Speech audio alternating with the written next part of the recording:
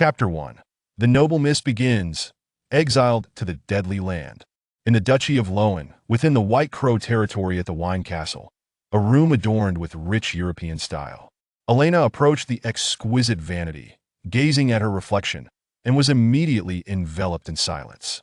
The young girl in the mirror possessed silvery hair, skin as pale as snow, bright eyes, and pearly teeth. Her rosy gaze resembled two pure, pristine agate stones, embodying the essence of youthful vitality.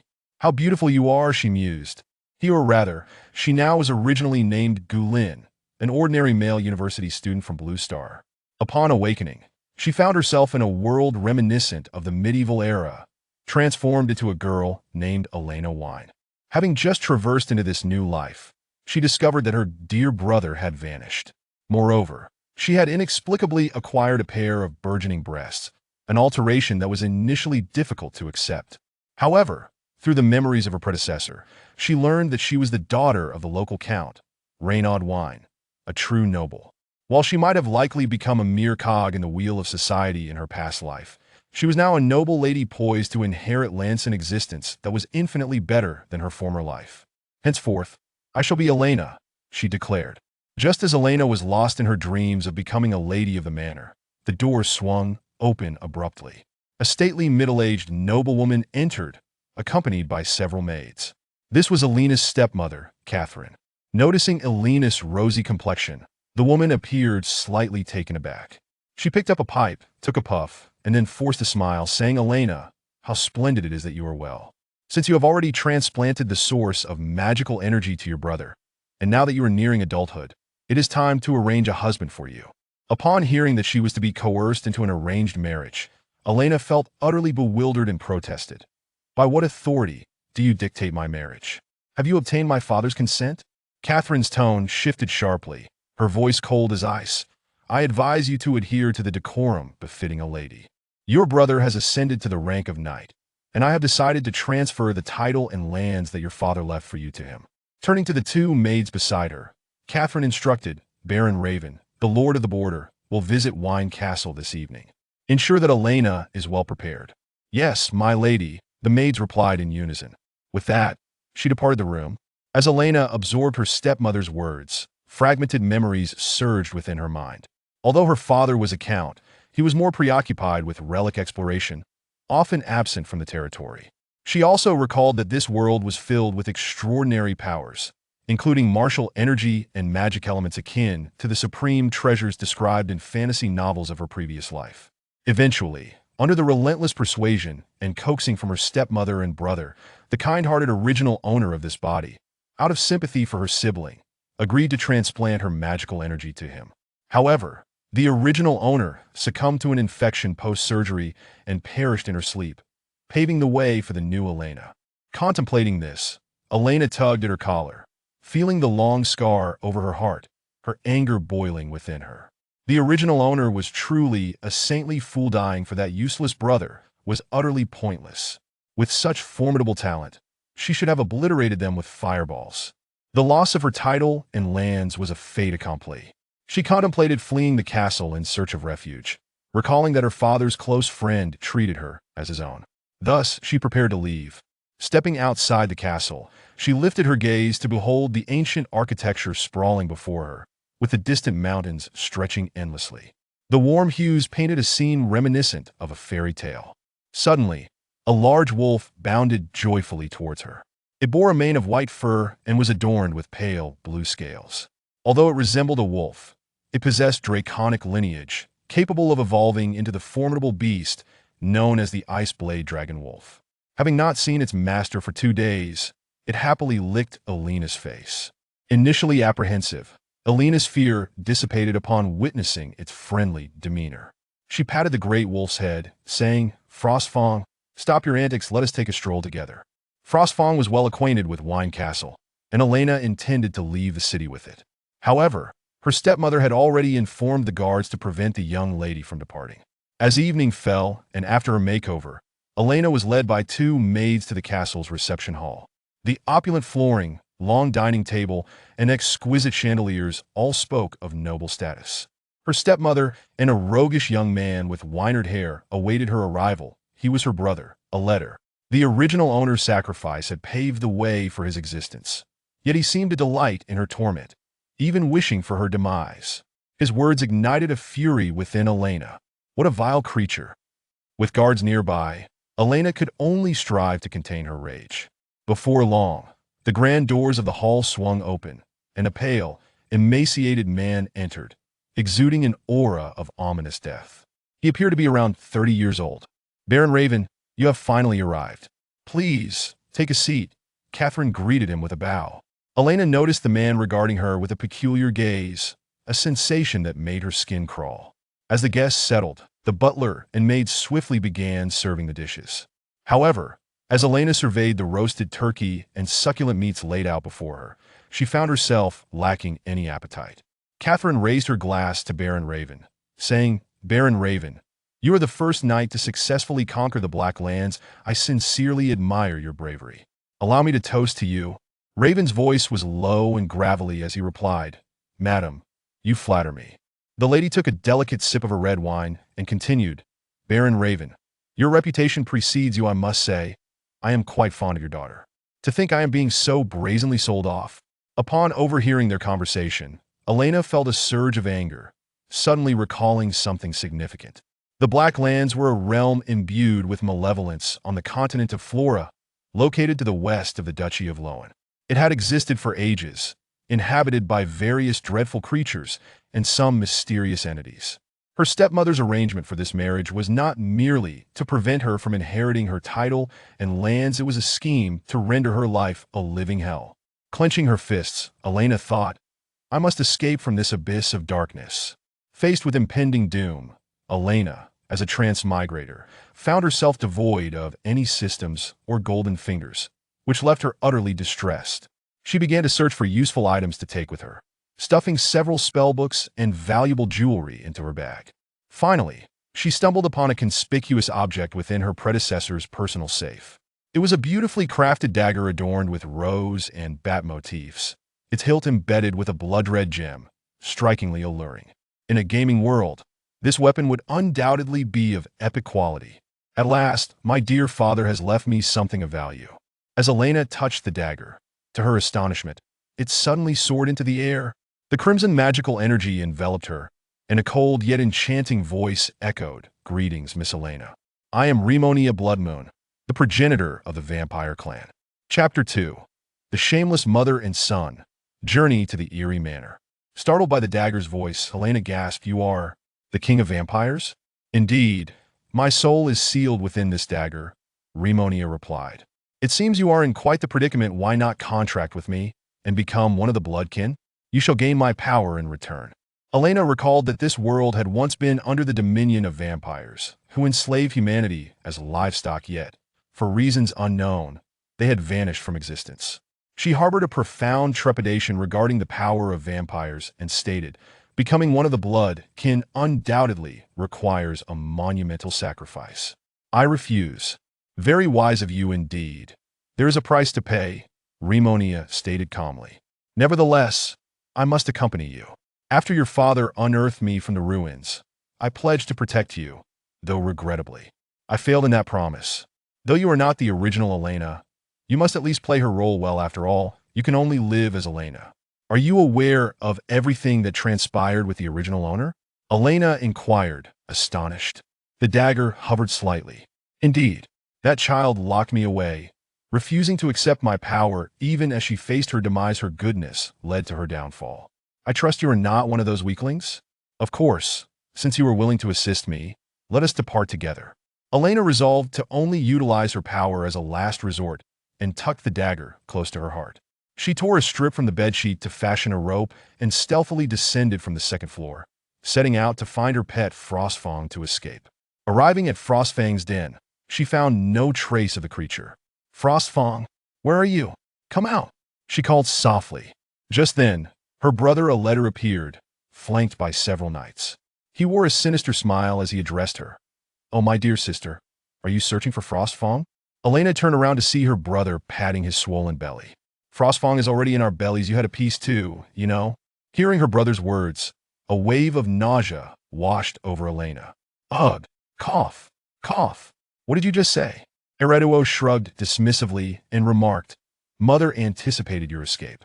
That dragon-bred wolf of yours will surely protect you. Thus, I have lured it into consuming a tranquilizer, making it a simple task to slay it and fashion it into a meat pie, thereby extinguishing your hopes of fleeing. Why would you commit such a cruel act? Eriduo's visage, once marked by excess flesh, morphed into a grimace of malice. Let me be frank with you. I am utterly fatigued by your hypocrisy. Everyone knows that the Count's daughter is a prodigy of magic, while his son is a complete waste. Even if you were to grant me the essence of magical power, my talents are mediocre at best, forever overshadowed by your brilliance. Therefore, the only solution is to see you wed, until you are stripped of your freedom, your territory, your very essence, and thus can no longer thwart my ambitions. Such ingratitude ignited a fury within Elena, her fists clenched in righteous indignation. You scoundrel! Having inherited the original owner's aptitude, Elena had already ascended to the rank of a first-tier mage. She extended her hand, swiftly coalescing magical essence at her fingertips, unleashing a blazing ray of fire. Flame impact! Oh no! Is this an incantationless spell? Ereduo, who had assumed his usually benevolent sister would passively accept her fate with mere complaints, was taken aback by her audacity to strike at him. He hastily drew his sword to defend himself, yet flames still splattered against his skin. Ah! The searing pain elicited a howl from him, and he urgently called upon the knights nearby. Ah! Douse the flames! You fools! Just as Elena prepared to press her advantage, she was suddenly restrained by two knights at her side. Ereduo extinguished the flames on his person, his frustration boiling over as he drew his sword, intent on slaying Elena. Yet, he hesitated. She had become the Baron's fiancée, and her demise would jeopardize his and their mother's interests. Heh! You dare not kill me, do you? Elena locked eyes with her brother. You vile harlot! Ereduo bellowed in fury. Mother, this wretched woman has set me ablaze. Catherine, hearing the commotion, hurried to her son's side. Upon witnessing the burn on Ereduo's arm, her face blanched with horror, and she scolded, Elena, you are utterly malicious. How could you harm your brother? Kneel and apologize at once. Elena scoffed. My greatest error was implanting the essence of magical power into this waste. Raven nodded, gripping Elena's arm tightly. Come now, my dear. Do not touch me. As he extended his sinister grasp towards her, a young knight of martial prowess intervened. Elena turned to see him. He was Seth, the knight entrusted by her father to safeguard her. Seth stated, Baron Raven, while Miss Elena is soon to be your wife, I must implore you to consider the decorum of this situation. Tisich, a second-tier martial knight, is it? Sensing the formidable energy radiating from the man before him, Raven conceded, instructing his guards to usher Elena into the carriage. Once aboard, Raven led the convoy toward the ominous Twilight Domain, a place that inspired dread in all who heard its name. 3 nights later, the convoy traversed the blackened earth. Around the carriage, a dozen knights provided escort, with Baron Raven leading the way. Elena observed that from this point onward, the scenery had shifted dramatically. The surrounding fields were cloaked in a dark purplish hue, filled with withered trees, the air thick with the stench of death and decay, a stark contrast to the pastoral beauty of before. Bathed in silvery moonlight, she noticed rotting corpses staggering toward the convoy, only to be swiftly dispatched by the knight's blades. It appears that if a human perishes here, they are corrupted by an unknown force and transformed into undead. Elena assessed her surroundings. This was the path leading to the Twilight Domain. With the carriage door locked and knights encircling her, she could only bide her time for an opportunity. With the driver's call, the jostling sensation ceased, indicating they had reached their destination. A young knight opened the carriage door, lifting his visor and extending a hand. Milady, please disembark. Elena recognized him as the knight who had previously protected her. Seth, you are here as well? Seth replied, I insisted on accompanying you. As you wed, you may bring a loyal retainer. Do not fear, I have sworn to your father to safeguard your life. Elena reflected on Seth's commendable demeanor and steady character. Having a loyal retainer by her side provided a measure of comfort. Thank you, Seth. Stepping down from the carriage, Elena beheld the estate before her, alight with warmth and bustling with activity, a stark contrast to the lifeless land surrounding it. After pausing for a moment, she entered Twilight Manor, escorted by the gathered crowd. As she crossed the threshold, a strange flicker disrupted her vision, as if whispers were echoing in her ears. What is this sound? In an instant, Elena felt as though she were suspended in another realm, and simultaneously, the dagger imbued with Ramonia's soul began to emit a faint tremor. Chapter 3. Transformed into a blood clan. Awaken the Lord's gift. Is it an illusion? Ramonia, can you hear me? Under the gaze of numerous onlookers, she dared not brandish her dagger and could only proceed onward. Upon arriving at the largest house, the crowd halted. Baron Raven waved his hand, signaling the others to depart, allowing him to enter the house alone with Elena. The dining table in the living room was already adorned with an array of delectable fruits and sumptuous dishes. As if preparations for a wedding had been made in advance, though such a gathering was impossible given the communication constraints of this world. Seated upon the sofa, two maids swiftly draped Elena in a beautiful white wedding gown, adorning her with charming white stockings and high heels. Clad in the flowing white fabric, Elena radiated youthful beauty and innocence. At this moment, Raven's impatience became palpable as he approached Elena with a lecherous expression. Intent on seizing the moment, damn it, I'm still a man, at least in spirit. This blatant advance surpassed the limits of Elena's endurance. She cried out, "Do not come any closer." After a brief respite, Elena felt confident in confronting Raven directly, though the nights outside posed a significant headache. Shout all you want. It will be of no use. Just as Raven licked his lips and reached for her with his filthy, lecherous hand, Elena decisively unleashed a close-range fire blast. Exclaiming, "Die!" a surge of flames erupted, obliterating half of Raven's head, causing him to collapse into a pool of blood. Ha! Disgusting pervert. You got what you deserved. With Raven's demise, the dagger concealed within Elena's bosom vibrated more violently, compelling her to draw it forth.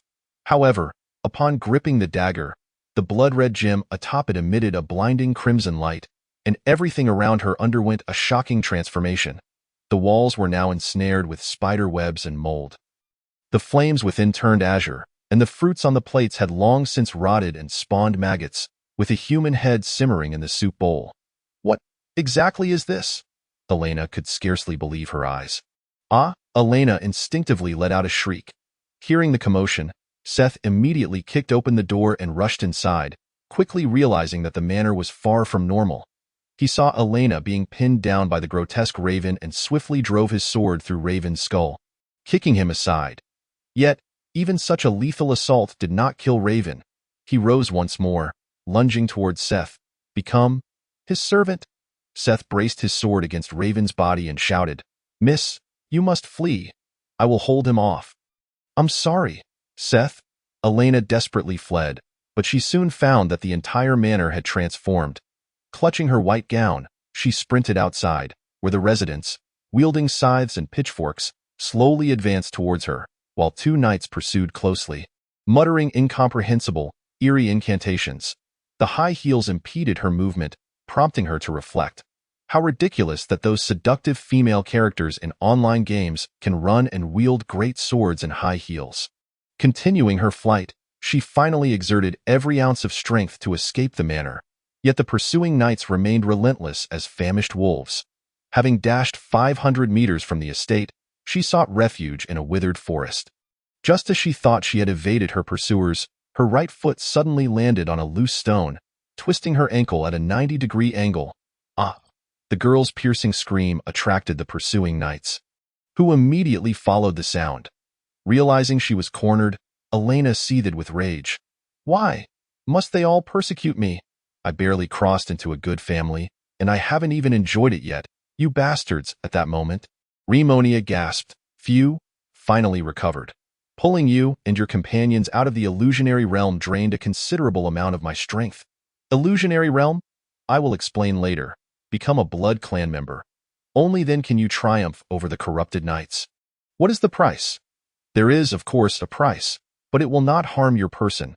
I hope you can assist me in reviving the blood clan, so that all our kin may lead joyful and ordinary lives. This is the contract." Seeing that Ramonia's proposition was not an unreasonable demand, Elena made her decision. "Very well, I agree. It seems I have no other choice." The two corrupted knights soon located Elena, gazing at the incapacitated girl on the ground. They taunted Elena. She turned her head, a faint smile gracing her lips as she murmured, "Indeed. Human strength has its limits. Since you all wish to force my hand, then I shall cease to be human in an instant." Elena plunged the dagger into the long scar on her chest. Immediately, her vision was engulfed in crimson, as Rimonia began to infuse her with immense magical power, causing her cells to undergo astonishing mutations. The twisted ankle had already healed. "What? The lady has committed suicide. Quickly, stop her," one knight shouted, while another rushed forward to investigate. Yet, in the next moment, Elena sprang to her feet, gripping one knight's throat with a single hand and hoisting him aloft. A fully armored adult knight weighed at least 180 pounds. Such strength was beyond that of a 17-year-old girl, leaving the other knight agape.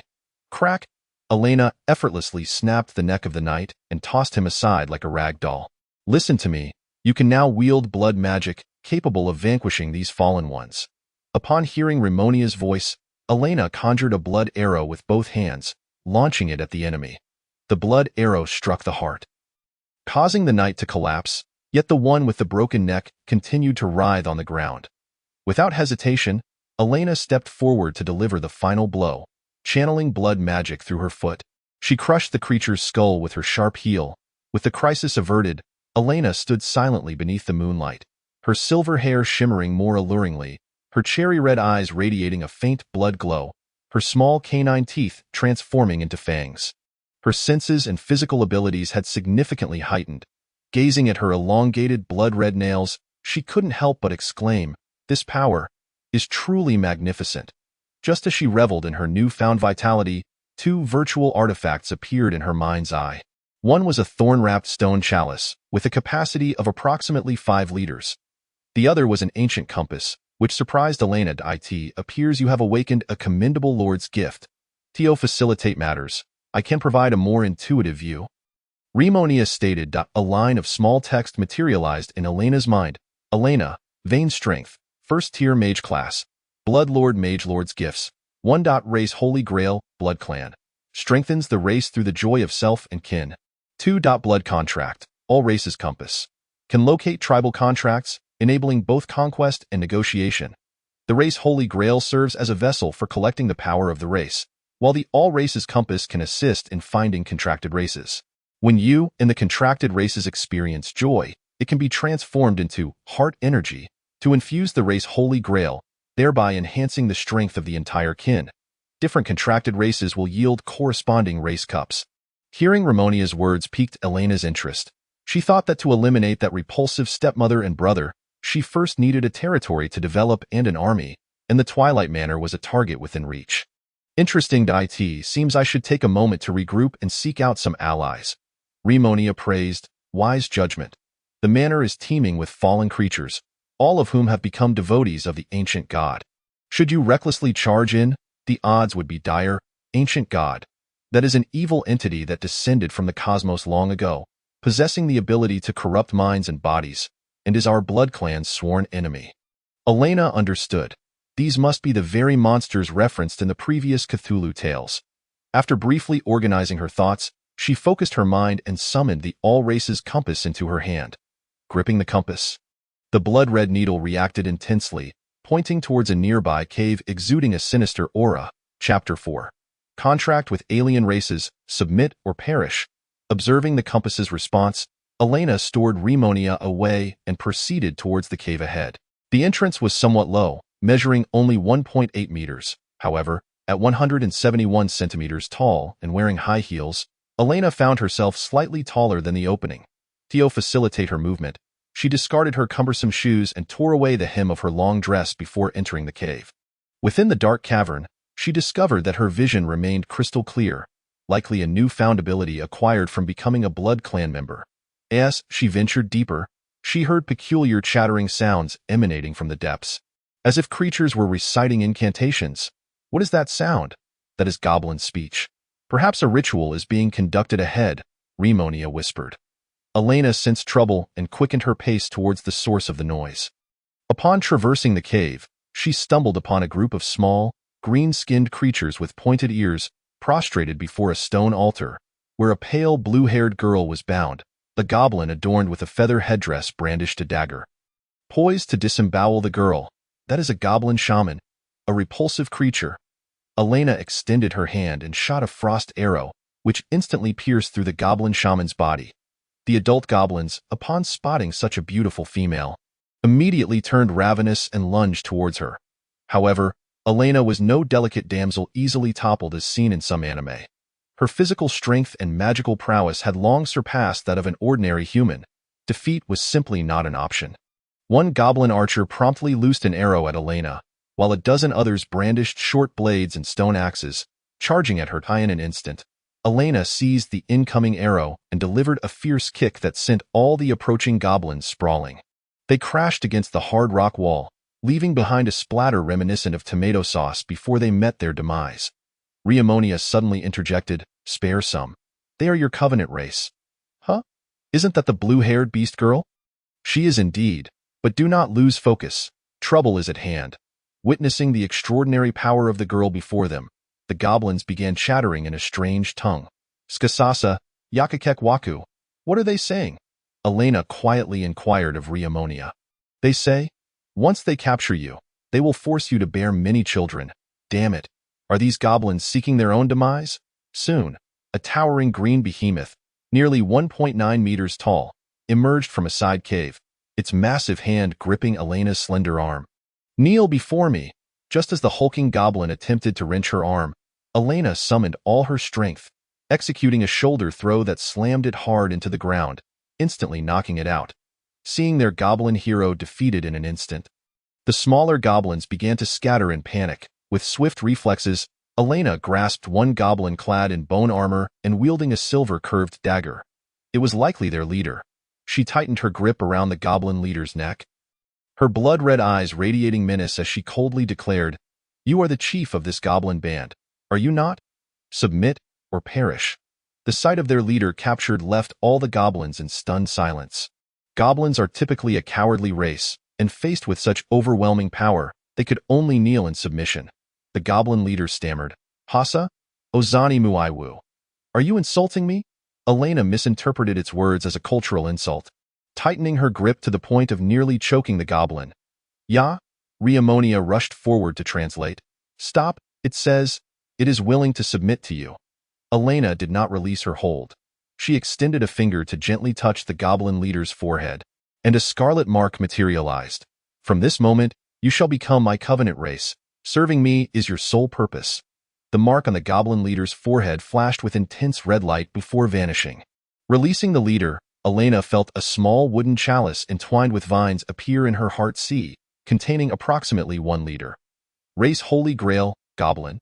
It seemed she had acquired the goblin's race cup after the covenant. Riemonia affirmed, "Indeed, you have conquered this tribe. Now, I command you, remain in place and do not leave this cave," Elena instructed. The small green goblins responded in unison. "Nalumi," they said, "understood." Having subdued the goblins, Elena hurried to check on the blue-haired girl on the altar. The girl was scantily clad, with a tiny horn protruding from her forehead. Despite her dirty face, her natural beauty was evident. She bore light blue scales on her hands and feet. Elena gently cradled her. Curious about her race, she was a subdragon, a degenerated race of dragons, possessing slightly superior physical attributes to humans and decent magical talent. Upon seeing the red glow in Elena's eyes, the girl instinctively curled up in fear. "Do not be afraid. I am here to rescue you," Elena said softly. As the girl recognized Elena's face and realized she was a beautiful human, her tension eased. "May I examine your injuries?" The blue-haired dragon girl nodded slightly. Feeling no aversion to Elena's inspection, at first glance, she appeared to have only minor injuries to her limbs, but a sacrificial brand marred her neck. Fortunately, she had not been reduced to a breeding tool for the goblins. "What is your name? How did you end up in this cave?" I do not have a name." The dragon girl trembled as she spoke. "I am a slave bought by Baron Raven. He is so cruel. Whenever we can no longer work, he drags my companions to a basement. I can only hear their screams. I escaped with my life, but then I was captured by the goblins." Elena frowned slightly and gently stroked the girl's head. "Do not fear. You are safe now. I will slay Baron Raven and free your kin, restoring your freedom. Since you have no name, I shall call you Tia from now on. My name is Elena. The girl nodded repeatedly to him. Thank you, Sister Elena. At that moment, Tia appeared extremely weak, and asking her to fight would be unreasonable. Elena draped her outer garment over Tia and let her rest. Fearing the goblins might harbor ill intentions again, Tia said anxiously, Sister Elena, can we truly trust these monsters? Elena replied, these goblins are now my subordinates. They will serve as our vanguard in the assault on the estate. Please endure for a while. With that, Elena decided to stay by her side. Riemonia, I need to rest for a bit. Please keep an eye on her. Do not worry. The Covenant race cannot harm their master. By the dawn of the following day. Elena slowly opened her eyes to find Tia peacefully sleeping, yet to her astonishment, a significant number of goblins were missing. Strangely, the race cup belonging to the goblins in her heart sea was filled with heart energy. Had these goblins fled? Riemonia informed her, not at all. You can check the cave to the left. Elena rose and entered the left cave, where she was greeted by the sound of a baby's cry. Not good. Had they lost control? Surely there were more innocent girls in peril. Let go of that girl. Chapter 5. Preparations. Bestowing abilities and names upon entering the cave, Elena discovered 2 smaller female bears, one of which was cradling several goblin infants eagerly awaiting nourishment. What? Elena exclaimed, her voice echoing her shock. This scene profoundly challenged Elena's worldview. She knew goblins did not possess females and had no reproductive isolation with other species. Male goblins could mate with any creature to produce goblin offspring. Yet, she never imagined that this peculiar goblin XP system would lead them to favor bears. Riemonia explained, after forming a covenant with you last night, they were still quite fearful, driven by instinct to propagate their genes and experiencing considerable pleasure, which is why the heart energy cup is now full. However, given the goblins' unruly nature and inability to communicate, Elena felt a surge of frustration. How could these wretched beings be of any use? Riemonia reminded her, with the heart energy now at capacity, you can enhance their race. Grant them human intelligence, so they can speak the common tongue and find the leader to cast spells. Very well, let us proceed. Elena exited the goblin nursery and sought out the goblin leader clad in bone armor. She extended her finger towards it and declared, Now, I bestow upon you human intelligence. A surge of scarlet magic infused the goblin leader's body, forming a red chain connecting all goblins in the cave. Moments later, the goblin leader knelt and spoke, Elena, my lady. The goblin leader had indeed uttered the common tongue. Elena's heart soared with joy as she said, Now that you can speak, I shall give you a name. Seeing you wield a silver-curved dagger, I shall call you Silver Blade. Following the naming, a brilliant white light enveloped Silver Blade, causing its height to surge from 90 centimeters to over a meter, taking on a more authoritative appearance. What is this wondrous phenomenon? This is the power of naming. The Covenant of the Bloodline grants different abilities upon receiving a name. Silverblade has now acquired basic swordsmanship. Elena nodded, resolved to bestow names upon more of these goblins. Once the transformation concluded, Silverblade respectfully stated, Thank you for the name, my lady. Its demeanor led Elena to ponder that perhaps, with the bestowal of intelligence, they had also gained human-like spiritual needs, and a name could provide a sense of individual identity. At that moment, the heart energy in the Holy Grail within her heart swelled. Shortly after gaining intelligence, Silverblade suddenly experienced a throbbing headache. Staring at its own trembling hands, it exclaimed, Where am I? Its companions expressed terror, exclaiming, Ah, there's a green-skinned clown, brother. Isn't that you? Your face is covered in flesh lumps. It's disgusting. Silverblade looked at its hands. Wait, the clown is me? Confusion spread among the goblins as they questioned, What has happened to us? What is my name? Ah, a monster. Observing the goblins suddenly descend into panic, Elena was utterly perplexed. These goblins were once forest spirits, transformed into their current forms by the curse of an ancient god. Upon gaining consciousness, they awakened memories long buried. Allow me to soothe them, said Riemonia, and she began to utter a series of tranquil whispers within the cave. Oh, not be alarmed. You are goblins, a race that has inhabited this land since time immemorial. And now, you are all servants of Elena. As they heard her voice, the goblins gradually calmed down. Indeed, we are goblins. Why overthink it? Silverblade knelt and spoke. I apologize, Lady Elena. I have failed to manage my subordinates. No blame shall be placed. Rise. Now, I require you to summon your kin and present all usable resources before me. Yes, I shall do so at once. The chieftain, Silverblade, hastened to gather his kin from the other shadowy recesses.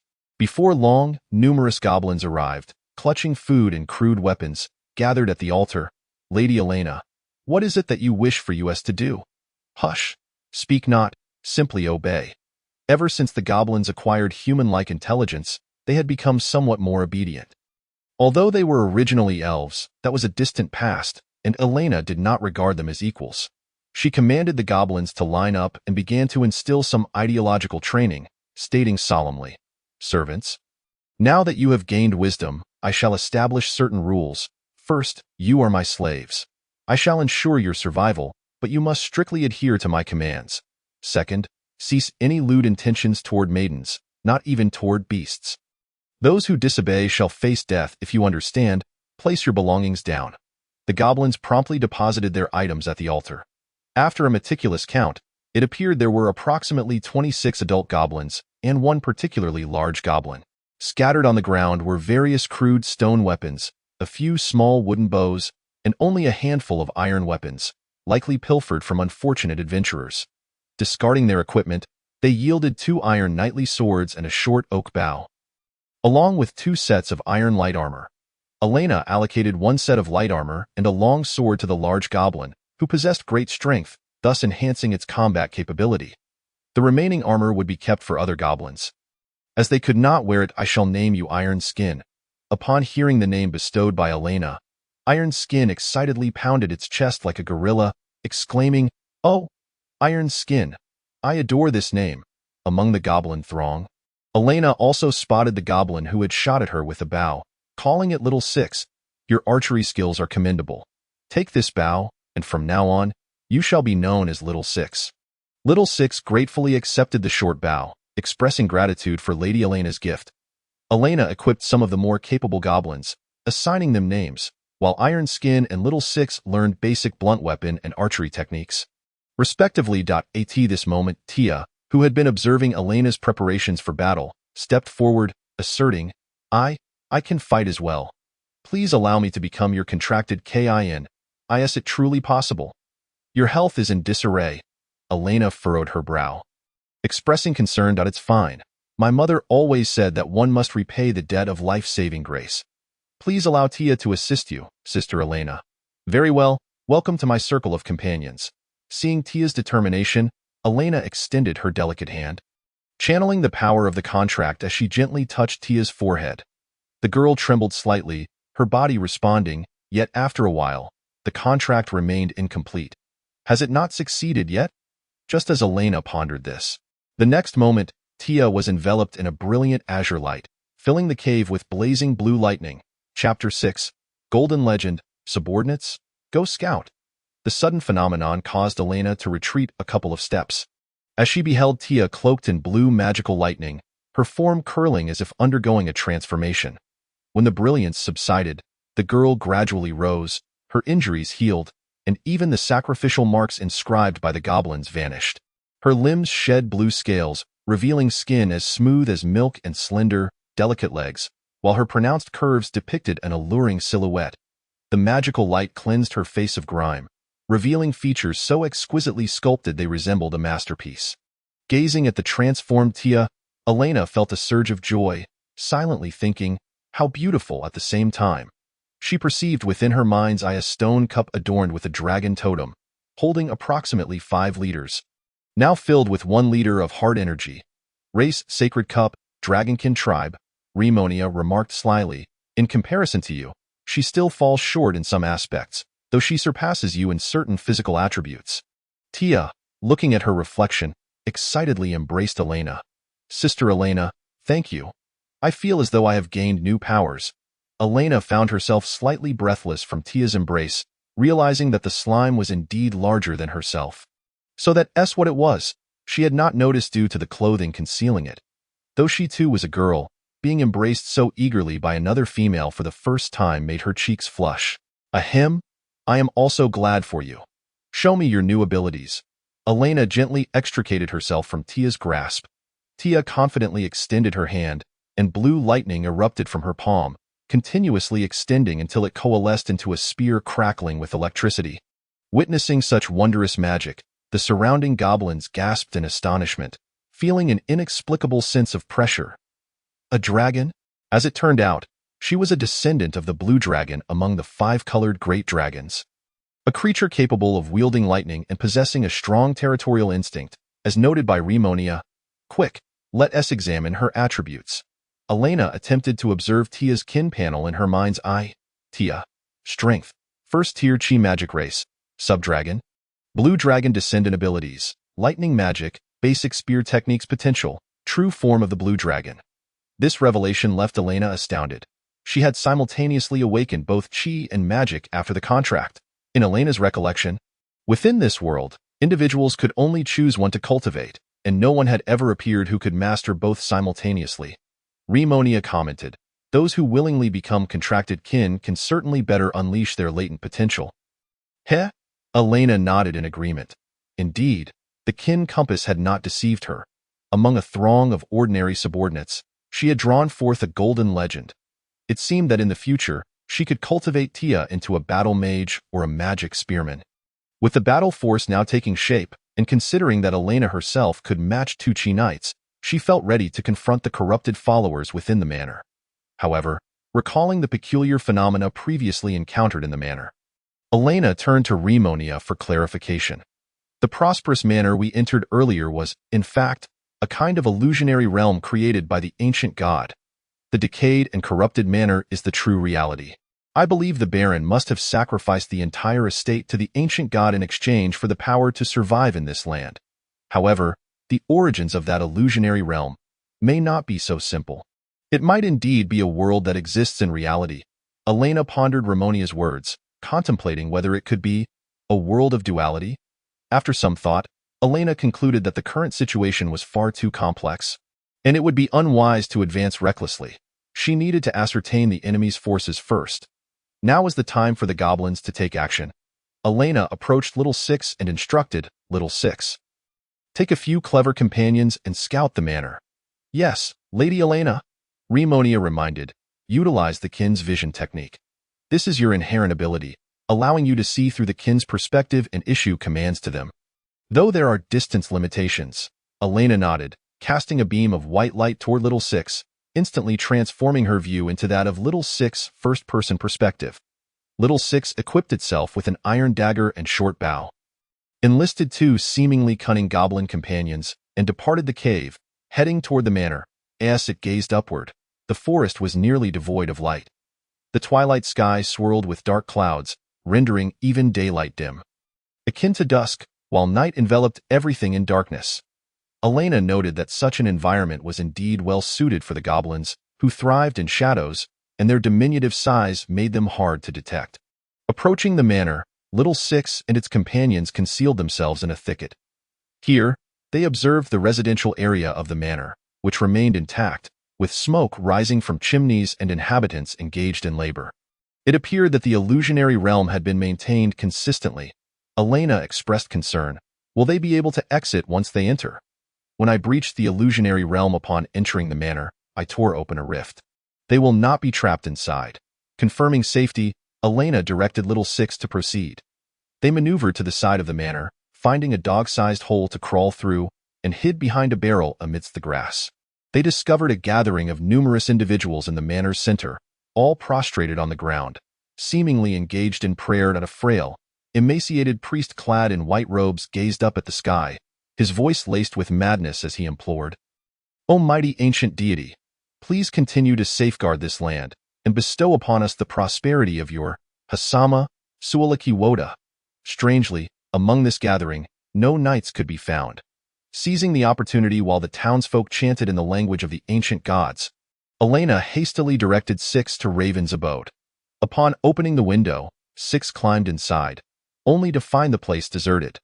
The floral decorations from a wedding remained untouched, and the fruits and dishes were still perfectly arranged. Though devoid of warmth, Elena recognized that what lay before her was merely rotting fruit and human heads. However, The goblin 6, upon spotting a cluster of crystal-clear grapes, could not resist. Seeing the room was empty, it unhesitatingly plucked one and popped it into its mouth. "Hey, 6, don't eat indiscriminately," Elena admonished.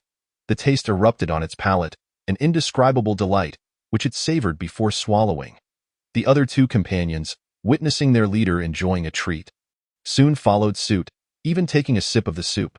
The table overflowed with delicacies, and unable to contain itself, 6 swiftly stuffed 2 chicken legs into its cloth pouch. But that is actually human head soup. "Forgive us, Lady Elena. We were simply too famished." Just then, footsteps echoed from outside. "Shoo, quickly hide." Following Elena's command, 6 dragged its companions beneath the table. They observed as 2 townsfolk entered, the woman with her hands clasped in prayer, while the priest gently adjusted a wall sconce, revealing a hidden door through which he ushered the woman into a cellar reeking of evil. Follow them. Chapter 7. The Power of the Ancient Gods. The truth of the illusory world. Taking advantage of the still-open secret door, 6 stealthily led its companions inside.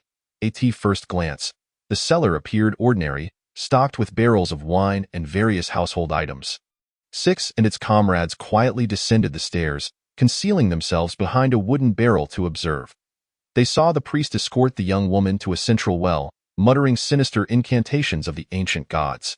Suddenly, the surroundings transformed dramatically. Ghostly blue flames flickered around, and the well was ensnared by repulsive barnacles exuding a profoundly malevolent aura. Simultaneously, through 6 eyes, Elena beheld Baron Raven slumped in a wheelchair, his body riddled with sword wounds, while several knights circled him in protection. Meanwhile, Knight Seth was firmly bound to the wall by chains. "Splendid. Seth is still alive. Quite impressive indeed. No wonder he is a second-tier martial knight of the Wayne family. To have injured me to this extent. The apostle summoning ritual is about to commence. With such a powerful offering, the ancient god shall surely render our land even more prosperous." Seth glared defiantly, coughing up a mouthful of phlegm which struck Baron Raven's face. "Bah, you wretched fallen scoundrel. The holy light shall bring you to justice." Humiliated, Baron Raven seethed with rage, seizing a whip to lash out at Seth. How dare a prisoner be so audacious?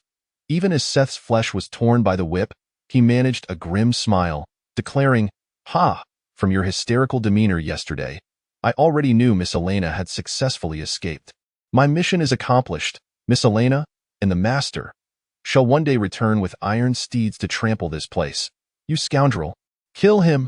Raven barked in a fit of fury, commanding his guards to unleash a flurry of lashes. And Seth finally succumbed to the pain and fainted. Baron Raven waved dismissively at the man in white. "Miller, quickly push her into the abyssal well, and sacrifice 3 ordinary souls. Then we can begin the apostle summoning ritual by midnight." The white-robed priest nodded and forcefully shoved the devout woman into the bottomless evil well. Though the woman had willingly gone, the cellar erupted with her horrified screams. Moments later, the well seemingly came to life, regurgitating the woman's bones. Receiving Elena's command, 6 waited briefly, and together with its companions, slipped out as the priest departed. Outside, they beheld a dozen knights standing guard, seemingly ready to protect the Baron. Elena contemplated. It appears Baron Raven is currently quite weakened. After sustaining such injuries, he can only recuperate within this tainted reality. Elena dispelled the familial vision spell and sternly addressed the returning 6 and the goblins. "You performed admirably on your first mission, with no casualties, but you disregarded my orders. Who permitted you to take food? Dispose of those filthy items at once." 6 replied apologetically, "Forgive us, Lady Elena. Please spare us." It slowly retrieved the pilfered chicken legs from its beast-skin pouch. And upon seeing them, Elena could hardly believe her eyes. Isn't that human flesh? Could it truly be chicken legs? Previously, she had assumed the dishes on the table were illusions of human meat and rotting fruits. But to her astonishment, they were real. This revelation filled her with wonder. Remonia, intrigued, fluttered to the chicken legs, embedding her blade into the meat to sense its essence. Her usually calm demeanor shifted to one of excitement. "This is indeed an artifact from the past." "What do you mean?" Elena inquired. "I understand now. That prosperous illusory world is, in fact, the Twilight Manor from a bygone timeline. as long as Baron Raven offers sacrifices to the ancient gods. He can recreate the manor's former splendor and mold it into a separate world. This is the reason the Baron can survive in this cursed land. The three goblins expressed their gratitude, tears streaming down their faces. Thank you, Lady Elena, for your mercy. Analyzing the reconnaissance she had just conducted, Elena realized that Baron Raven was planning to continue sacrificing residents and Seth to summon the vile apostle.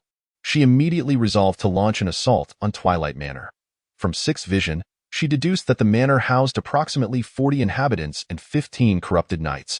However, half of the residents had devolved into monsters, their combat prowess likely rivaling that of the knights. Given the current disparity in forces, a direct confrontation would likely result in devastating losses. Remonia advised, now that we comprehend the true nature of the manor, the task becomes simpler. The defenses of the illusory world are currently weak. I can guide you through both realms for a surprise attack. Understood. After conferring with Remonia, Elena stood before the altar and proclaimed, "Now, everyone, assemble." At the sound of her command, all the goblins gathered before Elena, albeit swaying unsteadily, yet managing to obey her order. We are about to initiate our first offensive. We shall slay Baron Raven, seize Twilight Manor, and destroy the abyssal well of the ancient gods. Should we succeed, we will acquire a new home. With land to cultivate and shelter, you shall no longer need to fret over survival. Now, prepare for battle. When night falls, it shall be our moment to strike. Listening to Elena's clear and impassioned voice, the goblins felt as if they were beholding a goddess, and they eagerly began to ready themselves. For Lady Elena, 4 fresh chicken legs and sausages. Observing the goblins sharpening their weapons, Elena couldn't help but feel pleased with her ability to inspire them. For now, let them fight for me. As for the grand vision, it will gradually unfold in due time. After the mobilization concluded, Tia approached Elena, stating, "Sister Elena, I shall bring you victory. For you, and for my companions." Time passed swiftly as darkness enveloped the world. Elena, accompanied by Tia and a squad of 20 goblins, stealthily departed the cave, setting their course towards Twilight Manor. Chapter 8. The Assault. Capturing a guide. Elena led her forces along the path traversed by 6 earlier, concealed by the underbrush and shrubs until they reached the western side of the manor. A cursory glance revealed the crumbling walls. In the real world, a throng of devotees and knights congregated in the manor's center, all wearing frenzied expressions as if they were addicted to an insatiable high. Observing the dilapidated manor, Elena mused, "It seems they have closed the entrance to the illusory world to prevent any disruptions." Remonia commented, "Baron Raven is aware that there are interconnected vulnerabilities between the two worlds. He is quite cautious, yet ultimately, it is to no avail." The gem on the blood dagger shone with a crimson light once more, and in an instant, they found themselves within the thriving illusory manor. The walls were restored to their former glory. Elena peered out, noticing that the defenses of the illusory realm were notably weak, with only 3 civilians patrolling the grounds, lanterns in hand. Some houses glowed with light, yet not a soul was in sight. It appears everyone has retreated to the real world to observe the summoning ritual, Elena surmised. She detected a foul stench emanating from the patrolling individuals, far worse than seafood that had rotted for 7 days, indisputably corrupted devotees. She promptly ordered their elimination. 6, Silverblade. You two handle the ones on the right. Tia, take care of the left. After you dispatch them, I will deliver the finishing blow. Understood, Lady Elena. Silverblade took the lead, advancing with a light step. At that moment, a patrolling guard stretched lazily and pointed at his companion, saying, "Hey, Peter, look who wasn't invited to the summoning ceremony." "It's you?" Peter scoffed. "Humph, Jack. Weren't you also left off the guest list? What are you flaunting about? As for me, I shall evolve into, Suddenly, the villager Peter saw a slender silver-curved blade piercing out from Jack's mouth. "What is happening?" With a swift whoosh, an arrow shot from Xiao Lu instantly pierced through Peter's head. Their heads immediately contorted grotesquely like that of an octopus, desperately attempting to regenerate. Simultaneously, Tia stealthily approached another villager from behind, brandishing a scarlet dagger, and cleanly severed his throat. "Well done," Elena praised, raising her fist, then leaped over the fence to decisively end the lives of the 3 with blood magic. subsequently calling a few comrades to drag the corpses into the underbrush. Just as Elena intended to lead her subordinates directly into Raven's abode, she suddenly spotted a man in a brown robe, clutching a pile of books, sneaking towards a building on the eastern side of the manor. A witness. We must act swiftly to prevent this. Although the man bore no scent of corruption, Elena was not willing to gamble on him being an ally amidst such a crowd. The building was somewhat large and rectangular, likely a granary. Elena quietly followed her troops, eavesdropping outside the granary, where she heard the man muttering to himself, "Damn! These people have truly gone mad. Who would want to become such a fool? I can't take it anymore." Silverblade, gripping his weapon, was about to charge in and eliminate him, but Elena restrained him, softly saying, "Hold on, this man hasn't fallen yet. We should talk to him." Gently, Elena pushed open the wooden door, the creaking sound alerting the man. In the darkness, he swung his book wildly, but Elena effortlessly seized his arm, rendering him immobile. "Quiet now. I am not your enemy." Elena's beautiful eyes glimmered faintly with a blood-red light, paralyzing the man, who collapsed to the ground in fear. "A ghost? A ghost?" Sensing the danger, Xiao Lu and Silverblade quickly restrained him, while Tia seized the opportunity to cover his mouth. Noticing an oil lamp in the corner, Elena ordered a goblin to ignite it with a flint. The man appeared to be around 40, a Caucasian with a bushy beard, exuding an air of learnedness. Upon recognizing Elena, he calmed slightly. Seeing him still, Elena signaled Tia to release her hold, allowing him to speak. Elena crouched down, stating, "I have come to seize the manor.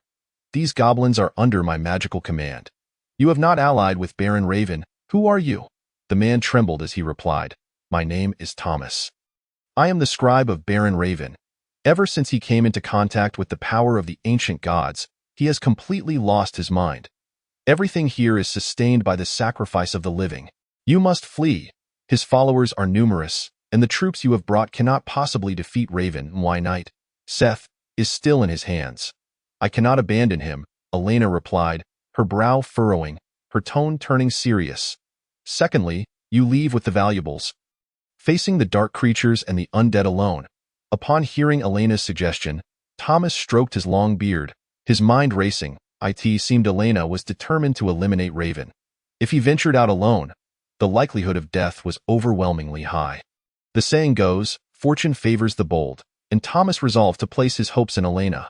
With this thought, he knelt on one knee, performing a proper commoner's bow to Elena. "Lady Elena, old Thomas is willing to follow you." Elena patted Thomas on the shoulder. "Rise." Thomas glanced at the goblin warriors Elena had brought, noting they appeared smarter and stronger than usual. He immediately said, "There is a basement beneath the granary. It contains some fine weapons. Perhaps they can be used to arm your troops." Elena nodded. "Lead me there." Thomas extended his hand. "This way, my lady." Chapter 9. Surprises, the legacy of our predecessors. Thomas guided Elena and the others forward, where they could see bags of flour neatly stacked. He crouched down and approached a haystack, saying, "Lady Elena, please have your men move this hay." Elena commanded her subordinates to clear the hay, revealing a wooden door on the ground. Thomas produced a key and opened it directly. Although Elena had just recruited Thomas, her trust in him was not yet complete. She said, "After you, Mr. Thomas." Thomas took the oil lamp, carefully descending into the basement, igniting torches around the space, which instantly illuminated the area. The cellar was not very large, likely used for storing miscellaneous items. Aside from some barrels and farming tools, there were several wooden racks with weapons neatly arranged, their blades glimmering with a mysterious silver light, resembling the material of Silverblade's dagger. Elena gently picked up a magnificent silver sword, immediately feeling a serene whisper in her ears. "Quite impressive. This is a magical weapon blessed by the elves. Forged from mithril, imbued with divine power capable of vanquishing the fallen," Rimonia quietly remarked. "This suggests that this place may have once been a human village friendly with the elves." Thomas, also picking up an axe, said, "After acquiring the power of the ancient gods, Baron Raven created a prosperous manor. These weapons were found in the armory above. The Baron seems to fear these weapons greatly, having ordered me to dispose of or destroy them. I worried that one day he might lose his humanity, so I secretly hid the weapons here. Now, I believe I have done the right thing." Elena nodded. "You have done well, Mr. Thomas." She counted the weapons in the cellar. 5 one-handed swords, 2 lances, 4 hand axes, 1 two-handed hammer, and 6 short swords. Everyone, go and retrieve weapons. At Elena's command, the goblins equipped themselves with hand axes and short swords, advantageous for both throwing attacks and close combat. She handed the hefty iron skin a two-handed hammer, while she took 2 silver swords for herself. One she slung across her back. As a vampire, she seemed unaffected by the silver. The remaining weapons were entrusted to some of the weaker goblins. Tia, take this lance. Using lightning to condense a spear consumes considerable magical energy, so use it for now, Elena instructed. Tia joyfully accepted the lance, exclaiming, "Thank you, Sister Elena." At that moment, Elena felt the holy grail of the dragonkin increase by a measure of heart energy. The feeling of joy surged. How easily satisfied Tia was. Elena also handed Thomas a sword. "But I cannot fight. Take it for self-defense. The challenges ahead may be arduous." After clearing the weapons from the cellar, Elena led everyone out of the granary's basement. Once outside, she immediately instructed the green-skinned goblins to keep watch. Suddenly, more fallen residents appeared outside, highly alert, having realized the patrolling guards were missing. They were searching house to house for corpses. Finally, a young fallen villager found the body of a companion in the grass. "Something's amiss. Jack, Peter, and Helen are all dead. Should we report this to the Baron?" "No, the Baron is in a critical phase of the ritual. Interrupting now could ruin everything. We must root out the enemies." "Oh no. Have we alerted the enemy?" Elena peered outside, seeing about 10 individuals gathered, with one fallen holding a torch approaching the granary. "No choice now. Everyone, charge. Target the basement of Raven's chamber. Once inside, I will lead everyone into the real world to directly claim Raven's head." It appeared the weapons were quite effective. No need for me to deal the finishing blows. "Everyone, follow me." With Elena's command, they surged from the granary. "Kill!" The goblins' innate thirst for bloodlust erupted, their eyes turning red as they pounced on the fallen villagers. The 2 frontline villagers wielding pitchforks had not reacted before their heads were cleaved open by flying hand axes. The goblins, not forgetting to mount their foes, proceeded to brutally finish them off. This was all per Elena's orders. In an instant, 3 of their brethren fell, and the villagers were thrown into chaos. How could the goblins possess such formidable combat prowess? "We must hurry to inform Baron Raven." One fallen villager turned to flee, but Xiao Lu had already drawn his bow, shooting an arrow that struck its calf. "Pursue the fleeing villager. There are still 6 left. Tia and I will handle them." Elena's delicate hand brushed against the silver sword, its blade suddenly radiating with a blood-red glow, while Tia assumed an attack stance with her lance. "Become the offering for my master." 3 assailants brandishing scythes charged at Elena, but before they could close the distance, Tia swept her lance across, cleaving them in 2. It seems only the head is their weakness. "Iron skin, crush them." "Yes, iron skin. I will crush you, monster." The remaining 2 corrupted beings were instantly terrified, their lower bodies trailing dripping yellow liquid as they frantically fled backward. "Aren't you the true monsters?" It's utterly revolting. After dealing with a few of the more reckless corrupted villagers, Elena finally felt at ease upon witnessing the fleeing villager being struck down by a silver blade. Thomas, trembling in the background, was struck with confidence as he observed the extraordinary combat prowess of Elena and her subordinates. Indeed, she is the prodigious girl of the Vane family. Her abilities in magic, swordsmanship, and leadership are exceptionally remarkable. "I have truly aligned myself with the right person," Elena commanded. "Everyone, gather and enter Raven's house." She flicked the wall lamp, revealing a hidden door that led them to the basement. Even through the veil of another world, the malevolent aura and eerie whispers emanating from the central well were palpable. Elena grasped the blood dagger and declared, Chapter 10. The Fierce Battle Against the Abyssal Abomination. Suddenly, Elena sensed the aura of the abyss well intensifying, bursting forth with a ghostly blue malevolent energy. Seth remained bound to the wall, barely clinging to life. Surrounding Baron Raven were 7 corrupted knights, one of whom was carrying a girl, preparing to cast her into the abyss well. "No, I don't want to die.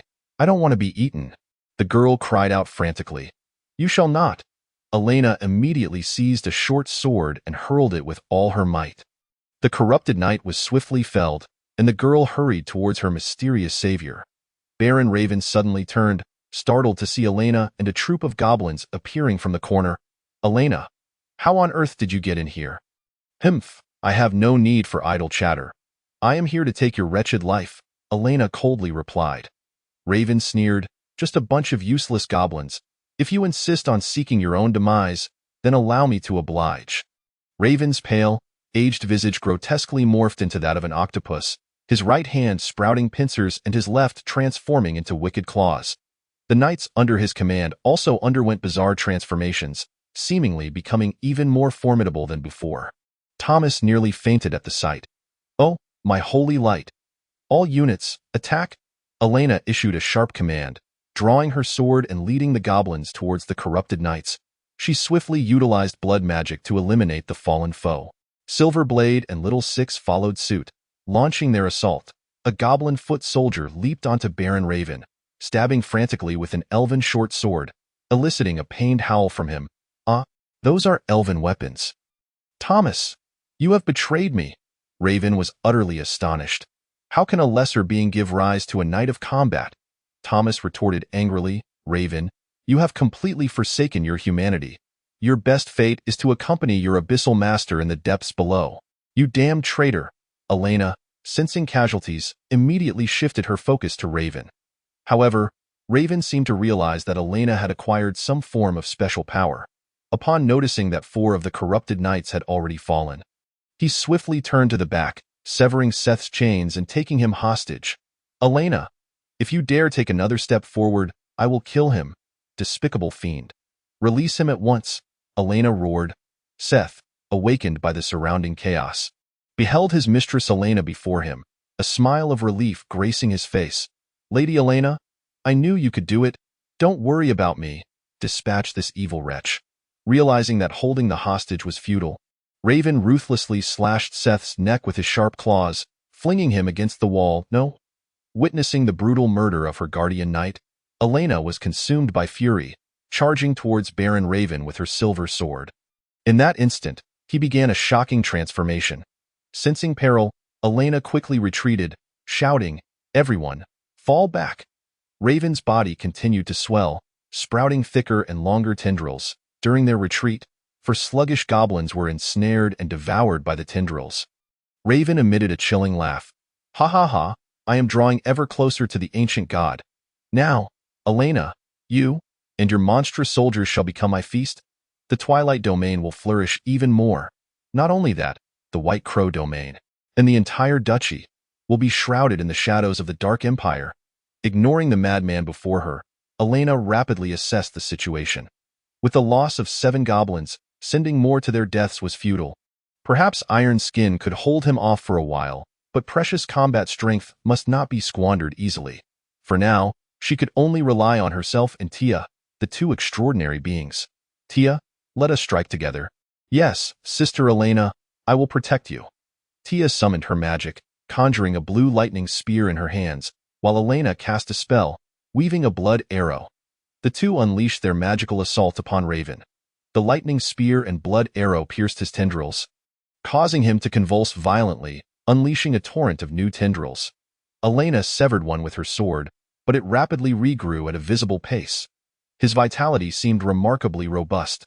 Amidst his frenzied attacks, 2 more goblin soldiers were devoured, with Silverblade and Little Six barely managing to evade. "This cannot continue," Limonia spoke up. "Raven has attained the power of a second-tier extraordinary being after his mutation. It is unlikely that you and Tia alone can defeat him. What shall we do? We cannot allow him to wreak havoc upon the world. Revive your knight Seth as a blood kin. With him alongside you 2, you can confront Raven. Iron Skin, Tia, protect the goblins behind us. I shall commence the initial embrace ritual." "Yes." Iron Skin and Tia positioned themselves before the others, tirelessly dismantling the advancing tendrils. Elena crouched down behind them and whispered, "Good brother, I will not allow you to perish." With sharp fangs bared, Elena sank her teeth into Seth's neck, draining the life-giving blood from his body. The initial taste of blood flooded her senses with a euphoric sensation, enveloping her heart in a vibrant crimson haze. Her inner blood-kin chalice began to fill with red vitality. Fortunately, she had not lost her reason. With Seth already dead, she She had no inclination towards men. Mouth to mouth was utterly out of the question. Elena drew a short sword, slicing her wrist, and pried open Seth's mouth, letting the gushing blood flow into him. Seth, your life is not yet over. Now, your mistress requires you to fulfill your knightly duties once more. Chapter 11. Rise again, my warrior. Pollute the abyssal well. Rise again, my warrior. Elena's blood-kin essence coursed through Seth's body, beginning to transform every cell within him. The wound on his neck healed, and his gaunt visage regained its former handsomeness. He suddenly opened his gray-blue eyes, slowly rising, and addressed Elena. I fight for you, my lady. How did you come back to life? Raven exclaimed in astonishment at the sight of Seth standing once more. Accept the righteous retribution.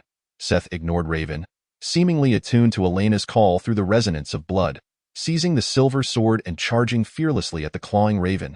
Knightly technique, silver slash, a second-tier knight. How can he possess such strength? Raven howled in despair. Unbeknownst to Raven, Seth, having undergone the initial embrace by Elena and transformed into a blood-kin, had gained in human strength and speed, far exceeding second-tier capabilities. With two mini-tendrils severed to regenerate simultaneously, Elena seized the opportunity, shouting, Everyone, charge, slay him, iron skin, hammer him to oblivion. Ah, it hurts so much. Please, stop hitting me. Cough, cough. I beg you. Spare me. You cannot kill your husband. He trembled, his body drenched in filth, prompting a wave of revulsion from Elena. Humph, husband, don't make me sick.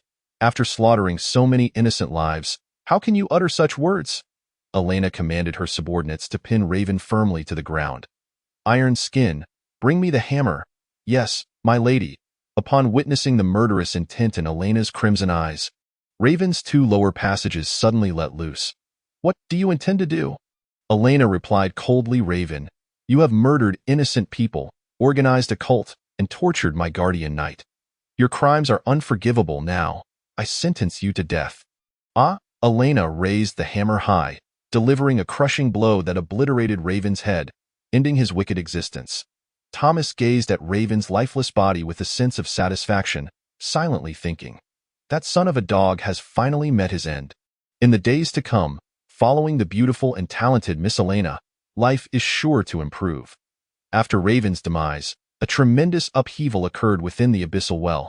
The mouth of the well suddenly erupted with an unimaginable gravitational force, instantly drawing Raven's lifeless body into its depths, the final offering to be sacrificed in the 2-meter-wide well. A chilling sound reverberated. You dare to slay my followers. You shall all perish from the eerie blue waters of the well. An incredibly resilient tentacle emerged, ensnaring Elena, intent on dragging her into the abyss. Ah, what is happening? Lady Elena. Everyone present yearned to rescue her, yet they found themselves immobilized by some mysterious force. It is the apostle of the ancient god. It is about to emerge. Leave the rest to me, calmly declared Rimonia. Allow me to borrow some of your blood. The blood dagger flew from Elena's waist, gently slicing her wrist. The blade, stained with crimson, plunged into the abyssal well. Suddenly, the suction ceased, and the tentacles within the well retracted as if sprinkled with salt, while Elena landed, witnessing the well's waters gradually staining a deep crimson, as the bizarre creatures within began to dissolve.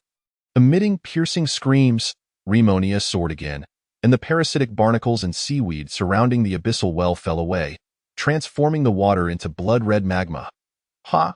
The abyssal well has now been tainted by my presence. It is now known as the Blood Abyss. At that moment, Elena and all present felt the discordance in the land dissipate.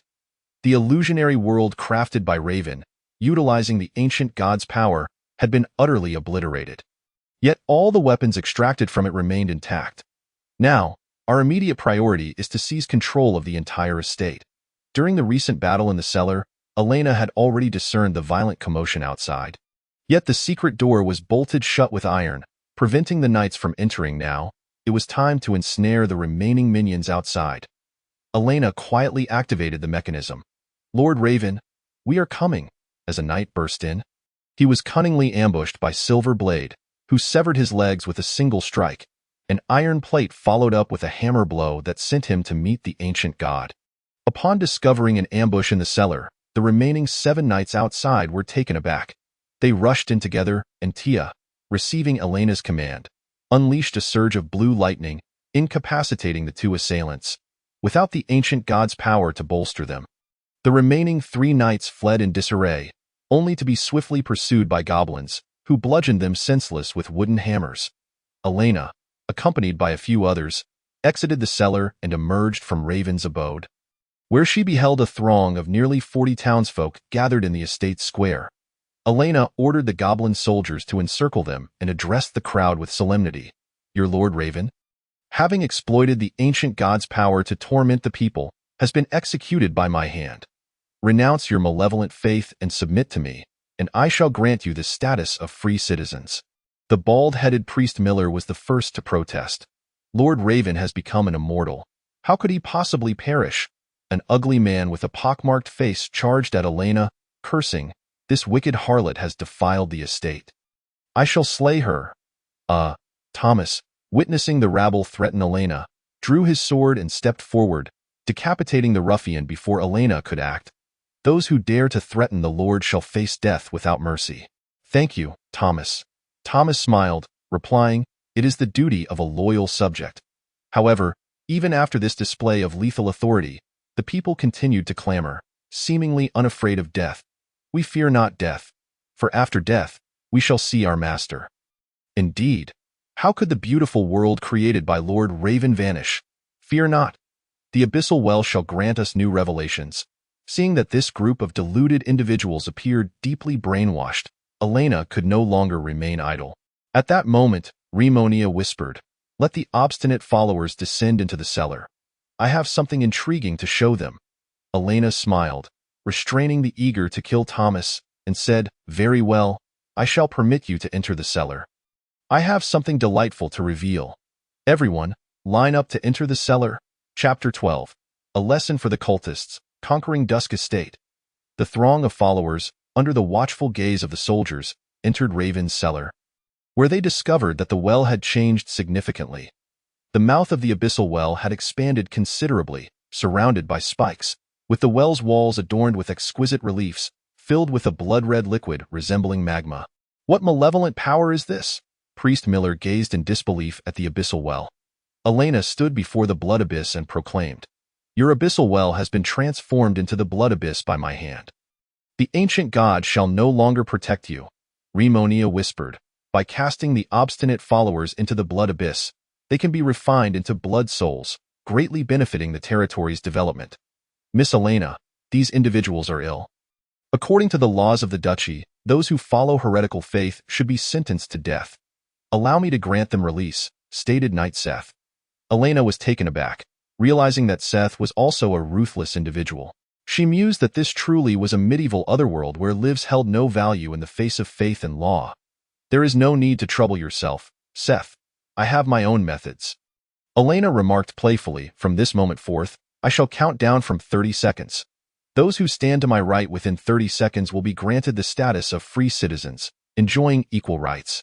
After 30 seconds, for every 5 seconds that pass, I shall execute one of you.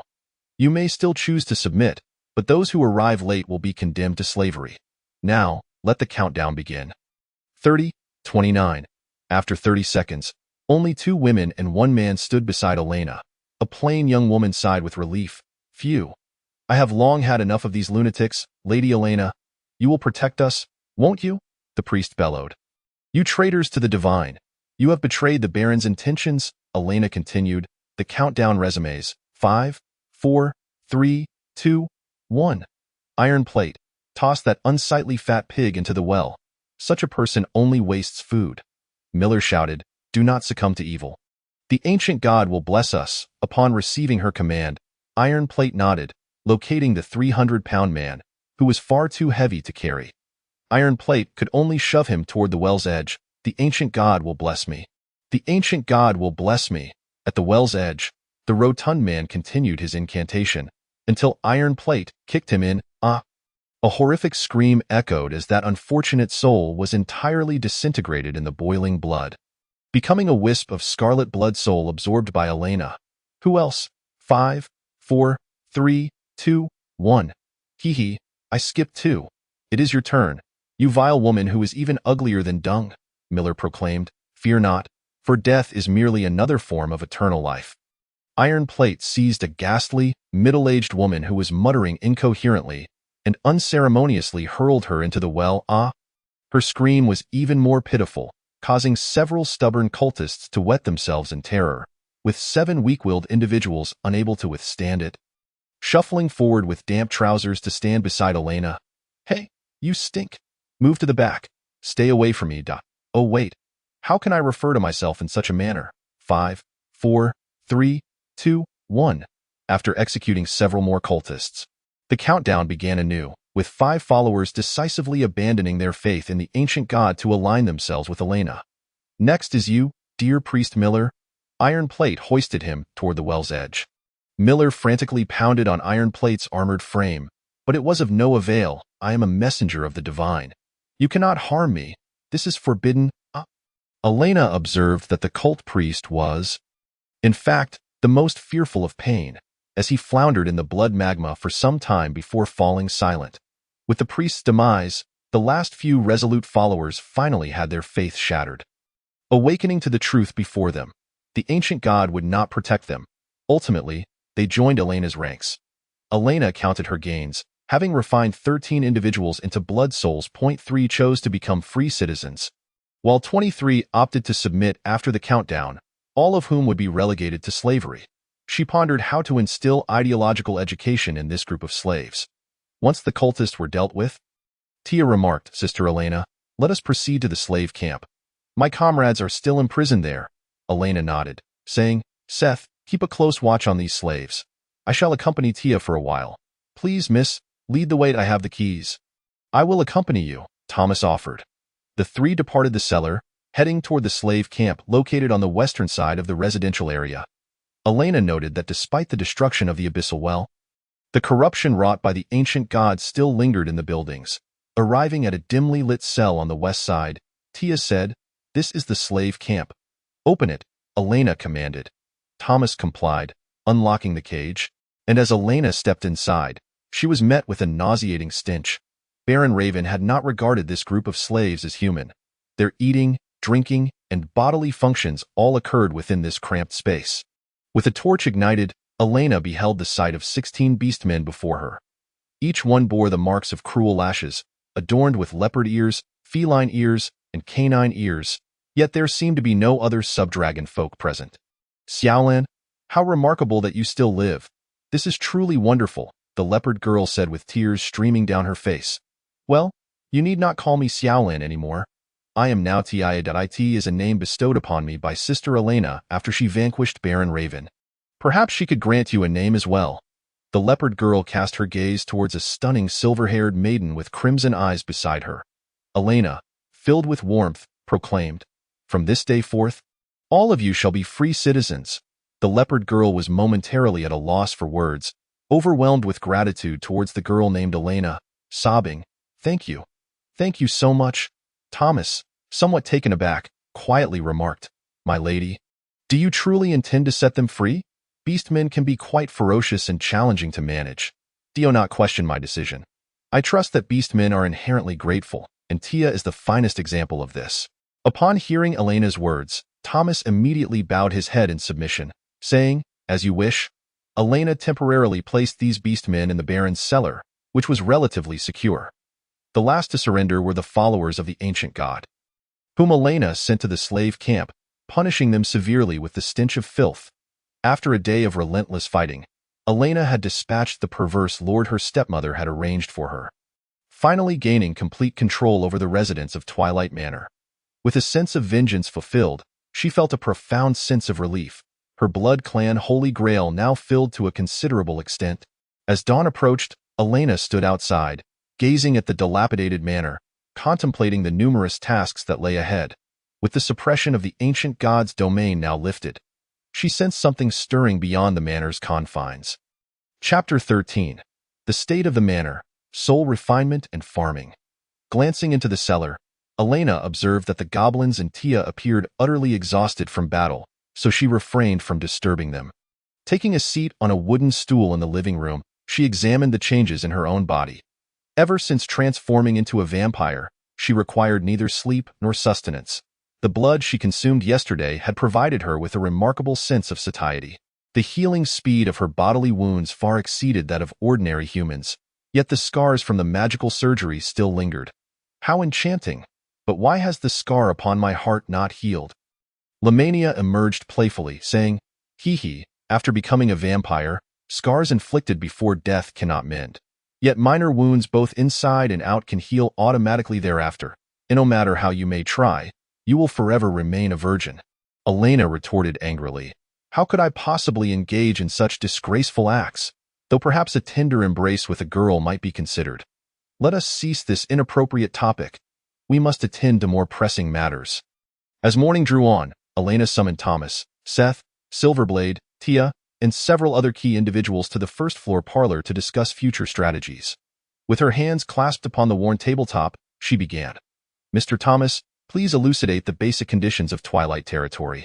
Thomas nodded, retrieving a scroll from his satchel, unfurling it to reveal a beautifully illustrated map. He indicated the locations of houses and significant facilities on the map, speaking slowly. Twilight Territory lies 120 kilometers west of the Lowen Duchy. The entire territory encompasses approximately 3,400 hectares, with Twilight Manor covering the residential area, orchards, farmlands, pastures, and lakes, totaling around 600 hectares. To the north lies a large mine rich in resources, though currently occupied by monsters. While the southern region is the Night Forest, a perilous place. Elena noted that the location of Twilight Territory was not entirely unfavorable, situated far from the heart of the Blackland, thus unlikely to encounter particularly formidable monsters. She also realized that beyond Twilight Territory lay the boundary of the Duchy, where the powerful Storm Empire resided, claiming even more territory within the Blackland. Understood. What is the food production capability here? Elena inquired. Upon hearing this, Thomas suddenly appeared somewhat embarrassed. The fields within the Blackland have been tainted and are unfit for cultivation. We previously relied on resources from the illusory realm for sustenance. With no farming or livestock, now that the illusory realm has vanished, so too has our food supply. Elena, taken aback, slammed her hand down, exclaiming, "This is utterly unacceptable. I have a large number of people to care for." "And you tell me we cannot farm?" Thomas replied. "My lady, please calm down. The real world does possess a small granary. I have stored some black bread, along with corn and potatoes, for emergencies. It should last us for a month." "Thank goodness," Elena sighed in relief. She turned to Seth and said, "Seth, I need to know the military strength of White Crow Ridge. Indeed, I am the primary heir of White Crow Ridge. You have no objections? I trust?" "Of course not." This was the Lord's arrangement. Lady Catherine's unilateral decisions to arrange marriages and usurp the territory's power should certainly be punished. Currently, White Crow Ridge has 600 infantry and 400 light cavalry, with a total of 1,000 troops, yet lacks a mage unit. Given the multitude of threats in the Blackland, Catherine and Alito's lackeys are unlikely to risk their lives probing our situation anytime soon. So you need not worry, my lady. Elena rested her chin on her hand, contemplating. I see. It is essential to seize this opportunity to develop our strength. After absorbing this vital information, Elena stood and addressed the assembly. The meeting is adjourned. Thomas, I officially appoint you as the scribe of Twilight Territory, responsible for managing basic affairs. Seth, you shall serve as the captain of the Knightly Order, tasked with safeguarding Twilight Territory. Tia, you are to become my personal knight, also responsible for maintaining the community of beastmen. Silverblade, you and your goblin subordinates have rendered great service this time. I grant you all the status of free citizens. You need only manage your goblin followers. Twilight Territory shall become a place where multiple races coexist. Though we currently possess nothing, as long as we strive together, I will ensure that all shall lead comfortable lives. Thomas stood first, bowing. Thank you for your trust. My lady. Seth placed his right hand over his heart, bowing in a knightly manner. You have granted me a second life, and I shall continue to serve as your knight, clearing away all enemies for you. Tia declared. I will protect Sister Elena. With the appointment settled, Elena began issuing commands.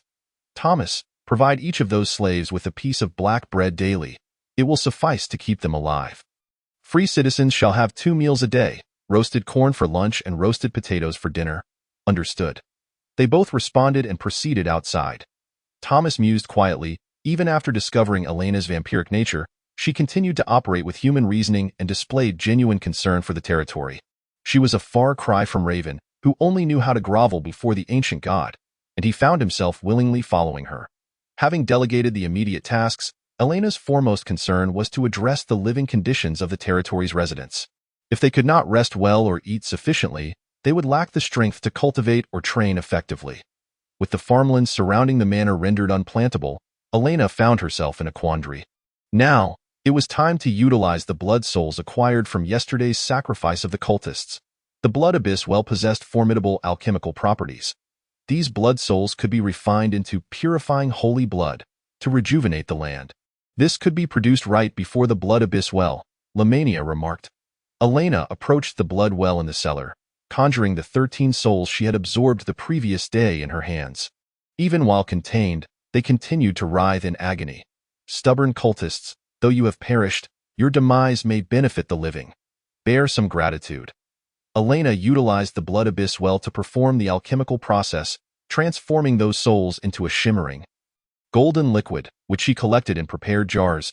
Upon catching a whiff of the liquid's potent odor, Elena pinched her nose, thinking, "Why does this smell akin to horse urine?" Having completed the purification preparations, Elena summoned Tia and Thomas, instructing the slaves to carry potatoes and farming tools to the fields on the eastern side of the manor. After walking for about a quarter of an hour, they finally arrived at the lifeless, blackened fields. To their shock, they discovered a multitude of staggering zombies occupying the land. The fields were overrun with rotting mushrooms emitting toxic fumes. Was this also a consequence of the ancient god's corruption? Lamania clarified. No, this is the work of the Plague Legion. They represent another malevolent force from the depths of the Blackland. So there exists another evil power. It is no wonder Raven sought alliance with the ancient god for self-preservation. The slaves, wielding scythes and pitchforks, trembled in terror at the sight of the decaying zombies. For these former cultists, Elena would show no mercy. They must be taught a lesson anew. Slaves, it is time for you to work. Chapter 14. Zombie Farm. Let the slaves work vigorously. A few male slaves stammered. My lord, we have never fought against zombies before. Seeing their cowardice, Thomas became incensed and pushed one of them forward. The Lord desires to see your value. If you wish to meet that damned ancient god underground, just say so. At that moment, a zombie advanced towards the man, who screamed as he brought his axe crashing down upon the creature's skull, causing it to collapse lifelessly to the ground. Wait, had I truly defeated a zombie? Elena smiled faintly, having previously surmised that the combat prowess of the zombies in this world was far inferior to their cinematic counterparts. Moving with excruciating slowness, though she remained uncertain whether a bite would result in infection, Thomas proclaimed, "Excellent! Now everyone, begin to eliminate the zombies. The blow to the head is effective in dispatching them. Do not falter. Those who flee in the face of battle shall be punished." The elder brother at the forefront instilled confidence in the slaves, who eagerly grasped their sickles and axes, cautiously approaching. With a swift stroke of the sickle aimed at the zombie's head, blood erupted in a gruesome spray. Nevertheless, the strength of the zombies was not to be underestimated. One careless slave found himself ensnared by 2 zombies, forcefully pinned to the ground. "Someone, help me!" Just as the zombies were about to feast upon his brain, Elena decisively charged in, her sword skewering the heads of both zombies as if they were mere skewered treats. Extending her hand to the man, she said, "Rise, for you two are a part of Twilight Manor, and I shall strive to ensure your survival." The man, upon witnessing Elena's goddess-like beauty and her sweet, endearing smile, momentarily forgot her brutality in executing cultists just the day before. "Thank you, milady," Thomas urged anxiously. "Lady Elena, you need not put yourself in harm's way." The surrounding slaves stood dumbfounded, astonished that their lord would personally rescue them. It seemed Lady Elena was not as ruthless as they had imagined. The man, assisted by Elena, rose and resumed his assault on the zombies, and she noted a marked increase in his enthusiasm, his attack speed surging from a mere 1.0 to at least 1.5. Hee. Is this the allure of a beautiful maiden? Though Elena could easily join Tia in vanquishing the horde of zombies, Doing so would deprive the slaves of any meaningful growth. She had no desire to nurture a cadre of idle and slothful dependents. With Thomas to play the benevolent role, she could gradually shift the slaves' mindset, encouraging them to serve willingly. With the cooperation of Elena and Tia, the slaves successfully dispatched over 20 zombies, clearing a substantial patch of farmland. Elena produced a flask of prepared, purifying holy blood, and poured it onto the tainted, decaying soil. The golden liquid coursed through the earth, gradually dissipating the dark malevolence within, transforming half the farmland into fertile ground ready for cultivation. The results appeared promising. However, she lamented the temporary absence of any evildoers to offer as sacrifices. Thomas marveled. How remarkable. How did you accomplish this? Elena refrained from revealing the truth, merely informing Thomas that it was a potion crafted through alchemy. Notably, after the purifying force eradicated 3 rotting toxic mushrooms in the field, it left behind some red mushroom spores among the soil. What are these spores? Rimonia exclaimed joyfully. These are disaster mushrooms purified by the power of the bloodkin, which can yield living mushrooms capable of defending the fields. Upon hearing Rimonia's explanation, Elena spewed a mouthful of soda.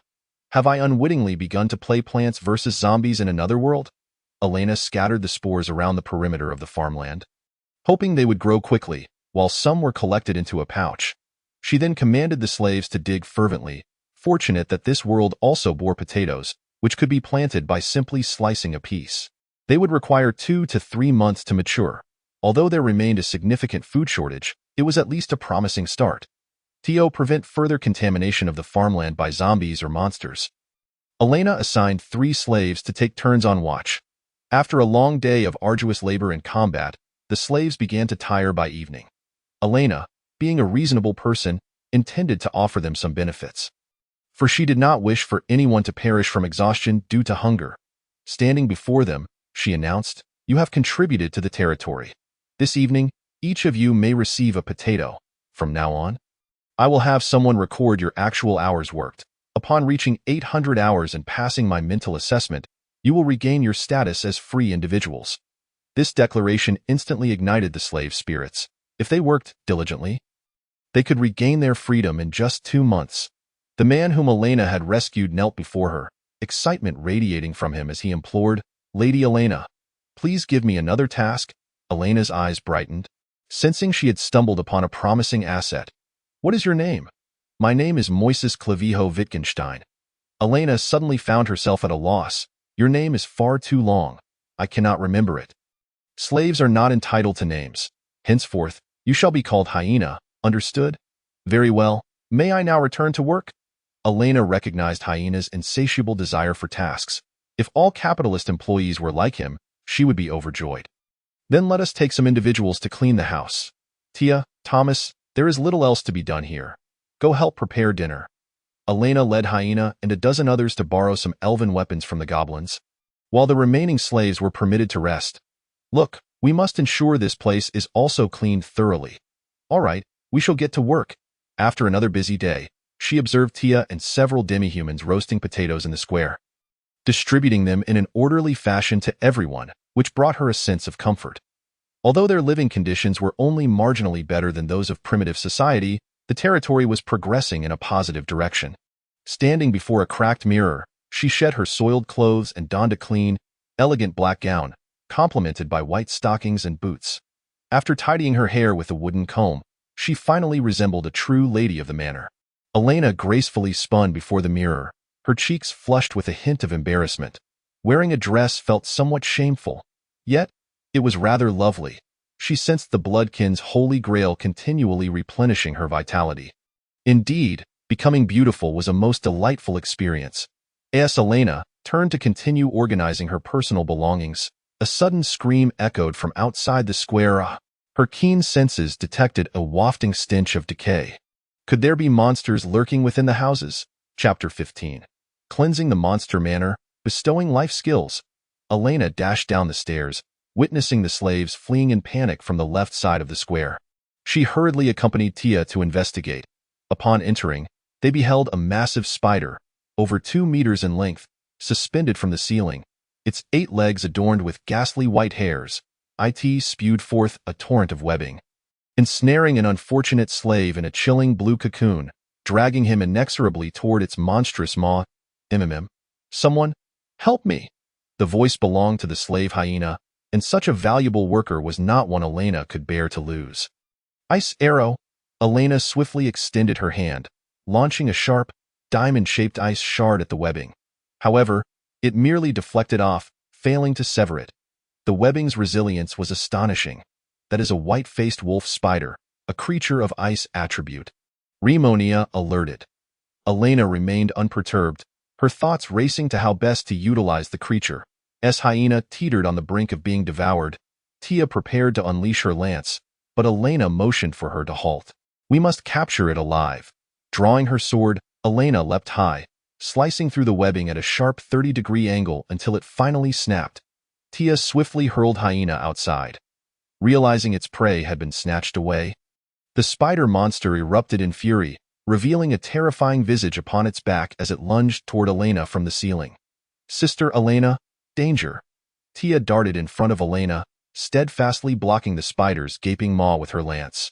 With one hand pressed against the creature's head, she unleashed a surge of blue lightning, causing the ghastly wolf spider to convulse before collapsing unconscious. Elena observed Tia's performance with envy. Tia's magic was undeniably effective. After neutralizing the monster within, Elena checked on Hyena's condition.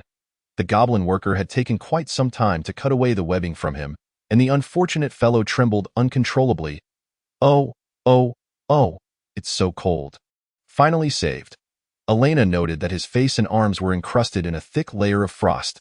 Indeed, the webbing produced by the white-faced wolf spider carried a chilling aura. This revelation sparked numerous ideas for potential production and manufacturing. As a bloodlord, you can forcibly tame defeated monsters. Injecting your blood will render them obedient, Remonia suggested.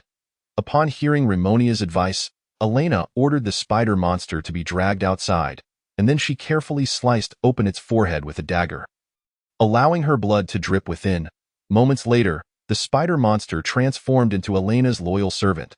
From now on, you shall be named Little White. A flash of white light enveloped the spider, which then crouched on the ground and began to emit a series of chirps. It seemed naming a monster bore no significant effect. Perhaps it was only applicable to humanoid races. Hiss, hiss, master is hungry. Elena was astonished to find she could understand its cries. Let it feast upon the corpses of zombies. The spider monster possesses inherent plague resistance and will not be infected, Remonia advised. Indeed, there lies a multitude of corpses on the farm that have yet to be dealt with. Xiaobai, hasten there, it is just to the east. Upon hearing of food, the spider Xiaobai joyfully scuttled over. The hyena spoke. Previously, we lived in another world created by Raven. Here, there are far too many monsters and zombies. We are utterly afraid to enter many of the houses outside. Elena lamented, Raven truly deserves condemnation. He has turned the ancient gods into a system for sacrificing maidens in exchange for resources, while his subordinates do nothing at all. Indeed, we are grateful for Lady Elena's favor. Elena observed the hyena bustling about, urging the slaves to eat, and couldn't help but find it somewhat amusing. Ascending to the second floor, the two of them tidied up the beds and tables briefly before sitting down. Elena retrieved a beautiful light blue dress from her suitcase and handed it to Tia. This is my dress. Please try it on. Tia noticed that the dress was adorned with exquisite lace and intricate patterns. Clearly a noble's attire, and she hurriedly declined. Such fine clothing. I am not worthy to wear it. Elena furrowed her brow and said, Do not underestimate yourself. You are no longer a slave. You are now my knight. Your status is far superior to that of a free citizen. Wear it. Tia still hesitated, feeling shy as she said, since it is Lady Elena's request. Then she turned her back to remove her soiled garments, revealing a back as fair as jade, and donned the lovely dress. Her movements were somewhat awkward, and Elena assisted her in tying the sash. She turned to Elena and asked, Does it look good? You may judge for yourself in the mirror. Tia gazed into the mirror, seeing a blue-haired, gray-eyed beauty. Her slender figure adorned in splendid attire bore no difference from a young lady of a noble family. Tia momentarily lost herself in thought. Having been a slave since childhood, she had often fantasized about wearing the beautiful dresses of human nobles while imprisoned in a cage. Now, she had finally realized her dream. She turned and embraced Elena tightly, tears glistening in her eyes. Woo, woo, Sister Elena, why are you so kind to me? Elena couldn't help but think. It seems this child must have endured considerable suffering in her past. She gently patted Tia's head. This is merely the beginning. The true good days are yet to come. In truth, what Elena truly wished to convey was, I am both a champion of women and the president of the Beastfolk Protection Association. Tia believes, we will surely achieve it. That moment, Elena noticed that the heart energy within the Dragonkin's holy grail had reached its limit, even overflowing. What abilities should she bestow upon Tia next? Given Tia's high racial starting point, there seemed to be no room for further optimization in her race. It appeared that only skills could be granted or upgraded. Elena felt that Tia was already sufficiently strong, especially with Seth, the caretaker knight, present, so there was no need to worry about combat prowess. What remained to be addressed were the fundamental necessities of life. Tia, it seems you have a fondness for beautiful garments. Would you like to learn how to sew? Tia eagerly replied, Of course. Can you teach me? Elena smiled and said, Then I shall grant you the tailoring skill. The red heart energy transformed into a stream of magical runes that entered the blue-haired dragon maiden's body, and Tia felt a wealth of knowledge flooding her mind. Elena observed that Tia's attribute panel now included both novice tailor and novice leatherworking skills. To her surprise, she had learned 2 skills simultaneously. Quite impressive, Tia exclaimed in delight. How marvelous. I feel as if I suddenly know how to make simple clothing. Chapter 16. Hunting, Tailoring, and Monster Technology. We shall try it out soon. Tia, tonight you shall sleep in the room next door. I have tidied it up, and it is fit for habitation. Tia's cheeks flushed a rosy hue as she said, Sister Elena, I wish to sleep with you. Is that all right? Elena firmly refused. No, Tia responded with a hint of disappointment. But we are both girls. Why not? Recently, I have been experiencing a bit of a craving for blood. It would not be good if I were to harm you. Understanding Elena's concerns, Tia retired to the adjacent room to sleep. Good night, Sister Elena. The following morning, Elena went to inspect the state of the farm, only to discover that Xiaobai had devoured all the zombie corpses, causing its body to grow 2 sizes larger, now exceeding 3 meters in length. Fortunately, the hyena and others had informed the others that this was the Lord's tamed pet. Otherwise, the slaves would have been utterly terrified. It joyfully chirped, SSSSS. SSSSS, Master, this food was truly delicious. Now that it was well fed, it was time for work. Elena led the white spider to the front door and commanded it to produce 2 large barrels of icy silk. She then called upon some goblins.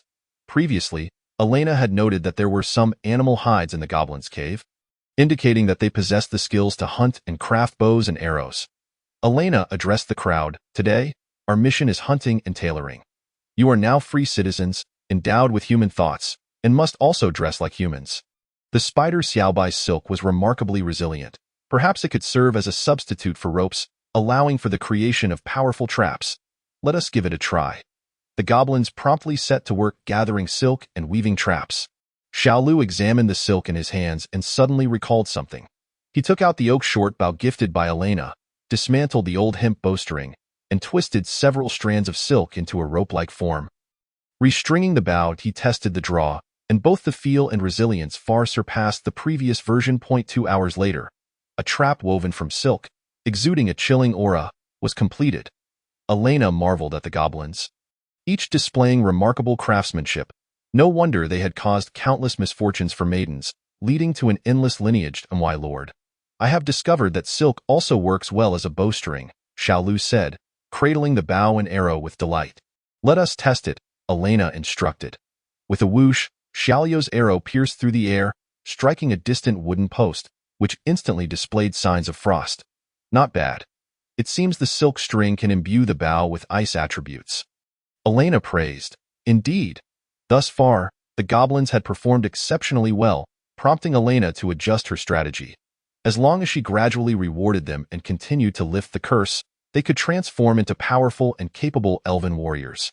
Fellow villagers, Lady Elena has allocated us 2 grand villas to reside in, and we will receive provisions daily, so we shall no longer suffer from hunger.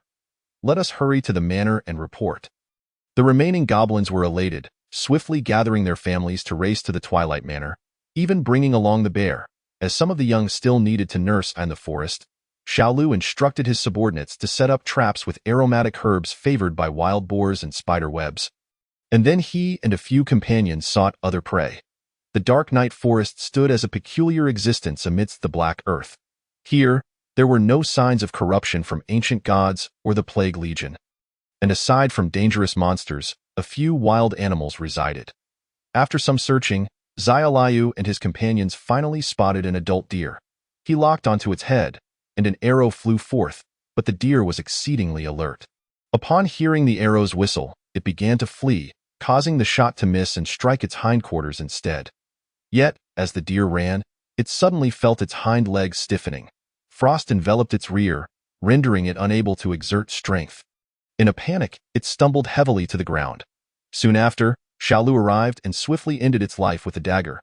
Xiaolu was delighted with the upgraded bow and arrow.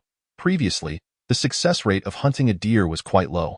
If the deer had fled deep into the forest, they would not have dared pursue, fearing being devoured by powerful monsters. Now, they could effortlessly secure good game. Observing this, Elena said, "Well done. The deer is to be killed, while the pigs should be kept in the granary. Catch another female to breed with them."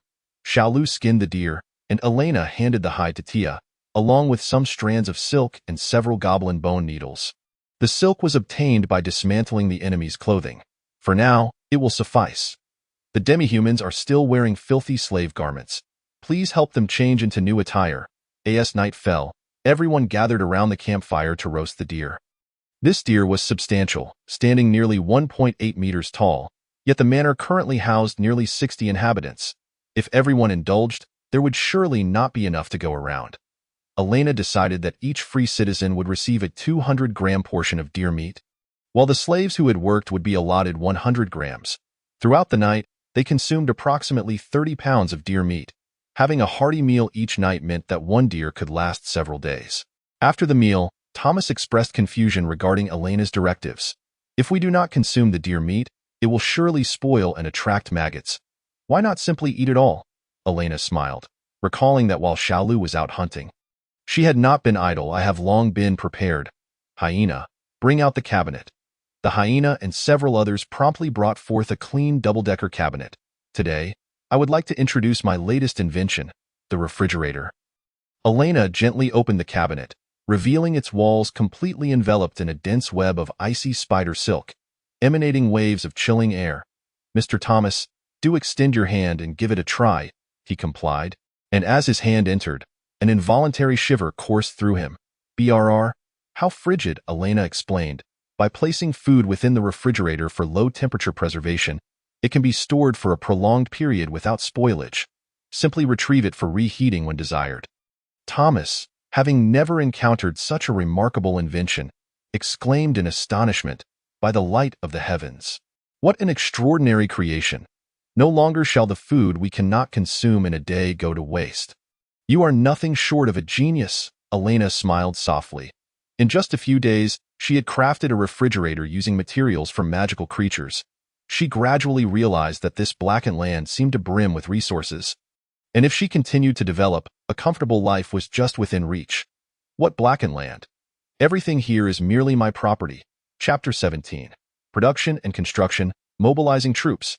Having initially resolved the issue of sustenance, the following day, Elena once again allocated tasks to her subjects.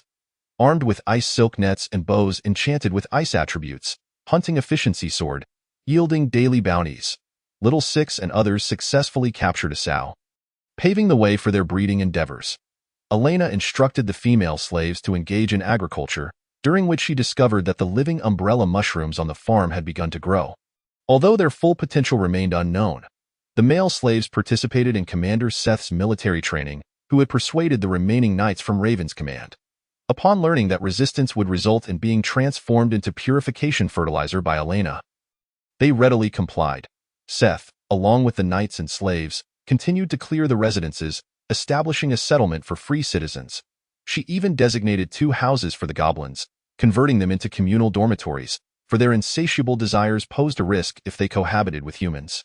Tia utilized the pelts to craft simple garments and began teaching the other demi-humans the art of sewing. After 7 days, the residents of Twilight Manor had gradually established a routine for their basic needs of food, clothing, and shelter, with everyone performing their roles in an orderly manner. The community had transcended its primitive state.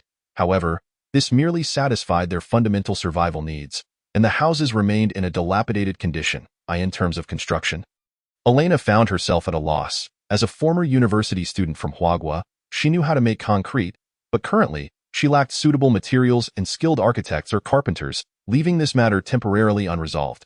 In the early morning, the sky over Twilight territory remained shrouded in gloom. Elena gazed at the map of the manor on her desk.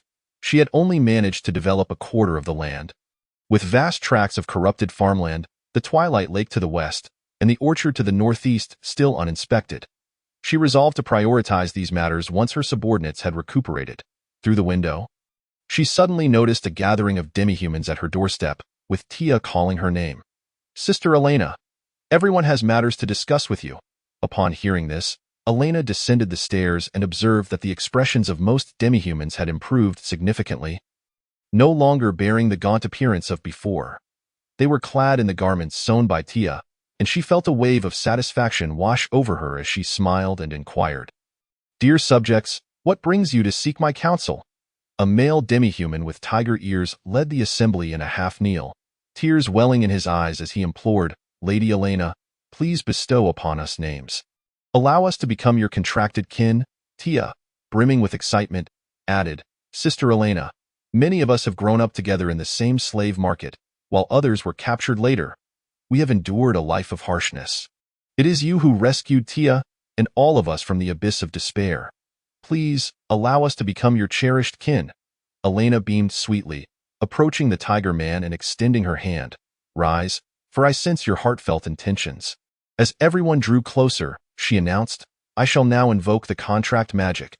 The demi-humans gathered together, and Elena gently pricked her finger, letting her blood drip into the earth, whereupon a colossal blood-red rune circle manifested beneath their feet. She raised her hand and proclaimed, "By blood as the guide, and soul as the vow, I hereby accept you as my contracted kin of Elena Vane. Lady Elena, we shall follow you unto death."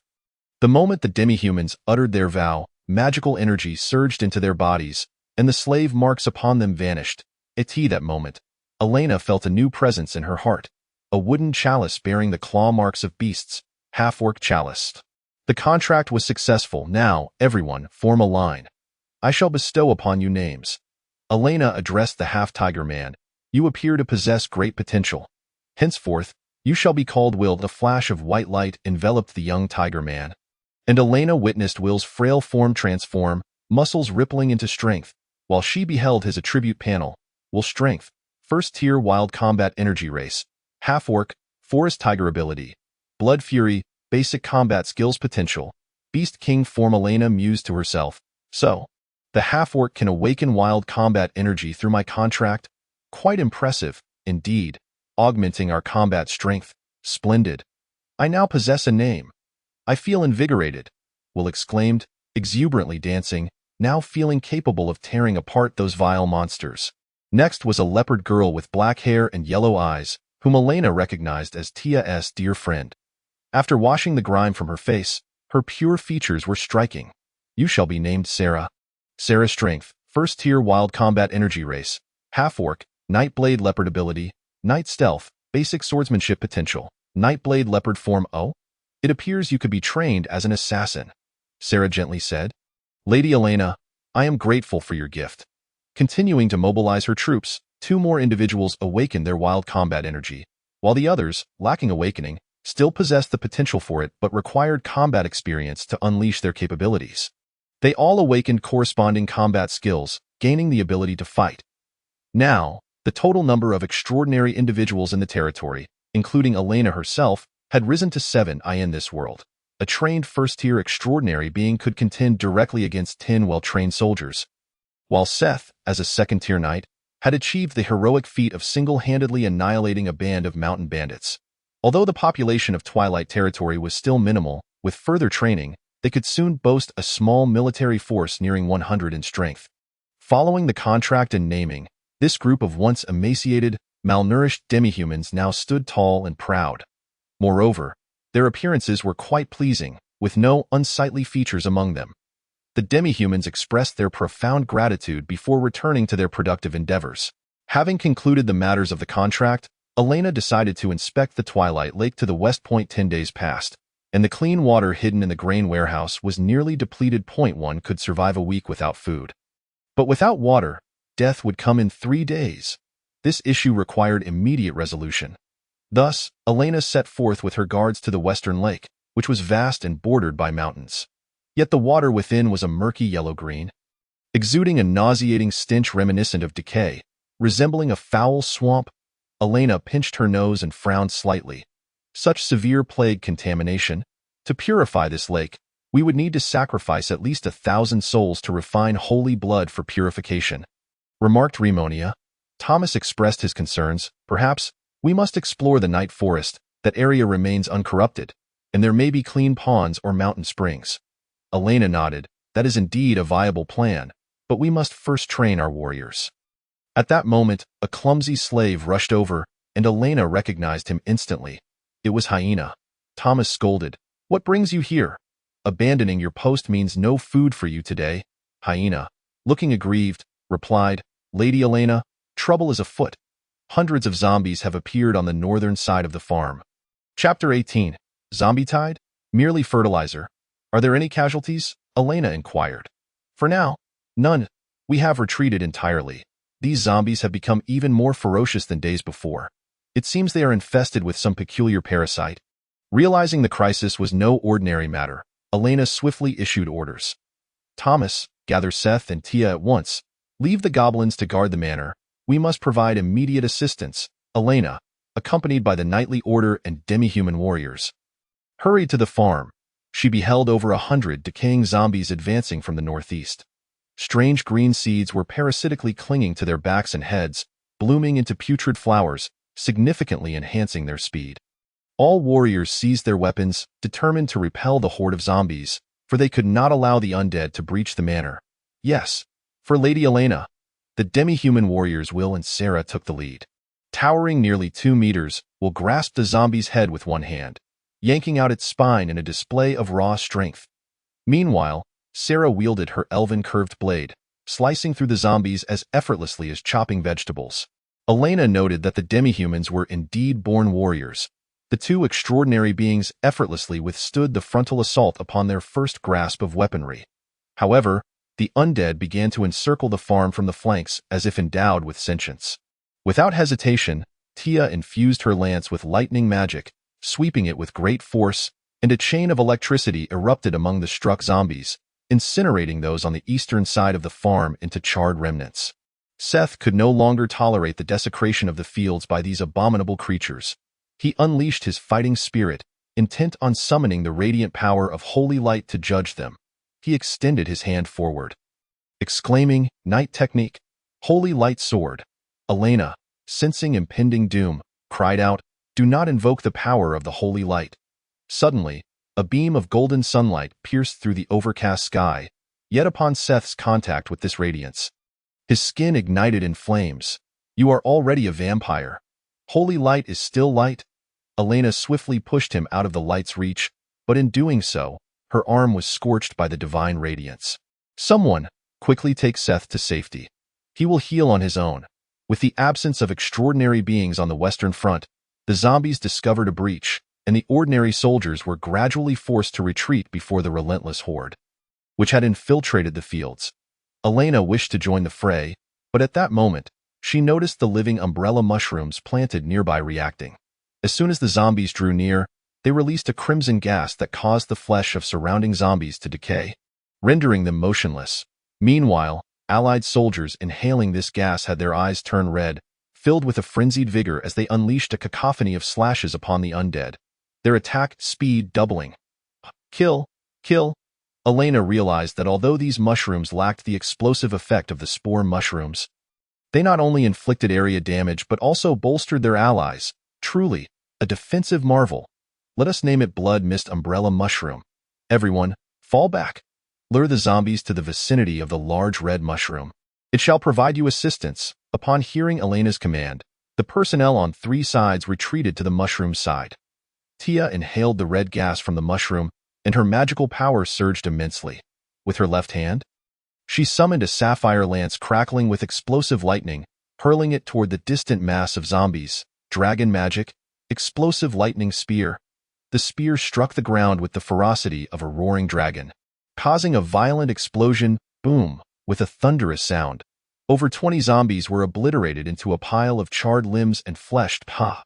All fear stems from insufficient firepower, Elena remarked with a smile from her elevated position. Before long, the zombies were decimated, leaving filthy blood pooling everywhere. The extraordinary beings emerged unscathed, yet 4 enslaved soldiers and 2 knights had inadvertently been bitten in the chaos. Elena hurried to assess their condition. Their pupils were clouded, and the wounds exhibited signs of plague infection. There are no medical facilities here. What to do? Elena fretted. Humans infected by the corruption plague will inevitably turn into zombies, but you can transform them into blood servants without the initial embrace ritual. Simply cast the spell, and it would be a fortuitous opportunity to strengthen the blood clan, Rimonia suggested. The bitten soldiers trembled in fear. Lady Elena, will I die? I do not wish to become such a monster. I have just escaped Raven's clutches. I am not ready to die, Elena assured them. I have a method to ensure your survival. Would you be willing to become blood clan like me? We are willing. As long as we can live, anything is acceptable. Seeing no objections from the soldiers, Elena began to cast her blood magic to transform them. After enduring a moment of agony, the bite wounds on their arms and thighs began to heal spontaneously. Wow, this is astonishing. Perhaps becoming blood clan isn't so bad after all. Gaining 6 new blood clan members would alleviate some strain on their food supplies, truly a double-edged benefit. Just a reminder, blood servants lack superhuman speed and strength. However, they can ascend to true vampires through the blood clan's holy grail, Rimonia explained. So that is how it works. Thomas approached Elena. My lady. After they transform into blood clan, whose blood will they drink? Elena, who had consumed blood 3 times, once from Seth and subsequently from animals, realized she would feel thirst every 3 days post-transformation. Let them drink animal blood for now. Once every 3 days should suffice. They lack strong self-control, so we must prevent them from tasting human blood. I will take care of it. With the tide of the undead quelled, Elena commanded the combat personnel to stand by. Her gaze fixed on the decaying corpses strewn about, lost in thought. Some bodies could be left for the spider Xiaobai. But what to do with the rest? Why, of course, they shall be disposed of in the blood abyss well for refinement. The blood abyss well can purify the plague toxins from the corpses, transforming them directly into nutrients for crops. It benefits not only ordinary crops but also magical plants, Rimonia elaborated. How wonderfully useful. Let us refine them all. So they came from the orchard direction?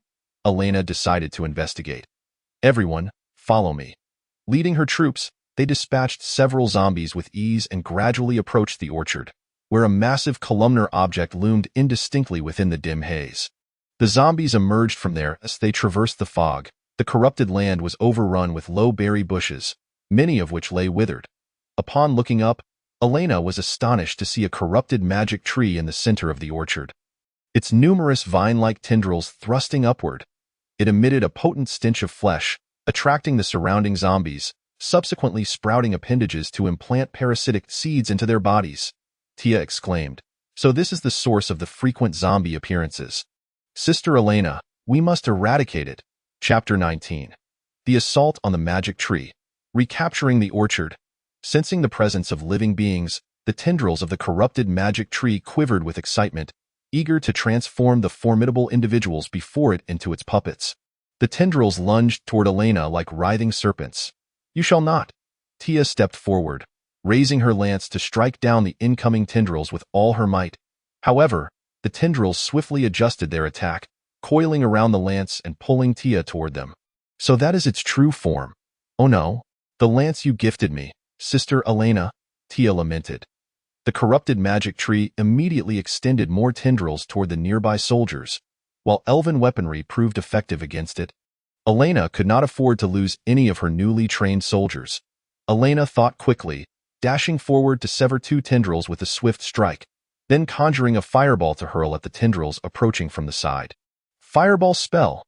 The scorching flames spread along the tree trunk like a relentless parasite, prompting the corrupted magic tree to sever its own tendrils in alarm.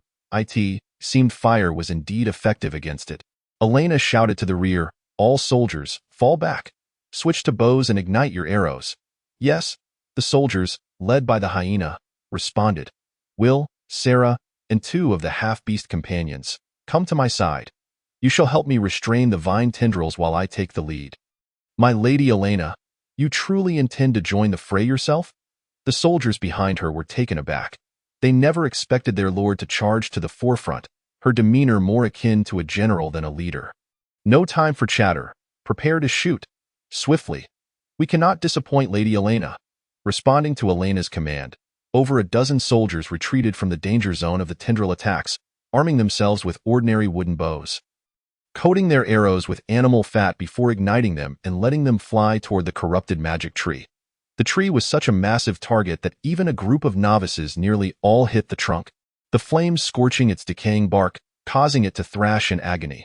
Sarah, Will, and the others unleashed their tawny wild fighting spirit, wielding elven weaponry to carve a path through the attacking tendrils. Daggers and curved blades were particularly effective against the vines. Under the cover of Tia's lightning magic, Elena charged toward the corrupted magic tree, entering her berserk mage mode. With her sword in her right hand and fire spells erupting from her left, she resembled a female Gandalf. Like a raging wolf of flames, she bared her sharp, fiery fangs, cleaving a path of dazzling flames through the twisted vines underfoot, finally nearing the corrupted magic tree. Elena leaped high, thrusting her silver sword deep into the hiding place of the parasitic worm. "Corrupted filth, begone from my estate." With both hands gripping the sword, she drove it down from the top of the tree to its roots, infusing it with immense holy power, obliterating the parasitic worm with a single, powerful slash, causing the trunk and tendrils of the corrupted magic tree to begin to crumble. "Wonderful. We have triumphed. Long live Lady Elena." Having vanquished the corrupted magic tree and eradicated the threat to the orchard, the soldiers, witnessing Elena's valor, erupted into jubilant cheers. Elena tidied her hair and brushed off her dress, addressing her weary soldiers. "Thank you all for your hard work. For now, there are no large-scale zombie incursions here. Go and rest. Tonight, all combat personnel will receive additional rations." "Hooray!" Tia exclaimed as she took back her lance, hurriedly pulling out a cloth to wipe it down. Fearful of any signs of wear, as Elena was preparing to take her leave, she discovered a pink seed hidden within the soil surrounding the tree roots. Gently picking it up, she exclaimed in astonishment. "What is this? It seems we've stumbled upon something remarkable," remarked Rimonia. "This is the seed of the blood moon fruit tree, a unique species that once thrived within the realm of the Blood Clan, capable of growing resiliently without fear of soil corruption. It's named after you." Elena mused. "Indeed, it is a plant I developed, capable of bearing blood moon fruits. Consuming them quenches the Blood Clan's thirst for blood. While humans can benefit from hydration and sugar, Dio, give it a try and plant it." Rimonia encouraged. "Oh, it appears this could address part of our water scarcity issue," Elena responded, her heart swelling with excitement. Elena retrieved a small shovel and began to dig into the foul, black earth, reburying the seed. Almost instantaneously, the soil reacted. Casting her gaze towards the surrounding berry bushes, Elena noticed several shrubs adorned with blue berries reminiscent of raspberries, emanating a faint blue glow, a sight both wondrous and enchanting. Could this be the magical berry Catherine spoke of?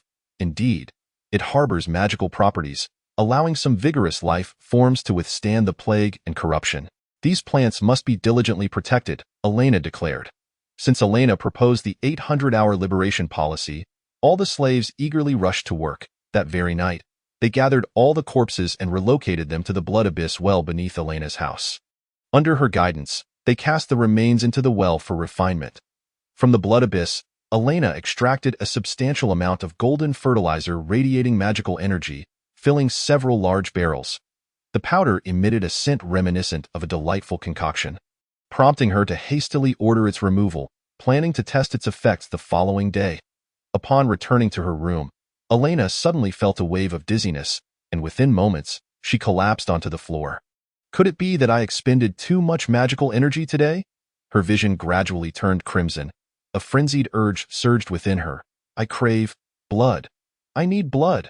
Hearing the commotion, Tia rushed into Elena's bedroom, her expression one of concern. "Sister Elena, what has happened to you?" Elena, now struggling to maintain her sanity, panicked upon seeing Tia enter. "Tia, don't come any closer. I do not wish to harm you." Chapter 20. The thirst for blood. Elena's turmoil. Elena watched as Tia quickly approached her, gently lifting her up. "Sister Elena, are you all right?" Gazing at the pure, blue-haired dragon girl, time seemed to slow for Elena. Tia's delicate lips parted and closed, exhaling the sweet essence of youth, filling Elena's nostrils with the faint fragrance of jasmine. The final straw that broke her reason. Suddenly, Elena's beautiful eyes transformed into a deep crimson hue, and she forcefully pinned Tia down, who let out a startled cry. With a gentle opening of her mouth, Elena sank her teeth into Tia's neck, greedily drinking her blood. Tia, recovering from her initial panic, softly caressed Elena's head, tenderly saying, "Sister Elena, so you wish to drink blood?" Elena, overwhelmed by an intoxicating bliss, felt her heart melting as an endless wave of pleasure surged within her, filling the Blood Clan's chalice completely. Hearing Tia's whispers, Elena finally released her grip after quenching her thirst. Coming to her senses, she felt an overwhelming sense of shame and extricated herself from Tia's embrace. "I am so sorry, Tia, that I couldn't control myself." A faint blush adorned Tia's cheeks as she bashfully replied, "It's all right as long as Sister Elena desires. Tia will always be here for you." "No, this is not right.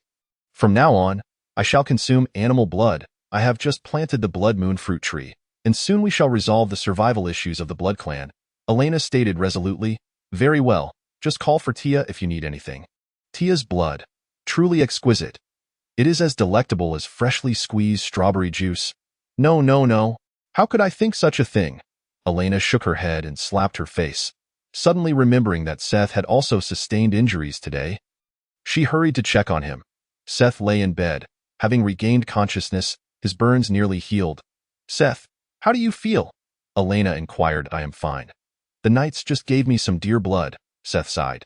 Indeed, becoming a member of the Blood Clan ultimately leaves one fearful of sunlight. The power of holy light is no longer accessible. Elena recalled that the Blood Clan's chalice was now filled to the brim. Perhaps it could enhance the clan, allowing them to no longer fear the sun. And she intended to begin casting a spell. At that moment, Remonia interjected, "Currently, the level of the Blood Clan's chalice does not permit such an outcome. To achieve immunity to sunlight, we would need at least 50 liters of heart energy." Elena furrowed her brow, realizing that further deliberation was necessary. Seeing Elena's expression, Seth quickly reassured her, "Miss Elena, I do not blame you. You have granted me a second life, which is a tremendous gift. I shall strive to learn other knightly techniques." Elena smiled. "How could I ever blame you? Please focus on your recovery." The next day, Elena assigned 2 slaves to manage the orchard and applied the golden fertilizer derived from the corpses in both the orchard and the fields. According to their reports, after spreading the fertilizer, the Blood Moon fruit tree exhibited visibly accelerated growth. The seed planted just yesterday had sprouted tender shoots, and the surrounding wilting magical berry bushes showed signs of revival. However, it seemed to have no particular effect on ordinary crops like corn and potatoes. It appears the fertilizer has a special effect on magical plants, while ordinary crops only receive the benefits of standard fertilizers. Since drinking Tia's blood yesterday, Elena's thirst seemed to return more swiftly. She drank dear blood again, only to find it even more distasteful than the concoction of spicy seafood soup mixed with cola and beer. Ugh. By nightfall, Elena decided to try eating some deer meat to see if it would alleviate her discomfort. As she chewed on a piece of meat, she suddenly froze. It dawned on her that the Blood Clan's inability to feel hunger was due to the altered structure of their tongues and stomachs. Now, everything she consumed felt akin to chewing wax, devoid of any flavor, save for blood. How could I ever find joy this way? How could my kin be happy? Remonia, you have led me astray. The old adage from Huagua. Food is paramount, echoed in her mind. The thought of never being able to savor any delicacies was unbearable. Perhaps the heart energy you possess could restore your sense of taste. Why not give it a try? Elena immediately stood up, raising her hand and proclaiming loudly, "Humanity is iron, and food is steel. Now, I bestow upon the Blood Clan the gift of taste." Scarlet magic enveloped Elena, and outside, Several blood servants and Seth sensed something extraordinary happening.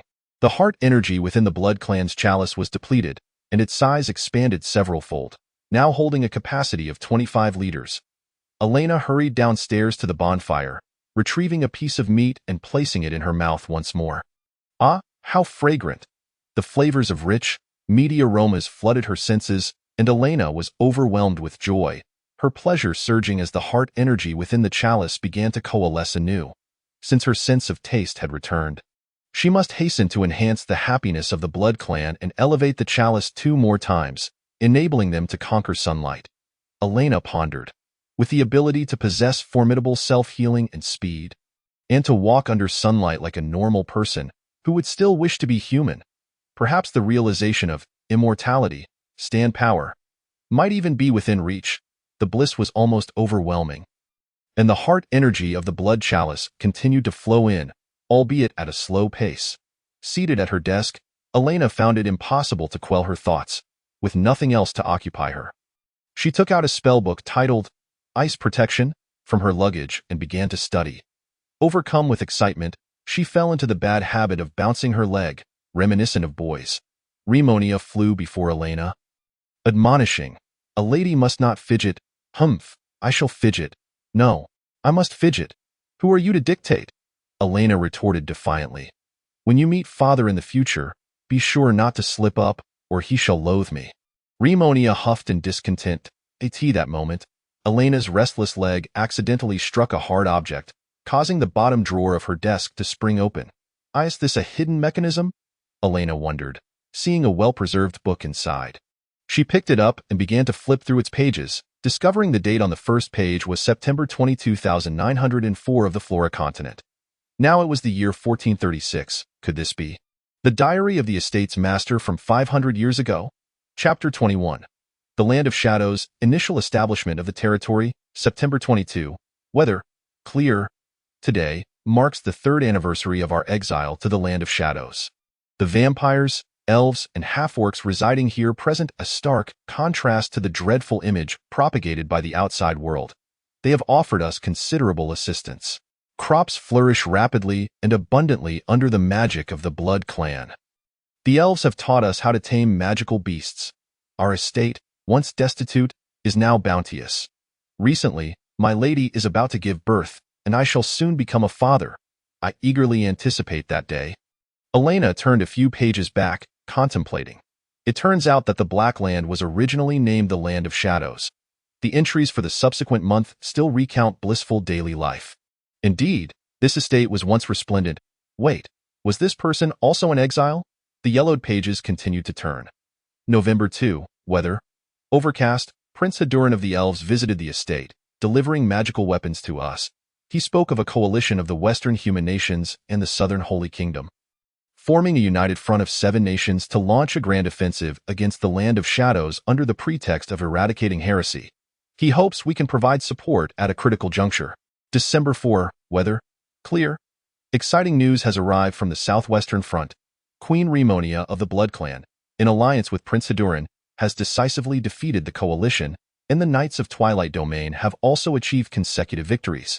December 25. Weather. Torrential rain. Devastating tidings emerged from the Blood Clan territory.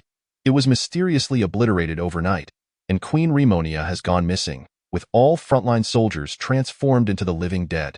Prince Haduran has retreated with the remnants to the Dark Night Forest. What on earth has transpired? December 29. Weather. Chaotic. I am Johnson Wayne, and this is my last testament. Corruption and an eerie presence have eroded the estate. Everyone has gone mad. Fortunately, I had sent my wife and child away in advance. A voice has been incessantly buzzing in my head. Elena couldn't help but exclaim, "This diary must have belonged to my ancestor." "So you are the sovereign of this land, Remonia?" Remonia responded. "You've discovered my secret. I created a prosperous realm. The human nations of the West, driven by their greed for resources, allied with the Southern Holy Kingdom to wage war against US. Our elite forces were unstoppable, inflicting heavy defeats upon the enemy at the front lines, which even escalated into one-sided massacres. In their desperation, they resorted to ancient forbidden arts, summoning 2 forces from beyond the cosmos to confront us, the ancient deities and the Plague Legion. This led to the devastation of 3 of the 7 nations by the rampaging ancient gods and plagues. The Southern Holy Kingdom was the first to withdraw from the battlefield, while the remaining Western nations reformed into the Storm Empire under a single leader. Elena finally comprehended the origins of this Black Land. Remonia, you have endured the agony of a fallen kingdom. How can you remain so composed? Hee. Having been trapped in this dagger for so many years, I have long since lost such emotions. Elena nodded, carefully placing the diary aside before lying down to rest. Prior to that, she planned to dispatch a team to explore the forest to address the water supply issue. Military training, hunting, and agriculture were proceeding in an orderly fashion, and the livelihood of the territory was on the right track. Thus, the territory had reached its initial establishment. Standing by the window, Elena observed the bustling people. And she realized she could intuitively view the territory's information, prompting her to open the territory panel. Twilight Domain Territory Development Level, 15 Population, 14 subhumans, 25 humans, 7 Blood Clan members, 24 goblins, totaling 70 individuals. Comfort Level, 16, barely sufficient. Goblins and subhumans feel content, while human slaves and new Blood Clan members express grievances. Territory Environment, -100, extremely poor. There remain vast areas of corrupted farmland and plague-ridden lakes. Buildings are drafty and leak, and people feel a profound lack of security. Food production, 0. Upon seeing this information, she nodded in satisfaction. Although the environment was still dire, at least they had managed to sustain these individuals. The goblins and subhumans had previously lived in abject conditions, and being able to fill their bellies was a tremendous blessing. Elena resolved to first strengthen these 2 tribes. Elena noticed that the goblin tribe's holy grail was once again filled with vitality, and the panel displayed an increase in population. Goblin population, 111. An ominous premonition suddenly struck her. The saying goes, a full stomach breeds desire. Could it be that these goblins? Elena hastily rushed to the goblin's dwelling, and indeed witnessed a scene that was quite shocking. She immediately screamed, covering her eyes. My eyes! Let go of that mother bear. The goblins, startled by Elena's sudden entrance, were utterly terrified. Elena roared, Guards, take those 2 mother bears to the pasture for protection, and everyone stand at attention. The goblins, aware of their misdeeds, dared not utter a word. She turned to Silver Blade and Little Six, demanding, How do you manage your subordinates? Did I not expressly forbid such actions? Silver Blade knelt, lowering his head as he replied, Forgive us, my lady Elena. Life has been too good lately. The brothers simply couldn't help themselves. Please punish us. Elena furrowed her brow, feeling as though 1,000 galloping horses raced through her mind. Thinking, if you couldn't resist, then resort to traditional skills. Can't you even manage that? Remonia suggested. Perhaps we should attempt to lift the curse. It should allow them to further revert to their elven forms. The curse cannot be purified all at once. It is best not to restore their memories immediately. Upon hearing this suggestion, Elena commanded all goblins to gather around her, then extended her hand to begin casting a spell. Goblin Tribe, I bestow upon you, Curse Purification. Chapter 22. Strengthening the Goblin Tribe. Brother, you smell wonderful. Elena unleashed wondrous scarlet magic that enveloped all the goblins, including the ravenous goblin infants, in an instant. Remarkable changes began to manifest among them. Their faces gradually became smooth, and the repulsive lumps and warts on their skin began to vanish. Half of the goblins' features softened, their pointed noses transforming into petite and delicate shapes. Resembling little green elves, Little Six, feeling the energy surge into her body, was initially elated. However, in the next moment, her joy swiftly faded as the fabric over her chest began to swell subtly. She sensed that something was amiss. We have turned female? Elena, witnessing the transformation, gasped. Did I just perform a gender reassignment on the goblins? Remonia quietly interjected. I had mentioned before that they are transformed from elves. Half of them were originally female elves. With the curse lifted, their true genders have been restored so that's how it is. All the goblins grew to over 1 meter tall, with Silver Blade and some robust goblins reaching 170 centimeters. Gender differentiation even appeared among the goblin infants, and half of the female goblins, upon seeing their changes, fell into a state of panic. Elena spoke up. Do not be alarmed. This is a blessing I have bestowed upon you. Henceforth, you need not mate with other creatures, for you can reproduce independently. Elena invoked the blood command to soothe the goblins, who quietly listened to her orders. Now, I shall establish a rule. Reproductive activities among the goblin tribe should adhere to the principle of consent, and any forced actions will result in demotion to slavery and a punishment of 10,000 hours of labor.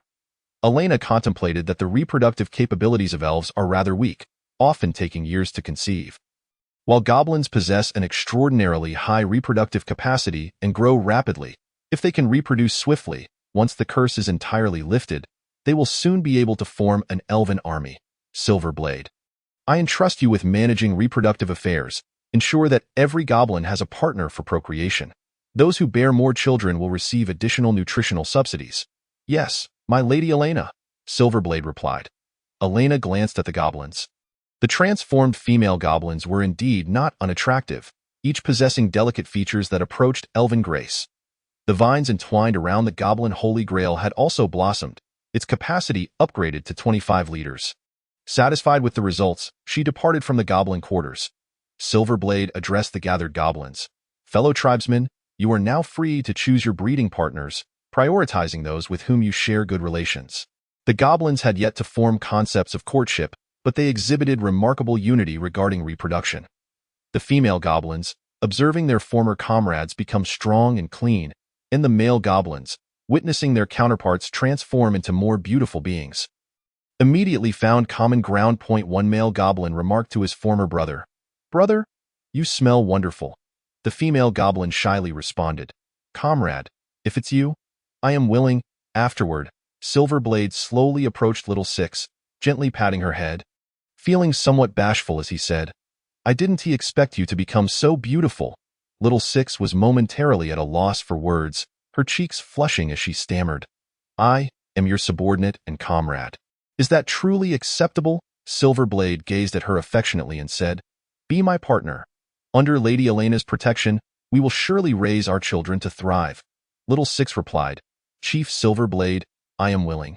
In the stillness of the night, as all the goblins toiled diligently for the prosperity of Twilight Ridge, one goblin lagged behind, Tiepi. His size was simply too grand. He simply could not fit in. Alone outside, Tiepi felt an overwhelming sense of loneliness. Having undergone a curse purification, his formerly corpulent body transformed into a figure of formidable strength, reminiscent of a devilish Terminator. His visage hardened, akin to that of Thanos. Yet, despite his newfound prowess, he was still left behind, shedding tears like a mighty man. "Why does no one like Tiepi?" Sarah looked up and said, "Big guy, I haven't seen you before. What troubles you?" "Wah, I am Tiepi. Of the goblin tribe," he replied, covering his face. "Don't think there exists such a robust goblin." "You almost resemble a demi-human," Sarah mused, then extended a handkerchief. "Wipe your tears. You, a giant, should not weep like this." Tiepi took the handkerchief to dry his tears, saying, "Wah, thank you, little leopard lady. What is your name?" Thank you, Sarah." Tiepi expressed his gratitude. As Tiepi gazed at Sarah's graceful silhouette and the swaying of her black tail, a warm current surged within him. The following day, Elena noticed that the goblin Holy Grail had accumulated 1 liter of heart energy, which filled her with delight. She sensed that these goblins might soon transform into elves, but before that, they needed to grow more. Elena delineated a small training ground between the west side of the manor and the lake. Once the goblins grew stronger, she decided to have them train alongside demi-humans for hunting. Under Seth's command, the goblins trained, while Silverblade and Little Six appeared to share a rather affectionate bond. Observing this, Elena thought they would likely become partners. Elena clapped her hands and remarked, "Little Six, your archery has improved." "Well done, thank you, Lady Elena, for your praise," Little Six responded, his voice suddenly clear and steady, which struck Elena as somewhat unusual. At that moment, Silverblade's attributes also underwent a transformation. Silverblade strength, unranked race, goblin class, swordsman potential, royal elven power possible advancement, sword saint ranger royal elven power. Could it be that he is the elven Prince Haduran mentioned in the diary? Chapter 23. Training. The slaves smelled the sweetness of freedom. Silverblade stood in a daze, as if recalling something. During training, his sword movements became remarkably agile, thrusts, slashes, feints, spins. his swordplay intricate and varied, completely diverging from the goblin's brutish methods of attack. Nearby, Elena also noticed Little Six attribute changes. Little Six race, Goblin strength, unranked class, Hunter ability, intermediate archery, Beast taming potential, Breath of the Emerald Wind possible advancement, Divine Archer Cavalry. Seeing Little Six unique potential, Elena reflected. It seems Little Six is not an ordinary individual. Continuing her inspection of the training of other human and demi-human soldiers who wielded wooden and stone weapons, Elena identified a significant issue within the territory. A lack of weaponry. 18 elven weapons had been allocated to some experienced warriors, with one kept for herself. The 4 knights she had recruited found approximately 10 long swords and spears, along with 15 sets of light armor. These weapons could only equip around 30 individuals, leaving half of them vulnerable. If it were not for the extraordinary ones, a single blow could send them to the afterlife. It seemed imperative to prioritize the search for craftsmen. Over the past 10 days, under Seth's guidance, these once ragtag slaves and goblins had begun to resemble soldiers, and Elena decided it was time to test their skills. Seth suddenly called out to Elena, "Miss Elena, leave the training to me. You need not trouble yourself." Elena waved her hand dismissively. "It's fine. Only by immersing oneself among the masses can a close bond be forged with the subjects." As a student of 9 years of compulsory education, everyone knows this principle.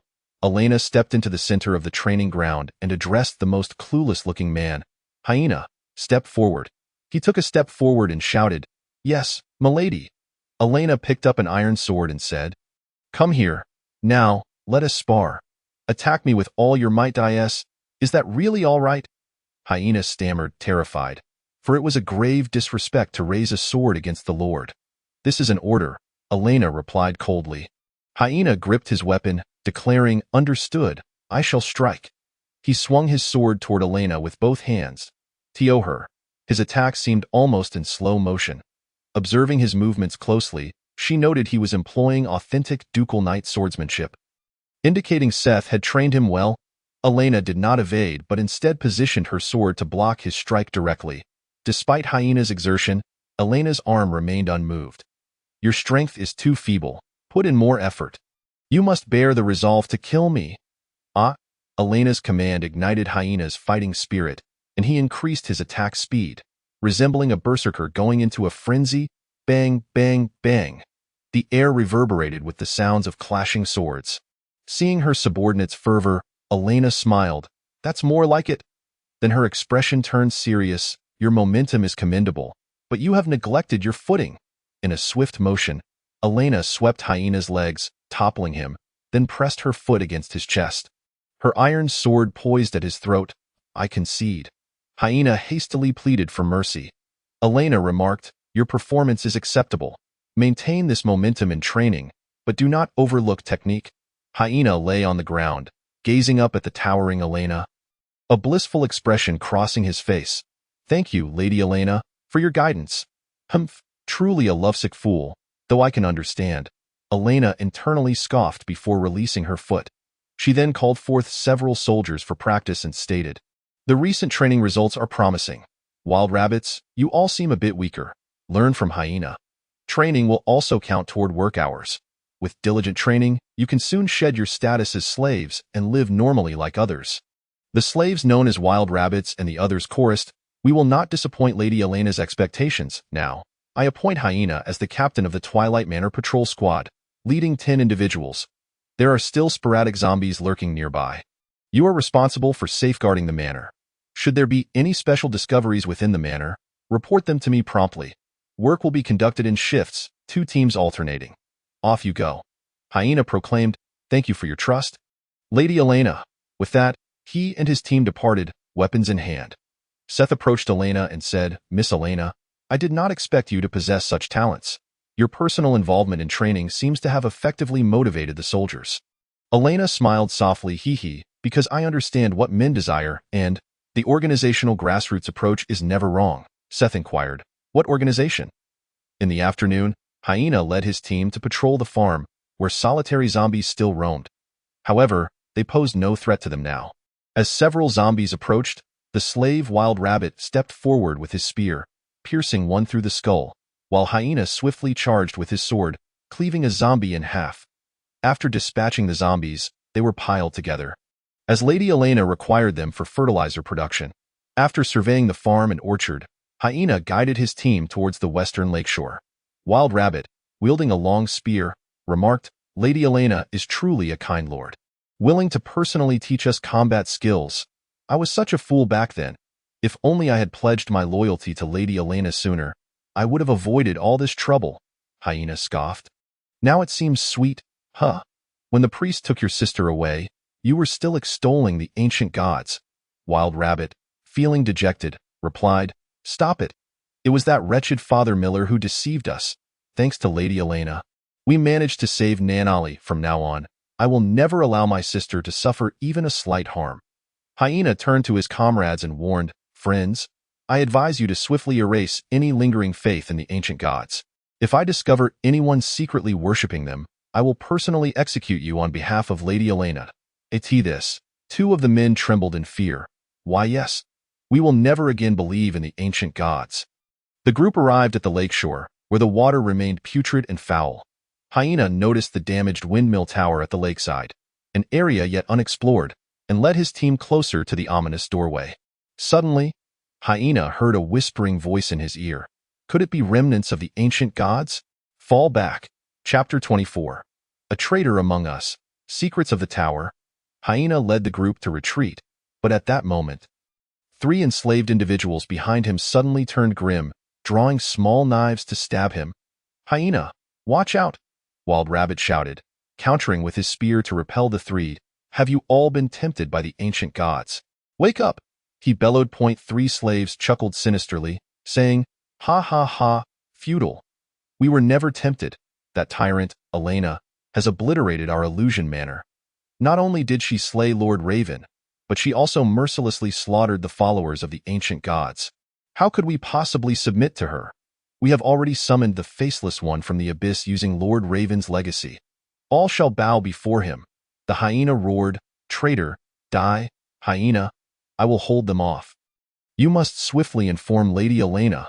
Companions, come to my aid. Eliminate the traitors."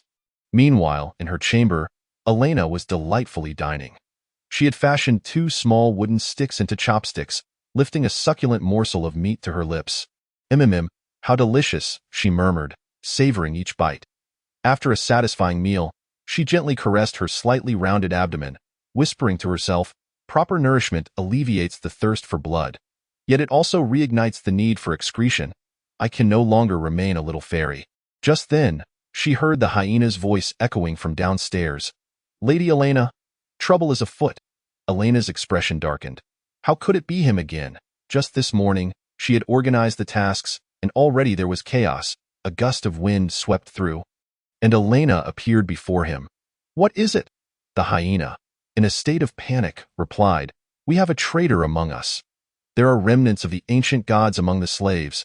The wild hares are fiercely resisting." Elena paused momentarily, yet this outcome was within her expectations. After all, not everyone could exhibit the loyalty of the hyena. "Tia, come quickly. We must head to the western lakeside." Elena called out sharply, and Tia descended from the 2nd floor. "Sister Elena, Tia is here." The 3, accompanied by a few idle goblin warriors, hastily made their way to the lakeside. Upon reaching the windmill tower, several corpses lay strewn across the ground. The wild hare was impaled by the spiked tendrils of an ancient goddess follower. Spewing blood, cough, cough, monster, die. In his final moments, the wild hare lunged desperately, damaging the creature's body beyond immediate repair. "You bastard." Elena extended her hand, launching a blood arrow that instantly transformed the follower into a puddle of ichor. "Xiao Lu Inrun, sever the limbs of the remaining 2 traitors. I want them alive," Elena commanded. "Yes." The goblin warriors swiftly encircled the 2 recalcitrant fallen. At that moment, the wild hare collapsed, barely clinging to life. Trembling as he implored, "Lady Elena, please take care of my sister. Her name is Nan Ollie. She was saved by you." With that, he breathed his last. Elena furrowed her brow slightly, extending her hand to gather a vast quantity of crimson magic. "Your sacrifice and that of your companions will not be in vain. Now, I bestow upon you a second life. Blood servant transformation."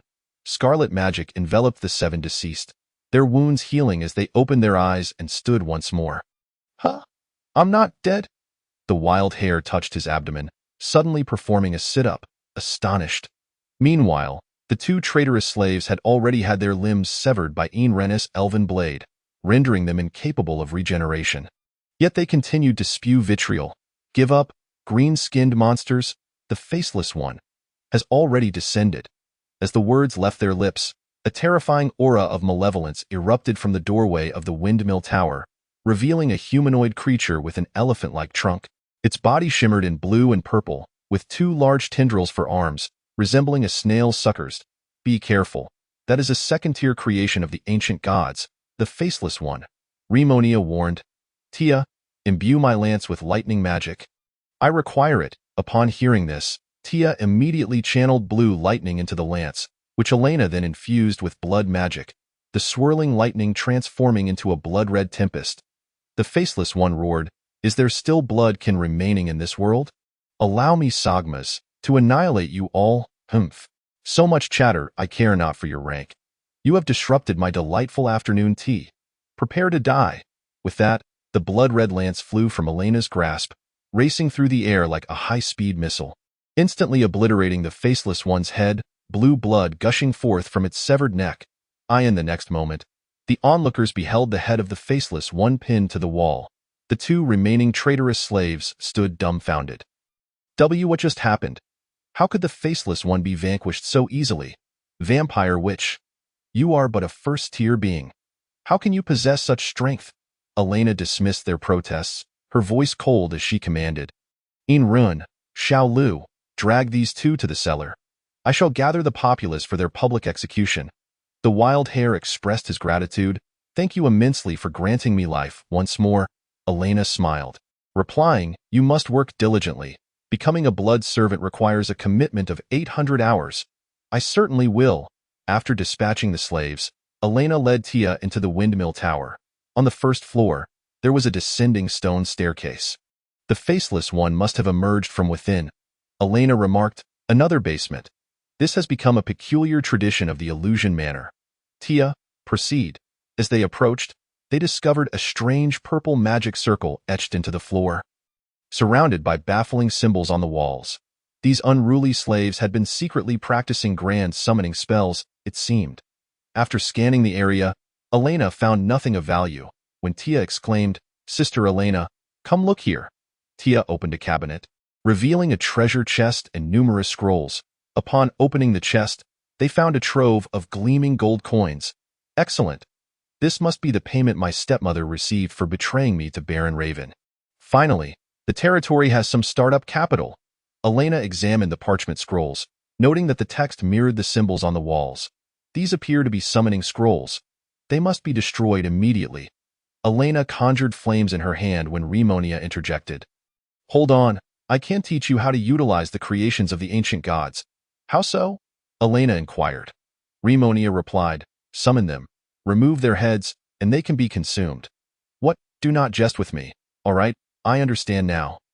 However, once our kin grow stronger, those ancient creations can indeed be consumed after being properly cleaned. The flavor is quite delightful. Noticing Elena conversing with the air, Tia asked, Sister Elena, who are you speaking to? Rimonia, it seems you have been transmitting your voice into my mind all along. Elena withdrew her crimson dagger, stating, This is my guardian spirit, Rimonia of the Blood Moon. The dagger shimmered, the gem sparkling. Hello, little dragon maiden. You could say I reside within this dagger. Are you a deity dwelling within the dagger? Can I interpret it that way? You made that I was accidentally discovered by you today. Elena, I must remind you. It is acceptable for our kind to know of my existence, but before I regain my corporeal form, you must not reveal my presence to strangers, especially on the territory of the Holy Kingdom. Understood. The goblins had already notified all the slaves and some free folk to come and observe. The 2 traitors hung above the blood abyss, tears of despair evident in their eyes. Elena slowly approached the blood well and declared to the crowd, These 2 slaves are obstinate, having betrayed the Twilight territory, colluding with the ancient gods to slay their fellow humans. What do you think should be done with such individuals? Throw them down. The lickspittles of the ancient gods should die. Execute them, execute them. My trypophobia is acting up. Elena smiled slightly at the traitors, saying, as the Lord, I must heed the will of the people. The fallen cried out in anguish, No, Lady Elena, we were wrong. We will work diligently. Too late, goodbye. With that, Elena severed the ropes, and the two plummeted into the blood abyss, their descent accompanied by the applause of the surrounding crowd. Overwhelmed by regret, if only they hadn't colluded with the ancient gods. They would have attained freedom in just 2 more months. Ultimately, they were consumed in a horrific scream, their essences transformed into blood souls absorbed by Elena. Thomas, come here, I have a new decree to issue. Pay close attention. Yes, milady. Thomas approached Elena, taking up a quill to record. Elena continued, addressing the crowd, From this day forth, anyone colluding with the ancient gods shall be deemed a heretic and subjected to execution through refinement. To this end, I am implementing a reporting reward system. Anyone who identifies a traitor collaborating with the ancient gods shall report to me, and upon verification of the facts, will receive a reward of 5 gold coins.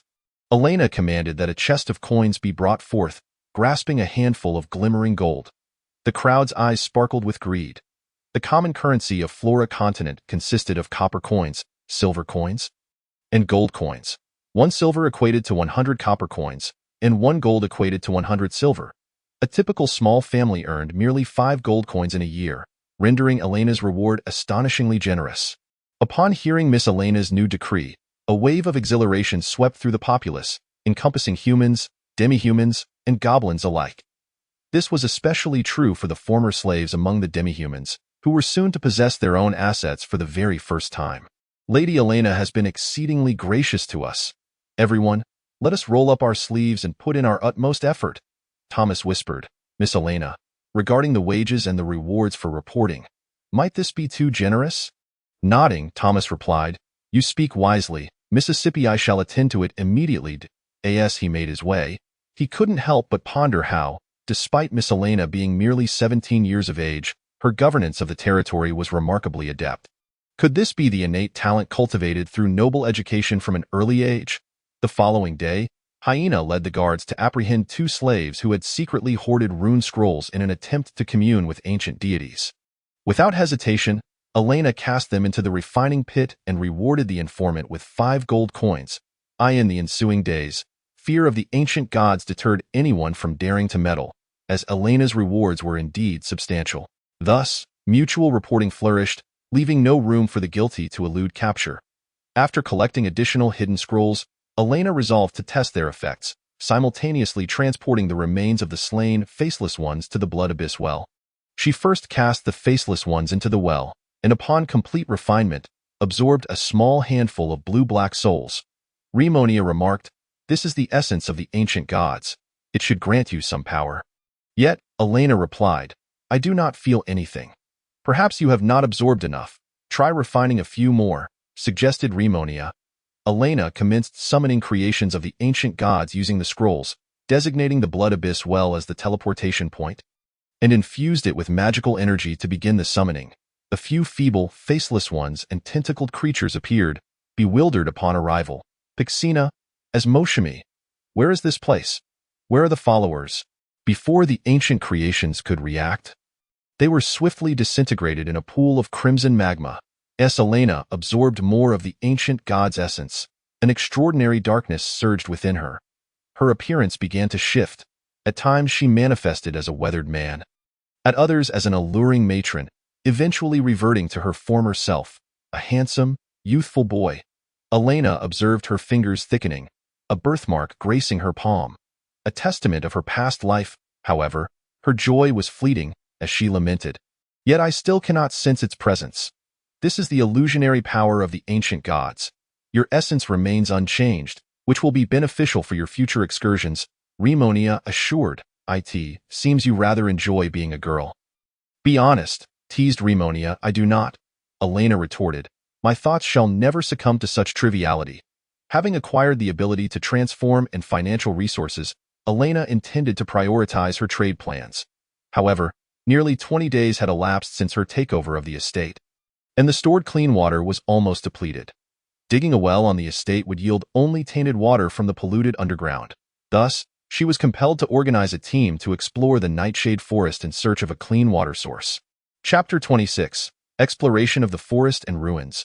The following morning, Elena assembled a 10-member team to venture into the forest, enlisting the familiar Silverblade and Little Six, along with several goblin warriors. With a keen interest in forest exploration, Elena decided to accompany them personally.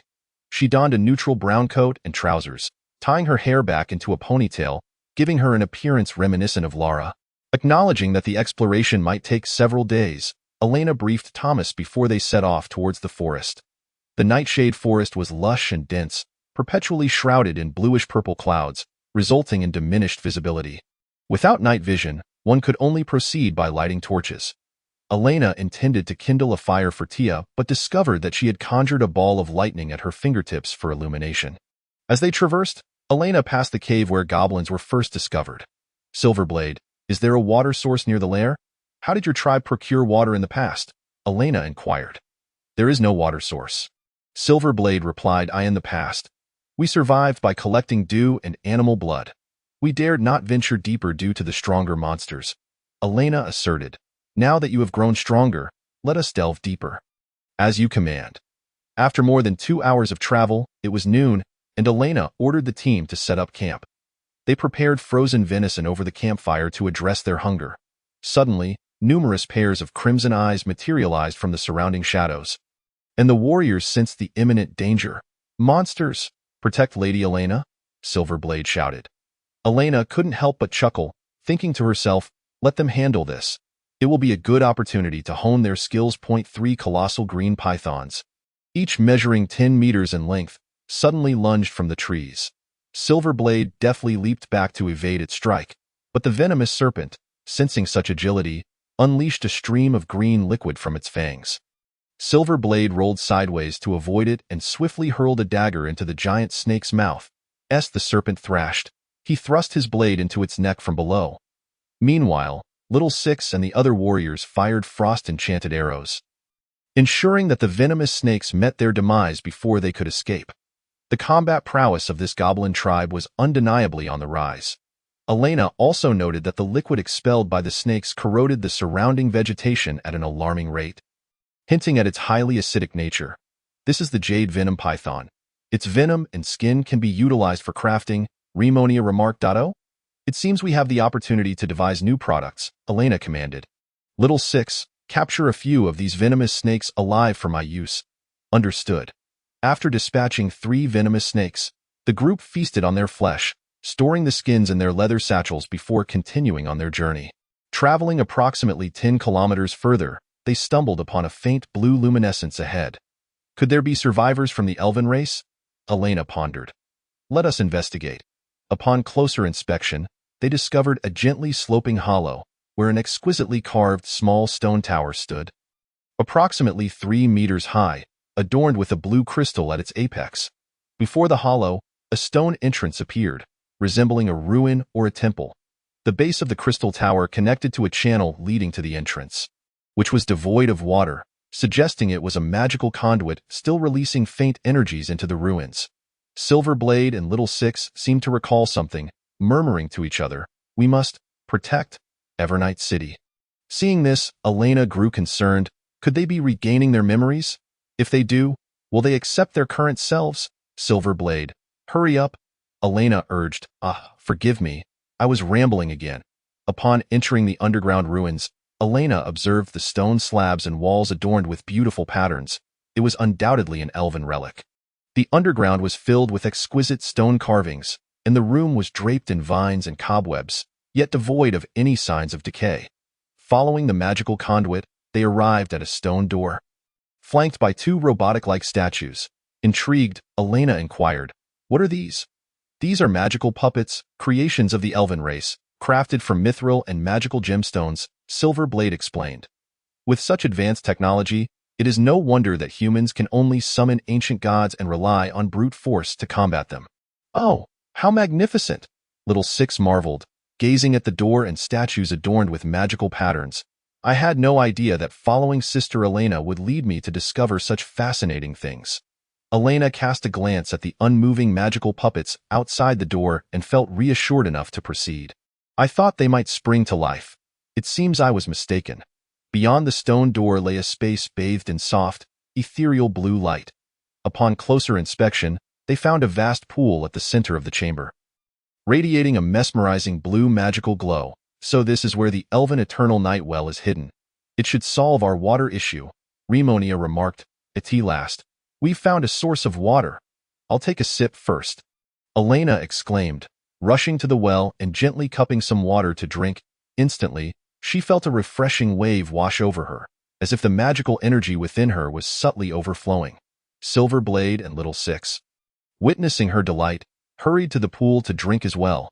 The moment the spring water entered his stomach, Silverblade froze. How did we end up at the eternal night well? He turned to scrutinize Little Six's face, trembling as he said, Little Six, no. You are General Sylvie. Little Six, incredulous, replied, I remember everything, Silverblade. How do you know my name? I am Hagelin's Starry Night. Your Highness, you are indeed alive. Little Six instantly knelt, observing the goblins as they began a heartfelt reunion. Elena thought, having drunk from the sacred spring, they have fully regained their memories. Now, the goblins no longer bore the grotesque appearances of yore. Upon regaining their memories, they were not particularly distressed. However, at that moment, a mechanical voice echoed ominously within the chamber of the eternal night well. Warning, warning. Invasion of cursed beings at the eternal night well. Activating magical puppets immediately. Elena watched as two large-headed crystal robots burst into the chamber, brandishing hand cannons capable of unleashing magical energy, their voices cold and relentless. Upon discovering the cursed creatures known as goblins, the annihilation mode is activated. Chapter 27. The Eternal Night Elves, the Prince and the Ranger General. Noticing that these magical puppets had identified Silverblade and the other goblins as malevolent beings, Elena and her companions promptly armed themselves for confrontation. Form up, prepare for battle. Sensing the formidable power of the enemy, Tia resolved to take the initiative. Dragon magic, explosive thunder lance. Stop, do not use magic, Silverblade urged anxiously. However, Tia's azure electrical lance had already struck the ground near the magical puppet like an arrow released from a bow, resulting in a violent explosion of lightning. As the smoke dissipated, the magical puppet not only emerged unscathed, but also began to gather electrical mana within its left arm's hand cannon, which suddenly unleashed two ferocious spheres of lightning. How is this possible? Tia exclaimed in shock. Everyone, take cover, Elena called out as she and Tia dove to safety, while the goblins, evidently familiar with such constructs, reacted swiftly. Lady Elena, targeting the core at the back of the puppet will incapacitate it. You handle the right side, and I will take care of the left. Warriors, follow my lead. Elena and Tia decisively altered their combat strategy. As a mage, Elena found herself engaging in close combat, feeling somewhat embarrassed. Tia, wielding her lance, charged directly at the puppet, drawing its attention. Yet, the puppet appeared unnaturally exhilarated. Its attack frequency was alarmingly rapid, disproportionate to its towering height of over 3 meters. It had seemed sluggish before, but now it appeared that Tia had energized it. Elena quipped, and in an instant, unleashed her vampire speed, scaling the wall behind the puppet with a swiftness almost imperceptible to the naked eye. With one powerful push off the wall, she locked onto the magical puppet's back and executed a soaring thrust. As her blade pierced its back, the gemstone core shattered, causing the puppet to collapse. On the other side, the puppet raised its arm to deliver a crushing blow. Silverblade slid beneath it, swiftly climbing onto its back. The other goblins surged forward, keenly aware of the puppet's structure, each strike perfectly targeting its critical components. The puppet's body began to convulse uncontrollably, as if experiencing a short circuit. Seizing the moment, Xiao Lu climbed to its rear and drew forth an elven dagger, delivering a decisive blow to the magical core. Before shutting down, the magical puppet emitted its final sounds. Core, malfunction, purge, corruption, protect, homeland, few, finally dealt with it. It's a pity these puppets are broken. Otherwise, they would have been devastating weapons against mages, Elena sighed. Silverblade approached Elena and remarked, Lady Elena, these can be repaired, provided we can refine magical crystals. Elena noted the noticeable maturity in Silverblade's tone and smiled. You still call me Lady Silverblade, no? From now on, You should refer to me as Prince Haduran. Silverblade replied, There is no need for such formality. Lady Elena.it is you who has liberated our consciousness from the endless curse. From now on, you may simply call me Silverblade. What was Xiao Lu's original name? The goblin Xiao Lu stepped forward and bowed to Elena, saying, Lady Elena, I am Sylvie Morningwind, the Ranger General of the Eternal Night Elves. You may still call me Xiao Lu. Elena responded, Let us stick with Sylvie. It feels inappropriate to call a General Xiao Lu. What exactly is this Eternal Night Well? Our true name is Eternal Night Elves. This is our source of magical power, and we possess 3 wells in total. Its strength continues to sustain the ultimate protective barrier underground. Elena remarked, So this explains why the Dark Night Forest has not been corrupted. But how did your kind come to be goblins? Silverblade sighed, We experienced betrayal from within. Our archmage, Clayson, became obsessed with the study of dark magic. Tempted by ancient deities, he disabled the Western protective array, leaving only 2 layers of the barrier active, allowing the distorting curse to seep in, resulting in the deaths of the vast majority of our people, while some of the more powerful among us ultimately mutated into goblins. I remember his appearance. He was that goblin shaman you eliminated at the outset. Thank you for avenging us, Silverblade expressed gratefully. Elena breathed a sigh of relief, recalling that upon learning you were elves, she feared she had mistakenly slain a valuable ally. I need to draw some water from the well for everyone. Do you mind? Silverblade replied, Of course not. The Eternal Night Well is meant for the people. You have given the elven race hope for revival, and I shall continue to serve you as your subject. Sylvie knelt and said, Lady Elena, I feel the same. Hee, Haduran, after 500 years, you've suddenly become so obedient. That voice, is it Queen Remonia? Silverblade exclaimed in surprise. The blood-red dagger in Elena's embrace flew forth. This is splendid. After catching up with old acquaintances, Silverblade proposed, We should establish a forward base at the Eternal Night Well to guard the water while continuously supplying it to Twilight Manor. Elena replied, But transportation is an issue. We don't even have a single horse. Sylvie suggested, Lady Elena, please accompany us to Eternal Night City. There may be magical creatures suitable for mounts that I can tame. The ancient deity's curse targeted our elven race, and the forest remains protected by the barrier, so the magical creatures are unaffected. Moreover, after so many years, we wish to see the state of our homeland. Very well, let us depart immediately, Elena agreed. The group left the Eternal Night Well and continued westward under the guidance of Silverblade and Sylvie. Along the journey, Elena observed the delicate dynamics between Silverblade and Sylvie. After regaining their memories, they seemed to intentionally maintain distance. Sylvie reflected on recent events. As a general, I actually shared a bed with His Highness the Prince. How shall I face him in the future? Silverblade dared not meet Sylvie's gaze, feeling shame as he thought, It's over. I had intended to propose to Sylvie after the war ended. Yet I never imagined that upon regaining my senses, I had already claimed her. I am truly a scoundrel. As night fell, the group set up camp for the night and continued their journey westward the following day. At last, a glimmer of light appeared ahead. Sylvie exclaimed, We're almost there. Emerging from the forest, Elena looked up to behold a magnificently crafted castle, pristine and unblemished after 5 centuries. Vines and greenery adorned its walls, while countless stars cascaded from the sky onto its rooftops. Exotic creatures, never before seen by the outside world, roamed the surrounding fields, evoking a sense of nostalgia for its glorious past. Chapter 28. Taming Magical Creatures, Encountering the Ice-Blade Dragon Wolf. For the goblin race, their consciousness had long been imprisoned within a black cage, driven solely by their wicked instincts. After receiving Elena's grace, their long-sealed memories began to stir, and after drinking from the eternal night spring yesterday, they finally regained their full recollection, gazing upon their former homeland with tears in their eyes. Do you intend to take this place? Elena inquired. I respect your thoughts, was the response. The group wandered near the castle, where the azure grasslands sparkled under the starlight, teeming with magical creatures. There were avian creatures resembling ostriches leisurely strolling about, and herds of large antelopes grazing, their sharp horns indicating their potential for aggression. Sylvie approached Elena, gently pointing at the magical creatures. These are eternal night striders. Look, they possess beak-like features reminiscent of a phoenix, with sturdy legs. They can serve as mounts and carry cargo. The antelopes are called thorn horn antelopes. Do not be deceived by their docility. When provoked, they can easily gore a fully armored knight.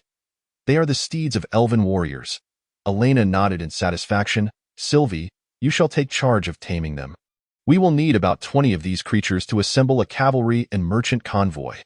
Sylvie smiled. Rest assured, leave it to me with that. She stealthily approached a strider adorned with purplish-black feathers.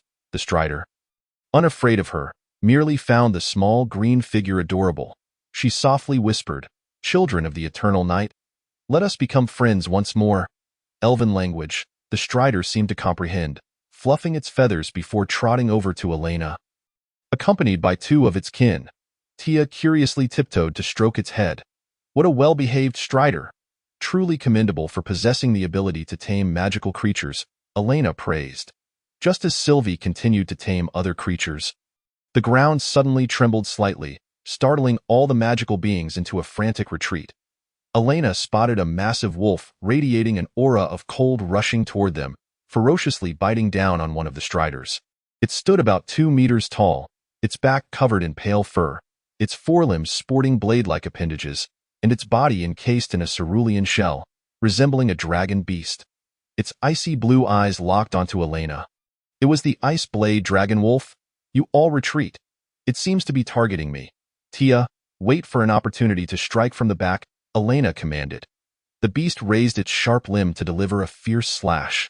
Elena drew her sword to defend, only to be thrown several meters away in an instant. Utilizing her vampire agility, Elena adjusted her posture midair, landing gracefully after a backflip. Such incredible strength. The giant wolf suddenly spoke in human tongue. "Vampire, you have consumed my kin. It was but a child, die." Its tone was filled with immense fury, and it unleashed a breath of frigid frost that engulfed a full 180-degree arc in front of it, leaving Elena no means of escape. "Frost shield," she exclaimed, instantly casting a barrier of ice around herself while simultaneously unleashing fireballs to tear through the icy breath. "Giant wolf, I did not cause the death of your kin. I too desire vengeance for it." Seeing the giant wolf show no sign of willingness to communicate, Elena closed the distance and leapt into the air, delivering a flying kick that interrupted its assault. "Now that you possess intelligence, you shall sit still and listen to me." After a fierce battle that felt like a tempest, both Elena and the giant wolf were beginning to tire, breathing heavily. Elena said, "Ha, ha, listen. Frostfang was my cherished companion for 3 years. I could never harm it. It was my wretched brother who did this." The giant wolf lay on the ground, observing her demeanor. "Indeed, you do not seem like an evil person." Elena proceeded to explain the circumstances of Frostfang's demise. "Can you sense Frostfang's soul within me? Indeed, fragments of its soul reside within you." Elena continued, "Giant wolf, would you be willing to assist me in avenging Frostfang? I can make your kin even stronger. No, I cannot trust you. Unless you can restore Frostfang's soul to wholeness and bring it here, I might consider it." This mature she-wolf was quite difficult to sway. Elena thought to herself, Silverblade, having witnessed the previous scene, praised, "Lady Elena, to have fought so fiercely against a creature nearing the 3rd tier. You truly exhibit unparalleled valor." Elena gently brushed her silver hair and smiled. "Hee, as a lord, I must set an example. I protect you now, but in the future, it will be up to you to protect me. After all, I am merely a backline mage." Silverblade and Sylviana echoed. "We are duty-bound. We have found a clean water source," Elena announced. This was undoubtedly a timely boon, as all potable water had been completely consumed just yesterday. The slave hyenas and Thomas had expended considerable effort to appease the populace. "Miss, your arrival is impeccably timed," Thomas said, finally easing the tension in his heart. Elena commanded her subordinates to deliver the collected magical spring water to Thomas for distribution. After consuming the magical spring water, the goblins regained their memories as elves. Watching his former subordinates regain their sanity filled Silverblade with immense relief, prompting him to kneel before Elena. "Lady Elena, as the prince of the eternal night elves, I represent my kin in expressing profound gratitude for liberating our minds.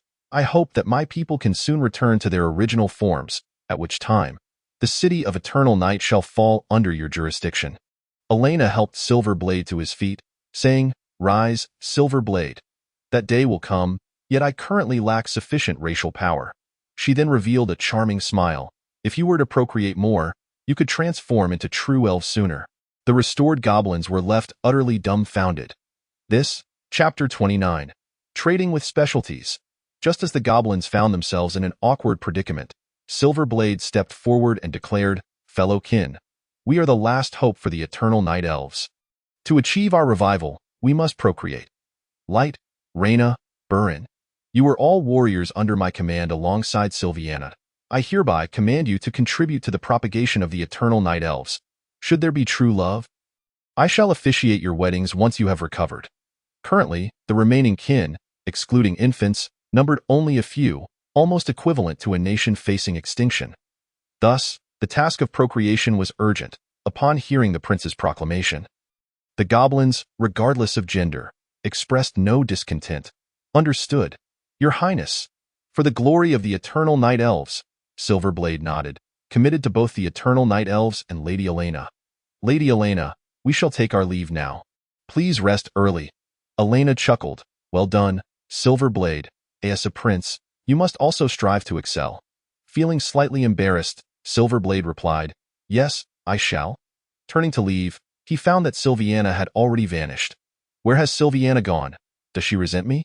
At that moment, Sylviana pondered silently in her room. For our revival, even if he does not love me, sacrifices must be made. Elena shyly said, "Tia, I simply cannot help myself. May I drink a little, please?" Tia offered a sweet smile. Sitting on the bed with her fair, shapely legs crossed, appearing extraordinarily alluring, she patted her thigh, inviting Elena to sit on her lap. "Of course, dear sister Elena, come here." Slowly, Elena complied, and Tia embraced her, feeling that warmth and softness press against her chest once more. "Tia, why do you always, dear sister Elena, yours is so small and adorable. You must eat more to nourish yourself." In truth, Elena was not small, possessing a C-cup figure, but Tia was undoubtedly endowed with a G-cup. Happiness enveloped Elena's heart, prompting her to bite into Tia's neck without hesitation. So sweet. As Elena drank Tia's blood, Tia gazed at the stunning profile of the silver-haired maiden, her cheeks blossoming like a ripe peach. Her slender blue dragon tail wagged joyfully behind her, unable to stop. The essence from their racial chalice continuously flowed forth, infused by their delight. After finishing her drink, Elena wiped the crimson blood from her lips, expressed her gratitude, and hurriedly exited the room. "What is happening to me? If this continues, a grave mistake will occur." In a bid to resolve her thirst for blood, the following morning, Elena decided to inspect the orchard and farm. She discovered that the blood moon fruit trees had grown from seedlings into small trees, a remarkable growth rate compared to ordinary plants. There were also a few well-established magical berry bushes bearing healthy blue fruits. Elena picked one to taste. If the magical spring water from the well of eternal night enhances magical power, then these magical berries could nourish and stimulate the meridians of magical energy. After all, this is a world teeming with extraordinary beings. If large-scale cultivation of these magical berries could be achieved and transformed into beverages or health products, they would undoubtedly become highly attractive commodities. White Crow Ridge is famous for its wine. No wonder the wicked stepmother desires these fruits so much. Aside from these delightful discoveries, the ordinary crops, potatoes, and corn had yet to mature, nearing a month since planting. The granaries were about to run dry, and Elena resolved to embark on a trading expedition immediately. In the living room, she gathered key figures like Seth and Silverblade, initiating discussions. "We currently possess some funds, but we lack supplies and skilled personnel. Where can we trade?" After some contemplation, Seth replied, "The nearest location is the southeast direction. The territory of Greybeard.it is the domain of Lady Evelyn, a close friend of your father, with the main city named Starry City. Oh, I recall. My father's friend is indeed her," Elena remarked. "Precisely. Lady Evelyn is a wise ruler, and under her governance, Starry City has established a thriving trade system.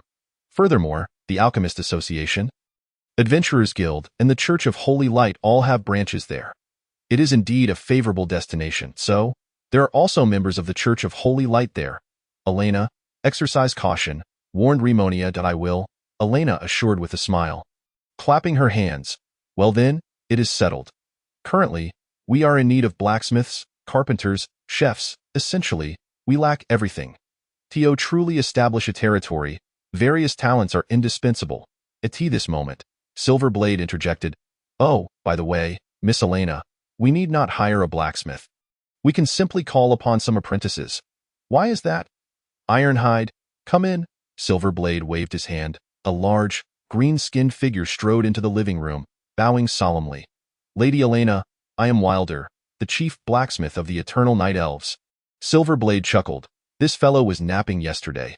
He only regained his memory after drinking the magical spring water this morning. Elena was thrilled to see him. "Wow, the elven race truly has an abundance of talent. It is a pleasure to meet you, Wilder." "You flatter me, Miss Elena. Just call me Ironhide from now on. It is your blessing." "Hee, I am quite unaccustomed to seeing you so serious." Ironhide smiled. "As long as Lady Elena commands, Ironhide will crush any enemy daring to invade Twilight territory. I trust you. Henceforth, I entrust you with weapon forging." Elena added, "By the way, before we set off, we need to prepare some things. The Bloodkin have yet to overcome sunlight, and the goblins have not reverted to elves. Seth, you will lead the goblin tribe and remaining Bloodkin, along with human soldiers, to guard Twilight territory. I will lead a portion of the subhuman warriors and slave soldiers to venture forth. This time, we must also bring some of our specialties. Perhaps it will facilitate a profitable trade. During my absence, Mr. Thomas will act on my behalf to manage the affairs of the territory. Thank you for your trust." "Miss," Thomas said, expressing his gratitude. In the following days, Elena supervised the construction of the water transport route to the Well of Eternal Night. Silverblade and Sylvie commanded their subordinates to continuously deliver water to the estate via chocobos, thus completely resolving the issue of water supply. During this period, Elena ordered all beastmen and slave soldiers to learn to ride. Born with an innate wildness, the beastmen were remarkably adept at riding, essentially natural rangers, which allowed Elena to confidently entrust them with 10 spiked horned antelopes. For those slave soldiers who were less skilled in riding, Elena instructed them to mount chocobos to transport food and weaponry. In the estate, Elena discovered the cart that Raven had previously used to transport her, harnessed 2 spiked horned antelopes to it, and made it operational, for she could not expose herself to sunlight. With all preparations complete, Elena took some freshly picked magic berries in her refrigerator and set off towards the southeastern region of the Grizzly Bear territory. Chapter 30. Arrival at Starry City and discussions with the Baroness on this journey. Aside from Tia, Elena also brought along 2 extraordinary individuals from the Beastman tribe, Will and Sarah. The human attendant brought along Hyena, a loyal retainer responsible for logistics. Although their party consisted of fewer than 20 members, their actual combat prowess was equivalent to that of a small battalion of 50. Upon departing the estate, they quickly encountered a minor wave of undead. The escort team had previously faced hordes of over 100 undead, and a mere 20 were hardly a concern. Any zombies that approached the convoy were swiftly dispatched by the soldiers. 2 days later, the group had traversed the Black Earth, with the brilliant sunlight illuminating the land, restoring the world to its vibrant splendor. However, as a vampire, even the faintest ray of light inflicted a severe burning sensation. Elena had no choice but to draw the curtains of the cart. After nearly a month in the Twilight territory, Elena had grown accustomed to the dim and somber world. Now, with her movements restricted, she felt a slight discomfort and consoled herself, saying, "It's all right. One day we shall evolve into the ultimate beings." 3 days later, Elena and her convoy entered the Grizzly Bear territory, arriving at Starry City at dusk, where she could finally move freely. "Sister Elena, we have arrived." Tia gently opened the cart door and took Elena's hand as they disembarked. Approaching the city gates, the guards conducted their customary checks. Visitors were required to register their identities, and seeing so many beastmen slaves, they inquired, "Who are you? And what brings you to Starry City?" Elena stepped forward and stated, "These beastmen are not slaves. They are my subjects. We have come to conduct business. I am Elena Vane, the eldest daughter of Count Reno Vane, and this is my family crest."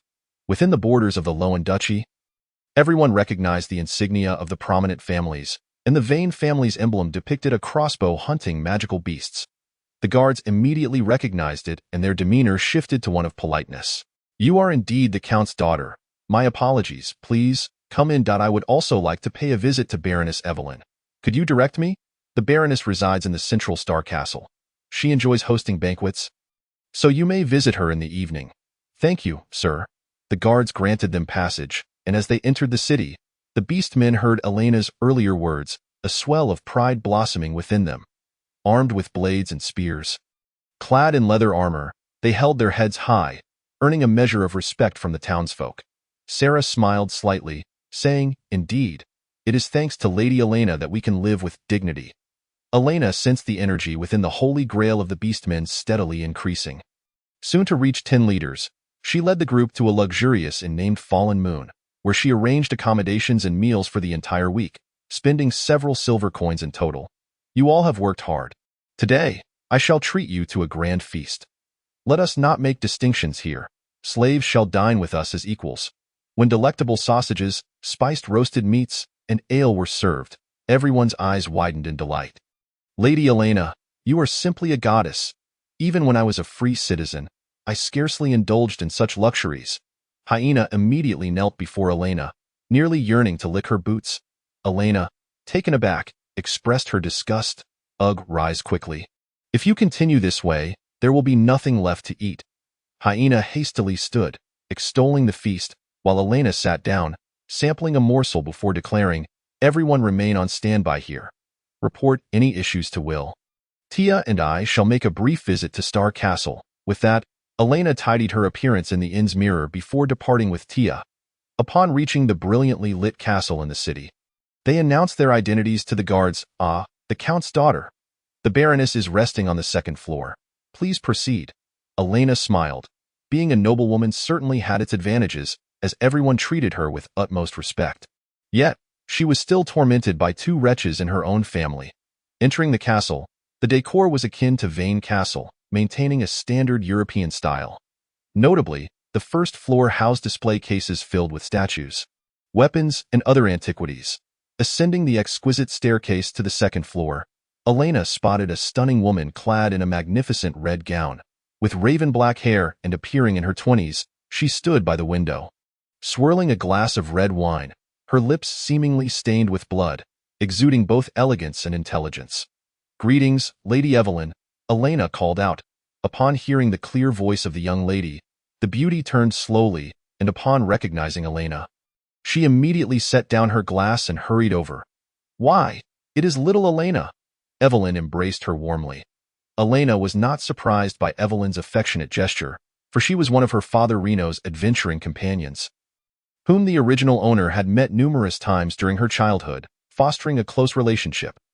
Evelyn had even served as Elena's magic tutor, making her a trusted ally. With a beaming smile, Evelyn inquired, "What brings you here today? And who is this lovely dragon lady?" "This is Tia, my guard." "Lady Evelyn, regarding the purpose of my visit, it's a long story." "Greetings, ma'am," Tia slightly bowed. "Such courtesy from a little dragon maiden? Very well, let us retreat to my office for a more detailed discussion." In Evelyn's parlor, the 3 settled onto the sofa. "The matter is as follows." Elena began to explain the events that had transpired previously, omitting the details of her transformation into a vampire. "Catherine has truly lost her mind. Selling you to the Black Earth, thankfully, you are unharmed." Elena interjected, "No, I have already seized Twilight Manor and established a territory there. I now possess several subjects. This journey is to procure supplies and conduct trade." Evelyn was taken aback. "The Black Earth is rife with plague and corruption. You intend to lead your people to survive there?" "Indeed. Although fraught with peril, it also presents countless opportunities." Elena produced a cluster of fresh magic berries from her satchel. "These are our specialty. Do give them a taste." Curiosity piqued, Evelyn sampled one of the glowing fruits. "Delightful. This is my first time tasting such a fruit. It holds significant value. Currently, the orchard's yield is quite low, so I wish to request your assistance in providing laborers and knights to the Black Earth. Together, we can cultivate magic berries and share the profits."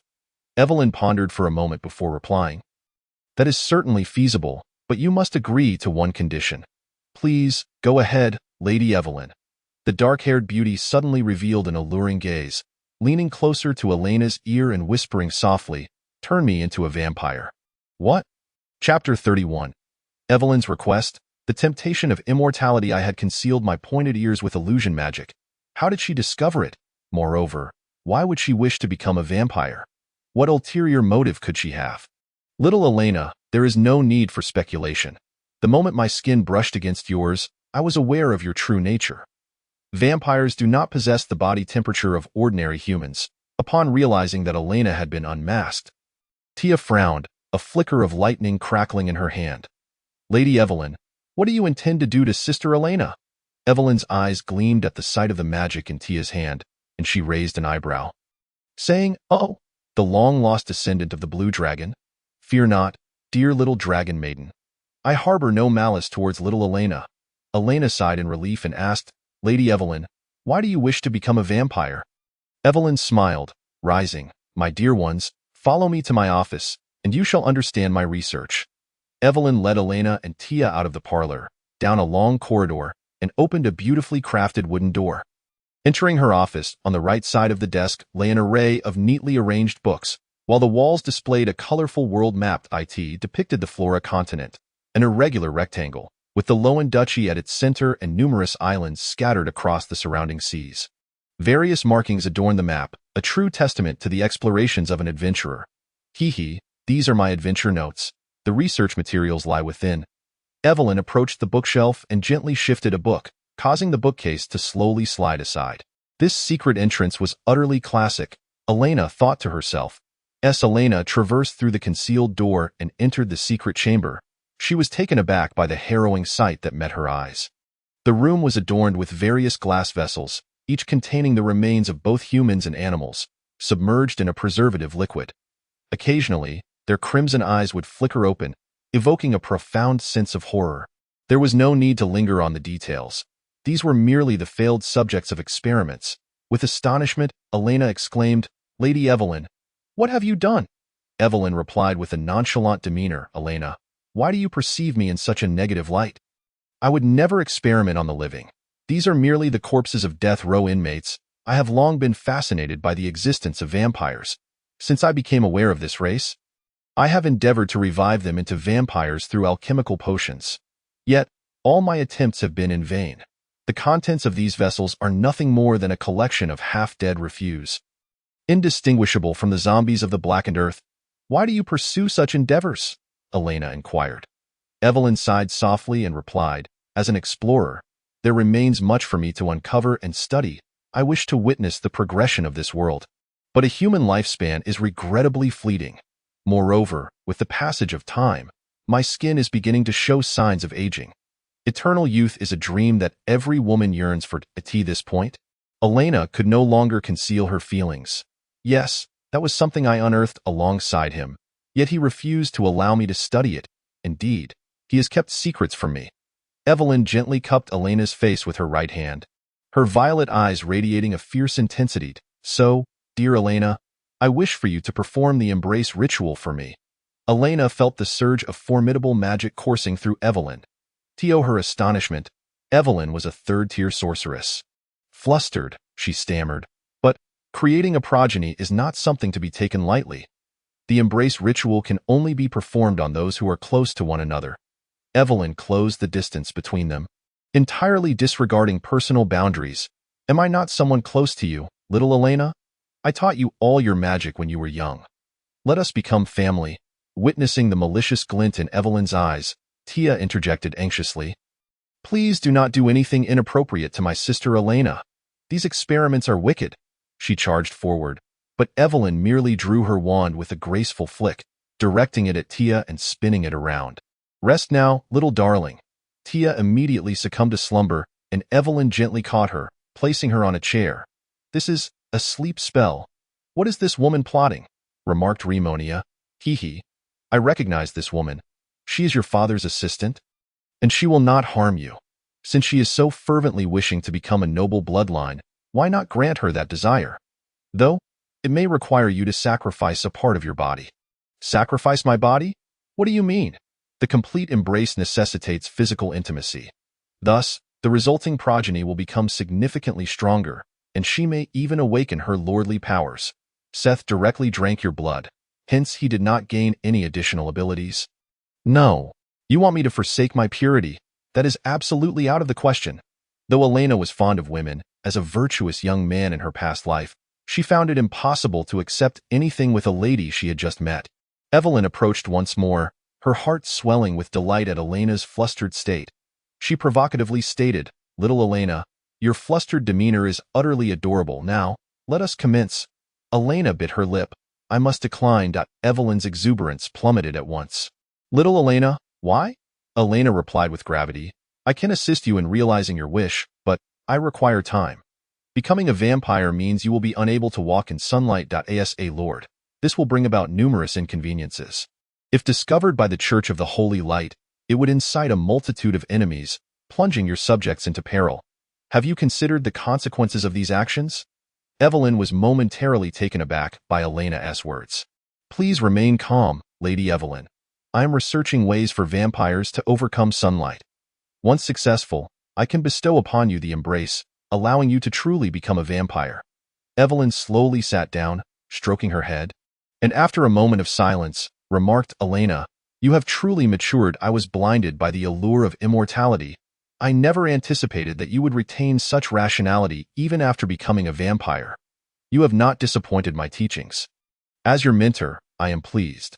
Seeing that Evelyn was aligned with her, Elena divulged some information regarding the abilities of vampires. "My strength is directly tied to the happiness of my kin.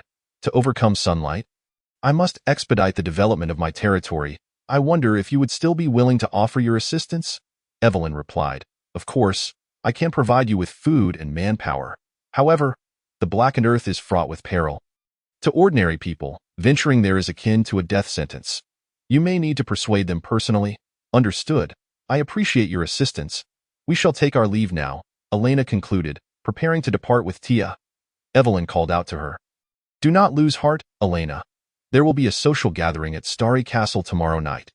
Important figures from various walks of life in the Grey Bear territory will be in attendance, including my own vassals. You can seize this opportunity to garner support. Is that so?" "That sounds like a splendid suggestion. I shall attend. Stay the night in the castle. I have already arranged rooms for you." The thought of sleeping on the hard wooden bed at Twilight Manor, using animal skins as a mattress, made Elena promptly agree. "Thank you." Evelyn nodded. "Yes, splendid. Before attending the banquet, do not forget to prepare yourself well. I will have the maid Lily assist you." Chapter 32. The Dual Roses at the Feast. Recruiting talents under Evelyn's guidance, Elena cradled Tia and entered a lavish chamber, complete with soft pillows and silk bedding. Everything one could wish for. It had been so long since she had experienced such warmth. "Rest well. That child is merely asleep and will be fine." "Is there only one room?" Elena inquired. Evelyn smiled. "You two sisters share such a close bond. There's no need to separate, is there?" Elena nodded. "Ah, indeed. Then, good night." With that, Evelyn exited the room. Elena gazed at Tia and said, "Tia, thank you for always protecting me at the first opportunity. Please try not to be so impulsive in the future." She gently covered Tia with a blanket, drew the curtains, extinguished the oil lamp, and fell asleep. The following day, Elena awoke early, and after Tia got up, she explained that Evelyn was now an ally, which finally eased her worries. "I see. That is truly wonderful." Seeing Elena beside her in the morning, Tia couldn't help but think, "Hee, I finally slept alongside Sister Elena." In the morning, Evelyn instructed the servants to prepare an exquisite breakfast for the two, and after enjoying a delightful meal, Elena said, "All right." In the afternoon, Lady Evelyn sought out Elena. "Now, let us head to the dressing room to change. Miss Tia will accompany you as well. You will both surely shine at the banquet," Evelyn added. "Little Elena, there will also be guests from the White Crow territory. Please do not act out of line at the banquet." "Could it be Catherine and a letter?" Elena exclaimed with sudden excitement. "It is a letter's advisor. Finn. He came to Starry City a few days ago for trade and expressed a desire to attend the banquet, so I reluctantly agreed." "I understand," Elena responded. "Lily, please assist the two young ladies in preparing themselves." Evelyn called, and a beautiful maid entered from outside. "Of course, my lady. This way, please, young ladies." The maid led Elena and Tia into an enormous dressing room, filled with a dazzling array of gowns and garments, causing Tia to burst with joy. "We have various sizes available. Once you're dressed, the maids will help with your makeup." Elena said to Tia, "I have no particular preference for clothing. Perhaps you could help me choose?" "Of course." Tia selected a black gown for Elena, complemented by elegant gray high-heeled shoes adorned with sparkling decorations, which looked splendid. Additionally, she retrieved a pair of black stockings. "Take it off. I will help you change." Having transformed into a woman, Elena had never undressed in front of others before, and even in front of Tia, she felt quite embarrassed. With a flushed face, she said, "Hee hee, why feel shy? We are both girls." Tia decisively removed Elena's blouse. Elena's perfect figure was revealed in the mirror, and she felt an overwhelming sense of shame, quickly covering herself. "Let go of me, Sister Elena. It will be difficult to put on if you keep holding on." With enthusiasm, Tia began to dress Elena in the gown, then had her sit down, gently helping her into the stockings and shoes. "Oh, I just want to find a hole to burrow into," once dressed. The reflection in the mirror revealed a slender girl in a long gown paired with black stockings, exuding elegance and sensuality, reminiscent of a blooming black obsidian rose. Elena gazed at her reflection, feeling a tinge of embarrassment, yet an undeniable sense of happiness surged within her, as if her heart were continuously overflowing in the Holy Grail. Tia, adorned in an exquisite white gown, the strapless design accentuating her curves, exuded an alluring charm, the milky white silk clinging to her legs, evoking delightful fantasies. As evening approached, Elena and Tia had finally completed their makeup and, under Evelyn's guidance, made their way to the castle's banquet hall. The floor was adorned with a red carpet, and besides the opulent dining tables, there was a dedicated dance floor. By this time, numerous guests had already arrived, and when attendees caught sight of the two young ladies, one in black and the other in white, walking side by side down the red carpet, all eyes were irresistibly drawn to them. Some male guests murmured, "Who are those two fair-haired maidens? They are simply breathtaking. Oh, my holy light, they are like twin roses from the celestial garden. We must invite these ladies to dance." Evelyn, resplendent in a red gown, was equally captivating, standing before the crowd with grace. "Esteemed guests, welcome to my castle. Today marks the 10th anniversary of my inheritance of the Grizzly Duchy. The development of Starry City owes much to your contributions, and thus I cordially invite you to this gathering, hoping you will indulge in revelry." Evelyn raised a glass of red wine, prompting a chorus of cheers from the attendees, a toast to Lady Evelyn's star. Following her speech, everyone began to feast and drink. At Elena's table sat a gentleman and a lady, both friends of Evelyn. She briefly introduced Elena and Tia to them. The young man, with tousled hair, spoke. "A pleasure to meet you, Miss Elena. I am Thane, a city builder from the Craftsmen's Guild of Starry City." The mature blonde lady added, "I am Kreia, the leader of the Grizzly Mercenary Corps. It is a delight to make your acquaintance. This Kreia is the first knight of Starry City.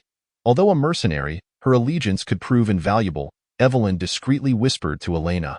After several rounds of drinks, Lady Evelyn stepped forward, saying, "It seems everyone has had their fill. I have an important guest to introduce." The crowd expressed their curiosity.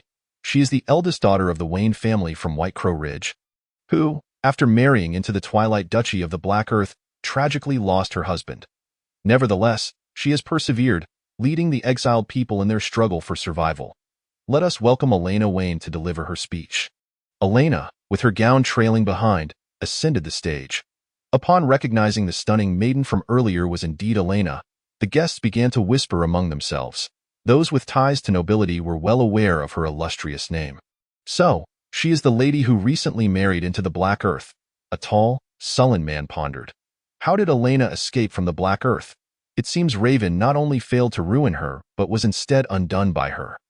Elena addressed the assembly with a clear voice. "Ladies and gentlemen, I am the Lady of Twilight Duchy. After Raven's untimely passing, I inherited his territory, which has recently seen some improvement, yet lacks manpower. Therefore, I wish to recruit like-minded individuals to join us in exploring this land filled with uncertainties. I assure you, compensation will be in accordance with the highest standards of the duchy." Suddenly, the morose man interjected. "The Black Earth is desolate, overrun by zombies and monsters. Nothing can grow there, and there is not a clean water source to be found. Even basic survival is impossible. Who would venture there to develop it?" "Indeed," others echoed. "To go there is to embrace a life of hardship, not to mention courting death." The crowd, stirred by emotions, began to murmur, with no one daring to join. Elena, undeterred, replied, "That was the Black Earth of the past. Now, I have successfully initiated farming and livestock activities there. Allow me to demonstrate." She clapped her hands. "Hyena, Bring forth our specialties and the tamed magical creatures. Chapter 33. Elena's Twilight Treasures, Gaining Allies. From the side door of the banquet hall, a hyena led in an ostrich-like creature and a tall, spiky-horned antelope, while other attendants brought several baskets of glowing berries and 2 large cabinets to Elena's side. Madam, the supplies are here. Elena nodded approvingly. The sight of the 2 previously unseen magical creatures astonished the nobles and knights present, particularly the nocturnal ostrich, whose feathers shimmered with a blue luminescence under the lights, imparting a surreal quality. Elena raised her hand, signaling. There is no need for alarm. These magical creatures have been tamed and are quite gentle. They are the nocturnal ostrich and the spiked antelope, which I intend to use for transport, and as mounts for knights, a scholar with some knowledge of magical creatures exclaimed. I never knew such undiscovered creatures existed in the Black Earth. How fascinating! If only I could study them. My research would be secured. Elena then held up a cluster of glowing blueberries, consuming one herself to demonstrate their safety, before instructing her servants to distribute them among the guests. They accepted the berries with a mix of skepticism and curiosity. Suddenly, Kreia, the mercenary captain seated at the same table, reacted strongly. After consuming the magical berry, she unconsciously emanated a faint golden aura. Blushing, the golden-haired beauty exclaimed, "Ah, how invigorating! The efficiency of my aura's energy flow has increased." Others possessing magical abilities also experienced reactions. A mage shot a fireball toward the fountain outside, which doubled in size. Wow, this is simply astounding. Eating it is like indulging in a delightful fusion of strawberries and blueberries. It's exquisite. Please, may I have more? Seeing the guests quickly devour the magical berries, Elena joyfully remarked, I apologize, dear guests. Our current yield is limited, and we have only managed to cultivate these, hence my recruitment of partners. At that moment, a few voices began to express a desire to join. Some free knights said, it appears the Black Earth is not as dire as rumored. Who would have thought it harbored such treasures? Perhaps we should consider following Lady Elena. We might earn more. You speak wisely. But wait, I have more significant products to introduce, Elena announced, opening a frosty cabinet containing preserved venison. The crowd looked puzzled at this peculiar contraption. What is this? Elena pulled out the frozen venison, placing it on the roasting grill to transform it back into cooked meat. The sight left everyone in awe. This is an epic-making invention. Whether commoner or noble, this would greatly enhance our quality of life. We must place an order. Elena's invention, a refrigerator that required no electricity, could preserve items for months. And when it failed, simply replacing the inner lining sufficed, far superior to the electric refrigerators of her past life. Thane, the city builder, mused silently. I never expected this beautiful and clever Lady Lord could conjure such remarkable inventions in a barren land. Things are becoming quite interesting. Elena bowed slightly, stating, These are all I have managed to bring for my month in Twilight Duchy. If there are kindred spirits among you, I sincerely invite you to join us. What? You accomplished all this in a month? Are you jesting with us? Elena beamed a sweet smile. This is indeed true.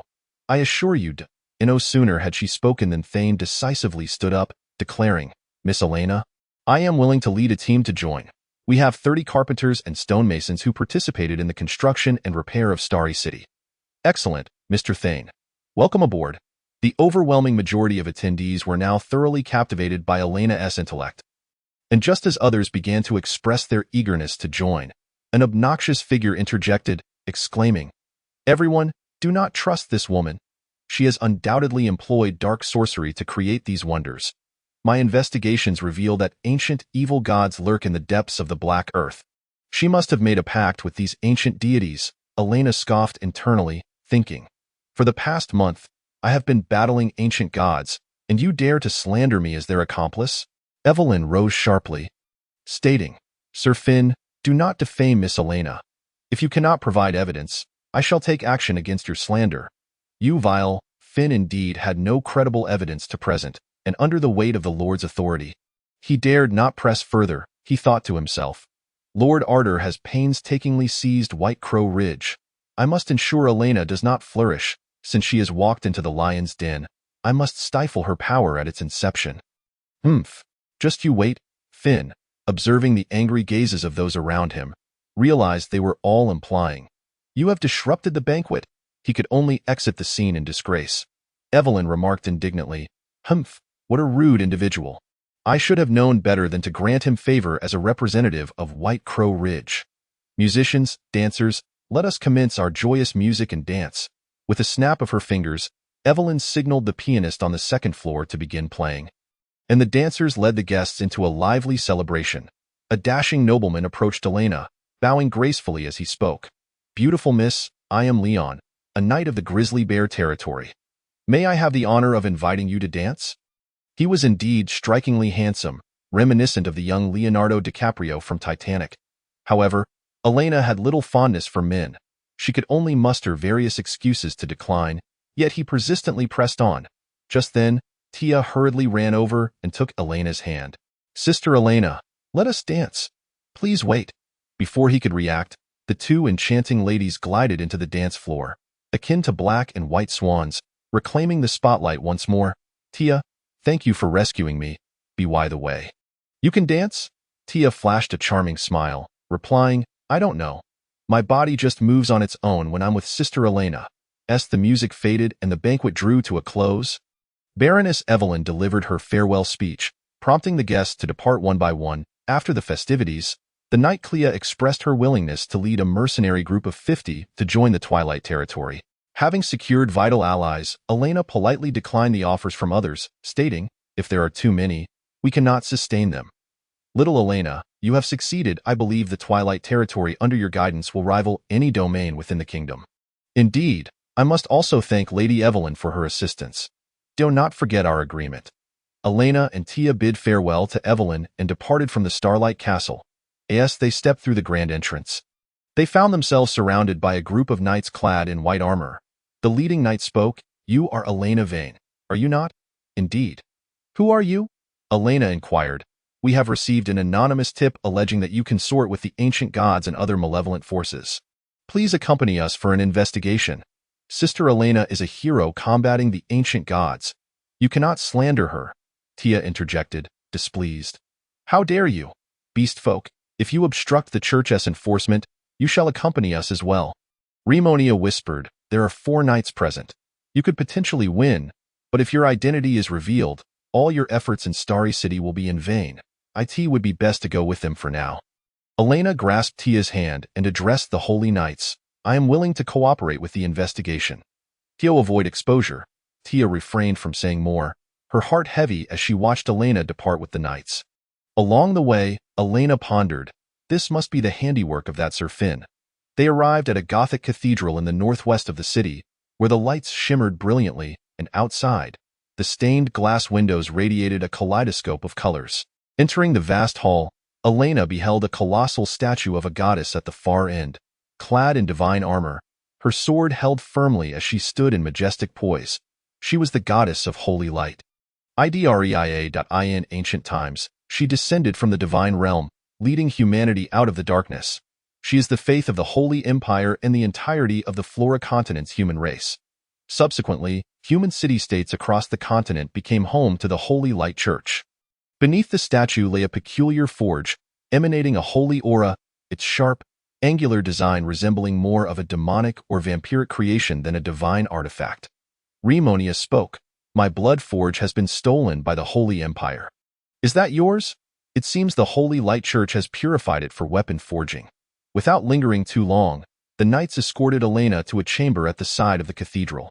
The walls were adorned with branding irons, tongs, and hammers, and the room contained a rough wooden chair.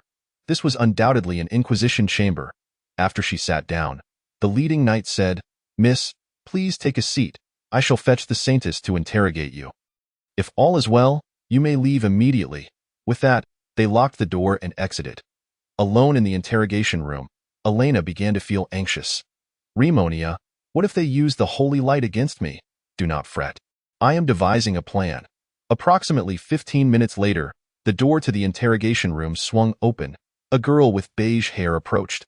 Her demeanor was noble and elegant, and her exquisitely beautiful face seemed to embody the very essence of the goddess Venus. Moreover, she possessed a figure rivaling Tia's allure, dressed in a pristine white nun's habit, the skirt slit revealing glimpses of her fair, delicate thighs. The girl parted her rosy lips, her voice soft and gentle. Greetings. Miss Elena, I am Saint Cecilia of the Holy Light Church. Please cooperate with my investigation. How will the investigation proceed? I will cast a holy light exorcism spell on you. It will not harm a normal human. It is effective only against fallen beings. Having played some online games in her previous life, Elena knew that holy light magic could inflict tremendous damage on the undead, demons, and vampires. If she were to be struck, it would surely spell her doom. Cecilia narrowed her eyes, smiling as she began to chant. Just Goddess of Justice, lend me the power of the scales to expel and purify the world's corruption. At that moment, Elena was utterly panicked, cold sweat trickling down her forehead. Stay calm. Just do as I say, Rimonia advised. Holy exorcism. The holy nun pointed her hand towards Elena's chest, unleashing a beam of pure, divine light. Elena felt no harm, but a powerful crimson aura erupted from her. A strange scarlet dagger slowly emerged from her garments. Cecilia frowned slightly, realizing it was an ancient bloodline artifact, such a potent evil force. How did you come by this fallen object? The saintess inquired. Tears glimmering in her cherry-red eyes, Elena replied in a soft, tremulous voice, Sister Cecilia, this dagger was merely something I found at an antique market. I truly did not know it was a bloodline artifact. Woo-woo. Her tone was irresistibly adorable. Unable to bear the sight of the innocent beauty in tears, Cecilia smiled and gently patted her head, saying, Do not cry, dear. Ignorance is no crime. Fortunately, no grave mistake has occurred.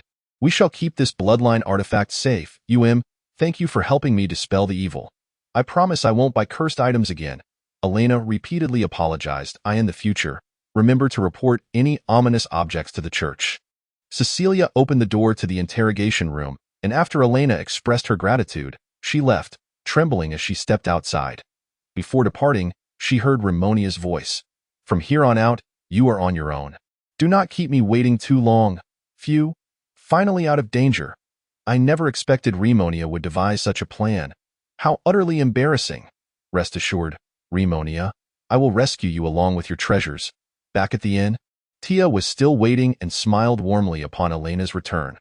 Late into the night, Elena noticed that within the Heart Sea, the half-beastman Holy Grail had filled with 10 liters of heart energy.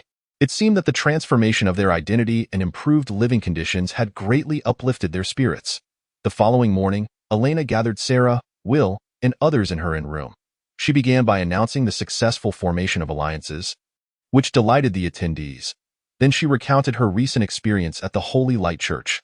Yesterday, my precious artifact was confiscated by the Holy Light Church. This item is crucial for the development of our territory. Additionally, there is another vital instrument, the Blood Forge. Sarah and Will responded, Whatever the task, we are at your service. Elena continued, I have devised an excellent plan. But first, I shall bestow upon you new abilities, which are key to the plan. Sarah, Will, my loyal beastfolk warriors, hunters of the wilderness, I grant you, primal form. Elena extended her delicate hand, releasing crimson energy that enveloped Will and Sarah. Instantly, Will and Sarah underwent a remarkable transformation. Their smooth skin sprouted fur. Their hands and feet morphed into sharp tiger paws and leopard claws. Their backs arched, transforming them into true tiger and leopard-like beings. Observing her furry hands, Sarah exclaimed, This power is extraordinary. Elena, satisfied, said, Now you can shift forms at will. Give it a try. With a thought, they found that by crouching down, they could fully assume their beast forms, fierce tigers and sleek leopards. Standing upright transformed them into beastfolk, while returning to their human guise made them appear as they once did. The beast and beastfolk forms significantly enhanced their speed and strength. Will shouted with excitement, This is the power we have longed for. Elena chuckled and waved her hand dismissively. No need for thanks. This is merely the beginning. You will grow even stronger in time. Next, I will need Tia and the hyena to fetch our city builder, Mr. Thane. I have matters to discuss with him. Hyenas feigned piety as they paid homage at the Church of the Holy Light. Beneath the statue of the goddess lay a furnace, and when the coast was clear, one seized the opportunity to measure its dimensions. At your command. We shall proceed in the span of a morning. The two completed their task, and Thane arrived at the inn. Clad in a craftsman's vest, he was a knight bestowed by Evelyn, not yet 30, with sharp and noble features. Having shed his noble attire, he appeared remarkably unpretentious. "Miss Elena, good afternoon." "Greetings, Sir Thane." After exchanging pleasantries, Elena got straight to the point. "I require a schematic of the underground waterways of Starry City. Can you provide it?" "Certainly, I have it in my backpack." "What do you intend to do with it?" Elena accepted the map, saying, "This shall remain confidential for now. I will inform you later." She then requested paper and charcoal from Thane. Having gleaned the furnace's dimensions from the hyena's actions, she meticulously drew a 3-view diagram of the blood furnace, complete with measurements. Upon seeing the exquisitely crafted blueprint, Thane was momentarily taken aback. "You can draw?" Elena chuckled. "Hee. I've had a bit of training." She refrained from revealing her past as a failed art student. "You must have blacksmiths under your employ as well? I hope you can expedite the creation of this item. It need only resemble the original in form." She laid 15 gold coins on the table. "Miss Elena, you are exceedingly generous. I shall attend to it immediately. It will take approximately 2 days." Thane accepted the commission and departed the inn. During the subsequent 2 nights, Elena perused the alchemical shops in the city. The shelves brimmed with an array of peculiar potions, vibrant in color and reminiscent of fruit juices. Some could heal wounds, while others promised to enhance strength. Beyond combat potions, there were also those for entertainment. She searched for a charm potion, but as it was illegal, she could only procure some specifically designed for magical creatures to prevent unforeseen circumstances. While acquiring potions, Elena had will ascertain the convoluted routes of the underground waterways. Noting that there were 2 exits leading outside the city, finally, she visited the blacksmith's shop to purchase a weapon nearly identical to the blood dagger. With all preparations complete, Elena handed the remaining ancient artifact summoning scrolls to the Tiger Man Will. Items confiscated from later citizen reports. On the 3rd night, Elena approached the vicinity of the Church of the Holy Light. She donned modest attire and gloves, striving to keep her skin concealed. Suddenly, a humanoid beast cloaked in black robes lunged forth, its sharp claws seizing her by the throat. "Help! Help me!" Elena shrieked in panic, instantly drawing the attention of those nearby. "Alas! A beast is on the prowl. Quickly, summon the church knights." A concerned citizen dashed toward the church, and soon, a throng of armored knights emerged. "Release her. Submit to the judgment of the Holy Light." "Humph! Summon your saintess." The black-robed creature cackled. Cecilia approached the church with a furrowed brow. "Abomination, I am here. Release that girl." "You have indeed appeared. Perish here. The holy light shall be extinguished. Come forth." Ancient artifacts. The ordinary knights were swiftly ensnared by tendrils, rendered immobile. The female knight's armor began to be gradually stripped away, and should this continue, a defeat cutscene would ensue. What manner of creature is this? "Saintess, save us, curse it!" Cecilia, filled with righteous fury, raised her scale sword staff and began to chant a spell. "Angry goddess of the holy light, bestow upon me the sacred flames, to incinerate and obliterate the filth of this world." Wrath of the holy light. The shockwave generated by the holy light repelled the black-robed creature several meters, ultimately plunging it into a sewer. "Ha ha ha, this is my escape route." The creature laughed. "It is injured. Let us pursue." The knights shouted. Cecilia hurried to check on Elena's condition, gently lifting her. "Elena, are you unharmed?" Tears streaming down her face, Elena trembled. "Sister Cecilia, I am fine. Thank you for saving me. Please ensure that the creature is captured. It must not wreak havoc on Starry City." "Rest assured, I shall apprehend it," Cecilia solemnly affirmed before following the knights into the sewer. With the church personnel having rushed out, only a few remained behind, and Elena rose to wipe away her feigned tears. "Hee, I feel as though I could take up acting." Elena harnessed the illusionary powers of the ancient gods, transforming into the male knight captain she had previously encountered, and hurried into the church. "Knights, the enemy we just faced was exceedingly powerful. It may summon more minions of the ancient gods. Cecilia has ordered me to guard the church. Quickly, lend your support." "Yes, Captain Mark." The knights immediately dashed out. At last, they were all dispatched. Once the guards were cleared, Elena opened a window and cast a fireball into the sky. Tia, perched atop a building, spotted the orange light soaring through the air. "That is Sister Elena's signal." Sarah, Beastmen warriors, commenced the operation. Chapter 36. A cunning exchange, the saintess in peril. Tia leapt from the rooftop, and several beastmen warriors emerged from a nearby alley, stealthily transporting a replica of the blood furnace into the Church of the Holy Light. Sarah swiftly climbed the internal beams of the church, activating her innate ability of Night Veil, blending seamlessly into the shadows. Armed with a dagger, she prepared to incapacitate anyone who entered. The beastmen positioned the fake furnace beneath the statue of the Holy Light Goddess, and Elena sprinkled it with luminescent potion, causing it to emit a radiant orange-yellow glow, indistinguishable from the purged furnace. Once the switch was made, they hastily carried the genuine blood furnace into a dark alley. Under Tia's guidance, they stealthily transported the blood furnace to the inn's storage room, packaging it in a large crate made from the timber they had purchased. Meanwhile, only Elena and Sarah remained in the church, where Elena searched for a place to secure the blood dagger. After some searching, she discovered a unique room and called Sarah to join her inside, using her cheetah claw to grip the beam securely. The room was adorned with a plethora of beautiful flowers, and a soft bed was surrounded by numerous teddy bear toys. This must be Cecilia's chamber. Who would have thought the saintess had such a girlish side? She does not seem to be a fanatic of the holy light. Perhaps once I overcome my aversion to sunlight, we could become friends, Elena mused. Turning her head, she spotted a mini anti-magic cage on the desk, where Raminia was confined. Raminia, are you all right? I'm fine, just a bit bored, she replied.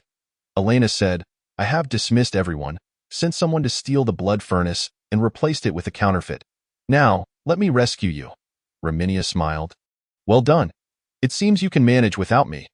Elena noticed a diamond-shaped recess at the base of the anti-magic cage, and on the desk lay a key. She took the key and inserted it into the lock. Preparing to unlock it, not use that key. It requires other tools to function, Raminia cautioned. The anti-magic cage suddenly emitted a burst of white light, refusing to open. What is happening? Elena asked, perplexed. Meanwhile, in the intricate sewer system of Starry City, Will, cloaked in black, sensed the numerous pursuers behind him, and swiftly transformed into his Tiger King form. Speed of the ferocious tiger. He dropped to all fours and began to sprint. Is that a forest tiger? Cecilia gasped in astonishment. The knights, mere mortals, could not keep pace. As a second-tier extraordinary being, Cecilia clung tightly to the mysterious black-robed creature. However, as a saint, she could not chant spells without incantation and could only watch helplessly as the creature distanced itself from her. As she prepared to chant a high-level spell to seal off the sewer, the diamond-shaped gem necklace around her neck suddenly glowed red. This is bad. It is merely bait. The true intention of the ancient god's apostle is to steal the Blood Clan artifact. Panic surged through Cecilia as she hurried to the surface, fleeing the sewer with all her might. In the church room, Raminia said, Listen, the shell of this anti-magic cage is inscribed with magical runes. If you channel your mana and find the correct combination, you can unlock it. Hurry and try. Under Raminia's guidance, Elena infused her mana into the anti-magic cage's shell, attempting to force it open. Forcing it open was akin to trying various passwords. The anti-magic cage had 10 runes, requiring 3 to be entered in the correct order, resulting in at least 1,000 combinations in modern password terms. The speed of unlocking depended on both the speed and intensity of the mana infusion. And Elena could only continuously infuse her mana while attempting the runes, beads of sweat forming on her forehead. 5 minutes passed, and at last, Elena discovered the correct runes, forcibly unlocking the anti-magic prison. However, at that moment, Cecilia suddenly burst through the door, her eyes wide with disbelief as she beheld the silver-haired girl before her, trembling in astonishment. What a shock! It's you, Elena. I trusted you so deeply. I never expected to be so thoroughly deceived by you. As a human, why would you conspire with the ancient gods and the Blood Clan? What exactly do you intend to do with the Blood Clan's artifact? Elena responded with resignation, That dagger was originally my treasure. You unjustly took what belongs to me, and you dare to complain, you deceiver. Prepare to face the judgment of the holy light. Cecilia raised her sword and aimed to strike Elena, hoping to knock her unconscious. Suddenly, a shadow descended from the sky, and Sarah appeared behind Cecilia in an instant, holding a dagger to her throat. Don't move, Sarah said coldly. Cecilia, in disbelief, exclaimed, What? An ambush. Elena slowly approached Cecilia and said, I had no intention of harming you. But since you insist on obstructing me, I shall not hold back any longer. Am of the Blood clan. Elena revealed her true form, her eyes a deep crimson, and her ears transformed into pointed vampire-like shapes. She pried open the mouth of the Holy Maiden. Woo-woo, what do you want to do to me? She produced a vial of anesthetic and poured it directly into Cecilia's mouth. Instantly, Cecilia's beautiful face turned pale, and she cried out in despair, Woo-woo, please don't. I hate you. Elena. Moments later, Cecilia lost consciousness. As you command. Lady Elena, Sarah said, before taking the girl away. She placed the prepared counterfeit dagger into a magic restraining prison, ensuring that everything was meticulously executed. Lady Cecilia, I apologize. We lost track of her and failed to capture the monster. Elena imitated Cecilia's tone and said, It's not your fault. For now, there have been no casualties. I encountered thieves earlier who attempted to steal treasures from the church. You must remain vigilant. Understood. Holy Maiden, they spoke. Elena suddenly clutched her abdomen, blood seeping from her wound. Holy Maiden, what is wrong with you? Elena trembled and replied, I just had a fierce battle with a monster. I was ambushed, but it's not a fatal injury. I may need to go to the clinic for a few days.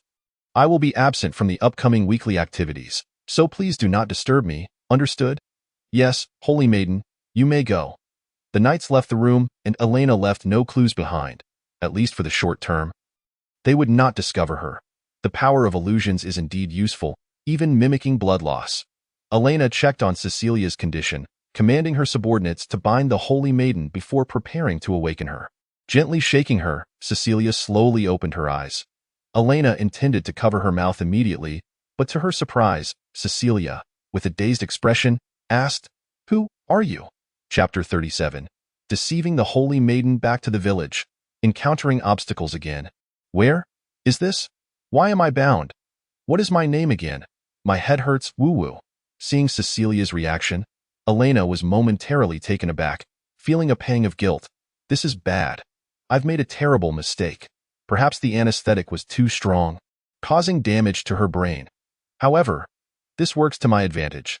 At least she won't bring us trouble anymore. Hyena, untie her. Yes. Elena decided to turn the situation to her benefit, sitting beside Cecilia and gently patting her back.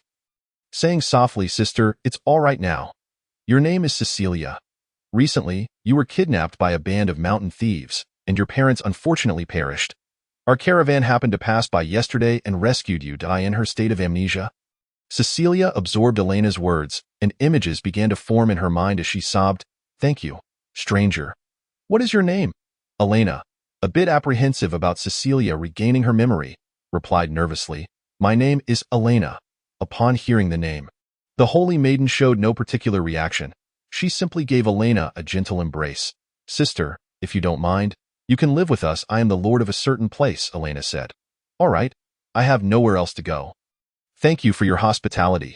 The bandits outside who kidnapped you are powerful. They have sent mercenaries and are still searching for you. Before we leave, please wear a veil. Okay. Tia entered the room and changed Cecilia into a more inconspicuous outfit. Concerned that her use of the holy light might restore her memory, Elena kept Cecilia's original Holy Maiden attire and balance staff for safekeeping. After attending to these matters, Elena exited the room, letting out a sigh of relief. Phew, I've finally deceived her. If I treat her well, she shouldn't want to kill me once her memory returns, right? In the morning, Elena convened the city architect Tyan and mercenary Captain Kreia at the inn to formally sign a hiring contract.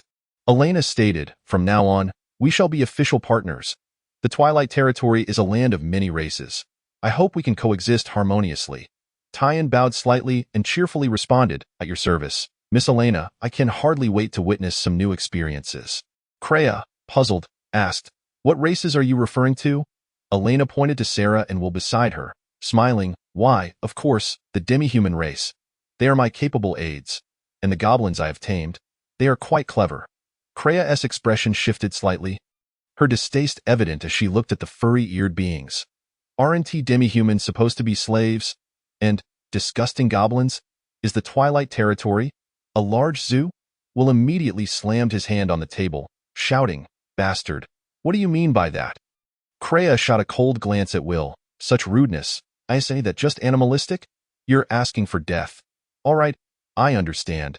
Kreia, feeling quite vexed, finished speaking and left the inn. Though slightly displeased, Elena didn't dwell on it. Tyan seemed quite interested in the demihumans, often stealing glances at the demihuman girls. Hee, it seems he has a penchant for beast girls. Through her efforts over the past few days, Elena had achieved a significant portion of her goals. Securing allies and food aid from the lady, as well as obtaining some refrigerator orders. Elena planned to set the retail price of the refrigerator at 1 gold coin, with production costs around 10 silver coins, allowing her to net a profit of 90%. The basic goods required by the residents and knights, such as clothing, mattresses, and farming tools, had already been procured by Elena through Hyena and others. With too many goods to transport, in addition to the horses provided by the lady, she purchased several additional cargo wagons, totaling an expenditure of 1,000 gold coins. However, the crucial supply of equipment hit a snag. Hyena had been unable to procure weapons and armor from the blacksmith's shop for days. The inn's lobby was bustling with patrons chatting, and Elena planned to sit at the bar to gather information. In the medieval fantasy world, innkeepers were traditionally well informed about the happenings within the town. Elena tossed a silver coin to the innkeeper and ordered a mug of ale, saying, "No need for change." "Thank you, beautiful lady, here you go." The innkeeper handed her a wooden mug frothing with golden bubbles, a classic. Elena took a gentle sip and said, "The innkeeper, wiping the mug, remarked, 'Recently, a wealthy man has come to town. He splurged 5,000 gold coins to monopolize all the blacksmith shop's weapons, causing even the lord to be unable to procure new arms." Elena felt a sense of foreboding. Who is this person? It is Sir Finn, the advisor to Lord Aletter of the White Crow territory. A few days ago, he visited Starlight City with his Knight Brigade. Of course, it's that guy causing trouble for me again. How can they be so wealthy? What is the current situation in the White Crow territory? The innkeeper replied slowly, "The White Crow territory is already one of the wealthiest lands in the duchy. The land is exceptionally fertile, filled with orchards, and the wine produced is renowned throughout the duchy. However, I've heard that since Aletter took office, he has been heavily taxing the people and conscripting soldiers. I don't know what his intentions are. The duchy has always remained neutral. I hope he doesn't bring us any trouble. Thank you, sir." Hearing the innkeeper's words, Elena felt a surge of anger. Thinking, "I can't allow that clown to continue causing chaos right under my nose." Elena found Sarah and instructed, "Investigate the Knight Brigade under Finn. Tia, go find Captain Kreia tonight. I need to discuss something with her." Understood. At night, Tia found the Mercenary Brigade's camp in the city. She approached the guarding soldier and said, "Hello, sir, I am here on behalf of Lady Elena. We need to speak with Captain Kreia." "Sorry, the captain is out on business today. Please come back tomorrow."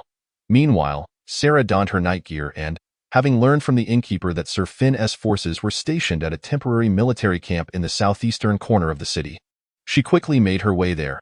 Activating her night stealth, she blended seamlessly into the darkness, effortlessly scaling walls and swiftly climbing to the roof of a building. Looking down, she spotted over 10 soldiers still on duty outside. Through the window, there appeared to be over 50 soldiers within the military camp. Having discerned the strength of their forces, Sarah resolved to depart. However, at that moment, she noticed a pair of individuals approaching the main gate, Sir Finn and, astonishingly, the mercenary leader, Kreia. Her striking golden wavy hair was unmistakable. Finn addressed Kreia, saying, "Thank you for coming to our appointment. Let us discuss matters indoors." Kreia nodded and entered. Wasn't Kreia the partner of Lady Elena? Sensing something amiss, Sarah decided to follow them. Chapter 38. Eavesdropping on a Conspiracy. Wavering bottom line observing the duo enter a small castle, Sarah leaped down from the rooftop. Blessed by Elena, her senses, both hearing and smell, had become exceptionally acute. She pressed herself against the narrow edge, listening intently to the sound of iron boots striking the floor. That must be Kreia's footsteps. She moved towards a nearby window and began to eavesdrop on their conversation. Inside the castle room, Finn poured 2 glasses of red wine and handed one to Kreia. "Please, take a seat, Commander Kreia." "Thank you, Sir Finn. What is it that you require of me?" Finn lightly brushed aside his gray bangs and replied, "I have heard that you have been employed by Miss Elena. How much is she paying you?" Kreia paused, saying, "You already know. The entire company receives 1,500 gold coins per year, a salary of 1,500 gold coins is quite a substantial sum in the mercenary market." Finn nodded. I shall be frank with you, my Lord. Alito is Elena's brother, and he is quite distressed by the prospect of his sister's territory expanding. Finn crossed his legs comfortably, took a sip of wine, and continued, while we desire Elena's demise, the nobility must refrain from killing one another, as it would tarnish our reputation. I have invested heavily to monopolize the city's weapons and armor to prevent her from arming her forces. Clea began to grasp Finn's intentions. So, you mean to say that I should refrain from assisting her? Finn revealed a cunning smile, the creases on his face forming a pronounced curve. Not only do I wish for you to refrain from aiding her, but I also wish to hire you. Clea hesitated. But we have already signed a contract. Finn shook his head. Come now, beautiful and powerful Commander Clea, you are mercenaries. You should serve whoever pays you more. If you agree, I shall provide you with a deposit of 3,000 gold coins right now. Upon completion of the task, I will grant you a further 5,000. Lord Alito is not lacking in funds. Finn's offer swiftly shattered Clea's principles. A total of 8,000 gold coins was more than sufficient for her and all her comrades to live comfortably for a lifetime, freeing them from the need to engage in the mercenary life of violence. 8,000 gold coins, the golden-haired knight murmured. Finn continued, should you successfully complete the task, I can also request that Lord Alito grant you the title of Baroness and a small fief. Clea unconsciously twirled a strand of her hair, already envisioning a life of elegance, free from the burdens of war. After a moment of internal conflict, Clea made her decision. Very well, I can assist you. What exactly is the task? Finn had already instructed his servant to deliver the 3,000 gold coins, saying, once Elena leaves the city, you will lead your subordinates, disguised as bandits, to eliminate all her subhuman warriors, especially that dragon girl, then plunder her goods. When she sees all that she has painstakingly acquired come to naught, she may well despair to the point of suicide. Ha ha ha.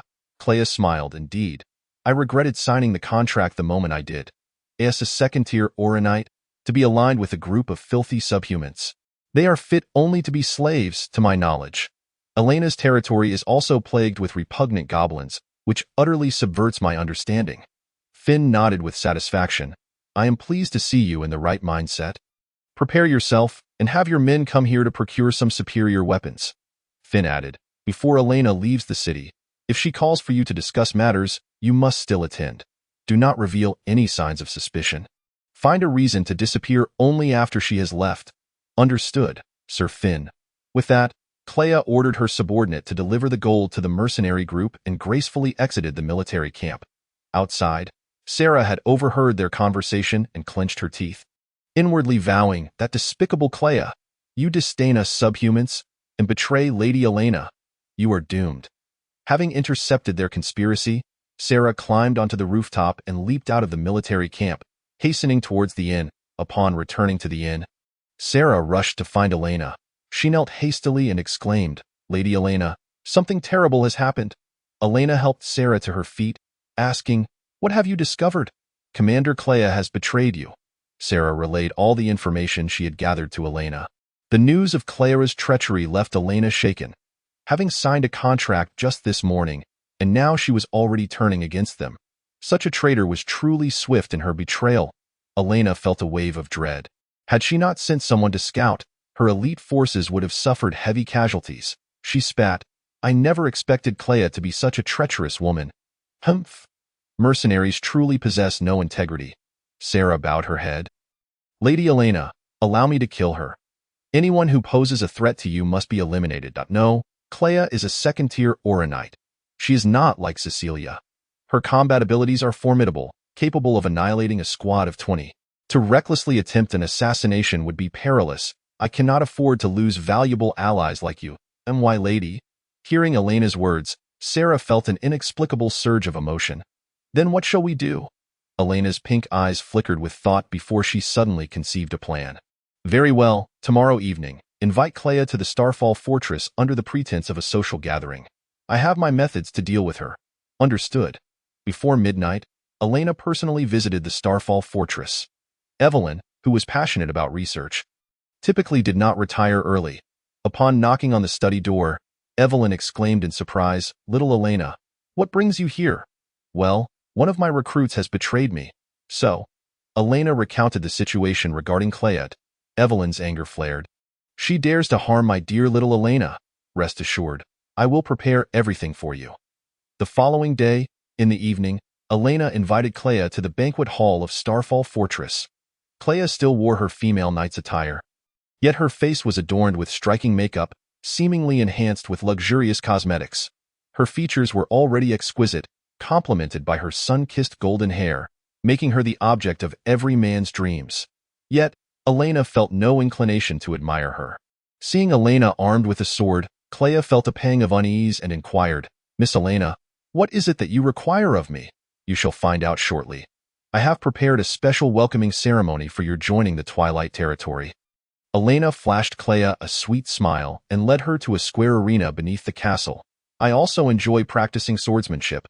Would you indulge me?" Upon hearing that this delicate silver-haired beauty wished to spar with her, Clea laughed, stepping outside, only to find the iron doors securely locked. "Miss Elena, what is the meaning of this?" "Ha ha ha!" Elena suddenly erupted into a seductive, sinister laugh, her beautiful eyes now a blood-red hue. "Will you continue to play the part of the traitor?" Chapter 39. A traitor must pay the blood price. What are you saying? I do not understand. Protecting one's employer is the mercenary code. I could never betray you. As Clea continued to feign innocence, Elena found the situation increasingly tedious. "Dio, I need to spell it out for you. You accepted 3,000 gold coins and agreed to Finn's plan to ambush my companions. Does your conscience not ache?" Elena's voice boomed as she recounted Clea's betrayal in its entirety. At that moment, Clea realized she could no longer hide the truth. Her expression darkened as she said, "How did you find out?" Elena replied coldly, "There is no need to inform a dying person. Anyone who seeks to destroy me must face the consequences. My first act is to destroy you." Seeing this, Clea scoffed, "Humph!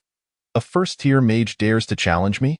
I have slain more than you have eaten meals." With that, the female knight drew her long sword with her right hand and donned a finely crafted triangular shield with her left.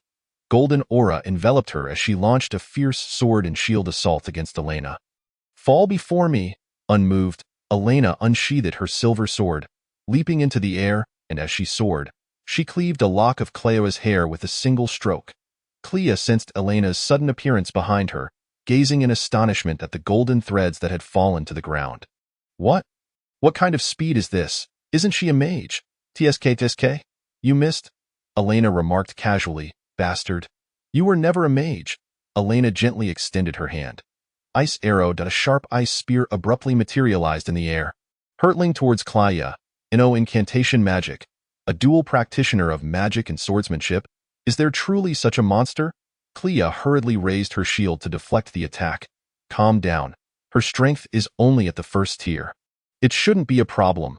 Clea readjusted her stance, her golden aura intensifying. Knight's skill, blessing of strength. She charged once more at Elena, her right hand unleashing a fierce blade of wind, Gale Blade. Elena drew her sword to defend, but the golden wind was overwhelmingly powerful, tearing through her sleeve and skin, crimson blood flowing incessantly. "Is this the power of the second tier? To actually wound me? Quite impressive." Ice Body. A frost shield materialized around Elena, absorbing the impact of the gale slash. However, Clea quickly closed the distance, raising her sword to strike at Elena's shoulder. Too slow, too slow. Elena once again evaded with astonishing speed, immediately pivoting to retaliate against Clea. The two engaged in a fierce clash of blades. Clang, clang. Sweat began to bead on Clea's forehead. She could hardly fathom that a young girl skilled in magic could possess such formidable strength. The sound of clashing swords filled the air, when suddenly, a loud crack echoed around them. Clea's steel sword shattered. What? She beheld the silver sword in Elena's hand, faintly glowing with runic light. Could this be the legendary elven sword? "Who on earth are you? You have lost, Clea." Elena unleashed a relentless barrage of strikes, and Clea could only brace herself with her shield. Yet, she had not given up. She gathered all her aura into her left shield and swung it towards Elena in a devastating blow. Shield slam. Clea's shield strike was akin to a colossal battering ram, sending Elena hurtling back, her body flying like a cannonball towards the wall. However, Elena managed to adjust her position midair, propelling herself off the wall with her feet and lunging at Clea with her sword. How can this be? She was as sharp as a spear, determined to pierce through the most resilient shield. The sword tip met the shield, instantly penetrating it and simultaneously grazing Clea's delicate face. Clea screamed, clutching her face. Ah, my face? No. Just as she revealed a moment of vulnerability, Elena lunged forward and seized her by the throat. Ugh, cough, cough. What kind of monster are you? Elena shed her disguise, revealing her vampiric features. I am the vampire from a horror storied. At that moment, Evelyn emerged from the dark entrance of the arena. A spark of hope ignited within Clea as she cried out, My lady, please summon the knights to slay this monster. Yet Evelyn remained silent, merely jotting down notes in a ledger. In despair, Clea screamed, My lady, why do you just stand by and watch? It dawned upon her that both the lady and Elena were in cahoots. And as she gazed at the enchanting silver-haired girl before her, fear consumed her heart, and she trembled as she pleaded, Please, spare me. I merely wish for a better life. I can give you all the money I received from Finn. Elena's anger flared. Humph, you dare to call yourself the first knight of Starry City? To seek a good life built upon my suffering. I summoned allies to my manor to ensure that everyone enjoys a beautiful life. Yet you willingly forfeited that opportunity. A traitor must pay the price in blood. With a swift thrust, Elena pierced Clea's abdomen, flinging her heavily against the wall. She coughed up blood, consciousness fading at that moment. Lady Evelyn approached. Applauding, she remarked, A splendid battle. Who knew a vampire's body could perform feats beyond the capabilities of ordinary humans? She then produced a sketchbook for Elena to see. I observed your battle prowess. I sketched it in my notebook, truly a valuable piece of research material. Elena smiled. Hee, I'm just average, standard operations. Limonia interjected unexpectedly. Huh? When did you start referring to yourself as I? Elena's face suddenly flushed red as she thought to herself, Oh no, a slip of the tongue. Just as Elena and Evelyn were discussing matters concerning the Blood Clan, they noticed Clea in the corner, her hair disheveled, emitting a faint voice, My lady, save me, I do not wish to die. Elena was taken aback. She was still alive, such tenacity for life.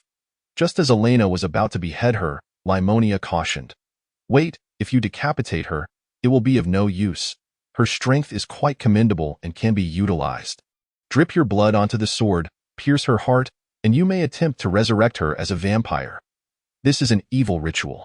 Those transformed in this manner cannot harm you and will wholly submit to your will. After considering Limonia's suggestion, Elena thought it over. Having several second-tier pawns wouldn't be bad, and decided to kill her first before reviving her. Lady Evelyn, I am about to conduct a blood transformation experiment. Please take notes. I shall observe closely. Today has indeed been fruitful. Elena slowly approached Clea in the corner, her eyes gleaming with malevolence. She gently pricked her finger with the silver sword, the droplets of blood gradually sliding down to the blade's tip. You wretch, I now grant you the opportunity to redeem yourself. Cough, cough. What are you planning to do? First, you must die, and I will make you more useful. No, please don't. Elena raised the silver sword and pierced it through Clea's chest, causing her to cease breathing. Crimson magical energy flowed alongside Elena's blood into Clea's heart. Traitor Clea, your body and soul now belong to me. Now, rise again. Chapter 40. Transforming into a vampire, setting the pieces. Clea's corpse was enveloped in scarlet magical energy, gradually levitating. Her beautiful golden hair was progressively eroded by a pallid gray hue. Her wounds healed rapidly, and beneath her eyes appeared indelible marks of blood tears. Her vampiric pointed ears and fangs manifesting. As the transformation completed, Elena beheld her attribute panel. Clea race, Blood Clan, Vampire Strength, Second Tier Aura Class, Knight Abilities, Soul Absorption, Expert Swordsmanship, Defensive Arts Potential, Endless Greed, Magical Awakening. Possible classes, Necromancer, Death Knight. Elena exclaimed with delight. Wow, I didn't expect her potential to be quite impressive.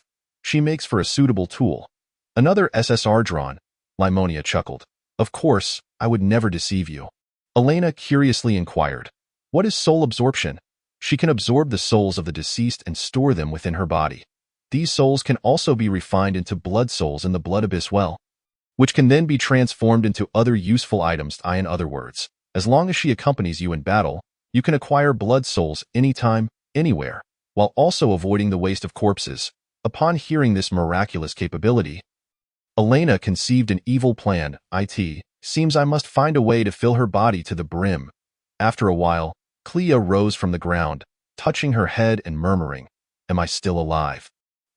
Elena held up a mirror before her, saying, "Congratulations on your rebirth. Take a good look at your brand new appearance." Clea gazed into the mirror, seeing her once lovely blue eyes now transformed to crimson, her once beautiful golden hair now a pallid gray, and beneath her eyes, the persistent marks of blood tears. She let out a terrified scream, her hands trembling uncontrollably. "Ah, how could I end up like this? This is not me. This is not me. You devil, go die." She attempted to resist the loathsome silver-haired girl before her, yet her body would not obey. "Futile, do not resist. Now, kneel before me." Clea unconsciously prostrated herself. Bowing deeply to Elena, "It seems you still do not grasp your position. I am your master now, and you are my slave." Woo! Clea shed tears of unwillingness, her pride as a knight on the verge of shattering. "Now, I grant you my blood. Accept it with gratitude. I have returned? What do you want from me?" "Temporarily, I need you to assist me." Elena leaned down, whispering in Clea's ear, "Go find Finn and convey this information to him. Do not even think of rebelling. Any thought of betrayal will lead to a fate worse than death, culminating in your own destruction. If you perform well, I can provide for you and grant you even greater power." "Yes, master." Clea spoke with a tinge of shame before departing from the Star Fortress. Evelyn, witnessing the earlier scene, exclaimed in astonishment, "So, the transformation of the Blood Clan and the initial embrace are entirely different processes. Those who are forcibly transformed can only obey you, lacking any semblance of free will, indeed, and they will be subject to numerous restrictions. Thus, I hesitate to transform you, my dear teacher, on a whim." Following a fierce battle, Elena found herself depleted of both stamina and magical energy, and the urge for blood surged within her once more. Evelyn embraced Elena from behind, saying, "My dear child, drink from me." "Teacher Evelyn, is it truly permissible?" Elena replied, her voice tinged with shyness. "It is, indeed." Nestled in Evelyn's embrace, Elena gazed at her teacher's face, radiant with affection, and instinctively sank her teeth into her neck. Evelyn's blood tasted like a rich, aged wine, and Elena became utterly intoxicated, waves of bliss flooding her heart, as the sacred chalice of the Blood Clan promised to unite them. "I eagerly await the day we truly become a family." Meanwhile, Clea adjusted her appearance before the mirror, relieved to find her beauty still intact. She had indeed died once, and before her demise, the fleeting images of her life had flashed before her, plunging her entire soul into a deep abyss. Yet, Elena had forcibly pulled her back. "That wretched Elena! I shall kill you." Just as Clea harbored murderous intent towards Elena, a wave of excruciating pain surged through her entire being, as if struck directly by a lightning spell. "Ah!" She quickly dismissed the thought. Even with her intense hatred for the demon Elena, she could only adhere to her will. Clea arrived at Finn's temporary castle. "Ah, Captain Clea, do you bring good news?" Finn appeared quite pleased. Clea replied coolly, "After sunset tomorrow, Elena will lead a merchant caravan and guards out of the city." Finn responded joyfully, "Splendid. It will be your moment to shine." Clea frowned slightly and pondered, "However, Lady Evelyn has dispatched 50 elite knights to escort her. My mercenary group alone cannot prevail." Finn, seated on the sofa, stroked his chin, saying, "The lady is clearly intent on opposing us. The White Crow territory. It seems we must have Lord Eilder personally teach her a lesson. Do not worry. I shall lead all knights to ambush along the plain road tomorrow. The moment her caravan appears, we shall strike and annihilate them. I have a second-tier knight here as well." Clea bowed in gratitude. "Thank you for your support." She knelt, saying, "Master, the task has been accomplished. Remember to stay indoors during the day and avoid any light. And I must issue you a command to prevent self-harm." Blood curse! The suicidal thoughts that had just begun to surface in Clea were instantly erased. Woo! Obeying. Clea rose humbly and departed. Elena watched her retreating figure, a wicked smile creeping onto her lips, the bait had been set, and soon it would be time to enjoy the harvest. The next day, Elena checked out of the inn, commanding everyone to load supplies and provisions onto the carts, preparing to depart after sunset.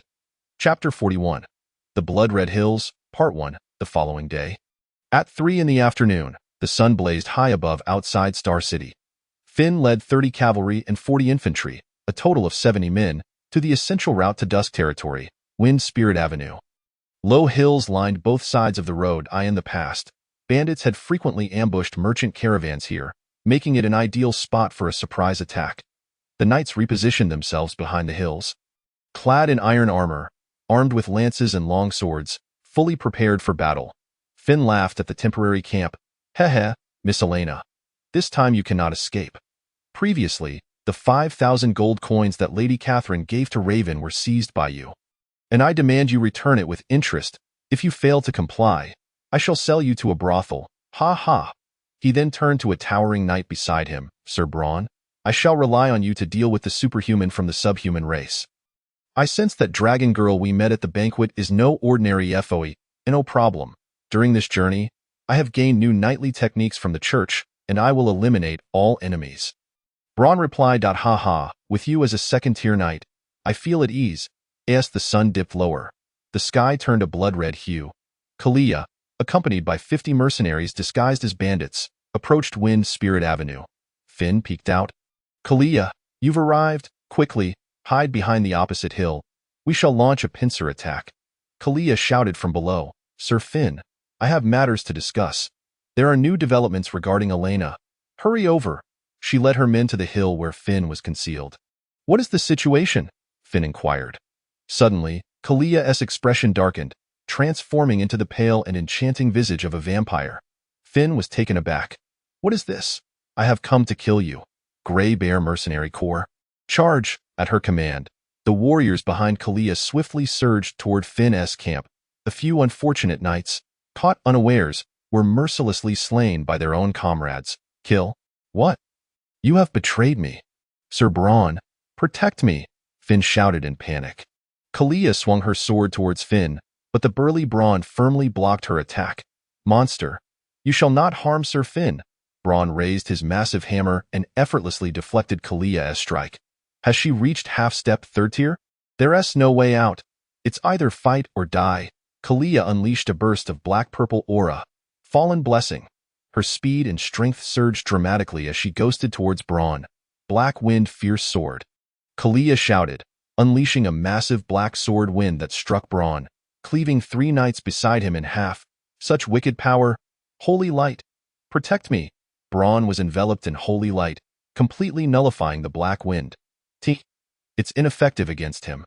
Kalia charged again, unleashing a tempest of slashes, but Braun's hammer moved with surprising agility, resulting in a fierce clash between the two. Meanwhile, Finn had made it to safety, directing his troops. Knights, do not panic. Mount up, form ranks. After losing over 10 men, the knight forces finally regained their composure. The cavalry swiftly mounted their steeds, while the infantry readied their long spears and large shields. The lightly armored mercenaries were suddenly at a disadvantage. The cavalry raised their long swords, slashing mercilessly, and heads fell with precision. The spear wielders advanced ruthlessly, piercing anyone daring to approach. Soon, half of the mercenaries lay dead. These mercenaries had followed Kalia for many years, surviving brutal battles as elite warriors. Even with such a disparity in strength, they were determined to fight to the death. For Captain Kalia, we shall not falter. Charge. A robust warrior leaped high, cleaving a knight and his steed in two. Then charged towards the spear formation, shattering the shields of 3 spearmen. However, the tactics of knights and mercenaries were worlds apart. As the front ranks fell, replacements immediately filled their places. At this moment, the crossbowmen in the rear had finished reloading, and a volley of arrows rained down, striking the greatsword warrior, who collapsed into a pool of blood. Captain Kalia, I tried my best. You must survive. Kalia raised her large shield, fending off Braun, and cried, No. Green, one by one. The mercenaries fell, and what had once been a 2-for-1 exchange dwindled to a point where even 3-for-1 was unattainable. After the fierce battle, Finn's forces still numbered over 30, while Kalia's mercenary corps was nearly annihilated. Captain, flee! As the last warrior was pierced through the chest, Kalia sank into despair. Braun shouted, "Monster! You are doomed!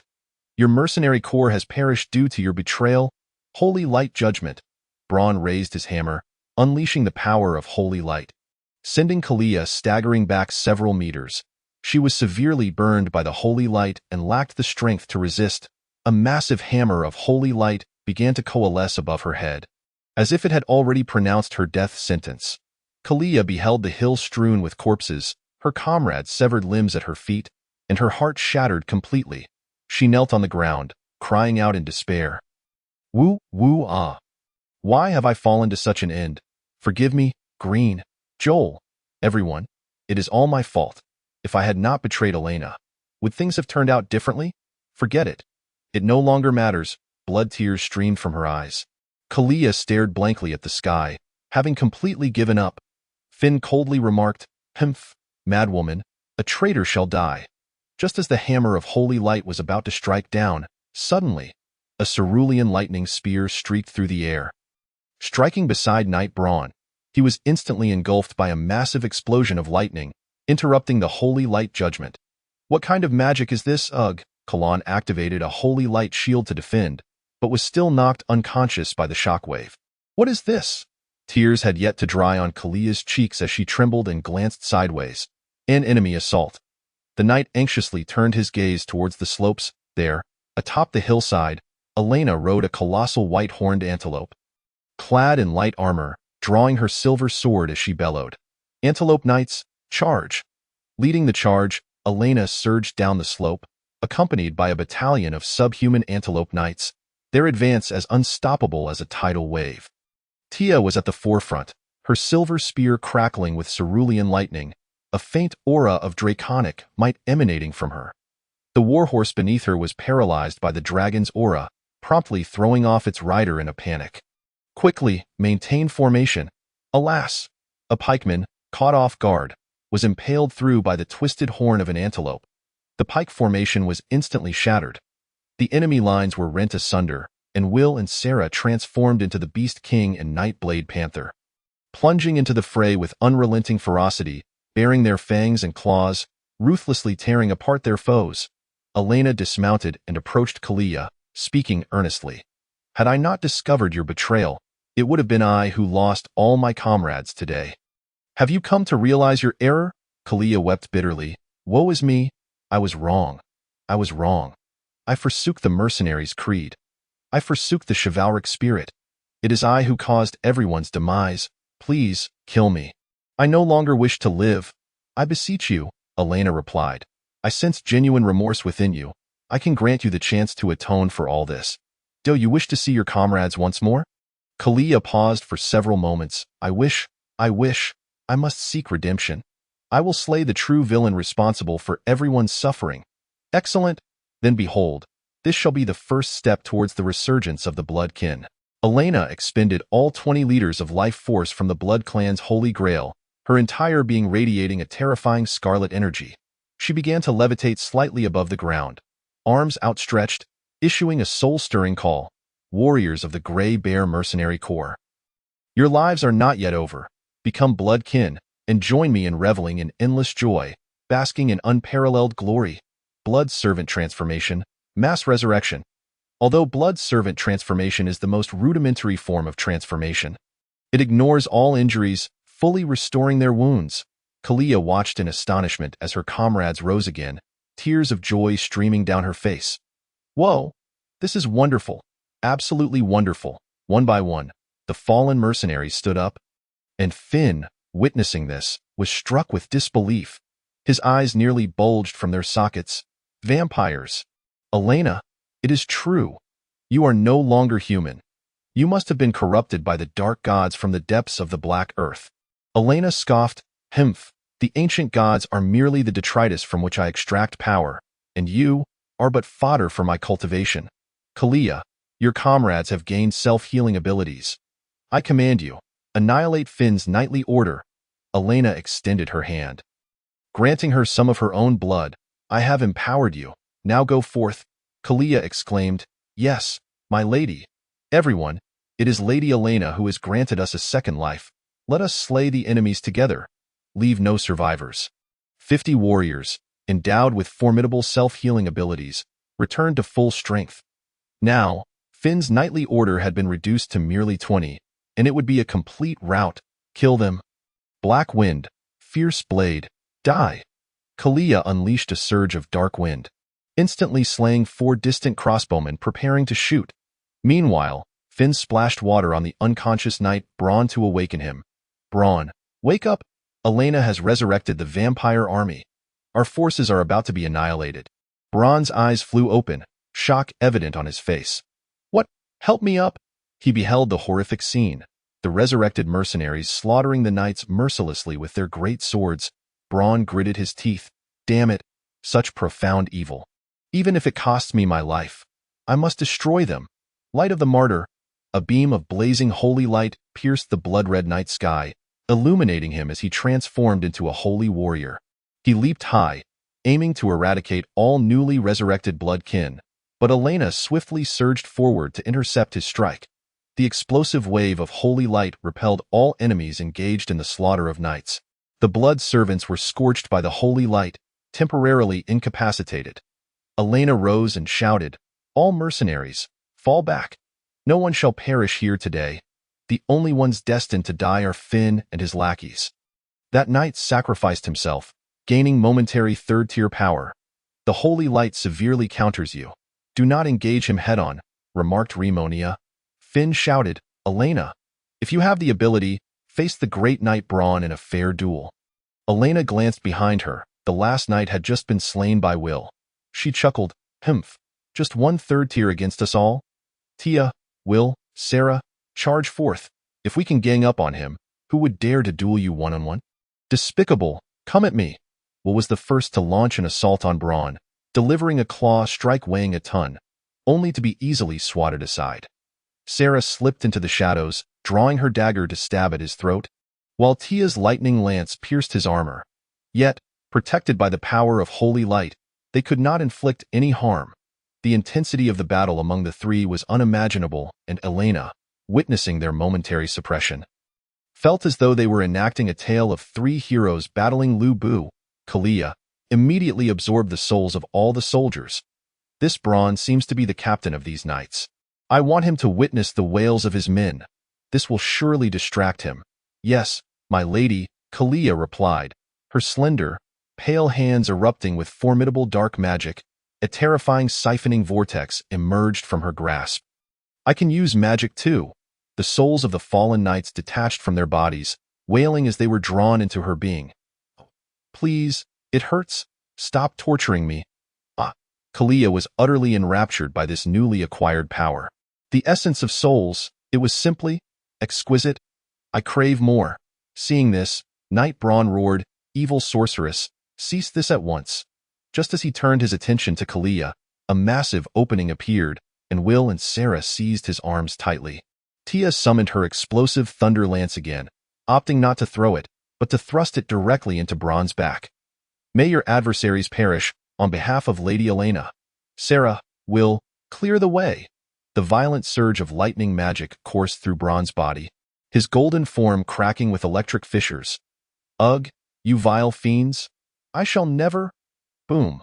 With a resounding explosion, Braun's body was instantly shattered into pieces by the lightning, his very soul obliterated along with it that moment. The hills ran red with blood, the earth completely soaked in crimson. Finn leaned against a rock, trembling as he cradled his head. No, this cannot be. It is a nightmare. This is false. I must awaken. I must wake up. Elena approached and, with a swift motion, knocked out 2 of his teeth. The girl spoke with mockery. This is no dream. Finn repeatedly bowed his head in supplication. Please, Lady Elena, spare my life, for the sake of your brother. Elena covered her face with a wicked smile. You have gone mad. If you do not adhere to noble morals and slaughter each other, all the lords will rise against you. I am not even human. Yet you still wish to preach noble ethics to me. You sold me to a perverse baron alongside Catherine. How noble indeed. You incited my allies to betray me and conspired to assassinate my comrades. How truly righteous. Now, perish, Blame only yourself for provoking one you should not. Elena decisively severed his head with a single stroke of her sword. In the fleeting moments of consciousness that followed, Finn was engulfed by boundless regret. Now, he could only be absorbed by Kalia's siphoning, ultimately becoming sustenance for Elena's cultivation. Kalia absorbed the souls of all the fallen knights present, including Finn's, totaling 71. She knelt once more, saying, "My lady, thank you for resurrecting my comrades." In response, the white-haired knight nodded solemnly. "Before we proceed, let us see what treasures Hyena and the others have scavenged from Finn's temporary encampment." Under the cover of night, Elena noticed a convoy of cargo wagons approaching in the distance. Chapter 43. Inventory of Gains, the Triumph. It seems you had your subordinates pillage Finn's camp even before leaving the city. Truly deserving of the title, my lady, Kalia marveled. Indeed, now have your subordinates clean up the aftermath and load all usable weapons and armor onto the wagons. Yes. Leading the others down the slope, Hyena shouted, "My lady Elena? Splendid. We have not suffered any losses, not a single soldier. Come, let us take a look at the treasures I have unearthed." Elena began to inspect the convoy of goods, which comprised more than 20 wagons. Its scale had significantly expanded beyond the initial investment. Some of the carts had been seized from Finn's military camp, intended for the newly reborn blood servants. Ripping open the burlap covering the carts, she discovered an array of weaponry piled high. Long spears, war halberds, longswords, and devastating battle axes, totaling over 300 pieces. Each weapon boasted exceptional craftsmanship, with a price tag of 5 gold coins apiece. Notably, the rear carts were loaded with numerous crossbows, approximately 50 in total. These finely designed weapons could launch projectiles swiftly upon loading, and in this era, they were particularly expensive. According to Hyena, each was worth 15 gold coins. Clea's blood servant mercenaries eagerly loaded the usable weapons and armor onto the carts, as most of the armor had been rendered unusable after the recent battle. After clearing the battlefield, she assisted in tallying the total. Elena nodded, "Excellent. Such an abundance of weapons is somewhat excessive, yet it serves well as stocked. It seems we must devise a plan to expand our population." She then addressed Clea, "Your 3,000 gold coins will be entrusted to me for safekeeping. I shall distribute wages to your comrades, as previously agreed. You will still retain the status of a slave until you fully integrate into the Twilight Domain. Understood? As you command." Beyond the weaponry, other supplies and provisions filled 10 large carts, many of which had also been seized from Finn's military camp, thoroughly looted with the support of Lady Evelyn. After the inspection, the resources were abundant, the soldiers increased, and wealth not only maintained but augmented. Elena now possessed nearly 7,000 gold coins. The objectives of this journey had been surpassed.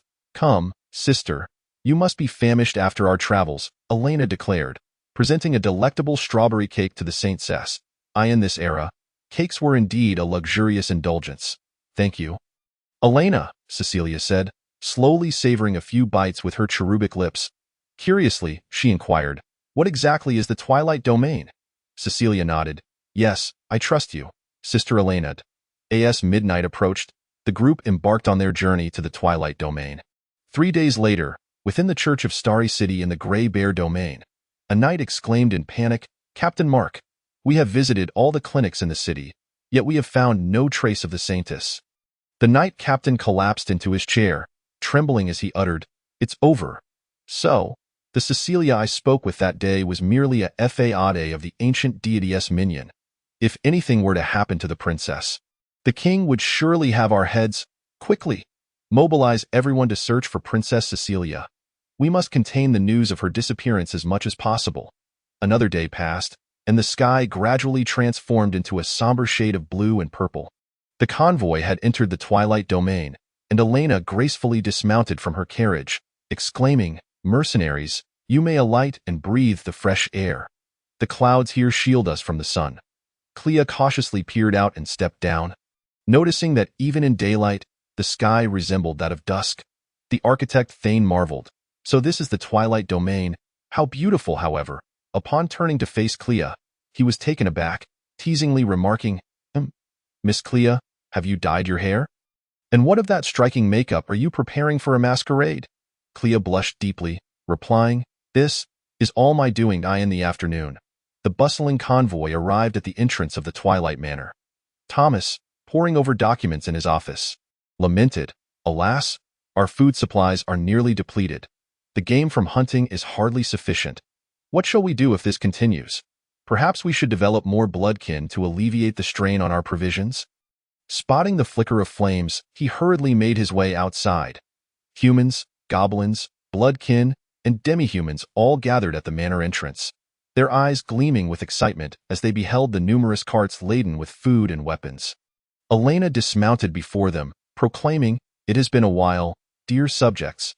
I shall now endeavor to enhance the living conditions in the Twilight Domain. We shall not merely survive, but thrive." The four factions erupted in cheers. "Hail, Lady Elena! Now, let us swiftly unload the cargo." With sleeves rolled up, everyone busily set to work. Clea observed the goblin folk. Under Elena's command, they worked in an orderly fashion. Their heights had now nearly matched that of humans, standing tall and straight, and some even possessed a certain charm. Were these goblins? Or perhaps another race altogether? Elena patted Clea on the shoulder, saying, "They are indeed goblins now. Yet they were once noble night elves cursed to this form. Soon, they shall revert to their original selves, so that's how it is." Clea mused. Elena chuckled, "Hee hee. You wouldn't have believed me had I explained it to you back then. Now, come with me to the Blood Abyss well. The soul within you holds great potential. Hyena, dismantle the blood furnace and move it to my cellar. I wish to study this new treasure." Chapter 44. The Blood Furnace, Establishing the Blood Moon Knight Order. The hyena and others carried the blood furnace to the cellar, placing it in the center of the wall, where it still radiated a holy light. Remonia stated, "By extracting the magma from the Blood Abyss well and feeding it into the blood furnace, we can reactivate it." Utilizing blood magic, Elena drew forth a portion of the blood magma and fed it into the furnace, causing the holy light to extinguish completely, and wicked flames ignited once more.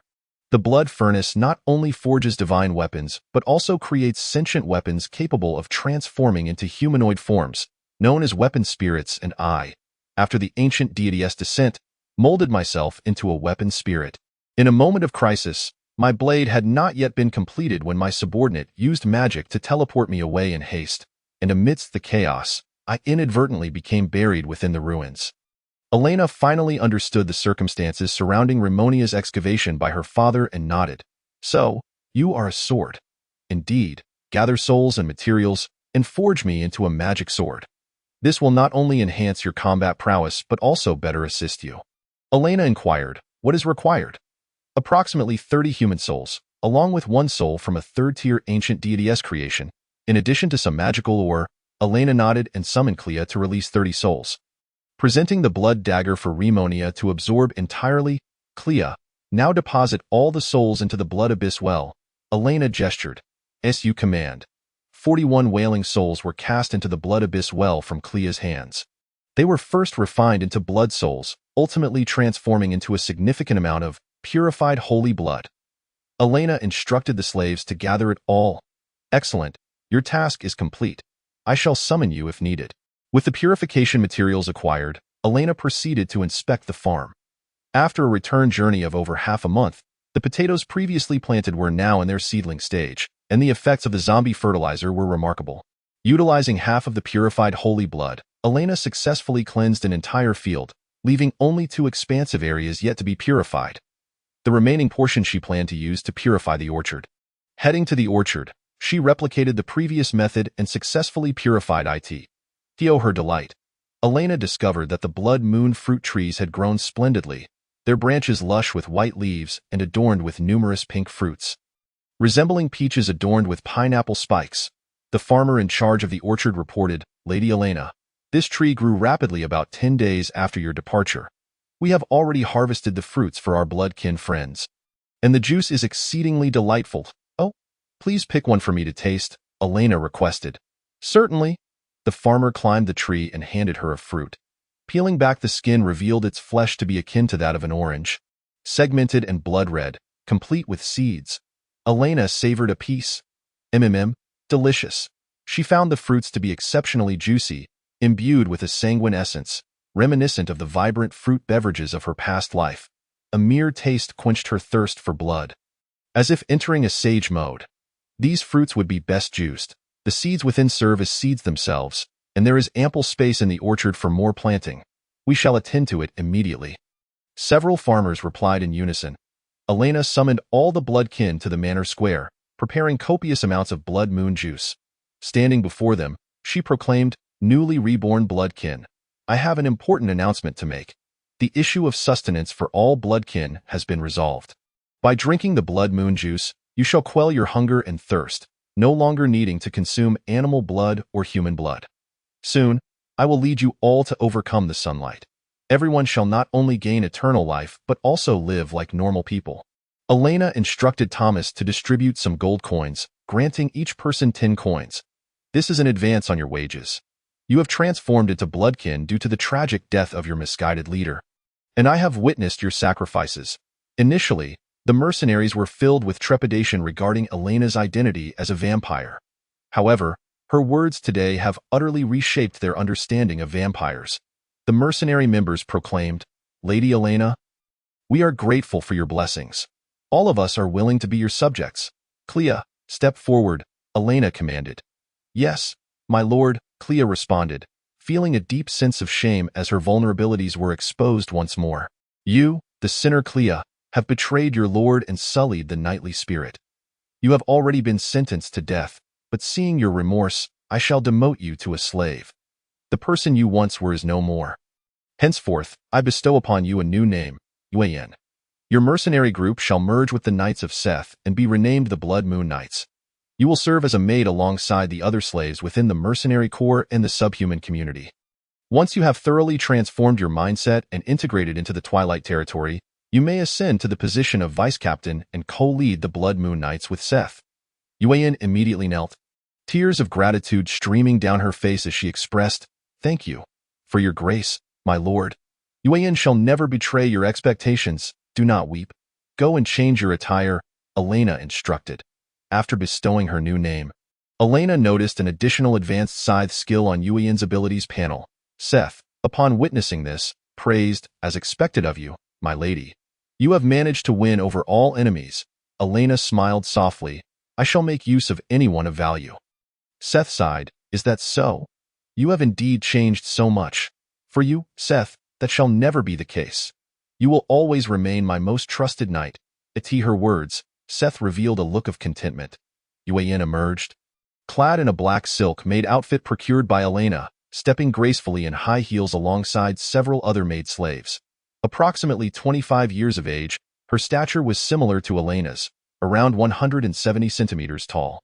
Having shed her knightly garb, she possessed an enchanting figure, captivatingly alluring, resembling a bewitching white-haired sorceress.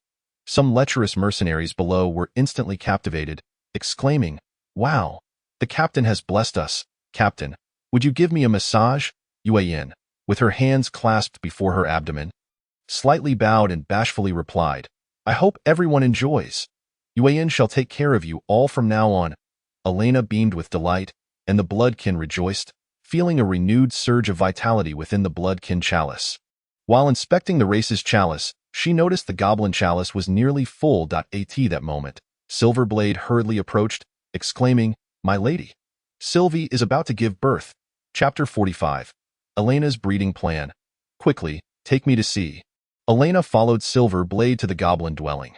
Merely half a month had passed, and many female goblins were already noticeably pregnant, indicating their swiftness in conception. It seemed that having taken on more elfin traits, their birthing process was no longer as effortless as it had been in their goblin days. After all, previously, it must have been through the suffering maidens or other creatures. "I cannot assist in childbirth." Elena frowned, anxiety creeping in. At this moment, Tia stepped forward, saying, "Sister Elena, I can give it a try. I assisted in childbirth for other captured companions back in the slave camp." Half an hour later, with the sound of an infant's cries echoing, Elena entered the room to find 2 small green goblins, their ears pointed, with skin and features resembling elves. Sylvie gazed at Tia, who cradled the 2 newborns, her eyes brimming with joy as she said to Silverblade, "Your Highness, these are our children." "Sylvie, you have worked hard." Silverblade expressed gratitude to Elena and Tia. The joy of new life had completely filled the goblin chalice. Though Elena hoped for more births, she had no intention of pressuring them. I will, but there are still some pregnant females yet to give birth. Casting purification curses before the babies arrive could cause complications. Once all have been delivered, we can fully lift your curse. Silverblade and Sylvie nodded in silent appreciation. Tia, for the next few days, please oversee the goblin's childbirth, of course, Sister Elena. Late at night, after concluding her tasks, Elena invited Cecilia to her residence. She personally tidied up the spare room on the second floor, laying down a mattress, bedding, and pillows before inviting her to stay. Though the conditions were somewhat lacking at present, they would commence work the following day. Good night, Cecilia. The next morning, Elena rose early, having the maids bring whole grain bread and jam to enjoy a delightful breakfast. All provisions had been procured from the town. She cheerfully mused, at last. I can relish the life of a lord. It feels as though I've been patching one wall while another crumbles, living like a beast of burden. Now, she merely needed to issue commands from her office, with Thomas executing her orders. Architect Thane received the directives and led a team of craftsmen to commence renovations using the procured timber. For them, restoring the manor was far easier than repairing an entire city. Elena's request was to restore the manor's wooden architectural style, and they set to work with fervor. 30 free folk joined the Twilight Territory, alleviating the issue of insufficient human presence. Now, they boasted nearly 50 humans. Through the window, Elena observed an amusing scene. Iron Plate approached Sarah, who was hard at work, presenting her with a clean handkerchief. Miss Sarah? Long time no see. This is the handkerchief you gave me last time. Thank you for your support during my dark moments. Sarah smiled warmly, responding, no problem, Big GUY the way. You seem much smarter now. It's a bit hard to get used to, hee, all thanks to Lady Elena. I am, in fact, a blacksmith of the elven race. Iron Plate revealed a brand new short sword. This is a short sword I've forged over the past few days. It's a gift for you. Seeing this, Sarah declined, no, I already have a weapon. You seem to have been through a fierce battle. Your original short sword is already dull. If your weapon fails during combat, it could lead to trouble. I do not wish for you to encounter any mishaps. Please accept it. Iron Plate's expression was earnest, reminiscent of an orc. Sarah glanced at the sword. Indeed, Iron Plate's eyes were keen. For the blade bore numerous scars. You have a point. Thank you, Iron Plate. Sarah turned to leave, her swaying black tail betraying her emotions. I received a gift from a man for the first time. Iron Plate cares for me that much? Elena, with her keen ears, overheard their exchange and gleaned the gist, smiling, hee, this pair is delightful. An elf and a beast girl. I must find a way to bring them together. In the afternoon, following the recent battle, the subhumans had achieved victories and assisted Elena in seizing considerable wealth. Her immediate thought was to reward them. The maid Yuan brought prepared cakes and pastries alongside other maidservants to the abode of the subhumans. To her surprise, their living quarters were remarkably clean, a stark contrast to her prior impressions of a filthy and disorganized environment. People often perceived subhumans as dirty because they spent most of their time confined in slave cages within the city, lacking the means to maintain their appearance. In truth, subhumans cared deeply about cleanliness and took pride in their hairstyles. Was this all merely my prejudice? Yuan gently placed the tray beside Will's small table, bowing slightly as she softly said, Lord Will, here is your afternoon tea. Please enjoy. Will adopted a rather arrogant pose, reminiscent of the character set from League of Legends, and indeed he bore a striking resemblance to him. He disdainfully exclaimed, Oh, is this not the Clea, who previously looked down upon us and intended to eliminate us? What brings you to this role as a maid? Yuan lowered her head, expressing her remorse. I apologize for my prior arrogance and prejudice. Please call me Yuan now. I am no longer Clea. Will chuckled, haha, this is amusing, truly amusing. I may have overdone it in the last battle. My feet are a bit sore. Come, wash and massage my feet. Lady Elena says it is an excellent form of health care. As you wish, Lord Will, observing the once haughty Clea now stripped of her name and humbly washing his feet, felt an overwhelming sense of satisfaction. He secretly thought, this human woman is truly intriguing. I cannot help but desire to conquer her from now on. You shall be my personal foot servant, and you are to wash my feet daily. Understood? Yuan, blushing, replied, Yuan, shall comply with your request. Days passed, and Elena began to notice Yuan's peculiar behavior. Despite it being her designated rest time, she consistently found her gravitating towards Will's quarters, A sly smile crept onto Elena's face as she thought, "Things are getting interesting. I wonder what kind of offspring might result from a union between a vampire and a subhuman." Chapter 46. Engaging in a nurturing game. The territory of Twilight only borders White Crow Ridge and Grizzly Bear territory. Thus, it is impossible to recruit soldiers from other regions to strengthen its might. In light of this, Elena has determined a development strategy for the future. The strategy of breeding a powerful nation. She intends to have her subordinates produce high-quality offspring, who will then be trained as battle knights or mages, thus forging an elite army. Although it will take time for the offspring to mature. As long as she can endure, it should be achievable, if only there were a way to accelerate their reproduction and growth. Remonia remarked, "It is indeed possible, as long as you harness more ancient divine power. I will keep an eye out for you, Dotto. That would be splendid." With the prospect of rapid troop expansion in sight, Elena decided to immediately facilitate unions among her subordinates of different races. Having played several romance simulation games in her previous life, she possessed a certain understanding of how to nurture relationships.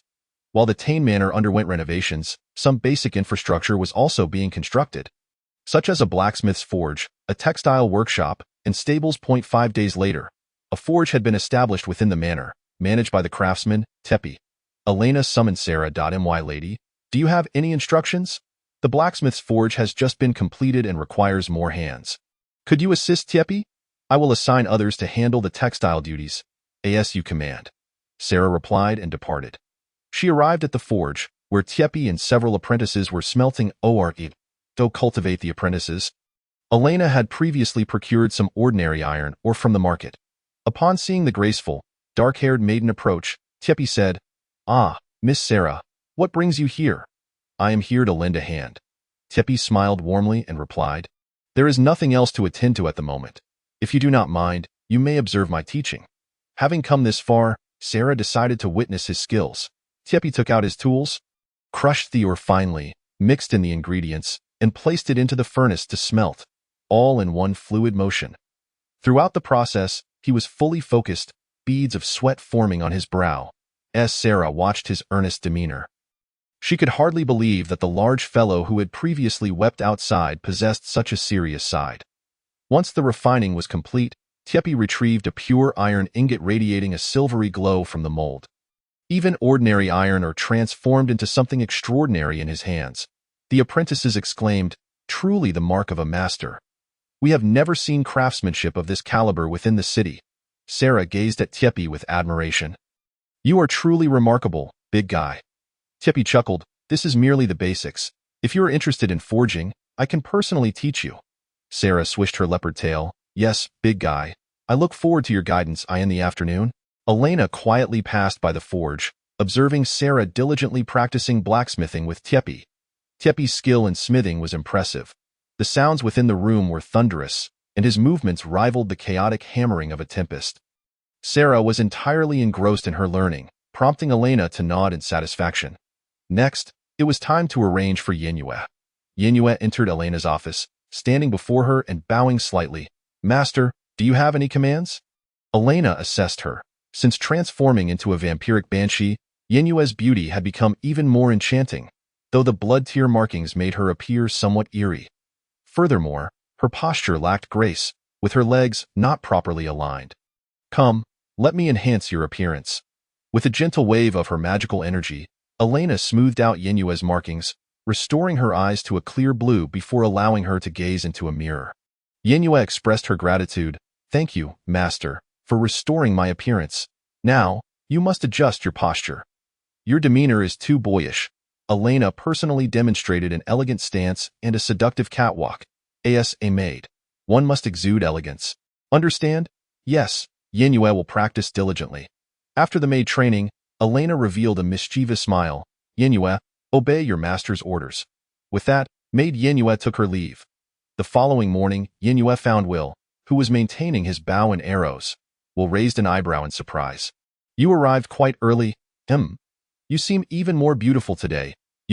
Thank you for the compliment, Lord Will. Today, Yenue has come at the behest of my master to participate in the hunt." "Very well, you shall accompany me." Sensing a potential conflict, he suggested, "Let Yenue change into night attire." She turned to leave, but Will called out, "No, you must wear our clothing." We'll produce a set of leather garments. Yinue inquired, how can such flimsy attire defend against magical beasts and wild animals? Will scoffed, if you clank around in iron armor, the prey will be long gone by the time they hear you. Quickly, put it on. Understood? Yinue went to the changing room designated for the beast folk, which Elena had advocated for building. The civilization among these beast folk was surprisingly advanced. Truly, Master Elena is a remarkable being. If only I had realized this sooner. She slowly emerged. The beast folk leather attire was quite revealing, akin to lingerie, accentuating her impressive figure, while the short hemline failed to conceal her silky, fair legs. She was slightly taller than Elena, perhaps a D-cup. How do I look? Is this acceptable? Yinue asked, her cheeks flushed and feeling quite self-conscious. Will, upon seeing Yinue in the beast folk attire and her bashful demeanor, was thoroughly pleased. Not bad at all, Yinue. Let me be enchanted by you. Grasping her bow and short sword, Yinue joined Will's hunting party, where he personally instructed her in archery. They captured numerous prey, all displaying expressions of satisfaction, particularly Will and Yinue, who had ensnared a male white-faced spider, paving the way for mass production of ice web silk. Elena observed Will's proactive demeanor, having taken the lead, while Yinue appeared somewhat at a loss. Will seemed to relish in conquering the once dismissive human woman. Excellent, Yinue is beginning to integrate with us. Now we merely await further developments. Once loathing the beast folk, how will you cope when you bear children for them? Hehed, a week later, the cultivation of CP continued. One day, Taya approached Elena, saying, Sister Elena, all the goblins have given birth, and the babies are all healthy. Elena sprang to her feet in joy, exclaiming, Wonderful. Now, let us allow the goblins to fully evolve. Chapter 47. The Revival of the Elves, the Power of the Eternal Night Emblem. Elena commanded all goblins, including the newborns, to gather in the manor's square. The men, women, and elders cradled their newborns, all radiating hope and gratitude. Finally, the day had come. Clad in a white gown, Elena stood tall before the crowd, proclaiming, Noble eternal night elves, you have endured much suffering. Your bodies and souls have been shackled in endless darkness by the curse of the ancient gods. The goblins shouted in unison, We shall forever follow Lady Elena. Silverblade knelt on one knee, declaring, Silverblade is willing to brave fire and water for you. Very well. Accept my power. Curse purification. Elena extended her delicate hand, channeling all 25 liters of heart energy from the goblin Holy Grail, instantly summoning a vast pure white magic circle under the guidance of all goblins. The magic circle radiated holy power, pouring immense magical energy into the bodies of all goblins. To their astonishment, they began expelling dark, tainted blood. Their skin gradually transformed into a healthy milky white, their heights increased, and their features became exquisitely refined. Even the goblin infants underwent transformation into elves. Moments later, the elves had regained their true forms. Each one was a striking beauty or handsome figure, with male heights averaging 180 centimeters and females averaging 170 cm. The male elves appeared as if sculpted from jade, exuding nobility, while the females were breathtakingly beautiful, each with a unique grace, particularly Silverblade and Tiepi. Silverblade bore a striking resemblance to the elven prince from The Lord of the Rings, while Tiepi resembled a superhero. Such was the power of elven genetics. In Elena's heart, the goblin Holy Grail had transformed into a crystalline elven Holy Grail. The elves looked around at one another, tears of joy streaming down their faces. At last, we have returned. How splendid. We have finally shed those hideous shells. Praise Lady Elena. Silverblade gazed at the two adorable elven babies in Zerway's arms, saying, How wonderful, Zerway. Not only have we returned, but we also have a son and a daughter. Zerway's stunning face glimmered with tears of joy. Yes, Your Highness. We have finally accomplished this. At that moment, Silverblade suddenly knelt, producing a ring woven from vines adorned with a mysterious sapphire. Zerway gasped, Your Highness, what are you doing? Silverblade's eyes glistened with emotion as he sincerely declared, Zerway, will you marry me? I have loved you since you were the Ranger General. The past calamities made me miss you for 500 years. Now, I will not let this opportunity slip away. Silverblade's words surged like a powerful warm current, breaking through Zerway's heart, and she instantly broke down in tears. Alas, I too have cherished you all along. From the very moment we met, your royal lineage has rendered me too timid to express my true feelings. Sylvie spoke with deep affection. Now, we are free from such concerns. I am willing to marry you. As she witnessed the elves embracing their children, weeping, Elena felt tears welling in her own eyes. It brings me immense joy to be of assistance to everyone. Remonia interjected. Hee, while you are preoccupied with others, have you considered your own happiness? As for me, I only desire to be beautiful on my own. I see that the bloodline of that little girl Taya is quite promising. I have a way for you both to have children together. Remonia said with a mischievous glint. What? 2 girls can also conceive? Indeed, but only daughters will result from such a union. If you were to conceive, your offspring would undoubtedly be extraordinarily powerful. No, please, not such matters. The mere thought filled Elena with overwhelming shame, prompting her to urge Remonia to cease this topic. At that moment, Silverblade approached Elena. He shook his head and said, No, it rightfully belongs to you. This is a treasure I bestowed upon the Wayne family, and it is only fitting that you guard it. After class change, one can learn special skills and further undergo another transformation. My expertise lies in swords and blades. Now, I beseech Lady Elena to grant me strength once more. Elena replied with delight. Certainly, let us begin with your transition to Ranger. Silverblade, race, Eternal Night Elf, strength, first level elf magic, profession. Ranger, abilities, expert swordsmanship. Ranger's agility, potential, power of the elf royalty.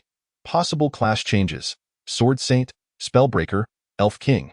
Elena could sense the surging power within him. Silverblade clenched his fist, exclaiming with excitement, Wonderful, I have finally regained some strength. Other kin may not awaken their elf magic immediately, but with diligent training, they can achieve it. Elena inquired, perplexed. What is this elf magic? It is the combat resource of elves, akin to the knightly aura of humans. Yet it allows for the simultaneous practice of both magic and knightly techniques. I shall certainly come. Elena did not hasten to initiate the class change, for purifying the curse had drained her magic significantly. Her bloodlust was overwhelming, and she needed to replenish her blood quickly. She had stored some blood moon juice in the refrigerator, as it would be rather indecorous to spend the entire day draining Taya. Upon returning to her villa, Elena discovered Cecilia diligently tidying the house. Elena, dear sister, you've arrived. It was truly astonishing when the goblins transformed into elves just now. I have prepared some snacks for you. Come and eat, Cecilia said, approaching with a tray.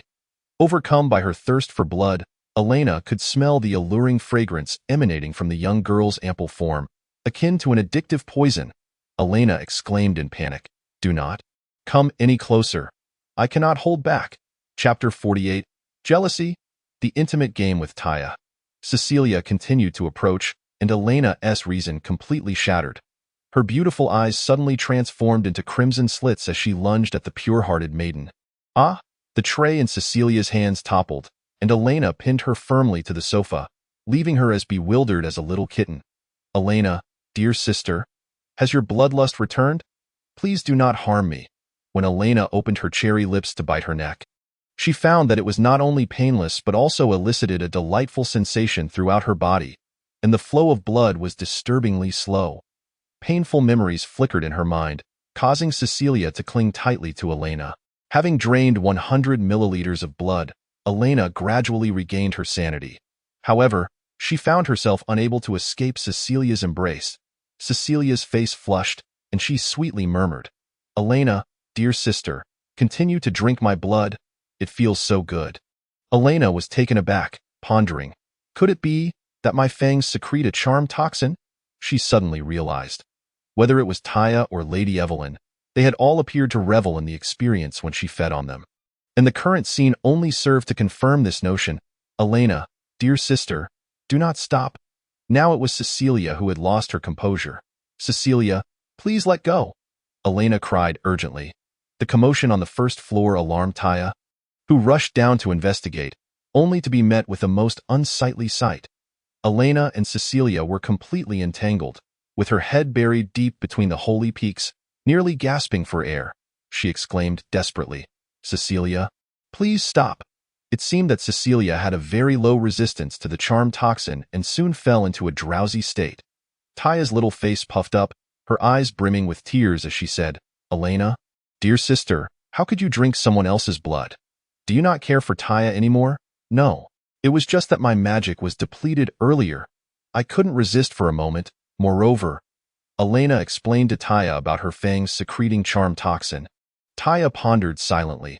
"So that is why being drained feels pleasurable." Her cheeks flushed, realizing she could not allow Elena to harm other girls. Elena gazed at Taya, who was on the verge of tears, and said, "Taya, you will always be my most cherished sister." "Woo-woo. I do not believe you. Taya is so sad." Seeing Taya's tear-streaked face, Elena sighed. "I can make it up to you." Upon hearing the word compensate, Taya's golden eyes sparkled with excitement. "Really? Can I ask for anything?" "Of course, as long as it is not excessive." Taya's face broke into a mischievous smile. "Well, Taya hopes that Sister Elena will try on the new outfit I made. And then we can play a little game." Elena felt a flicker of curiosity. "Oh? Have you improved in your sewing skills lately?" "Very well." Taya beamed and took Elena's hand. "Hee, let us go to my room." The room had been adorned with clean wooden floors and walls, and some new furniture had been added. Taya's chamber boasted not only a large wardrobe but also a workbench for sewing. Taya eagerly retrieved the outfit she had just completed, a finely crafted maid's uniform. Elena gasped in shock. "You cannot possibly mean for me to wear that?" "Sister Elena, please indulge me in this request. I redesigned this maid outfit based on one I purchased in Starry City. I believe it would look best on you." Under Taya's persistent persuasion, Elena had no choice but to comply. Finally granted permission, Taya excitedly dressed Elena. She tied Elena's hair into a cute side ponytail before adorning her with the outfit. The lace trim on the shoulder and sleeves of the maid dress was exquisite. The black skirt was adorned with white lace, interspersed with a layer of red, and a beautiful red bow adorned the chest. The black and white combination, enhanced by a hint of red, perfectly embodied the essence of a vampire. Taya fetched a full-length mirror, and as Elena beheld her reflection clad in the maid outfit, she appeared as an adorable vampire maid, utterly mortified. "Woo-woo. You might as well end my life now. Hee. Sister Elena truly looks beautiful." However, this was not the end. Taya changed into an elegant white dress, cheerfully declaring, "Now, the game begins. I shall play the role of the Dragon Lord Taya, and Sister Elena shall be the maid." "Very well." Taya stretched lazily. "Patrolling the territory every day is truly exhausting. Sister Elena, please give me a back massage." Having agreed to Taya's request, Elena reluctantly complied, sitting on the edge of the bed to begin the massage. Taya closed her eyes in enjoyment, letting out soft murmurs, such skilled hands. Suddenly, she revealed a mischievous smile. "You must also massage the front." "What?" Elena exclaimed in shock. Taya pulled Elena close once more, their soft forms colliding. And the two resumed their playful closeness. Elena inwardly lamented.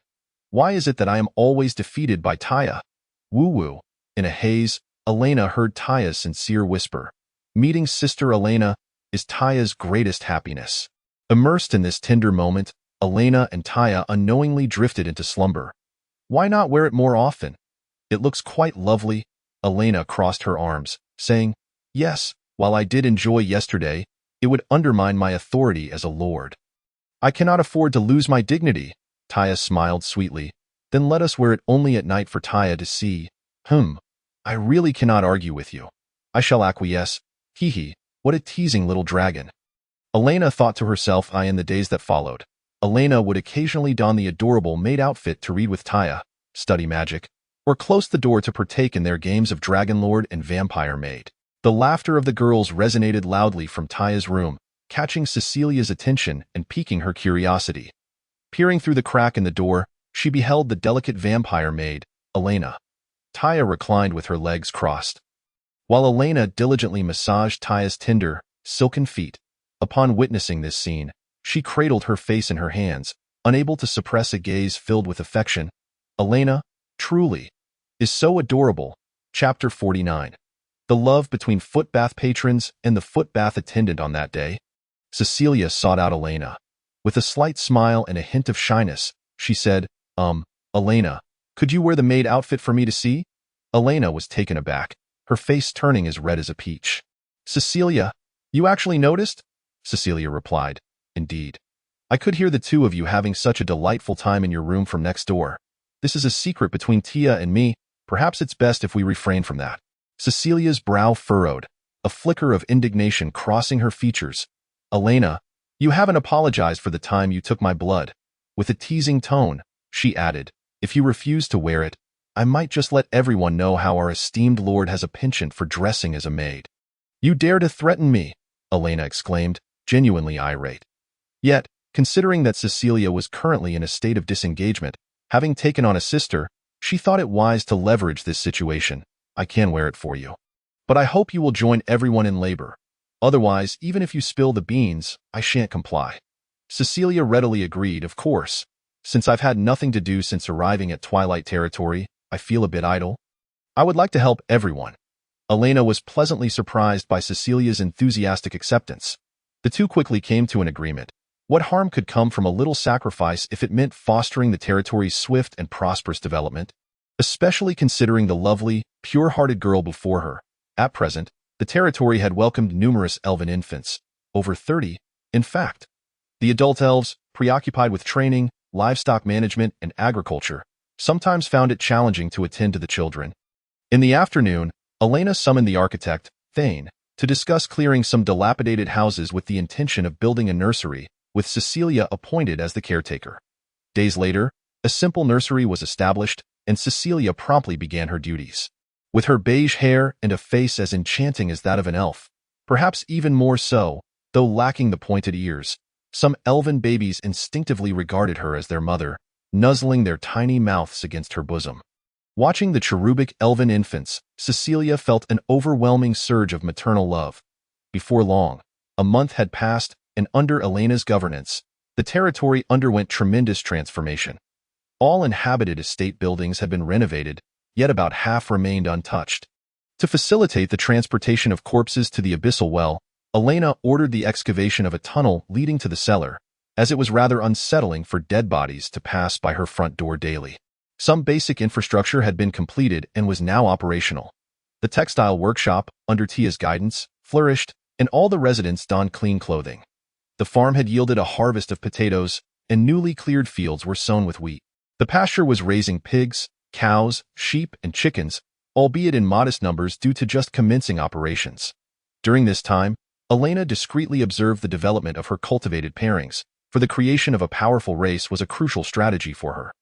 A successful experiment would yield an unprecedented discovery point one day.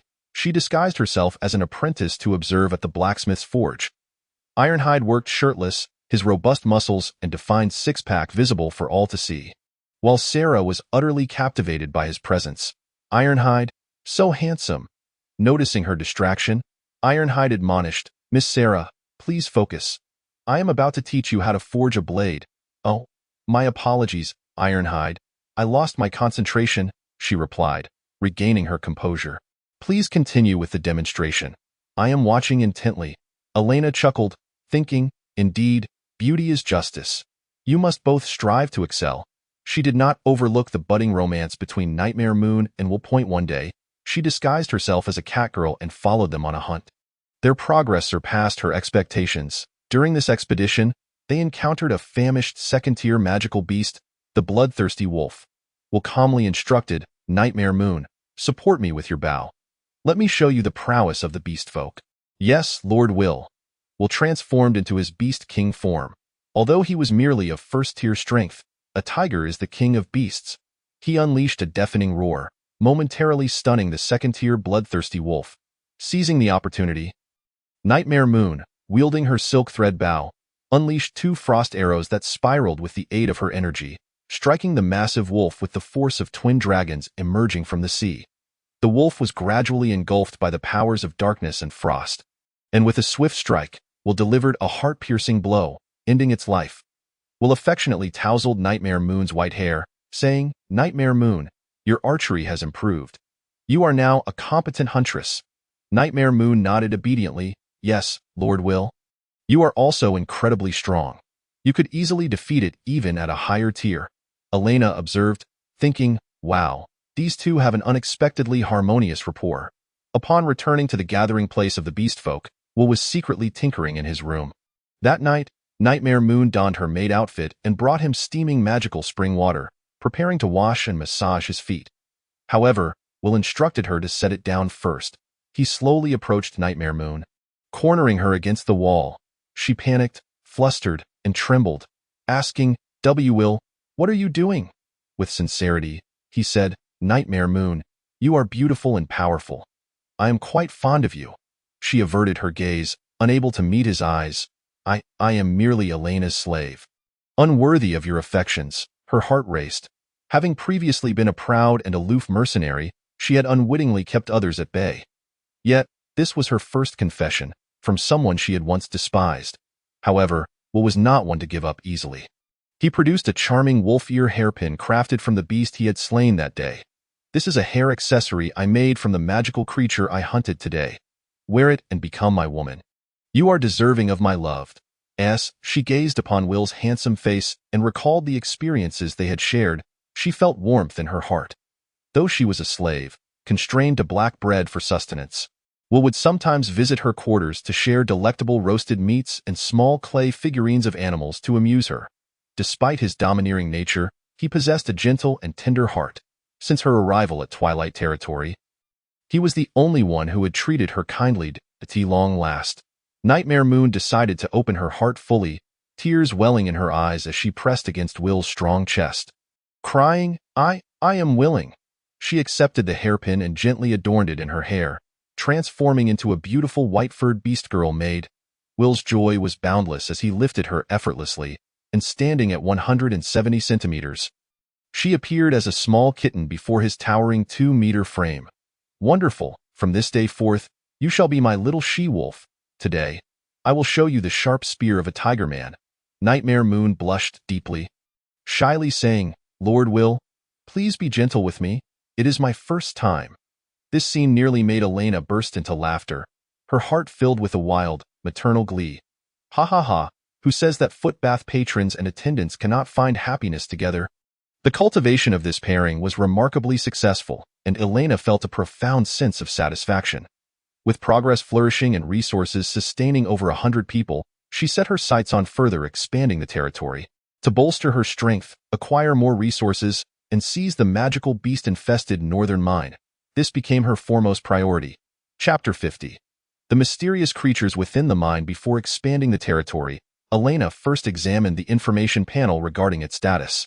Twilight Territory Development Level, 23 Population, 14 Beastfolk, 52 Humans, 81 Vampires, 57 Elves, totaling 204 individuals. Comfort Level, 67. Basic needs of the populace have been met. Environmental quality, 18. Living conditions are comfortable, albeit limited to residential areas. Food production, 0.97 tons month. Food storage, 9.58 tons. After a month of diligent effort, Elena was pleased to see the territory's environment finally shifting positively. She also took a moment to check the status of the racial chalices. Vampire Chalice, 1225 Beastfolk Chalice, 925 Elf Chalice, 1250. The heart energy of the vampires seemed to grow slowly. The mercenaries felt their lives were satisfactory but lacked particularly joyful events, with heart energy primarily deriving from Elena's own happiness. The beastfolk appeared to be growing slowly due to their small numbers, while the elves benefited greatly from the joy brought by the birth of their children. Elena nodded, noting, the current situation is promising, but improvements are still necessary. Let us focus on the task at hand. In the morning, Elena summoned Sarah and several vampire mercenaries. Lady Elena, what are your commands? Sarah inquired, noticing Elena diligently reviewing the administrative records submitted by Thomas. Elena gently closed the book and said, We have yet to explore the northern mine. I want you to take a few companions to scout it out. Understood. But first, I shall bestow upon you new powers. What a wondrous power! Thank you, Lady Elena. Having spoken, Sarah, accompanied by her 4 blood thralls, equipped with short swords and hand crossbows, set forth, forming a quintet perfectly suited for the exploration of the dungeon. They mounted their steeds and departed from the manor, guided by the map indicating that the mine lay approximately 15 kilometers to the northeast of the estate. Along the way, they encountered numerous wandering zombies. Sarah also noted that the northern region of Twilight Vale harbored several unmarked locations on the map, which she could later inform Elena about. After about an hour, They arrived near the mine. Sarah observed that the entrance was in a state of collapse, likely due to years of neglect. Several abandoned wooden mine carts lay at the entrance, and a railway extended into the depths of the cavern. Exuding a sinister aura, could it be the work of an ancient god? Let us proceed. The collapsed entrance was not entirely sealed. They used iron picks to carve out a passage large enough for an adult to squeeze through and ventured inside. The darkness within was so profound that one could not see their hand in front of their face. A nightblade leopard. Sarah and her blood thralls possessed night vision, thus rendering torches unnecessary. Friends, draw your weapons. Joel, you were once a subordinate of Nightmare Moon, correct? Use your crossbow to cover us. Yes, Captain Sarah. Sarah invoked Shadow Veil, creating a circular shroud of darkness that concealed their figures within the shadows. As long as they remained untouched by light, they were effectively invisible. The cavern was surprisingly spacious, with stalactites of various forms hanging from above, and upon entering, they could already see fragments of or scattered across the ground.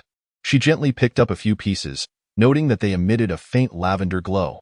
Continuing along the minecart track, she caught a glimpse of a flickering azure light ahead. As she approached, she beheld a humanoid creature with the head of a rat. Wielding an iron pickaxe, hunched over, and adorned with a large white candle atop its head, from which eerie flames flickered. "Is that a kobold?" one of the mercenaries whispered. The mercenaries knew well that kobolds were a common humanoid menace on the continent. Often dwelling within mines, born of darkness yet fearful of it, each kobold bore a candle atop its head, particularly drawn to gleaming objects. This creature was a staple for novice adventurers, possessing a modicum of combat prowess. Serving as a bane for inexperienced explorers, yet it posed little threat to seasoned mercenaries. Joel, eliminate it. Joel pulled the trigger, and the silent bolt from his crossbow pierced the kobold's skull, splattering blood as it fell silently to the ground. Excellent, let us delve deeper, Sarah murmured. Just as they passed the corpse, the candle atop the kobold's head suddenly erupted into flames. Its body was engulfed in a roaring blaze, and to their astonishment, it was transmuted into a large egg. "What is happening?" Sarah exclaimed in bewilderment. The azure egg mutated rapidly, hatching into a colossal insect wreathed in eerie flames, its wings as delicate as a cicada's, spanning nearly 2 meters. It unfurled its fearsome mandibles and emitted a piercing shriek. At the sound, a multitude of ghostly flames surged forth from the branching tunnels below, akin to a shower of stars. There were hundreds of kobolds lurking within the cavern. "Kobolds, intruders, capture them!" the kobolds shouted from below. Joel fired another bolt, but the insect deftly evaded it. "It's a first-tier magical creature. There are too many enemies here. We must retreat," Sarah cried. "Such malevolent power. I must quickly inform Lady Elena." The kobolds began to swarm up, and the newly hatched ghostly fire insect relentlessly pursued them. It suddenly spat a shadowy needle, which Sarah narrowly deflected with her short sword, but alas, it struck Joel in the back. "Ah!" he cried out in agony. Collapsing to the ground, Sarah shouted, "The rest of you, take Joel and flee. I will handle this insect. But what about you, Captain? Enough chatter. Inform Lady Elena of the situation. I will be fine."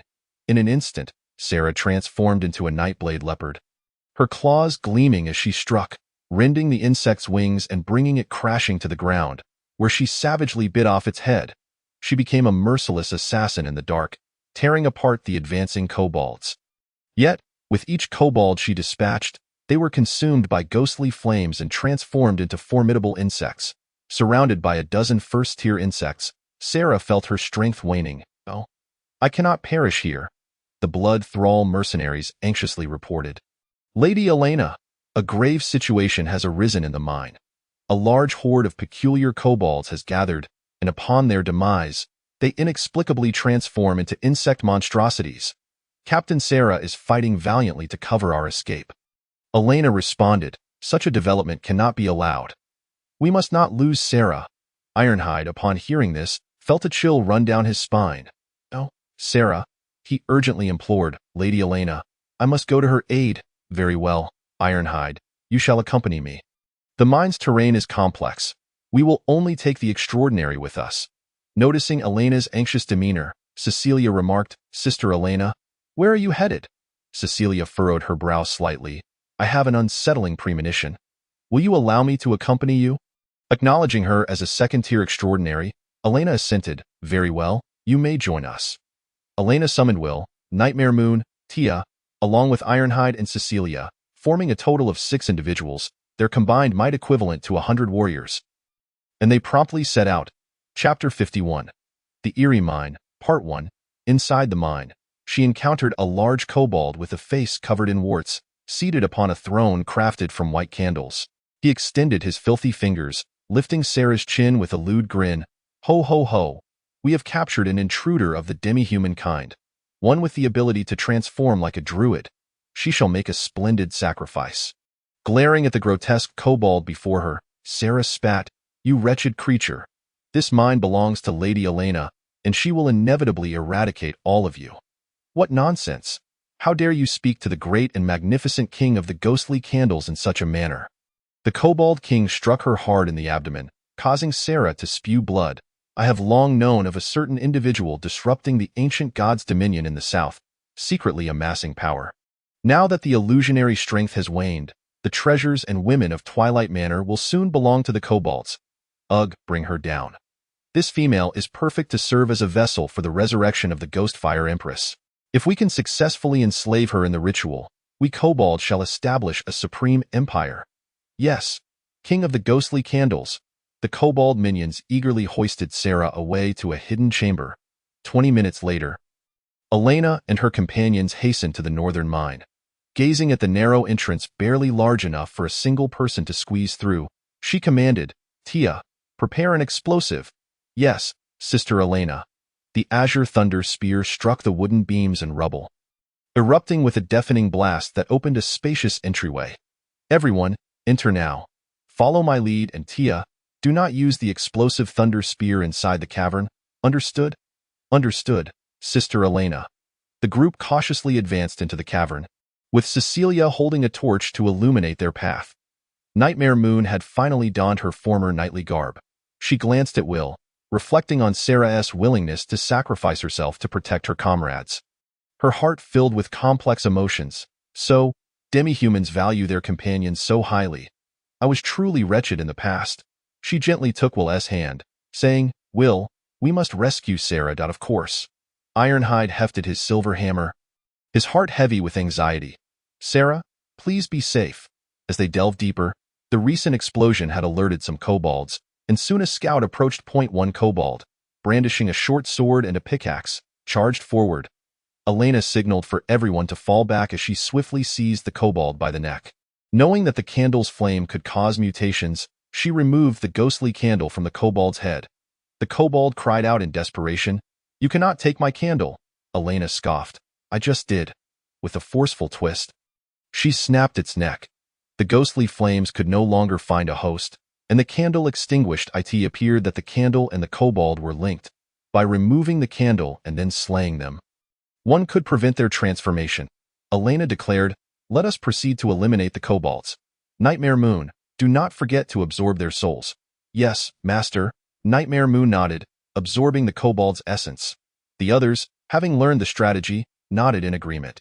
A dozen kobolds rushed forth from the depths of the cavern, while Elena and Cecilia stood back to provide support and direction. The kobolds were only about 1.6 meters tall. Will swiftly advanced. Executing a series of candle removals, the disoriented kobolds wailed in dismay. Nightmare Moon unleashed a blade of dark wind, swiftly cleaving 5 kobolds in half. Their souls were promptly collected.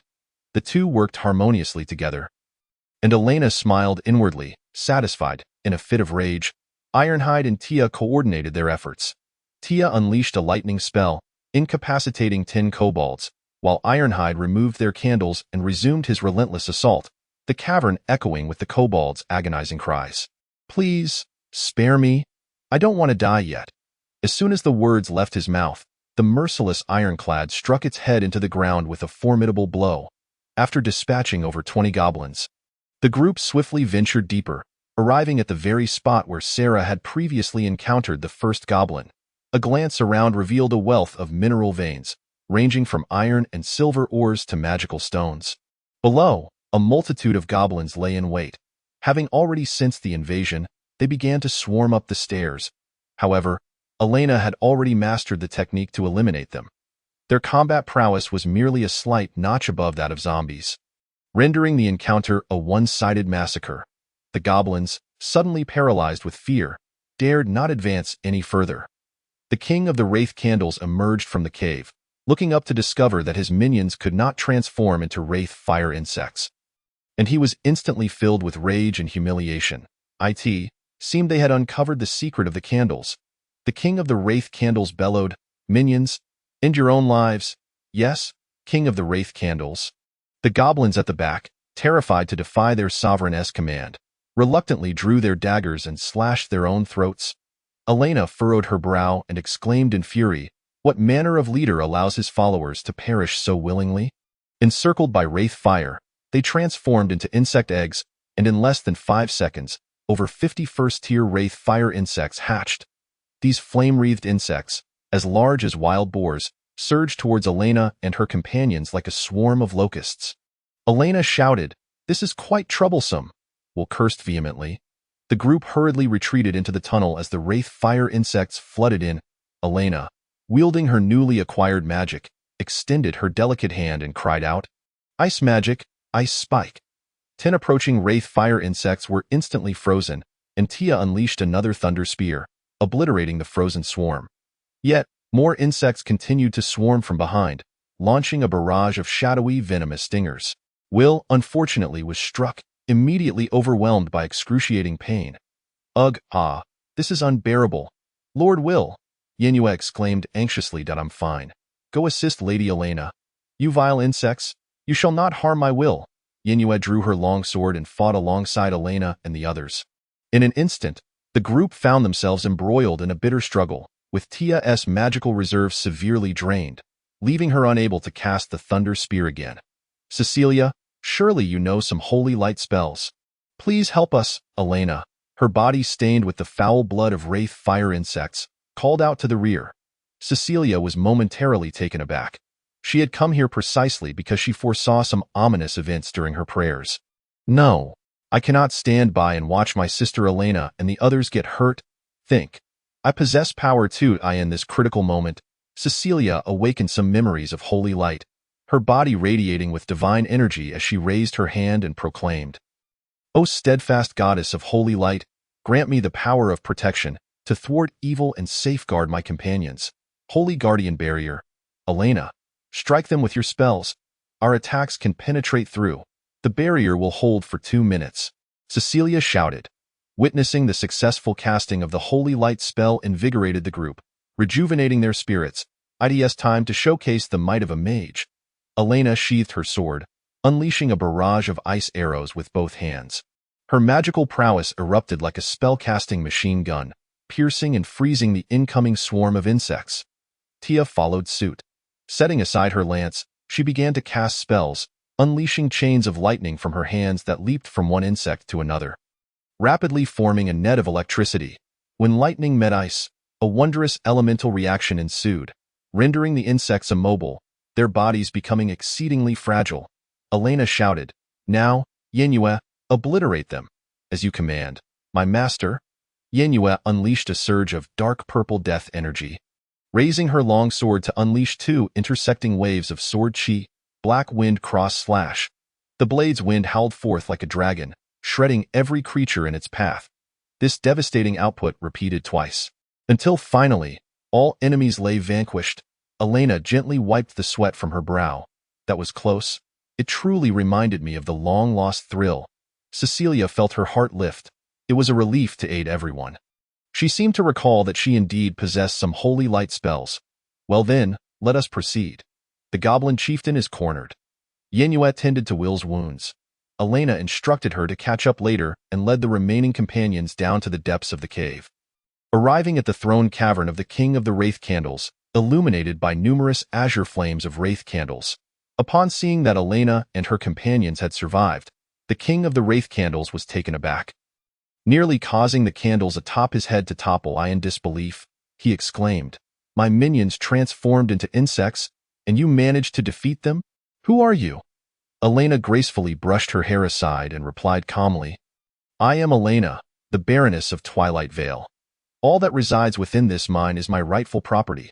Surrender and cease your resistance." The Goblin King scoffed, "Humph, merely an ordinary human girl. I captured many like you when I was but a young goblin in human villages. They birthed countless offspring for me. How revolting. Can goblins be as vile as goblins?" Elena retorted.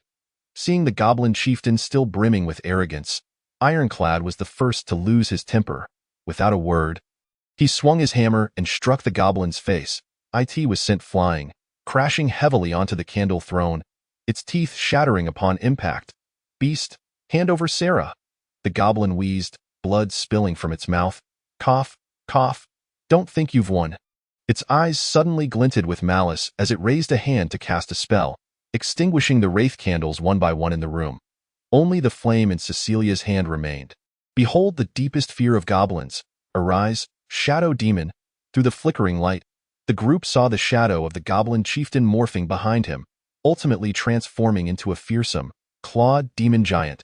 The demon giant suddenly emerged from the wall, seizing the feet of everyone present. Ironclad and Tia attempted to attack, but their efforts proved utterly futile. "What is happening?" The goblin chieftain mocked. "Ha ha ha, futile. The shadow demon has no physical form. You shall all be dragged into the realm of darkness, where you will await your demise in silence." Cecilia felt an intense pulling sensation. She furrowed her brow but remained unperturbed. "So it is the shadow demon. I remember now. It was the demon I first dispelled during the coming-of-age ceremony 2 years ago." She closed her lovely eyes and began to softly chant a spell. The power of holy light shone upon her, causing the shadow demon's claws to recoil in pain. "Just goddess of justice, grant me the power of balance to expel and purify this world of its corruption." Holy exorcism. A beam of pure, divine light shot from her hand into the ground, and the shadow demon had no chance to struggle as it wailed in agony, its shadowy form being completely disintegrated by the holy light. Elena raised an eyebrow and addressed the king of the wraith candles. "Is that all?" Witnessing his strongest trump card being effortlessly countered, the Goblin King was thrown into a panic. Trembling, it stammered, "No, this cannot be. How can such a powerful holy light exist?" Seeing that the Goblin King was out of options, Ironclad advanced, delivering a powerful punch that twisted its face. He roared, "Tell me, where is Sarah?" The goblin, shaking, retrieved a key from its bosom. "It is in the secret chamber behind. This is the key. Spare my life." Ironclad turned to Elena. "My lady, shall we execute it?" Elena sought the opinion of Remonia. If the multiracial compass showed no response, it meant the creature held no value. Elena waved her hand. "Dispose of it as you see fit." Ironclad released the goblin, decisively administering the hammer's justice. "No, you cannot kill the great and handsome king of the wraith candles." With a single blow, its head exploded, ending its wicked life. Using the stone key, they unlocked the secret chamber behind, where Elena and her companions found Sarah lying upon a stone altar, surrounded by numerous wraith candles. For goblin shamans were performing some sort of ritual upon her. In a flash of fury, the group swiftly dispatched the four and rushed to check on Sarah. Sarah was gravely injured, a trickle of blood seeping from the corner of her mouth. Ironclad gazed upon Sarah's condition, feeling a sharp pang in his heart, his vision blurring with tears. "Sarah? No." Cecilia spoke up. "Let me try a holy light spell."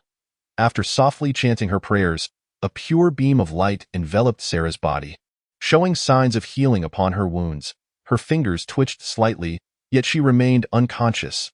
Cecilia examined her pupils. Sarah's beautiful amber eyes had inexplicably turned a terrifying shade of green. Reamonia remarked, "I see now. Within her lies a certain soul artifact. While it has yet to fully merge, it can still be extracted. I merely need to pierce her chest. Teshin, I will attempt to save her without causing her harm." Elena drew forth Reamonia's blood dagger and gently made an incision upon her heart. Instantly, the wound transformed into a void-like black hole, from which a black staff, ablaze with infernal flames, began to slowly emerge from Sarah's chest. Chapter 53. Solandia, the staff of the Queen of Infernal Fire. It is indeed the staff of the Queen of Infernal Fire. It seems she has not perished after all. Reamonia's voice conveyed a hint of surprise. "Who is the Queen of Infernal Fire?" Elena inquired, bewildered. "She is an old friend of mine. the Empress of the Insectoid Empire. Retrieve the staff. This artifact should be of great assistance to you. Elena acquiesced to the suggestion, decisively extracting the staff. Once the artifact was removed, Sarah finally regained consciousness. She softly murmured, Am I still alive? Upon seeing her rise, Tieshin immediately embraced her, exclaiming, Sarah, it is truly wonderful that you are unharmed. Gazing at Tieshin, Sarah's eyes welled with tears of gratitude. Oh, big guy. I thought I would never see you again. Thank you for coming to rescue me, Elena, my lady. Everyone else as well? Yenua and Weir, witnessing the scene, felt a sense of relief. Yenua approached Sarah earnestly, saying, Sarah, thank you for protecting my comrades. It is you and Weir who have made me understand the kindness of the demi-humans. I apologize for my previous arrogance and ignorance. Sarah smiled and nodded. Sister Yenua, I am glad to see you have turned over a new leaf and are together with Brother Weir. From now on, we shall be sisters, she then mischievously added. But do keep your voices down, Brother Weir. Everyone heard that. Yenua's face flushed crimson, rendering her speechless.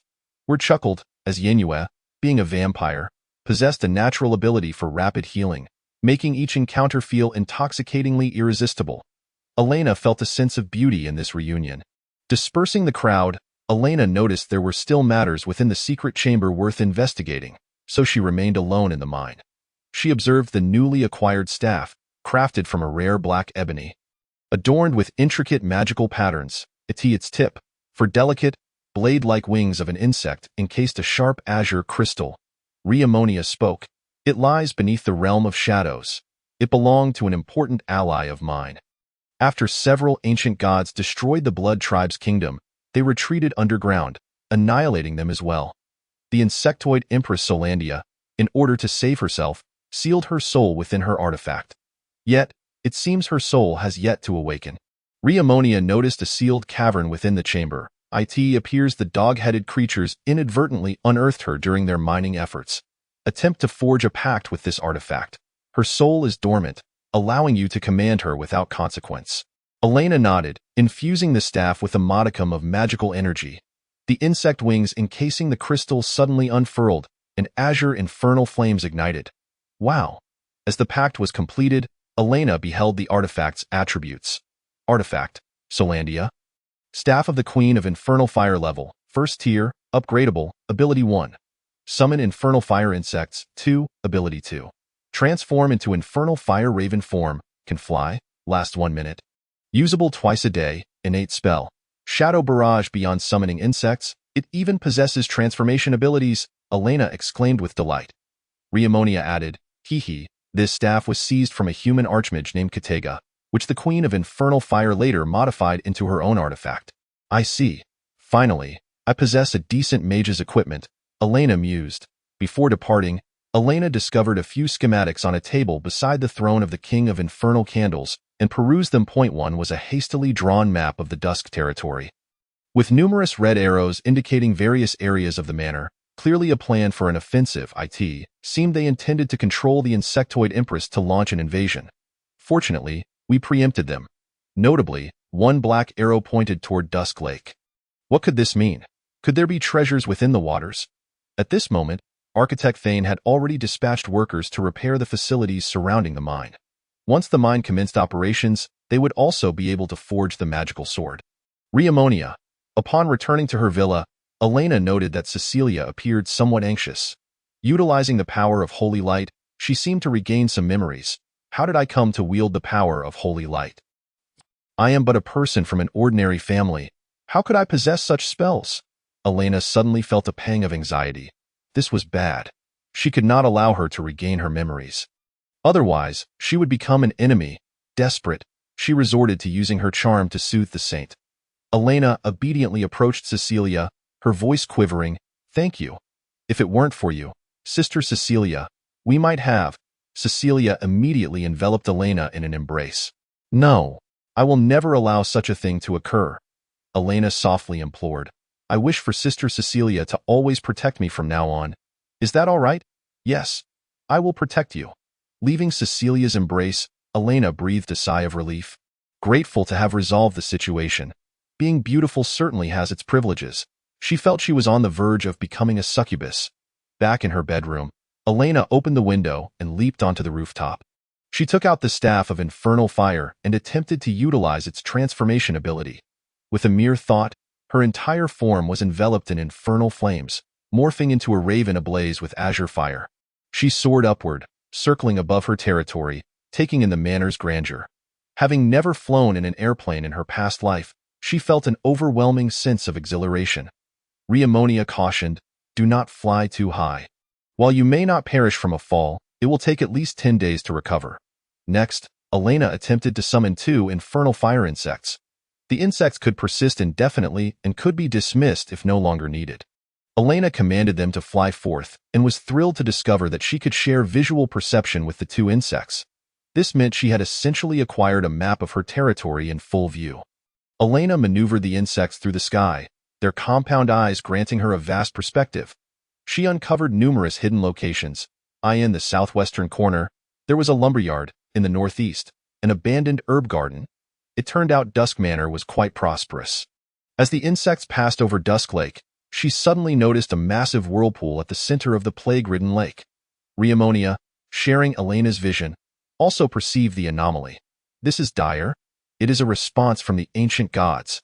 Chapter 54. Eye of the Ancient God, Defense of the Manor. Elena, through the infernal fire insects, saw that at the center of Dusk Lake, the miasma was continually being drawn into the whirlpool, as if something was gathering power. And the waters were gradually turning a starry black. Beneath the surface, an enormous orange-yellow malevolent was stirring. It is the eye of the ancient god, Nyorosa, Riemonia stated. Elena gasped in horror. Were they truly about to confront an ancient god? No, that is a living eye of the ancient Joda. It possesses formidable illusionary power. 500 years ago, I blinded it in battle, and it later detached from its body. Though think the malevolent I had been hiding in Dusk Lake. It must be the origin of the tragedy that befell Dusk Manor. Elena nodded resolutely. We must act swiftly. Facing a formidable enemy, she leaped from the rooftop and sounded the gathering horn. Representatives from the 4 tribes, accompanied by all warriors, rushed to her side. Seth, feeling uneasy, asked, "Miss Elena, what are your orders?" Elena's expression hardened, her demeanor calm and composed. The true threat to the manor has surfaced. It lies in the western Dusk Lake. This time, we shall not be passive victims. I command you to lead the Blood Moon Knights and Thane's craftsmen to the west and construct defensive fortifications, utilizing all the timber we have procured. The Blood Moon Knights will take the lead. Silverblade, you are to command the elven forces as rearguard. The demi-human forces will all be cavalry, responsible for guerrilla warfare. The crowd echoed in unison. Yes, at that moment, the soldiers were filled with fervor. Elena paced around the formation, inspecting the warriors, and declared, "Warriors of Dusk territory, the battle ahead may be the most arduous yet. We shall confront the remnants of the ancient god, and there will undoubtedly be sacrifices." Standing before them, Elena suddenly drew her sword high, proclaiming, "But for the home we have forged with our own hands, for our families and children, we must fight." The warriors felt Elena's fervent call deeply, and they chorused, "For Dusk territory, for the revival of the eternal night elves, for the glory of Lady Elena." The soldiers swiftly made their way to the armory, retrieving long spears, iron shields, and steel bows before hastening toward the western lakeside. Dusk Lake lay approximately 5 kilometers west of the manor, and Seth led the knights in a brisk run, while the craftsmen transported timber and tools in wagons, in the course of a single afternoon. The craftsmen hurriedly forged a row of wooden spike barricades, stretching approximately 100 meters, to establish the first line of defense before the battleground. Seth had previously encountered the creations of the ancient gods, which lacked the cavalry's devastating charge. Thus, he commanded 60 Blood Knights to line up in formation, forming the second wall of defense. The elven archers donned chainmail, having partially awakened their combat memories upon their rebirth. They stood ready with their modified spider silk eye-string steel bows. The final line of defense consisted of Elena and her 2 guardians. Having drawn blood from both Tia and Cecilia, her magical energy was now at its zenith, allowing her to provide spell support from the rear as well as engage in close combat. As night fell, the sky over the Twilight Realm seemed to morph into a desolate abyss. The warriors hastily lit torches, and to their horror, The orange malevolent I reflected in the lake was mirrored in the heavens above. Alina called out, "Do not panic. This is merely an illusion conjured by the ancient gods. Our enemies lie within the waters." Moments later, a whirlpool in the lake emitted a deep blue-black glow. The onlookers beheld a multitude of finned creatures, resembling sharks, surging from the lake's surface, over 100 of them. Alina thought to herself, "This is no trivial matter. Let us electrify them first." "Yes, Sister Alina." Tia concentrated, conjuring arcane lightning to form a violent lightning spear, which she hurled into the lake. The massive explosion of electricity surged across the lake's surface, causing the mysterious fish to leap out of the water. The sight was enough to leave everyone agape, their sanity waning. Those were plague salmon, assimilated by the ancient gods. Be cautious. The tentacled fish at the epicenter of the explosion was utterly obliterated by the lightning. However, a multitude of monstrous fish, as if leaping over a dragon's gate, lunged toward the shore. Such tenacity of life. The rear archers released a volley of frost arrows, which pierced the rotting fish, successfully slowing their advance. While the pike soldiers rushed in with a flurry of thrusts, the creatures, riddled with wounds, were held back by the barricades. Yet, having been assimilated by the ancient gods, they soon began to revive. Only divine weaponry and blood magic could prove effective. "It seems I must deliver the final blow. Let me test a new spell." Alina grasped the staff of netherfire in her left hand, channeling blood magic into it, causing the azure flames to transform into a vivid crimson. She raised her staff high and declared, "Bloodfire Shadow Barrage." Numerous orbs of blood-red netherfire erupted from the staff, disintegrating as they rained down like countless crimson stars upon the earth. The corrupted fish struck by the barrage were immediately engulfed in bloodfire. Transforming into a foul puddle of ichor, the frontline soldiers, initially apprehensive, witnessed Alina's powerful magic obliterate a massive foe, boosting their morale immensely. "Lady Alina's magic is unparalleled." Alina shouted, "Warriors, fight valiantly. Without your support, I cannot vanquish them with ease." The first wave of assault was easily dismantled, the whirlpool's turbulence gradually subsiding, and the orange malevolent eye vanished. The warriors nodded in agreement, recognizing that Tia's lightning spear magic had significantly weakened the creatures. However, before they could relax, the whirlpool began to churn once more. From the depths of the night, a colossal creature emerged from the water. The surging waves crashed through the barricades, causing the Blood Knights to stagger. "What on earth is this?" Upon returning to reality, they beheld a creature, resembling a serpentine-necked dragon, stretching 100 meters in length, rising from the center of the lake. Silverblade gazed at it, his eyes trembling slightly. "No. It has been resurrected by the ancient gods." Alina, overhearing Silverblade, urgently inquired, "Do you recognize it?" Silverblade replied, "This is the guardian beast we once bestowed upon your ancestor, Johnson Vane, the lake serpent dragon, also known as the Twilight Lake Monster." The water monster advanced from the center of the lake toward the shore, prompting Alina to command, "Everyone, maintain formation." Chapter 55. Abyssal Serpent Dragon. What is the key to victory? The foul miasma of plague gathered in the creature's toxic sac. Located within its elongated neck, with a sudden whip of its head, it unleashed a torrent of plague venom upon the crowd. "Everyone, raise your shields," Alina shouted, while Cecilia simultaneously chanted a spell, erecting a holy barrier. Although some Blood Knights were tainted by the plague, being undead, they were immune to it. The two barriers successfully blocked the toxic breath. Alina commanded, "We must not allow our kin to be infected. Concentrate fire on its poison sac." Sylvie roared, "Damn the ancient gods. The serpent dragon Hina is the protector of this land. Get out of her corpse."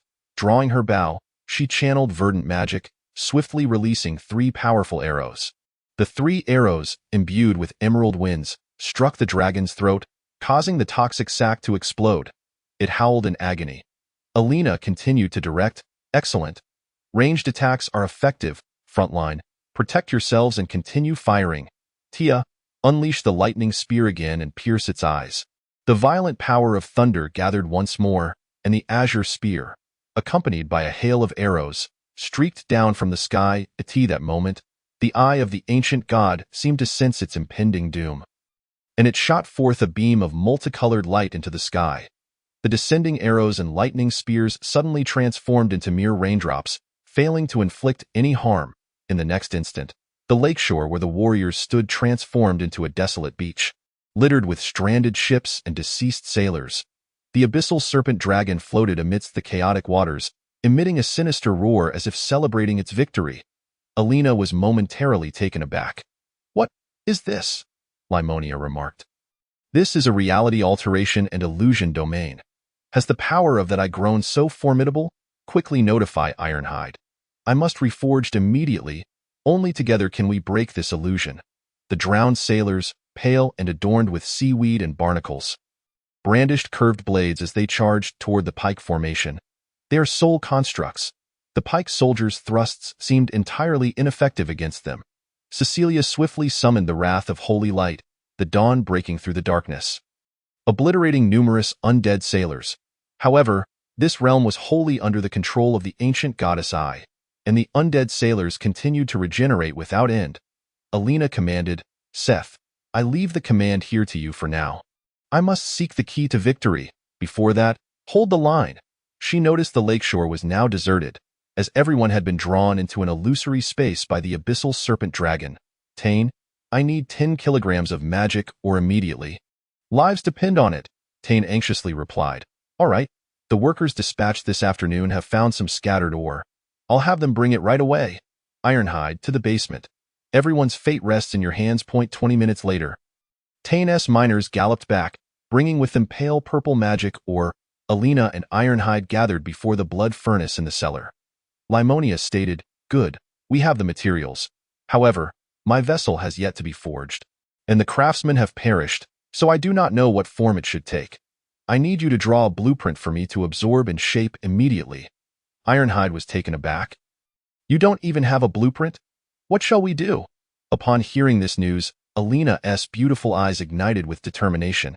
"As a once failed art student, I excel at drawing." She took a piece of paper and charcoal, sketching the design of a magic sword she had conceived during her previous life in class, then presented it to Limonia. The dagger shimmered in the air. "Not bad. I quite like this form. Dismantle the gem from the dagger. It shall be my soul's essence.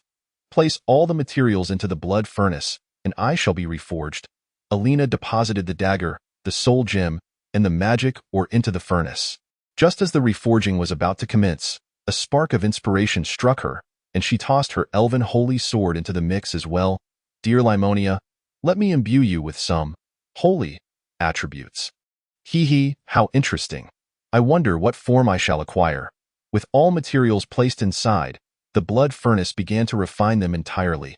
Suddenly, its inner structure shifted, autonomously forming a sword-shaped mold, mirroring Alina's design. It seemed semi-automated. Alina remarked with a hint of sarcasm.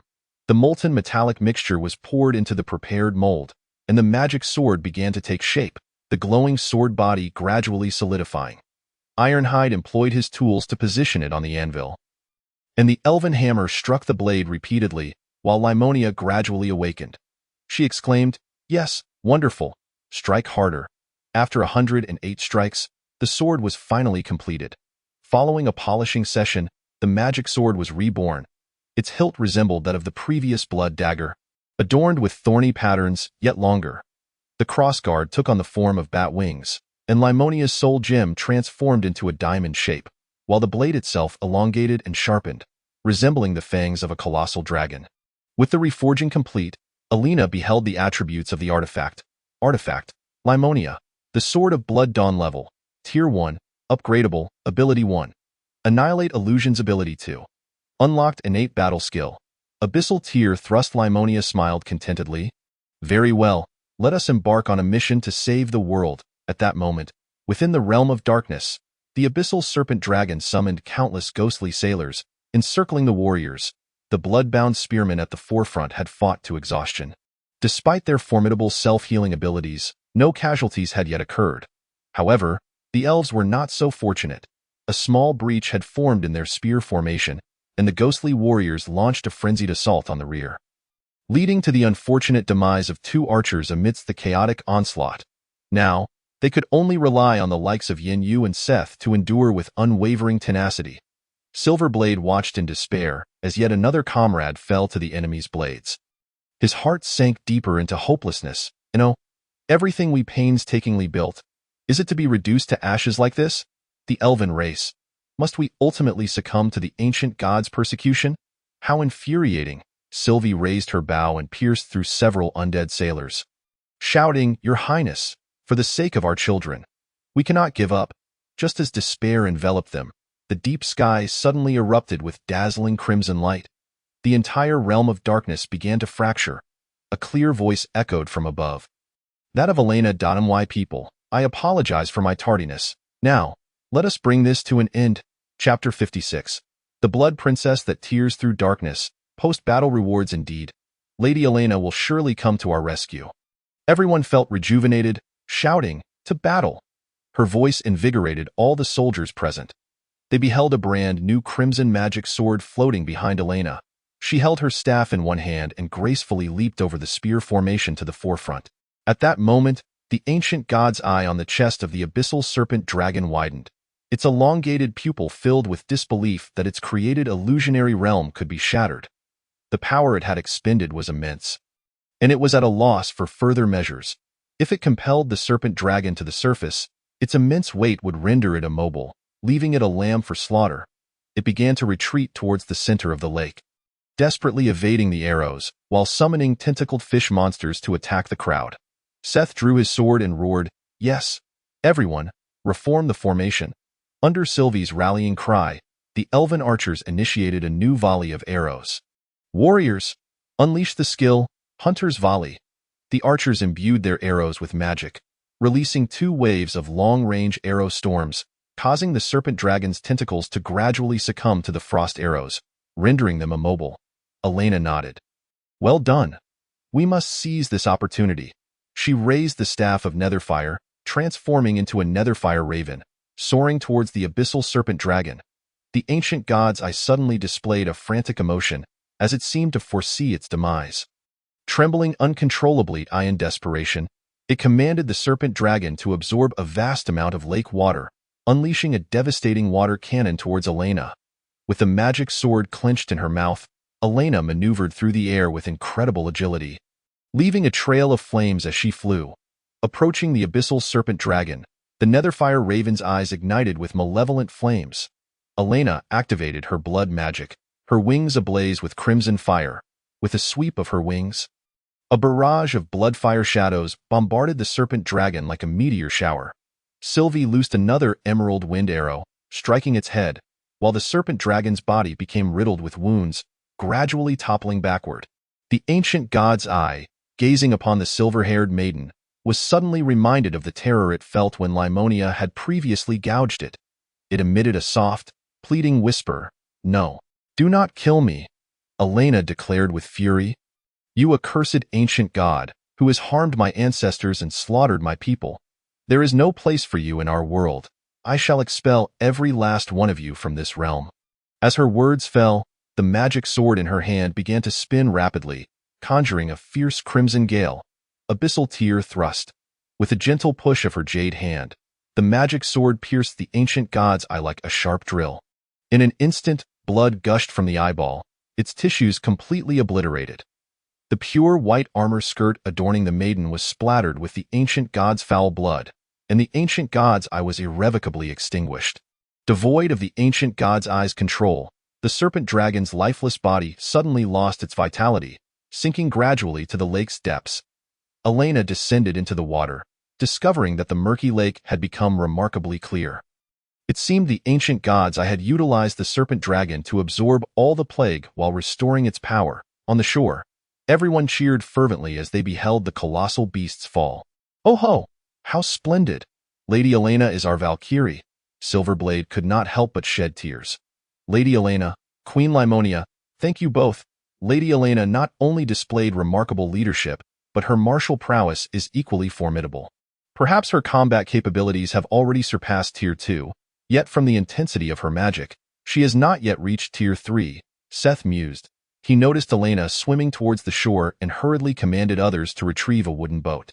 "Quickly, go greet Lady Elena in the lake." Upon reaching the shore, Elena shook off the water and pouted. "Ugh, so dirty. I need a bath." Before she could finish, She was sandwiched between Tia and Cecilia. "Sister Elena, you were simply amazing, sister. I'm so relieved you're safe." The fragrance of the maidens enveloped Elena, causing her breath to hitch. "Ugh, don't hold me so tightly. I can't breathe." Tia and Cecilia quickly loosened their grip. Cecilia nodded. "Yes, I'll prepare some towels, and I'll come to help you bathe later." Elena's damp visage flushed a deep crimson. To maintain her dignity, she could only silently rage within, "Hey, don't take liberties." Returning to the villa, Elena placed her weapons in her room when Tia called for her. She had prepared a large wooden tub filled with steaming magical spring water, and Cecilia was present as well. "Sister Elena, come, let us bathe together." Cecilia gently removed Elena's soiled garments, saying, "Sister, just soak in the tub. You need to relieve your fatigue." Once again exposed, Elena could not conceal her sense of shame, reluctantly replying, "Very well." Elena delicately lifted her slender jade foot and stepped into the tub, while Cecilia took a warm, damp towel to wipe her smooth, tender skin. Tia gathered Elena's silken silver hair, preparing to wash it.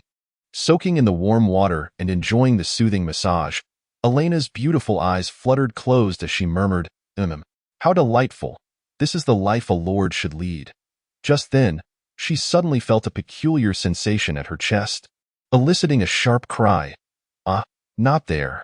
Cecilia smiled mischievously. "Hee, Sister Elena, you look so cute when you're flustered." "Why, how could a dignified lord be bullied like this?" After a delightful bath, the blush on Elena's face refused to dissipate. She hurriedly donned a bathrobe and rushed out. Upon opening the door, she found a golden-haired lowly in a black dress lounging on her bed, legs crossed. She opened her emerald-like eyes and remarked playfully, "You seemed quite happy just now." Elena's beautiful eyes widened in shock. "You are Limonia?" Chapter 57. The Transformation of the Magic Sword. A brand new ancient goddess power. Elena surveyed the lowly before her, who possessed large, emerald-like eyes and the quintessential vampire slit pupils. Looking further down, her cherry lips were as enchanting as a flower from the other shore, her features exquisite beyond compare. The girl had golden hair styled in adorable twin tails.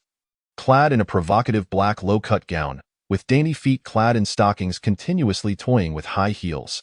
Though petite, standing at around 158 cm, she was endowed with a mountainous figure, truly a case of childlike beauty with. So, you can already transform. Indeed.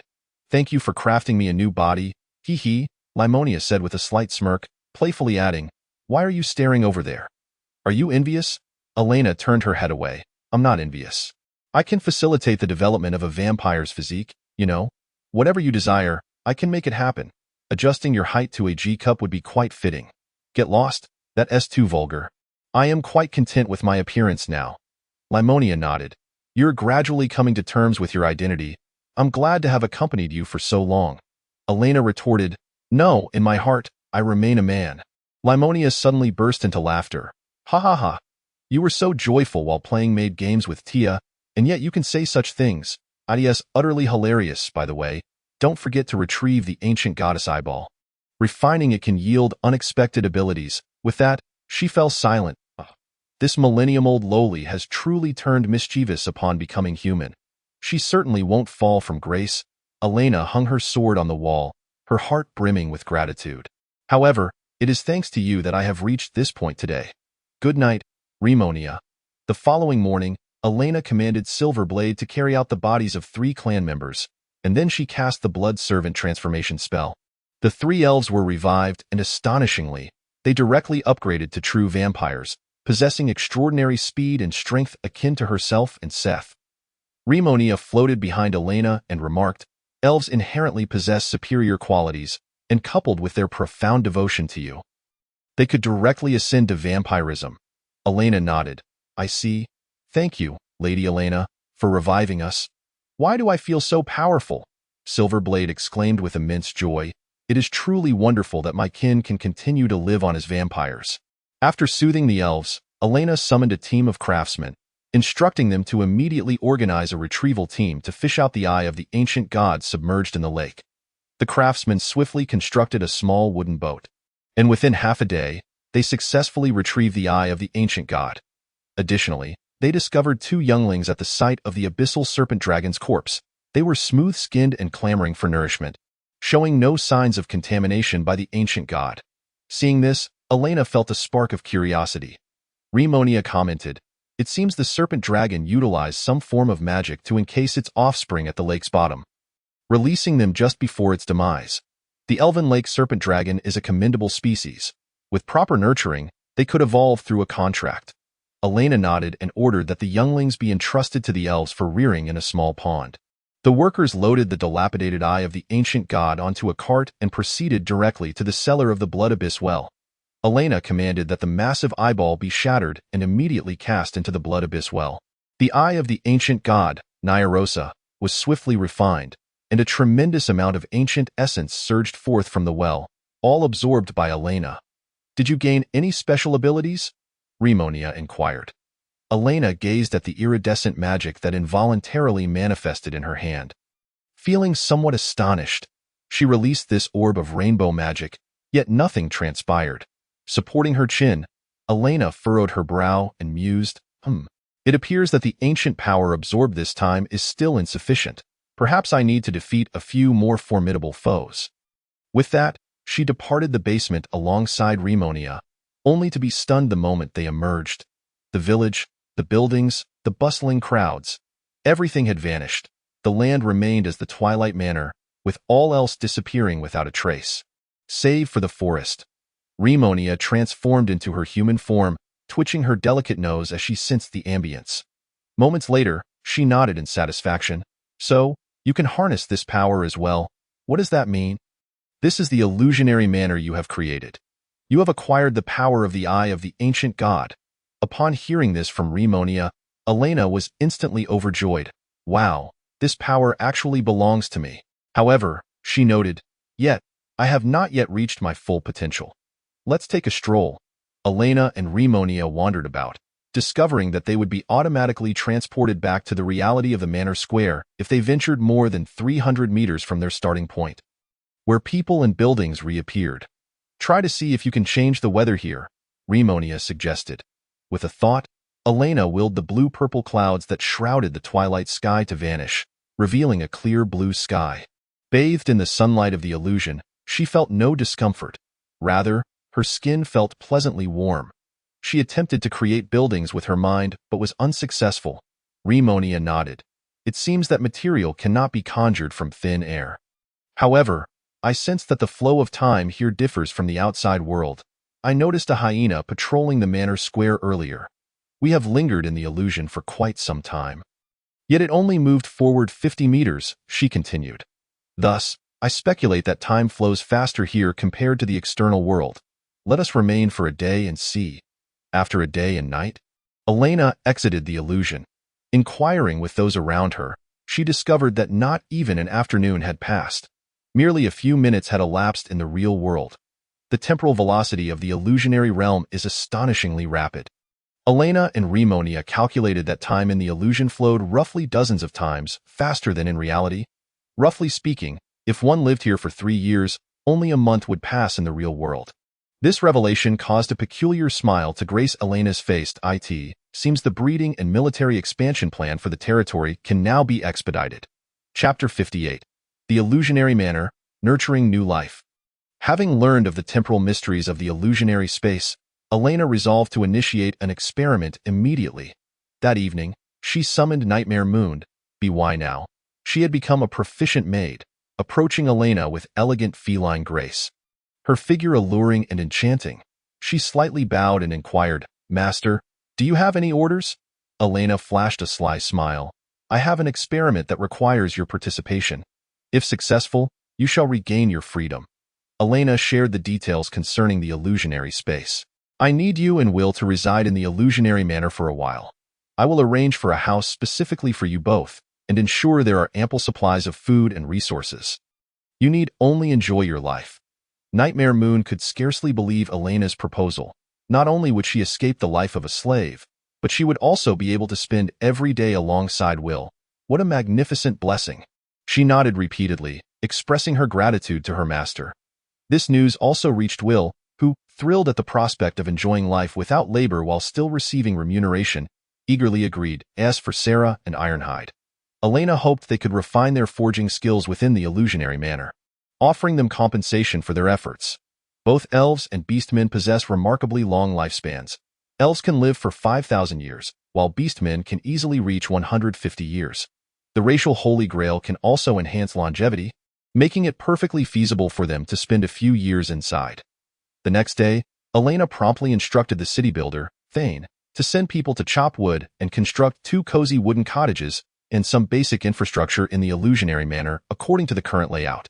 They labored for over 10 days in the illusionary manor and finally completed the houses and granaries. After spending just a few hours in the real world, they emerged from the illusion. Thane marveled how extraordinary, such a wondrous world exists. The Twilight Manor was truly worth the visit. Thank you, Lady Elena. If possible, I would like to dance with that cat girl named Mina, he added. Elena awarded Thane overtime pay, and he excitedly returned to work. With everything prepared, Elena adjusted the weather in the illusionary manor to reflect a normal cycle of day and night and allowed the 2 couples to move in. To observe the growth rate of the elves, she also had Silver Blade lead some elves to reside there. Nightmare Moon and Will arrived at their new home in the illusionary manor and were instantly filled with delight. This was their very own cozy abode, complete with a living room, study, and wardrobe, nearly indistinguishable from the Lord's residence, and outside, the granary was stocked with ample provisions. After a hearty meal, Will carried Nightmare Moon into the room, mischievously stating, "Little wolf, I want you to bear me a little tiger." Despite having been together for a month, Nightmare Moon still felt a tinge of shyness. Though she loved Will, memories of their previous conflicts lingered, making her feel a sense of embarrassment in bed.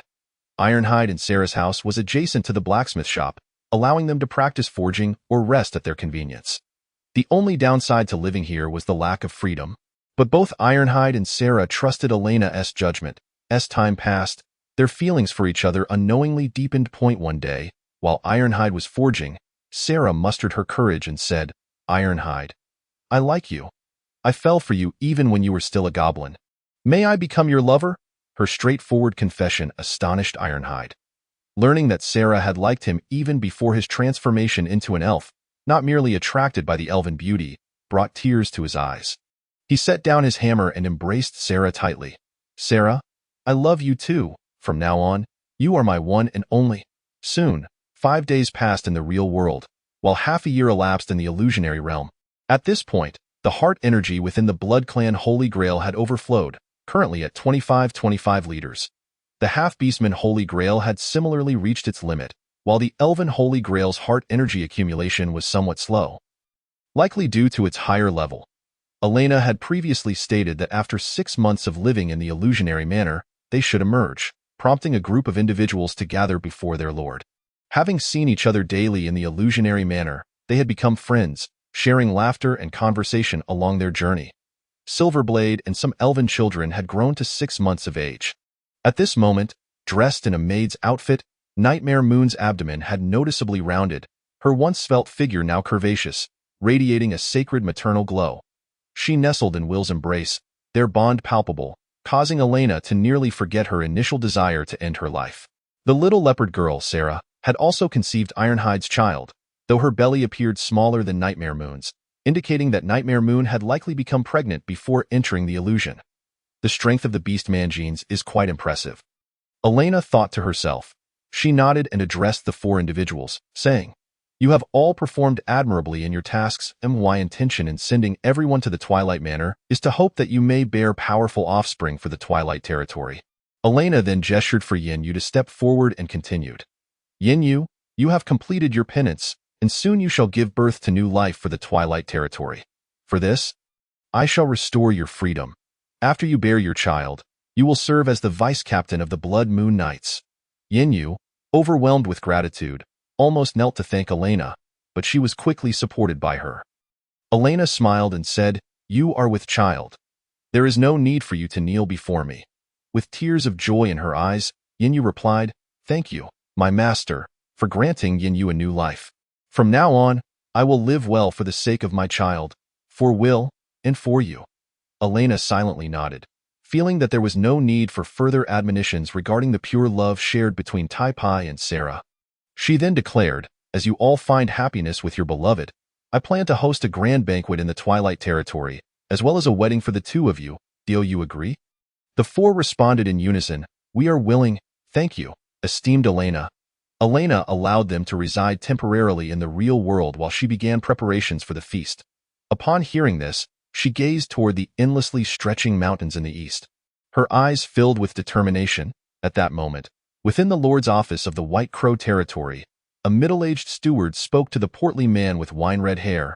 "Lord Exiled, we have made progress regarding the disappearance of your advisor." Finn, Exiled, visibly impatient, demanded, "Speak. Who has killed him?" It was bandits. How could Finn, accompanied by 70 elite knights, possibly be made to vanish by mere bandits? Exiled bellowed in fury, "I apologize, young master, but I am uncertain of the specifics. However, I have heard a piece of news worth noting." "What news?" "The Twilight Territory to the west has a new lord. Baron Raven has passed away, and Miss Elena has inherited his lands. She has also led a slave trading caravan of 20 to conduct business in the Bear Territory." Exiled's body tensed in shock as he exclaimed, "What? Elena is alive? And she has inherited lands and begun to develop them? This cannot be. Absolutely not. Dispatch a fighting knight to scout immediately. I must know Elena's current situation. At once. Right now." Chapter 59. Prosperity and the Brother with Red-Eye Disease. The White Crow Territory boasts not only 1,000 elite knights, but also 15 fighting knights, the Lord's command. The steward promptly went to the knight camp to issue orders. He addressed a knight with long bangs, "Knight Lance, the Lord commands you to immediately scout the Twilight Territory, ensuring that you do not expose your presence." "Understood." The young knight mounted a swift horse and set off in the morning. A day later, he finally arrived in the ominous Blackland. Entering the confines of the Twilight Territory, he deftly avoided the wandering zombies and gradually approached the manor. In truth, aside from Elena, who had seen Raven's illusionary manor, few had ventured near the Twilight Manor. It was widely perceived as a haunted house filled with monsters and decaying zombies. Lance tethered his horse to a withered tree, donned civilian attire to disguise himself, and began his reconnaissance. From a distance, he noticed wisps of smoke rising, and upon stealthily approaching, he was astonished to discover that half of the manor's buildings were newly constructed. Advancing quietly from the east, the first sights he beheld were fertile farmlands and thriving orchards. The farmers were diligently toiling, and among the crops, he spotted two peculiar plants: a grand tree adorned with white leaves and pink fruits, and shrubs bearing blue-purple fruit. Both types of fruit emitted a strange red and blue glow, making the expansive orchard resemble a starry sky, captivating his gaze. While farmers worked in the fields, one large parcel seemed to still emanate the aura of plague. The black earth could actually yield produce? Continuing onward, he entered the residential area of the manor. It was not overly populated, yet the bustling activity left him utterly astonished. Many workers were transporting timber and shimmering ores. The demi-humans wore splendid attire, their appearance far more refined than the common folk. Female demi-humans appeared to be busy crafting dance skirts for some kind of banquet. He also observed exquisitely beautiful elf men and women, cradling newborn elven children, their faces radiating happiness. Elves? Had they not been thought to have perished long ago? As he stealthily approached the training ground on the western side, he discovered Captain Seth training soldiers. Captain Seth was indeed present. The Twilight Manor was flourishing so remarkably. "I must hurry back to inform Exiled and Lady Catherine." The next day, Lance arrived at the Lord's office. Bowing his head, he reported, "Lord Exiled, I have completed my reconnaissance." Exiled raised an eyebrow, intrigued, and inquired, "What did you discover?" Lance, filled with excitement, replied, "You may find it hard to believe, but under Miss Elena's governance, the Twilight Manor is experiencing unprecedented prosperity. It is not a haunted house at all, but a bountiful estate. She has somehow purified the land, and both the orchards and farmlands are yielding extraordinary crops. Moreover, she has found the long-extinct elf race." Hearing Lance's description, Exiled was taken aback. The development of the Twilight Manor seemed to surpass even that of the White Crow Territory in some respects. He was utterly shocked and exclaimed, "What? How on earth did she accomplish this?" "She must have forged a pact with the demons of the Black Earth," Lance insisted. "No, there is not a hint of filth in the manor. and there is even a faint presence of holy light. Confronted with the truth, Eliido's heart swelled with envy as he murmured while seated, "Damn Elena. To think that a wasteland could be transformed by you. I must report this to my mother with that." Eliido made his way to his mother's chambers. Catherine was in her room, praying over an eerie black box. Noticing her son's arrival, she quickly concealed the box. She sauntered over, her figure radiating opulence. "My dear son, what brings you to your mother?" Eliido shared all the information regarding the Twilight Manor with Catherine. Her eyes quivered slightly as she contemplated. "Miss Elena is remarkably resilient. The Black Earth and ancient gods cannot bring her down." The noblewoman affectionately stroked her son's head, saying, "Do not worry. As the head of the family, everything belonging to your sister should rightfully be yours. She must have received the gold we provided to Raven to achieve her current success. We shall send envoys to demand resources." Eliido questioned, "But what if she refuses?" "I feel that Elena's demeanor has changed since that day." Catherine inhaled deeply, a wicked smile spreading across her lips. "She will comply. For the military strength of the White Crow territory stands undeniable. With 300 knights, we could easily level her territory." Eliido nodded. "Indeed. What you say is true." He mused. "Elena, since you still live, surrender all your resources. And perhaps I might spare you a path to survival." Heh heh heh. The following day, Eliido commanded Lance to lead 30 knights along with a multitude of carts to form a grand caravan. Setting off toward the Twilight Territory. 3 days later, they arrived punctually at the Twilight Manor, which was adorned with festive decorations. The manor's square was filled with banquet tables, and the air was alive with laughter and joy. As if a celebration was about to commence, the patrolling soldiers, noticing the unexpected guests, promptly informed Elena. A hyena rushed into the office, exclaiming, "Lady Elena, a group of unidentified merchants is approaching from outside the manor." "Oh? I shall take a look." Upon hearing this, Elena, accompanied by Taya and several blood servants, made her way to the entrance of the manor. She recognized Knight Lance from the White Crow territory, recalling him from the memories of the original owner as one of Seth's subordinates. Lance bowed and stated, "Miss Elena, I come on behalf of Lord Eliido and Lady Catherine of the White Crow territory." Elena couldn't help but think, "Heh heh heh, such fine refining material," with a feigned smile. She replied, "Dear Knight Lance, what brings you to us today?" Lance continued, "Previously, Lady Catherine had an agreement with Baron Raven. The Twilight Territory is required to supply food and magical ores to the White Crow Territory, including magic berries and so forth. We kindly ask that you prepare the cargo now."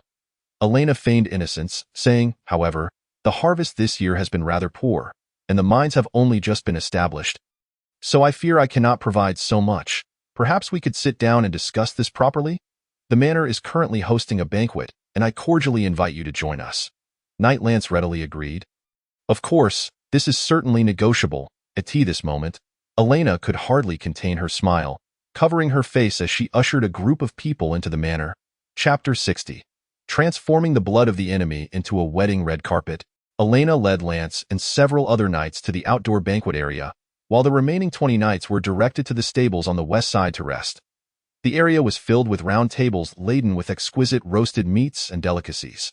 At this moment, the weddings of 2 pairs of newlyweds were about to commence, with the brides busy dressing in their respective chambers. Most of the vassals had taken their seats, harboring a measure of suspicion towards the unexpected visitors clad in iron armor and wielding swords. Clearly not the most amiable of guests. Knight Lance and several companions settled down, and he surveyed the surroundings with astonishment, exclaiming, "Miss Elena, did you not mention that the yield of grains was quite low? Why then hold such a lavish banquet?" "That is because today, 2 newcomers are tying the knot in our territory. Naturally, we must prepare a feast to honor them," Elena replied with a smile. At this moment, a fierce-looking knight beside Lance bellowed, "Lance, quit your idle chatter and demand that she hand over all the grain and minerals. The starving wretches of the Black Earth are of no concern to us." Upon hearing these words, all around them fixed their gazes intently upon the knights. "What are you staring at us for? Seeking death?" Seeing his companion instigating trouble, Lance soothed, "Odin, calm down. We need not sully our hands. You had better hurry. I wish to leave this wretched place as soon as possible." Odin spat disdainfully to the side. He then turned to Elena and declared, "In that case, We require at least half of your grain and minerals, and you must transfer the mining rights to Lord Exiled. This is our utmost concession." Alina chuckled softly. "What a splendid proposal, but you must first ascertain whether my vassals consent to it." Lance was taken aback. "What? As the lord, you still need to consider the opinions of your vassals."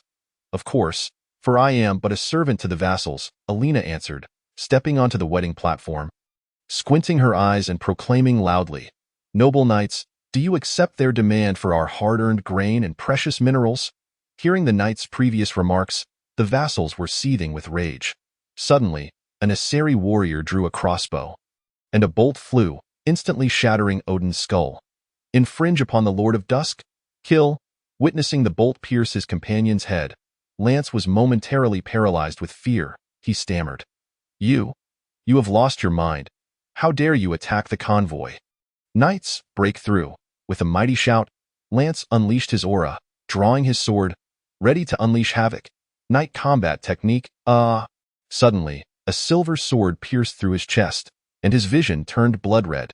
He beheld 10 soldiers around him being backstabbed or slashed by elves and Asari, collapsing into pools of blood, the scene resembling a hellish nightmare. "Seth, Captain, why?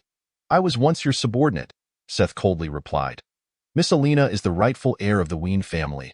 You came at the behest of Catherine to plunder the Lord's possessions, and your fate is death.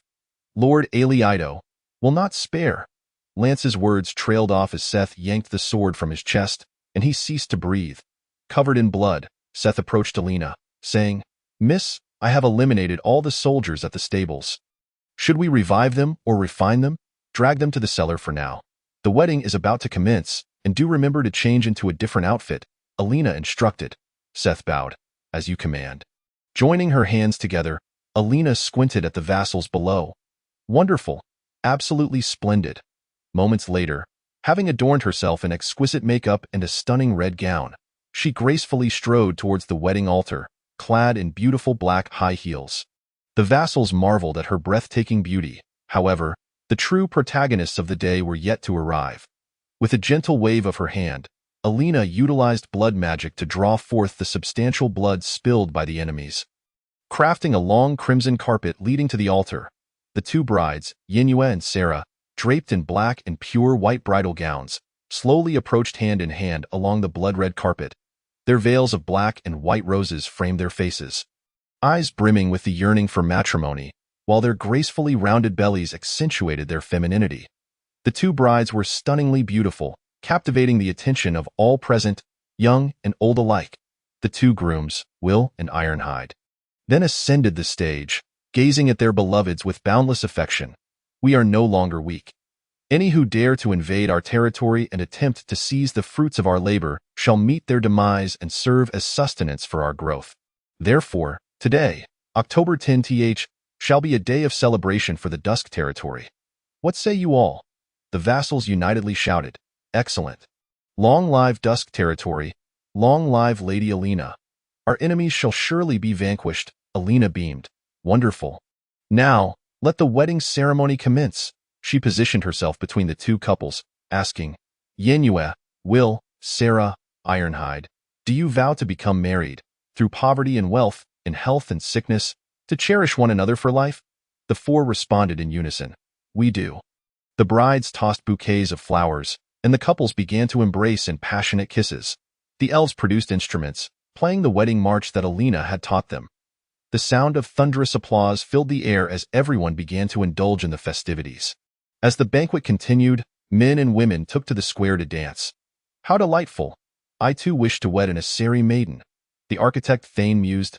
At that moment, a beautiful catgirl approached him in a lovely dance dress, saying, "Handsome, would you care to dance with me?" Thane replied eagerly, "I would be delighted." Alina refined the fallen knights, yielding 30 blood souls. She severed the heads of Lance and Odin, commanding an elven warrior to dispose of the heads in the White Crow territory in a few days. Seth, astonished, inquired, "Miss, what is your intent with this?" Alina tilted her head slightly, her eyes glinting with a sinister crimson light. "To incite their fury. They are utterly oblivious to the military strength and terrain of Dusk." Chapter 61.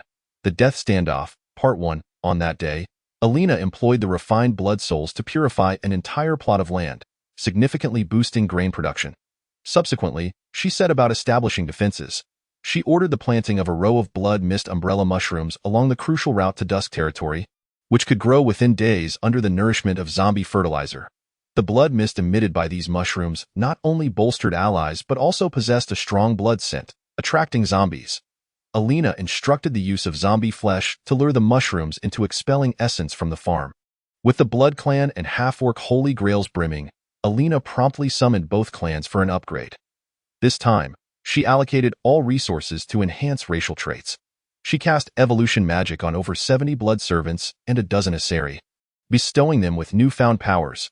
Blood Feast, each blood servant evolves strength after slaying 10 foes, speed after 50, and self-healing after 99, ascending to become a Blood Clan member. Wild Domination, control monstrous mounts, allowing for a berserk state that increases combat effectiveness while mounted. The upgrades completed, both the Blood Clan and Asari Holy Grails reached a capacity of 50 liters. 3 days later, Silverblade embarked, carrying the heads, draped in a black cloak, to the main city of White Crow territory, Crescent Moon City. He made no delay, simply tossing the package containing the heads to the guarding soldiers before departing. Upon opening the package, the two guards were horrified to find 2 severed heads, gasping in shock, nearly fainting. These were the heads of Knight Lance and Knight Odin under the Lord's command. How could they have met such a brutal end? We must quickly report to the Lord. The guards hurried to Ween Castle, requesting an audience with Lord Exiled. When the 2 heads rolled onto the desk, he was immediately paralyzed with fear in his chair. What? Knight Lance? Knight Odin? How could this be? He realized that the convoy he had dispatched to procure supplies had been entirely annihilated by Alina. The slaying of envoys was a grave humiliation for any territory or nation, and Exiled, filled with rage and shame, let out a howl to the heavens. Alina, you madwoman, I will kill you. Catherine also learned of this news, greatly astonished. I never imagined this girl could be so ruthless. Since she seeks her own demise, we need not show any mercy, my son. Let us now move to eradicate Alina for treason. Very well, mother. I have long wished to eliminate her. He summoned his steward urgently. Steward Frank, convey my orders for Second Order Knight Kenneth to lead 300, no, 400 elite knights to flatten Dusk Manor. Yes, I shall relay your orders at once. Steward Frank hurried to the knight's barracks, finding a scarred man to convey the command. Kenneth, it is your time to shine. He pulled out a large black glaive from behind, exclaiming, Ah, after so many years of peace, I can finally stretch my muscles. My Dark Destruction glaive has been itching for action. The steward nodded. With a First Order ancient weapon in hand, I am certain you will triumph. The Lord's command is clear. Capture Alina and execute her on the spot. Then present her corpse before him. Of course. Kenneth donned his heavy armor, and the knights promptly prepared to march towards the Twilight Manor. On the 3rd day, an imposing force of cavalry and infantry entered the Black Earth. Merely 10 kilometers from their destination, in front of the ranks, Kenneth remarked, how peculiar that we have yet to encounter any zombies. Nevertheless, they pose little threat to us. Let us continue onward. As they traversed a low-lying area, a raven engulfed in flames suddenly soared overhead, dropping a substantial quantity of blood-tainted zombie flesh. The soldiers were taken aback, exclaiming, What in the world is that? Kenneth urged, Do not panic. It is likely a carrion beast from the Black Earth. We have nothing to fear. Just as they prepared to advance, a tide of zombies surged towards them, overwhelming their surroundings. By mere estimation, there were at least 800 of them. Disaster. It's a zombie tide. They have been drawn in by the scent of blood. All units, prepare for battle. The well-trained knights swiftly formed ranks to combat the undead. The phalanx formation was particularly effective against the zombies, and they managed to encircle them without incurring any casualties. Kenneth nodded in approval. Excellent. Let us clear out the zombies this way. However, at that very moment, a rain of arrows descended from the sky.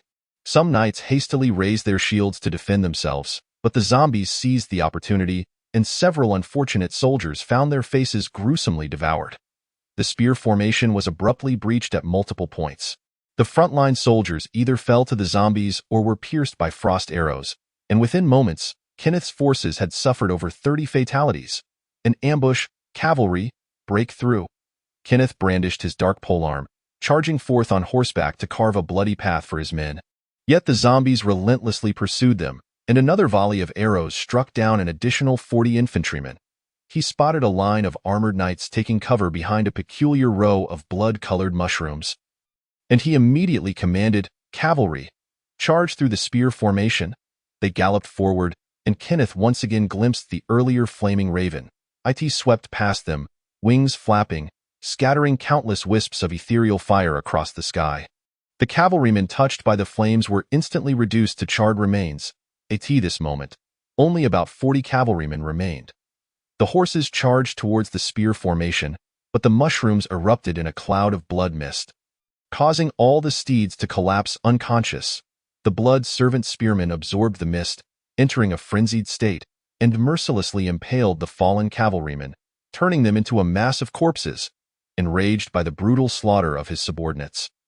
Kenneth charged toward the blood-servant spear formation, leaping high and bringing his polearm down with force. At that moment, the flaming raven suddenly swooped down from the sky, transforming amidst the flames into Elena. She wielded the blood magic sword, deftly blocking Kenneth's powerful strike. "What foul sorcery is this? Prepare to meet your doom, Elena!"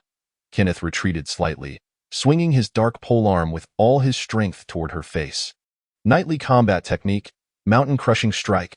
"Humph, how tedious," Elena remarked nonchalantly, using her magical prowess to control the sword, effortlessly severing his prideful ancient weapon with a mere flick of her wrist. "This is impossible." Kenneth was left speechless as Elena offered him no chance to recover. The magic sword pierced through his mouth and exited through the back of his head, lifting his lifeless body high. In just 2 exchanges, the commander of the knights lay dead, and as they witnessed their leader's swift demise, an icy dread swept over the remaining knights. Commander Kenneth is dead? Surrounded by the zombie tide, the enemy spear formation pressed onward, and a wave of profound terror erupted among the knights, who cried out in horror, "Demons! Demons!" Chapter 62. The Death Stand, Part 2, Unending Fear. The general's tragic death claimed over 100 knights within mere minutes, and the morale of the White Raven Knights shattered in an instant. With their frontline commander lost, the remaining 200 knights began to flee in panic. Meanwhile, elven soldiers continued to rain arrows from behind, causing knights to fall one after another. Elena ordered her subordinates to set up bait in front of the blood mist mushrooms to lure the zombies toward the spear formation, clearing the surrounding undead. The White Raven Knights finally breathed a sigh of relief. However, just then, from a nearby hillside, Tia rode a horned antelope and raised her lance, shouting, "Cavalry! Charge! Slay the invaders!" A mixed force of demi-humans and blood servants surged forth from the side, approximately 30 in number. Seeing their lesser numbers, they resolved to fight to the death, for if they merely fled, they would either be slain or mercilessly cut down. Yet, they had underestimated their foes. The horned antelope, driven by the demi-humans, became enraged, and all the cavalry charged with ferocity, akin to merciless high-speed trains barreling towards the crowd. The knights barely had time to form ranks before being gored or trampled to death by the towering horns. Tia invoked lightning magic upon her lance, tearing a path through the throng, leaving charred bodies in her wake. Observing this from a vantage point, Elena crossed her arms and nodded in satisfaction, exclaiming, "Excellent! Annihilate them." Tia. As the blood servants massacred the enemy, some had already claimed 10 kills, growing immensely powerful. A single strike could rend both man and armor apart, particularly the great sword-wielding member of the Nightmare Moon, Glenn. After a single wave of assault, the original 200 soldiers dwindled to merely 50. Their fighting spirit utterly extinguished, profound fear compelled them to frantically flee, just as Tia intended to pursue the advantage. Elena issued a directive. "Yes, Sister Elena." At this moment, the zombie tide was ruthlessly crushed beneath the blood-servant spearmen and blood mist mushrooms. The battlefield of the Black Earth lay in ruins, and Elena began dispatching teams to clear the area. A rough estimate indicated that this ambush had claimed around 350 lives. Regarding these corpses, Elena planned to refine them first. If they were all resurrected as blood servants, the blood moon juice produced in the territory would scarcely suffice to sustain them. With 350 souls, after purifying all the farmland, there would still be a surplus. This meant that soon they could achieve food independence. Elena joyfully declared, with the nightmare moon absent, everyone, transport the bodies to the cellar. Before departing, Elena picked up the shattered polearm of Knight Kenneth, still faintly radiating a dark aura. She inquired of Remonia, "What is this ancient weapon?"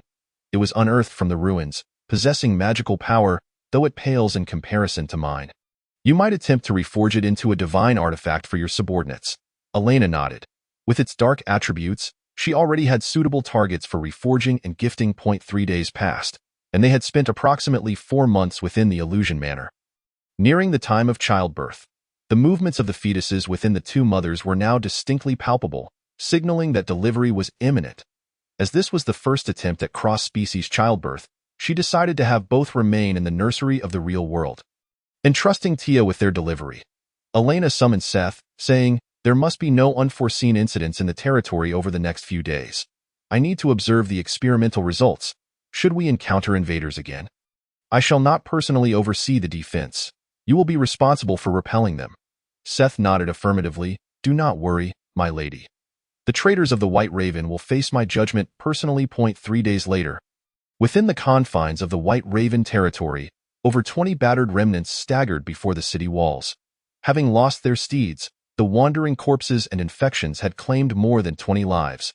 Their eyes brimmed with despair and terror as they pleaded with the city guards. "Quick, we must see the Lord." The knights gesticulated wildly, rambling incoherently, in the black earth. "There are monsters riding from the underworld. They are all incarnations of the abyssal tortoise. Our knights were utterly no match." An icy dread washed over the guards at these words. "Hurry, I will take you to meet the Lord." Alaredo was inspecting the knight training grounds, pondering, why hasn't he Kenneth attacked in 3 days? Has he taken to enjoying the company of women? No matter. He suddenly noticed some dazed and disheveled knights approaching, and he scolded, "You lot, have you no semblance of knighthood?" Upon seeing their lord, the knights immediately knelt. Alaredo scrutinized their faces and recognized them as Kenneth's subordinates from days prior, bewilderment overtaking him as he inquired, "What has happened?" A trembling knight stammered, "Commander Kenneth has fallen in battle. He was unseated by Elena with a single blow." Didn't he even last 2 exchanges? The others confirmed. All our comrades were annihilated by the mysterious warriors under Elena. They rode monstrous beasts with long horns. They were like demons risen from hell. Upon realizing that the 400 elite knights he had dispatched were nearly all wiped out, Alaredo's scalp prickled with fear. His complexion turned ashen, and he felt an overwhelming urge to scream. Yet no sound emerged. In a daze, he muttered, "Elena. She must have succumbed to darkness. Quickly, send envoys for aid." With a surge of rage, he coughed up a mouthful of blood and promptly lost consciousness. The soldiers hastily supported their lord, urging, "Lord Alaredo, please, gather yourself. Send someone to contact the Holy Light Order and Duke Ryan. What manner of monsters does Twilight Territory harbor?"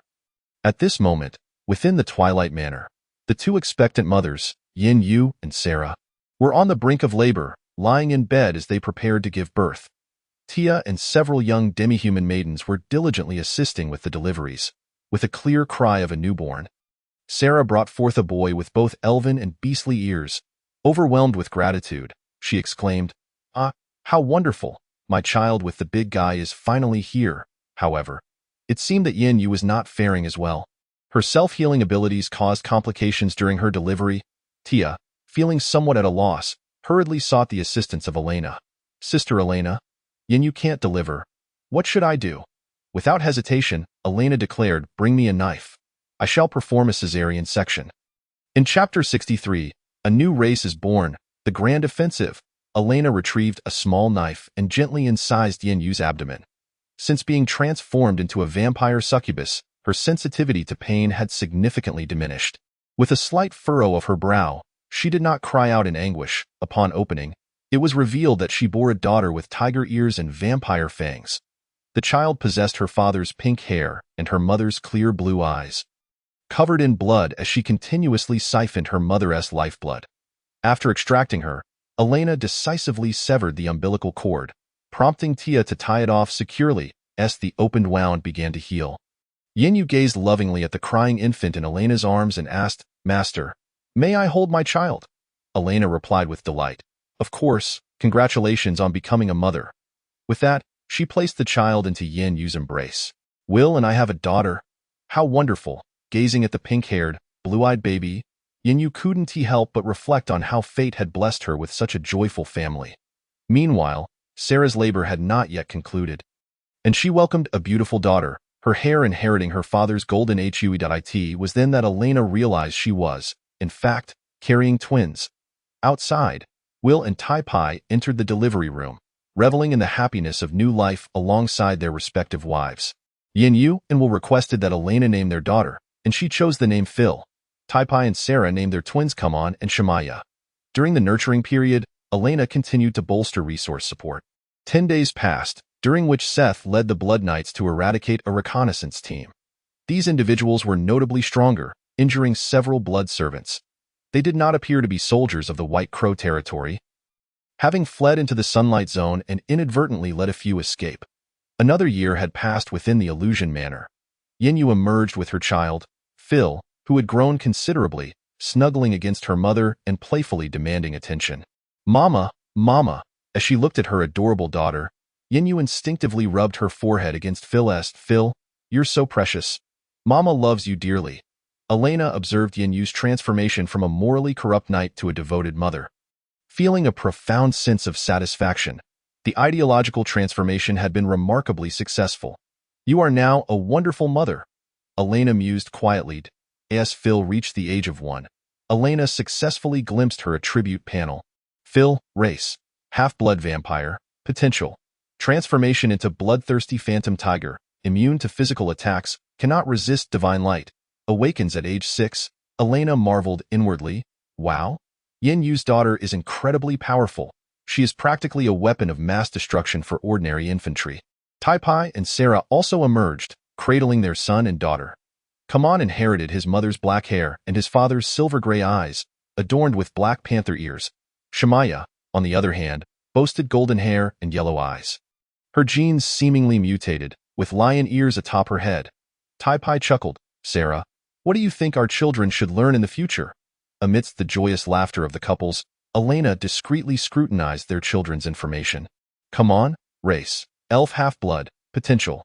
Summon spirit beast, Nightblade Panther King, awakens at age 6, Shemaya, potential. Summon spirit beast, Golden Lion King. Elena, filled with curiosity, pondered, what exactly is this spirit beast? It is a type of summon creature. Riemonia explained, as long as the master remains alive, it can continuously resurrect. If it gains other powers, it can further evolve. Elena nodded and encouraged the two couples to continue raising their children while accumulating joy. Through a year of warm living, the Blood Clan Holy Grail and the half-beasts each amassed 15 liters of heart energy. Presently, the experiment had made significant progress to swiftly overcome the limitations of sunlight. Elena made a bold decision to have others continue to reproduce. The creation of more children would be the source of joy. With the elves having found their partners, she immediately set about promoting unions between blood servants and demihumans. During the last banquet, for more couples of demihumans and blood servants had formed. Elena quickly sought them out, officiating their marriages and directly arranging their residence in the Illusion Manor. By night, she could clearly see the heart energy within the Blood Clan Holy Grail steadily increasing. Stealthily observing the situation within the Illusion Manor, Elena thought to herself, excellent, indulge in joy, for your territory shall grow stronger because of you. Simultaneously, Elena began strategizing. Once the sunlight barrier was overcome, and the powerful children awakened their abilities, they could launch a grand offensive against the White Crow territory. The next day, as the slaves' working hours had already reached their limit, Elena granted amnesty to all slaves, restoring them to free citizens, deeming the ideological assessment unnecessary. Since the manor began to flourish, they had all become Elena's loyal followers, particularly the captain of the guard, Hyena. Upon regaining their freedom, Hyena immediately knelt, gazing up at Elena with reverence. Lady Elena, please turn me into a blood servant. I will strive to slay enemies and ascend to the Blood Clan. Elena crossed her arms and shot him a cold glance. Not yet. I need some humans to assist me in my tasks. I do not wish for the Blood Clan to dominate entirely. First, scout the White Crow territory diligently. If you perform meritorious deeds, I will consider granting you my blood. Hyena nodded rapidly. Understood, Lady Elena. Once he turned away. A foolish grin appeared on his face. Lady Elena's gaze upon me is simply too beautiful. Please look at me with that scornful expression again. Hyena donned civilian attire, armed himself with a long sword, and set off alone towards the White Crow territory. 2 days later, he arrived at Crescent Moon City. He had initially intended to visit the tavern for some fine wine, but discovered a palpable atmosphere of tension pervading the town. Knights were scouring the streets for conscripts, forcibly sending children as young as 14 and elderly men up to 60 to the night training camp. Such barbarity, Hyena murmured, at that moment. He was suddenly pulled into an alley by the tavern owner. Mate, if you don't want to be sent to your death, come in quickly. Hyena hurriedly followed him through a secret door into the cellar. The tavern owner shook his large red nose. Expressing his anger, the Lord has been frantically conscripting soldiers, and he has also supplied the Duke with a substantial amount of gold and wine to secure the support of the Duke's elite knights. Many young men have been seized. Even the distilleries have ceased operations, leaving us without any wine to drink. Who would dare fight against such a monster? I certainly don't want to die early. Hyena furrowed his brow, contemplating urgently. I must promptly inform Lady Elena about the situation here. In Chapter 64. The Duke's visit, the father's disappearance. He evaded the knight's watchful eyes and stealthily made his way outside the city gates. Just as an opulent carriage and numerous knights clad in black armor passed by. The knights wore ornate, heavy helmets, and the leading knight, with a stern visage radiating authority, exuded an aura of immense power. Hyena concealed himself behind a wall, silently contemplating. It appears the Duke has arrived, accompanied by the elite Black Feather Knight Brigade. This leader is at least a third-tier knight. Continuing to follow would be too perilous. Hyena waited until the knight escort had completely passed before slipping out of Crescent Moon City. At that moment, the leading Black Knight halted, remarking, "It seems a sneaky little mouse just scurried past." From within the carriage, a clear voice rang out, "No need to pay it any mind, Sir Lydon. We are pressed for time." "Understood, my lord." The carriage arrived at Wine Castle, where a young man adorned in luxurious attire and sporting dark hair descended from the vehicle. He was strikingly handsome, appearing to be in his 20s, with light gray eyes that hinted at a sense of mystery. He was the youngest duke of the principality, Exiled at this time. Alito was already awaiting at the castle gates. Upon seeing the duke's arrival, he appeared anxious, resembling a child bracing for reprimand, and bowed deeply to the young man, saying, "My lord Duke." Exiled leaned on his ornate staff and waved his hand. "No need for formalities. Let us discuss inside." The two entered the opulent reception room, where Alito personally poured the Duke a glass of fine wine. The Duke gently swirled the wine in his glass and remarked, "I trust you are aware of the current situation in the Twilight Territory." Alito nodded. "Indeed, our knights, and the demon hunters you dispatched, have suffered heavy losses." Exiled furrowed his brow and expressed his dissatisfaction, stating, "In my opinion, sending more knights will yield the same result. I shall not allow my knights to perish for your sake." Alito, visibly anxious, interjected, "But I have already given you 100,000 gold coins. Along with all the wine in my stores, you must assist me. My sister has fallen to vampirism. She will surely wreak havoc upon the entire duchy." The Duke suddenly set down his wine glass, his expression one of contempt as he retorted, "Humph! Do you think I am unaware of your elder sister's exile to the Black Lands and your usurpation of the Viscountcy?" Alito fervently defended. "We merely arranged a suitable husband for Elena. Do not feign innocence. As of now, I have seen no incidents of vampires harming anyone. If she can remain undisturbed there, I prefer not to intervene. After all, Renaud is my uncle and Elena is my cousin." Exiled abruptly shifted the topic, a hint of suspicion in his voice as he inquired, "By the way, it has been half a year since I last saw Count Renaud, and the Explorers Guild has no news of his whereabouts. Do you know where father has gone?" Upon being confronted with this topic, Alito fell silent, struggling to maintain his composure as he replied, "Father, he has gone on an adventure." Exiled suddenly drew a dagger from his cane and plunged it into the table, startling Alito. "It better be so." Exiled then tossed a pitch-black token onto the table, coldly declaring, "I shall lend you the Black Feather Knights for 6 months, at your command within the territory of the White Crow. They will defend your lands. This is the utmost assistance I can offer. For I do not wish to see the duchy invaded by vampires, as that would inevitably provoke interference from the Holy Kingdom. Many factions covet the duchy. I do not wish to provide them with leverage. Exiled bowed his head and replied, yes, the duchy must not be allowed to fall under external influence. Remember, do not deploy the Night Order into the Blacklands. Take care. With that, Exiled departed the meeting room, accompanied by his attendants. Thank you for your lordship's aid.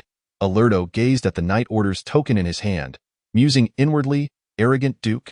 Your black feather knights shall serve as my vanguard against the vampires.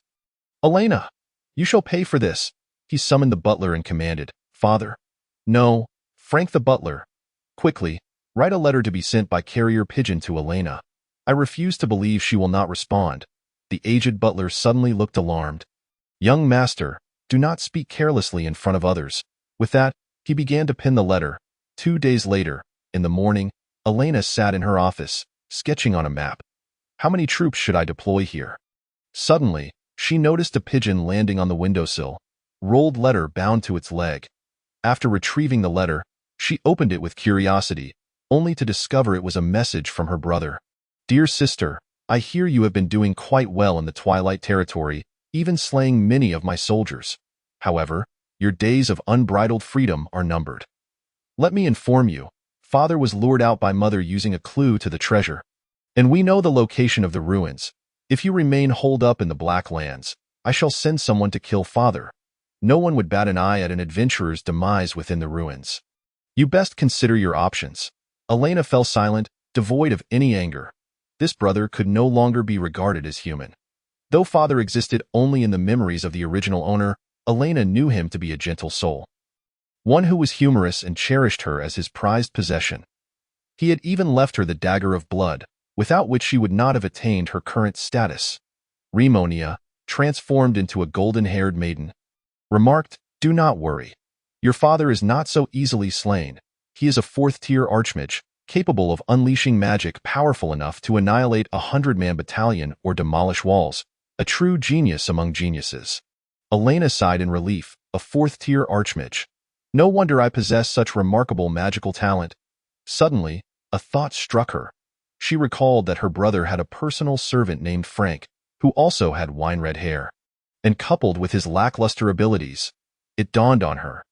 It seemed that this wretched scoundrel was not the original brother at all, but rather the abominable offspring of Catherine and a servant.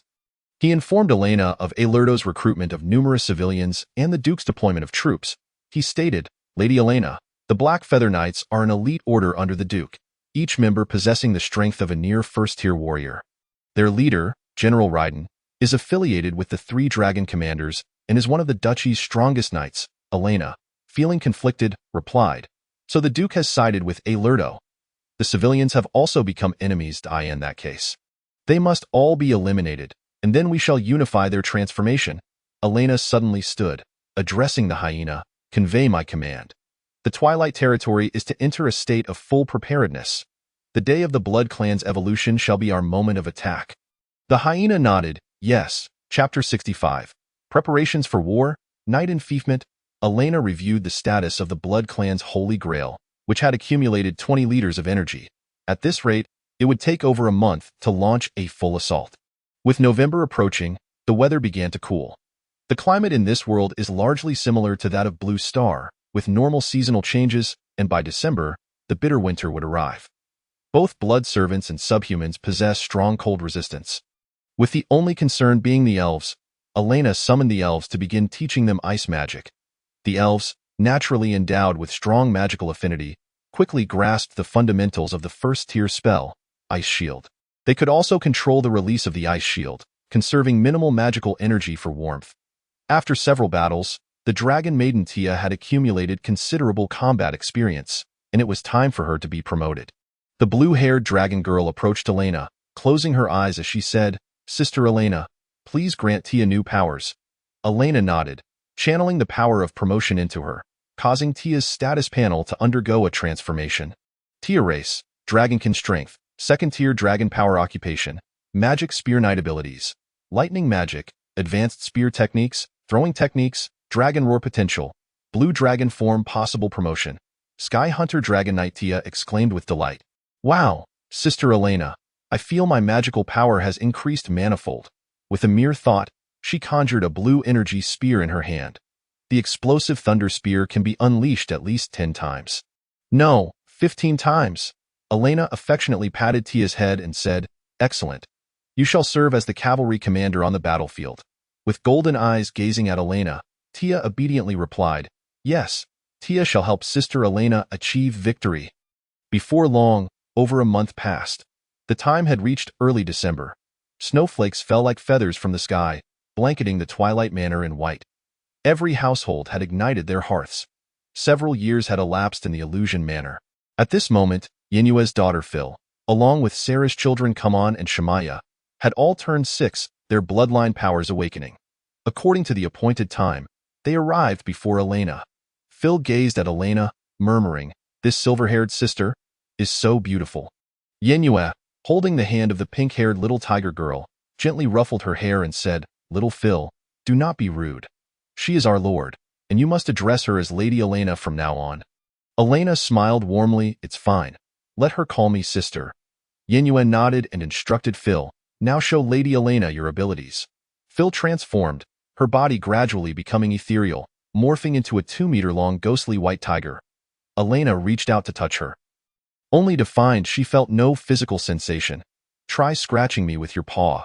The ghostly white tiger cautiously scratched Elena's hand, causing it to bleed profusely. Very well, Phil, you are now a warrior. The Twilight Territory and your mother need your protection. Phil's cerulean eyes glimmered with determination as she nodded.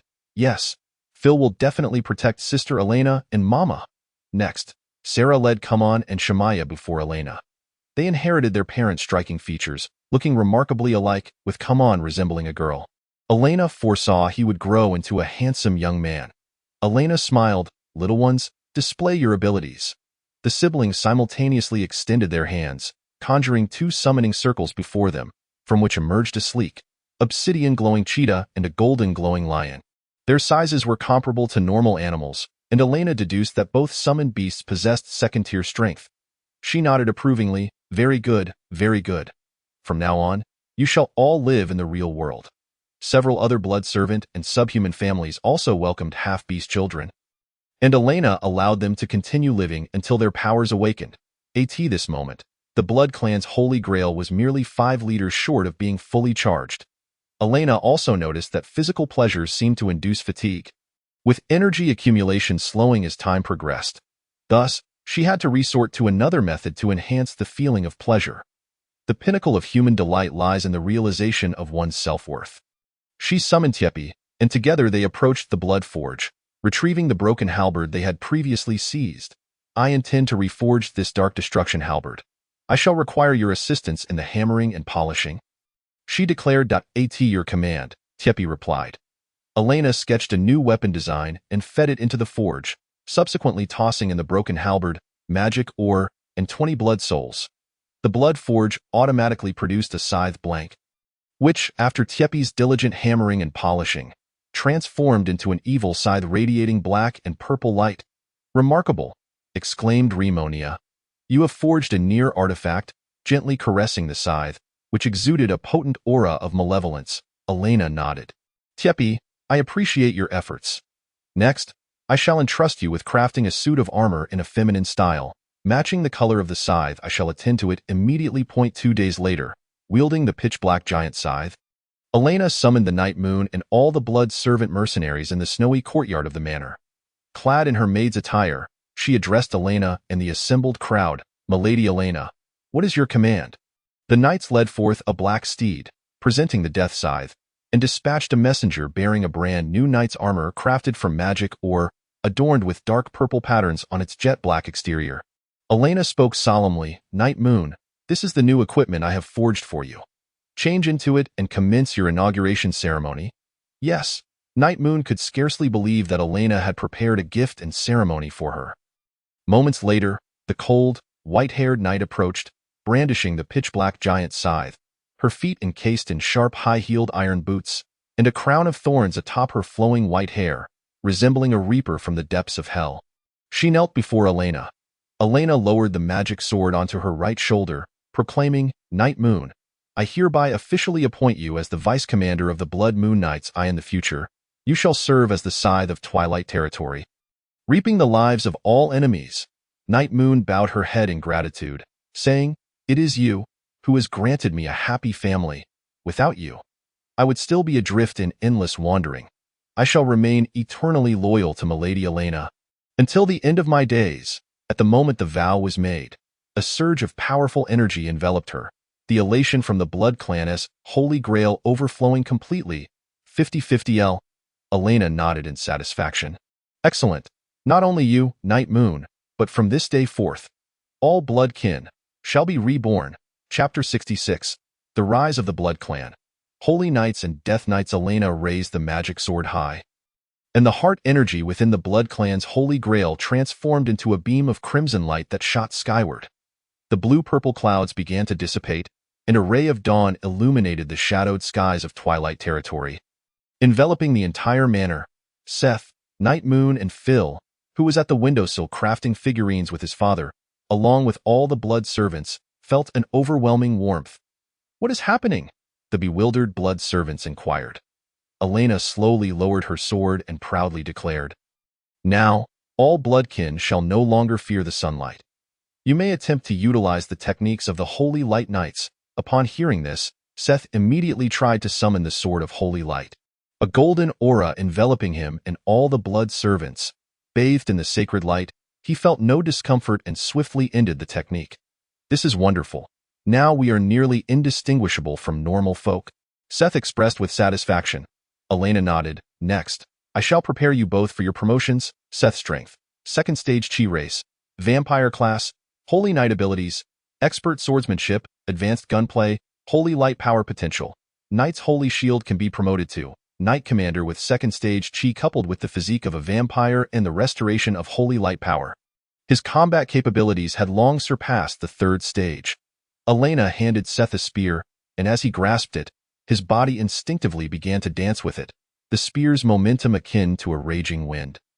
Strikingly fierce, Seth lowered the spear, exclaiming, "How wondrous! Despite my little practice with spear techniques, I have nonetheless grasped a second weapon." He bowed slightly to Elena. "Miss Elena, thank you. Now, go prepare yourself. We shall set forth in 3 days." Thereafter, Elena also prepared Night Moon for her promotion.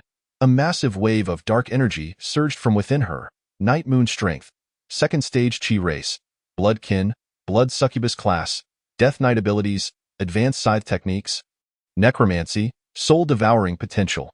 Soul Fusion can be promoted to Death Apocalypse Knight. The power of the undead was already etched in Night Moon's mind as she gently touched the black warhorse beside her.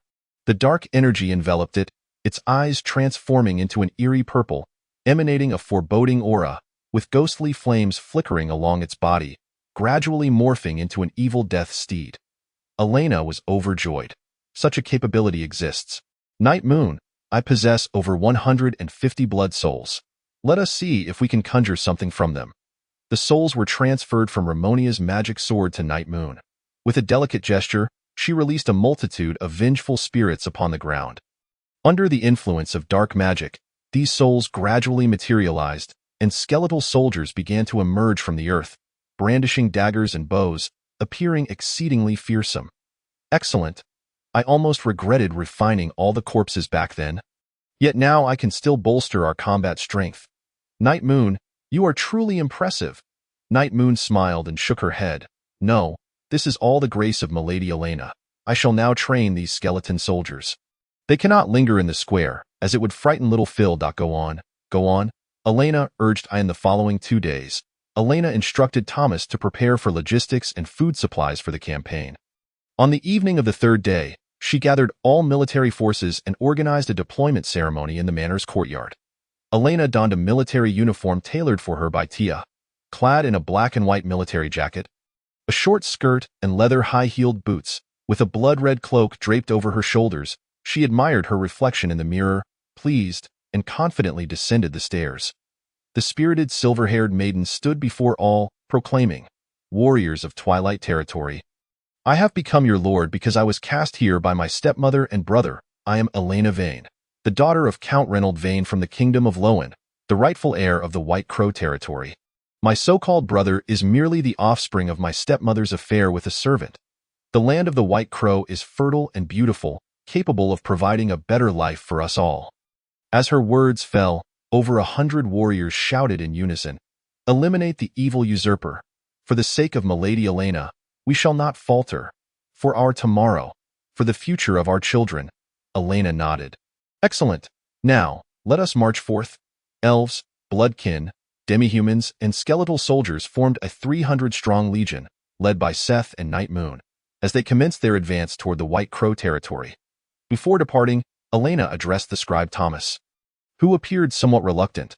I actually think Twilight territory is quite nice. May I remain here?" Elena inquired. "Why? Did you not always wish to leave the Blacklands?" Thomas replied, slightly embarrassed. "I am nearly 50 years old." "I can hardly believe it," Elena chuckled, realizing that all bloodkin possess a reproductive enhancement effect from their bite. "Regardless, heed my instructions. If the White Crow territory requires personnel, you must move your family there." Thomas's face brightened instantly. "As you command. Rest assured, may your enemy's blood flow like rivers." Saying this, Elena strode towards the opulent carriage, advancing with the army. This was a siege battle, for which Elena had commissioned architect Thane to construct a battering ram and numerous siege ladders. Inside the carriage, she and Tia strategized for the battle. In this operation, the skeletal soldiers led by Night Moon would serve as the vanguard, while blood servant spearmen and various extraordinary beings would act as the main assault force, with elven archers and demi-human warriors as the rear guard. Additionally, she had brought along 3 newly born extraordinary hybrids as trump cards. In the frigid December, nearing Christmas, the Blacklands were blanketed in swirling snow. Thanks to prior preparations, everyone had developed strong resistance to the cold. 3 days later, the Legion arrived within the borders of the White Crow territory, still under the cover of night. From a distance, the once fairy-tale-like Crescent Moon Castle lay silent, its walls guarded by the ruthless Black Feather Knights and several other knights, braced for battle. The warriors of Twilight territory possessed fierce gazes, especially the elves and demi-humans, who had emerged from blood and fire, battle-hardened. Positioned behind the army, Elena unsheathed her sword and called out clearly, "All troops, advance." Chapter 67. 300 against 1,000. Advantage is mine upon the battlements. Erder, wrapped in thick cotton garments, observed as Elena's soldiers advanced steadily, a triumphant smile spreading across his face. "Ha! They have indeed walked right into my grasp, and no matter how strong you are, you only possess 300 knights, while I command over 1,000. As long as I can hold on until dawn, you shall all be reduced to ashes." He addressed the captain of the defending knights. "Hold your ground. If absolutely necessary, use the civilians to block the gates." "Yes, Lord Erder," the knight replied obediently. The knight gazed at the receding figure of Elidu, murmuring to himself, "Has Lord Elidu lost his sanity to demand that our wives and children fill the front lines?" A dark mass of soldiers steadily advanced, and the defending knights finally discerned their ghastly forms, each one a skeleton soldier. The knight captain bellowed, "Archers, loose your arrows." A torrential rain of arrows surged toward the skeletal warriors, many shafts piercing through their hollow rib cages, yet not a single one fell, even when struck in the skull. "No, it cannot be. They are truly undead. Quickly, notify the Black Feather Knights to advance." The horn of assault sounded, and Sir Ryden, mounted on a white steed and wielding a silver battle-axe, shouted, "Black Feather Knights, advance. Eradicate these vile creatures." Clad in pitch-black armor, the knights formed a spear wall and charged forward in an orderly fashion. The skeletons, with only slaughter in their hollow eyes, surged towards the living as if driven by an insatiable frenzy. The knights thrust their spears, only to discover that these skeletal foes felt no pain. Even with their heads skewered, their bodies continued to press forward. Just then, a hail of indiscriminate arrows descended from afar. Conventionally, when the vanguard attacks, the rear should refrain from firing, yet the skeletons disregarded this norm. Instinctively, the knights raised their shields to protect their comrades behind, inadvertently granting the skeletal soldiers an opportunity. The mangled skeletons mercilessly thrust their wicked blades into the knights' abdomens, spilling their entrails. "Aw!" A chorus of screams erupted from the front ranks of the Black Feather Knights. And soon, a line of them fell, with the second rank rushing to fill the gap. Sir Ryden's calm demeanor shifted ever so slightly. These undead creatures possess strength nearing that of a first-tier knight. This tactic is far too troublesome. Clear the way. I shall carve a path through this bloodbath. With a furious roar, Ryden spurred his steed forward from the rear. He raised his massive axe, unleashing a surge of fighting spirit that shook the very earth. And with a single blow, he sent more than 10 skeletons flying. Fragments of bone rained down, irreparable in their destruction. Tio truly vanquished these skeletons. One must obliterate both their torso and head. Fight alongside me. Ryden bellowed. Elena, seated in her palanquin at the center of the formation, observed as the skeletons were shattered into pieces. Ahead, a formidable general led his soldiers through the skeletal ranks, wreaking havoc. The skeletal warriors diminished at a visible pace. Truly, one of the 3 dragon generals, the prowess of a third-tier knight is not to be underestimated. She rose and proclaimed, "Brave warriors, who among you dares to challenge that Sir Ryden?" Seeing this, Seth promptly stepped forward. Declaring, "Milady, allow me to engage that general." Elena responded with delight. "Very well, Lord Seth. I have warmed this bowl of blood moon juice for you. Drink it to replenish your strength." With that, he urged his beloved steed into a gallop toward the enemy lines. At this moment, the skeletons were nearly extinguished, and the Black Feather Knights had gained the upper hand. Upon spotting a lone warrior charging from the distance, Ryden quickly grasped the intent to duel. He called out, "Which knight do you hail from? State your name." "Seth, commander of the Blood Moon Knights." Ryden raised his axe, pointing it at Seth. "A mere second-tier knight dares to challenge me? I shall show you the absolute chasm of our strength." Seth drew his elven holy sword, retorting, "Spare me your drivel. Let us fight." The warhorse reared, emitting an enraged neigh. In that moment, man and steed became one, charging fiercely toward the foe. Impressive horsemanship, yet it is futile against my might. Ryden swung his massive axe, roaring, "Knight technique, devastating strike." The axe hurtled toward Seth with the force of a tempest, and when sword met axe, the helmet shattered, leaving Ryden aghast. "Is this truly the strength of a second-tier knight?" Seth's cold voice rang out, "Be wary, Sir Ryden. Knight technique, sword of holy light." In the darkness, a golden radiance burst forth as Seth conjured a second golden sword in his left hand. Ryden could scarcely believe his eyes, harnessing the power of holy light. "Could you truly be human? Why do you align with such vile creatures?" In a moment of desperation, he unleashed his most powerful technique, Knight technique, Hurricane Slash. Ryden spun rapidly upon his mount, his long axe transforming him into a whirlwind that devoured the remaining skeletons. Seth, crossing his twin swords, launched a full frontal assault, penetrating the storm. In the midst of the white tempest, a flash of gold illuminated the chaos, followed by a torrent of crimson blood. The knights erupted in cheers. "Marvelous!" No one survives Ryden's Hurricane Slash, however. As the storm subsided, a headless corpse tumbled from the white horse, crashing to the ground. Seth emerged unscathed, shaking the blood from his holy sword as he rode away. The members of the Black Feather Knights could hardly believe their eyes, a profound terror creeping down their spines. "General Ryden has perished. How could this be? Is this man perhaps the Supreme Judgment Knight of the Holy Church? No, that cannot be.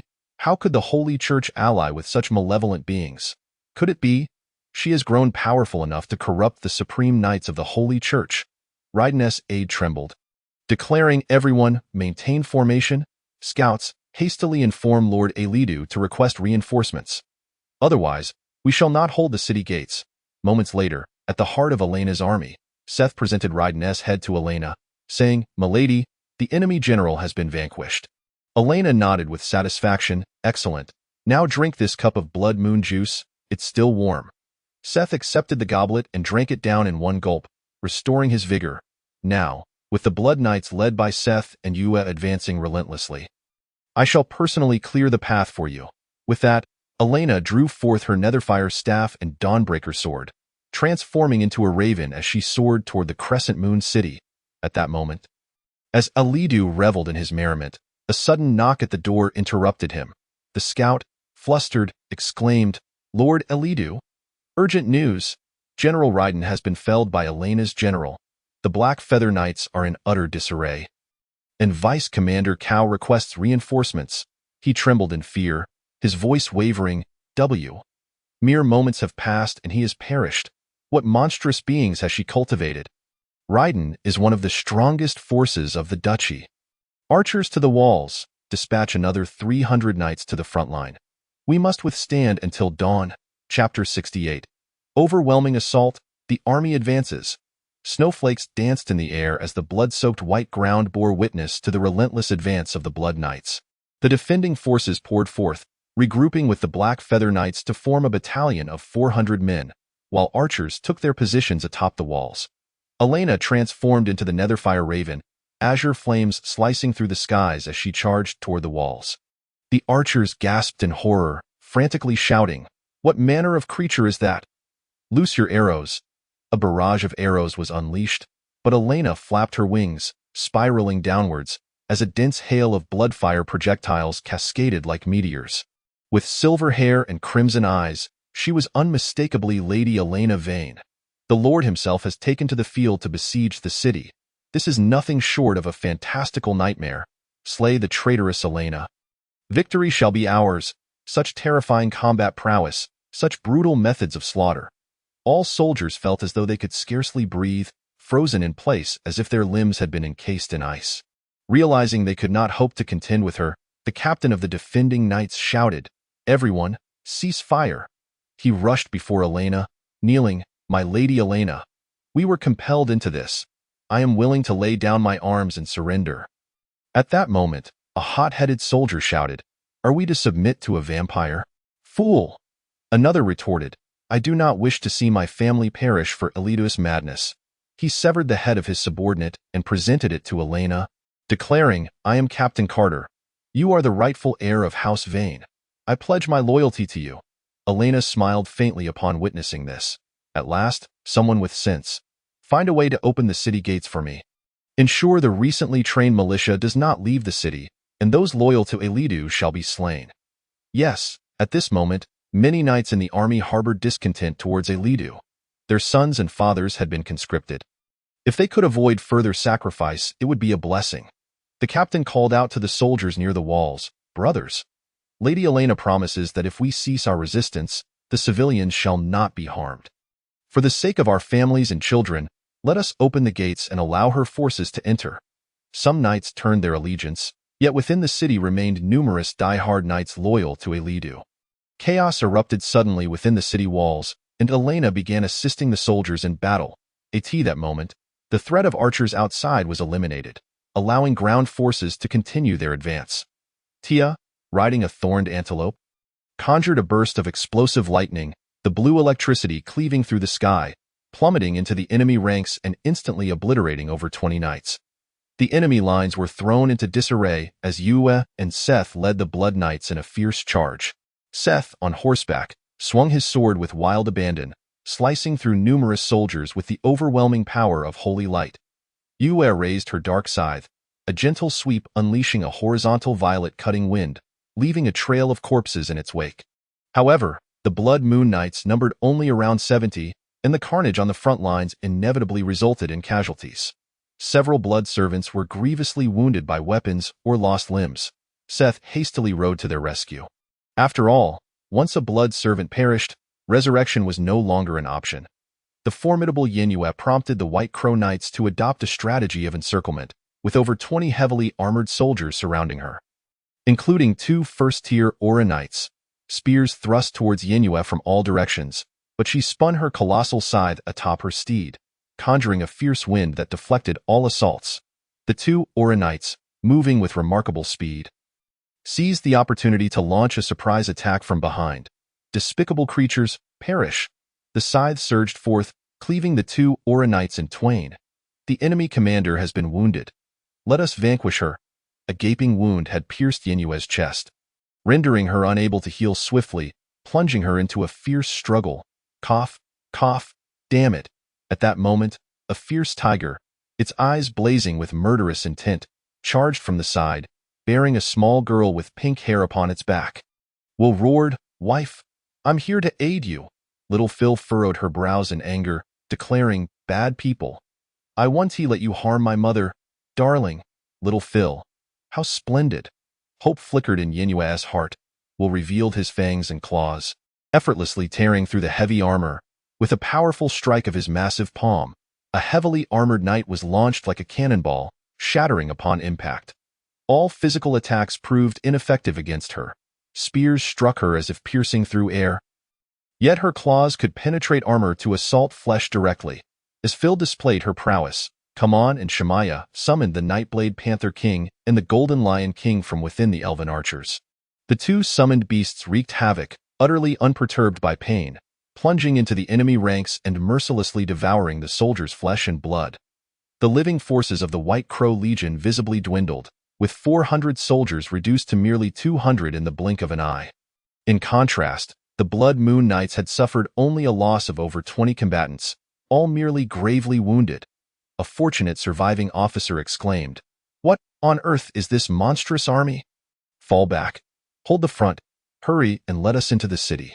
The horns sounded, the city gates opened, and the knights began their retreat, unaware that they were met by the knights who had surrendered to Elena.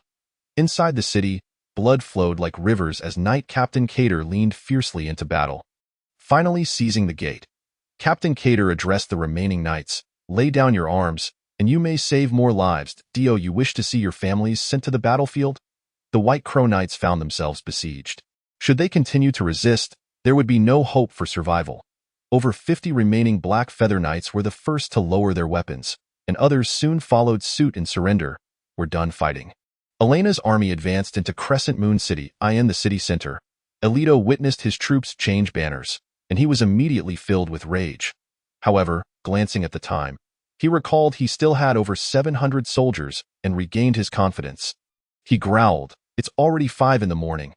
Hold out for 2 more hours, and when the sun rises, you shall all perish. Traitors, remember.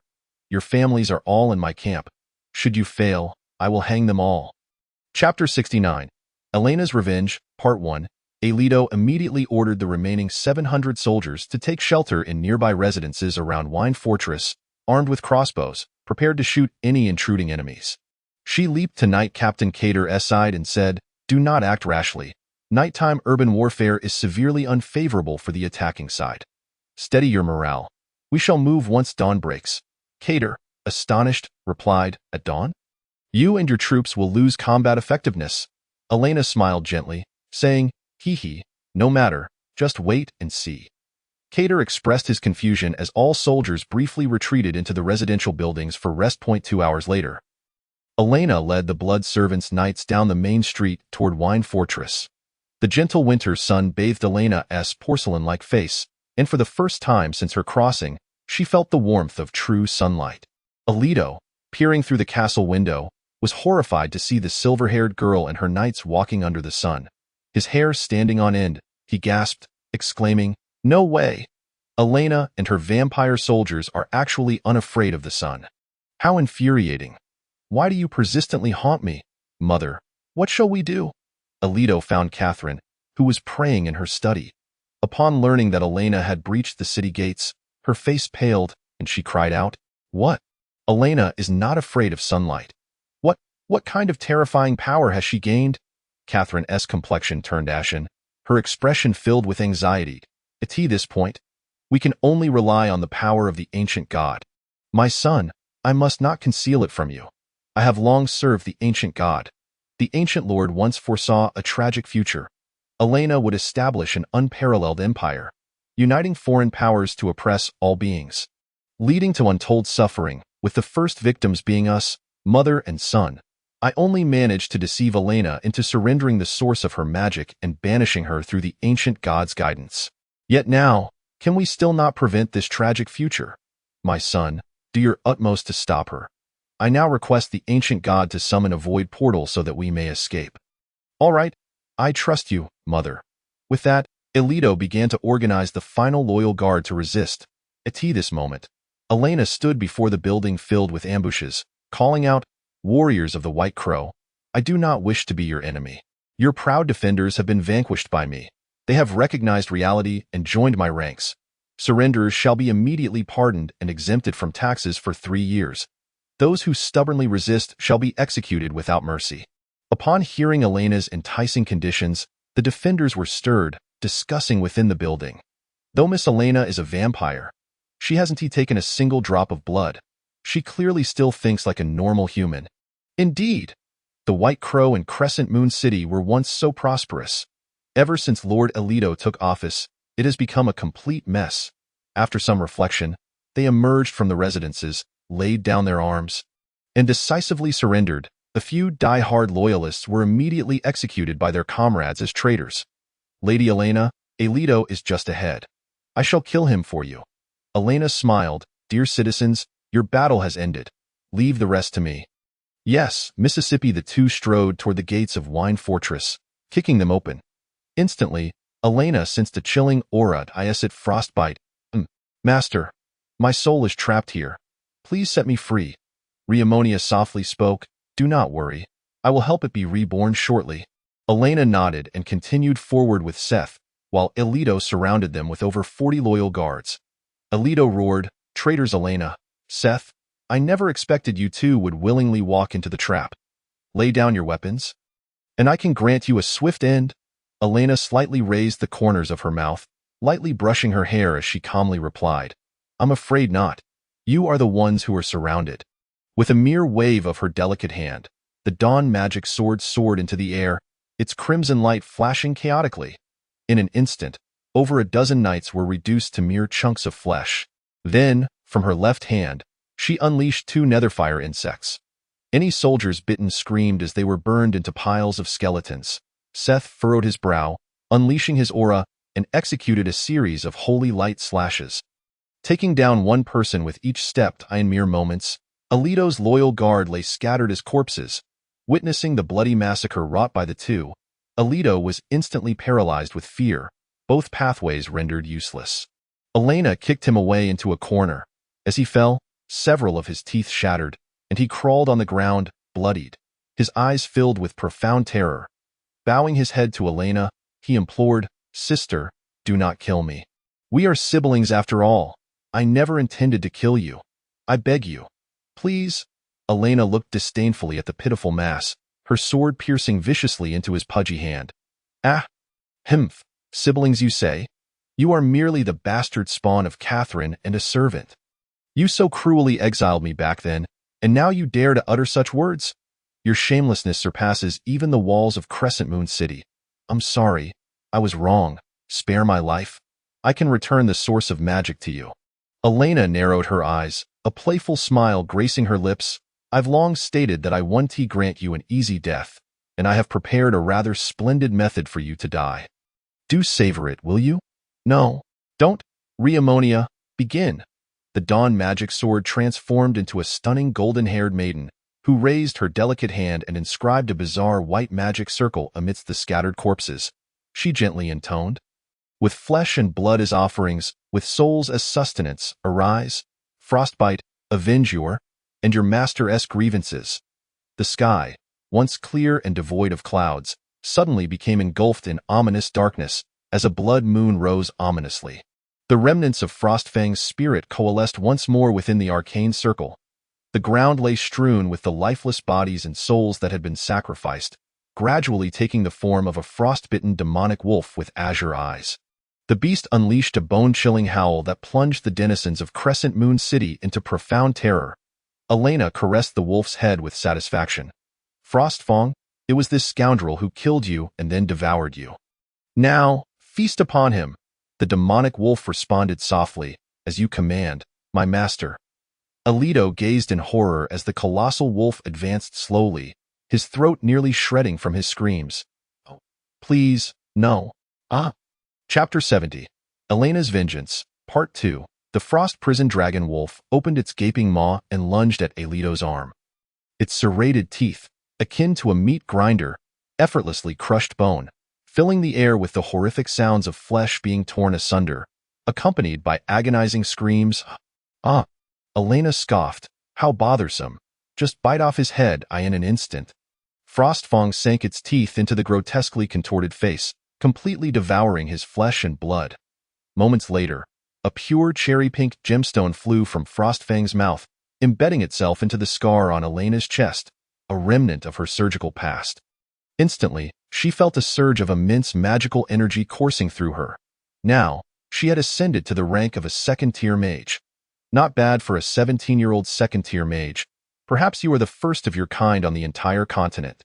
Elena nodded, and the two prepared to make their way to the castle hall. At that moment, a towering pillar of black and purple light erupted from an open-air platform to the left of the castle.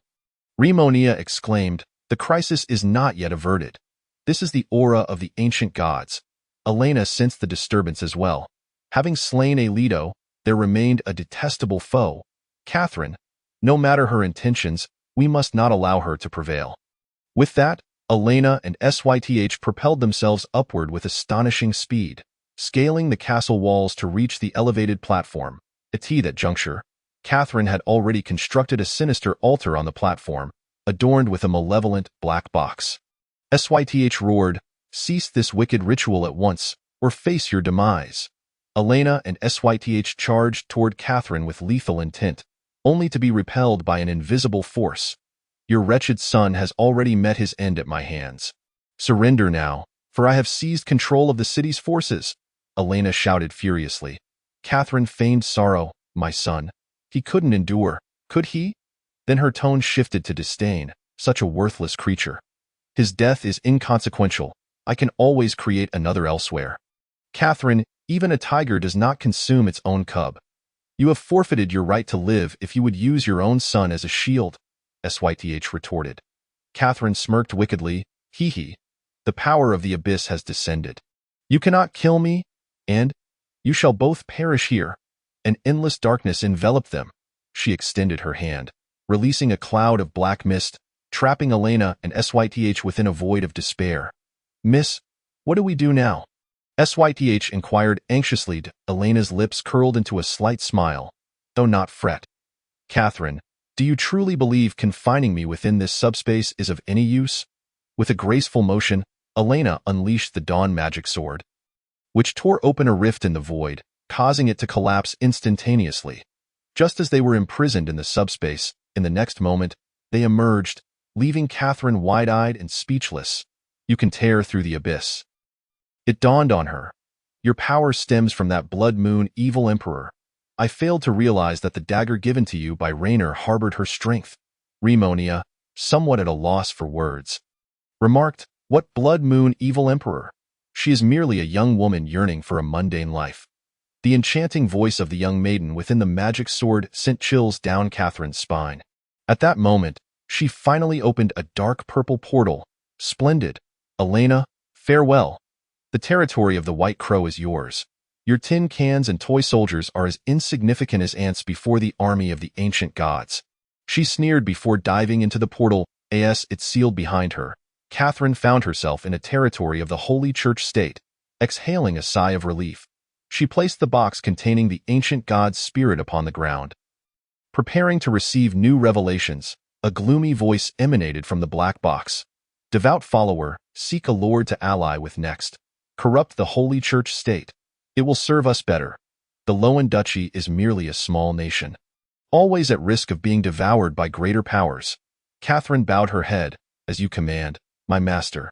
Just as she took her first step, the portal behind her suddenly opened once more, but this time, it was red. A slender jade hand shot through the portal, seizing her by the throat. An icy dread washed over Catherine. What?" Catherine gazed into Elena's crimson eyes, her body trembling uncontrollably. "Impossible. Absolutely impossible. How did you manage this?" Rimonia explained. "The power of the portal has not yet dissipated. I merely corrupted it." Elena brandished the magic sword against Catherine's neck, her voice icy. "Catherine, tell me, where did my father go in search of the ruins?" Catherine spat defiantly. Hee. "Kill me if you wish, but I will never divulge that information. I will not allow you two to unite." "Humph. Even when death is upon you, you still resist. I had hoped to grant you a swift end." Elena gestured. "Syth, drag Catherine away, and while you're at it, capture her lover, Frank. Bring them to the central square at noon for execution by fire." Syth swiftly grasped Catherine by the hair, dragging her away as she screamed and wept on the ground. "No, Elena. You vile witch, you cannot do this to me." With the enemy dispatched, Elena stood atop the castle, launching a powerful fireball into the sky as a signal for the knights to seize Vane Castle. 3 hours later, at noon, the knights hastily constructed the pyre as commanded by their lord. Catherine and her steward, Frank, were suspended upon 2 stakes, utterly devoid of hope. The scene resembled the one she had left. With torn bed linens and a familiar vanity, she tidied her bangs in front of the mirror, meticulously combing her silver locks, then washed her face with a towel and applied an elegant, subtle makeup. It had not been an easy journey. Elena turned to exit the room. She summoned all the townsfolk and knights to gather in the square, preparing to carry out the fire trial for the 2 transgressors. Chapter 71. The Birth of the White Crow Territory's Countess, Bloodline Queen. The warm sun shone brightly as the populace and knights gathered in the square, already overflowing with people, clad in a white gown. Elena gracefully ascended the pyre. The youthful maiden stood tall, her complexion radiant, exuding an ethereal beauty. Aside from her triangular ears, one could hardly discern any trace of vampirism. The crowd was filled with both astonishment and fear. She stood poised, addressing the gathered townsfolk and knights with a resonant voice. "I am the eldest daughter of Count Rainer Vane, Elena Vane. You all must know me. I am here to reveal a truth. Bring forth the evidence." SYTH and several blood knights approached, bearing books and letters. SYTH declared, "These are the proofs of Catherine's collusion with the ancient gods and her illicit affair with steward Frank." He opened the books, displaying them to the crowd, revealing pages filled with intricate, arcane symbols. The letters were love notes sent from Frank to Catherine. Gasps of shock echoed through the crowd. Though Catherine is a cultist. The wine-red-haired Frank bore an uncanny resemblance to the former Lord Alito. Could it be? Elena continued. "You are not mistaken. The former Lord Alito was the illegitimate son of Catherine and her steward. He was never a member of the Vane family." This revelation sent shockwaves through the crowd. How infuriating. We allowed a spawn that was not of the Vane lineage to rule for nearly half a year. Utterly absurd. The White Crow territory had belonged to the Vane family for centuries, and Elena's slaying of the illegitimate child was indeed a just act. However, it seemed that Elena was no longer human. "What should we do?" Elena declared. "Indeed, I have transcended the realm of humanity, forced to become a vampire for survival due to Catherine and Alito's persecution. However, my kin among the vampires will never harm the innocent. We shall not attack humans, nor do we fear the sunlight. We are no different from normal beings." As the townsfolk witnessed Elena basking in the warm sunlight, her soldiers maintaining strict discipline without harming the elderly, women, or children, their fear gradually dissipated. "From this day forth, I shall assume the role of Lord of the White Crow territory, dedicating myself to this land, restoring the former glory of the White Crow." Upon hearing this, hope blossomed among the gathered crowd. The oppressive taxes and Alito's foolish policies had caused them immense suffering, for the White Crow territory was a land once filled with fine wine and joyous feasts. They jubilantly proclaimed, "Burn the heretics and usurpers." The crowd hurled foul-smelling eggs and banana peels at Catherine and Frank with fervor. After a prolonged uproar, Elena signaled for silence and addressed the condemned. "Now, as the Lady of the White Raven territory, I hereby sentence Catherine and Frank to death by fire for the crimes of heresy, adultery, and usurpation of the title of Viscount. Bring forth the torches." With the torches in hand, Elena ignited the straw beneath them. Flames gradually licked at the feet of the two, eliciting heart-wrenching cries from their lips. "Ah!" With a glint in her beautiful eyes, Elena turned to Catherine and asked, "Will you divulge your father's whereabouts? Speak, and I shall grant you a swift demise." Utilizing her ice magic, Elena froze Catherine's legs, compelling her to speak. "Woo-woo, ah, I'll tell you. He has gone to the divine ruins in the far north, intending to seal the legacy of the malevolent god, Granst. That is all I know. As for his fate, I truly do not know." Having procured the information, Elena nodded and, with a swift motion of her magical sword, pierced Catherine's skull. She then allowed the two to remain suspended above the flames until they were reduced to charred corpses. In executing their punishment, she simultaneously completed her own inauguration ceremony, dispersing the crowd and commencing the post-war restoration efforts. She first summoned her loyal companions. Yenue, supported by Weil, made her way to the Grand Hall of Wayne Castle. Lady Elena, Congratulations on your ascension as the Lord of White Raven territory. Elena gently caressed Yenua's white hair. Thank you for your hard work, Yenua. Please take a few days to rest. We will temporarily reside in White Raven. She instructed her subordinates to gather the bodies of the fallen enemies, preserving some for her future resurrection. Now that she had become the Lord of White Raven territory, many of the fallen knights were her own soldiers. Elena decided against refining them, while for the devoted followers of Ileto, she instructed Yenua to simply absorb their souls. As you command, my lady Elena. Elena then produced 30 gold coins, saying, "This is your merit subsidy. Use it to buy some toys for little Phil. I am deeply grateful." She also distributed bonuses to her other valiant companions. With her conquest of White Raven territory, she had successfully overcome sunlight, drawing ever closer to becoming the ultimate being of immortality. Elena inquired, "Lamonia, how strong is my vitality? Will I die? Though the Blood Clan is immortal. Upon death, the soul is utterly extinguished. You have conquered sunlight, but should both your head and heart be destroyed simultaneously, you will perish. Why have you not died? Because I have forged myself into a vessel spirit using secret arts. Thus I have lost much of my power. I am no longer the queen of the Blood Clan." Upon hearing Lamonia's words, a flicker of fear surged within Elena. She gazed at the reflection of the maiden in the mirror. Lifting her delicate hand to gently caress her exquisite visage, murmuring, "No, such beauty, such perfection. I must not be threatened by death. I must ensure my immortality and savor all the pleasures this world has to offer." Lamonia observed Elena's demeanor with a hint of amusement, revealing an enchanting smile. She slowly approached Elena, cradling her face in her hands, and gently kissed her on the lips. "Now you can face your desires honestly. Can't you? You wish to achieve immortality, to become even more beautiful. I can assist you with that." Elena blushed, speaking fervently, "Yes, I want to live forever. I am the true Elena. I will become a great lady, the queen of the Blood Clan."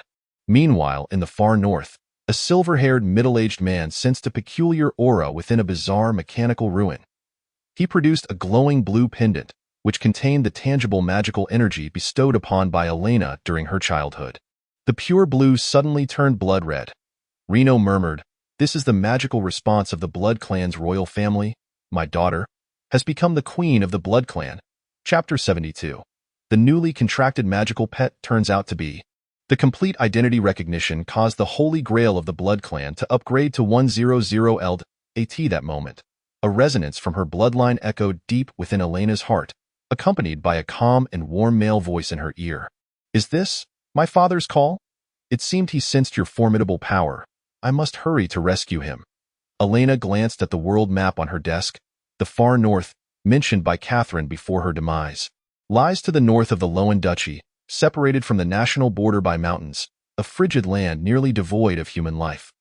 Lamonia cautioned, "Do not act impulsively.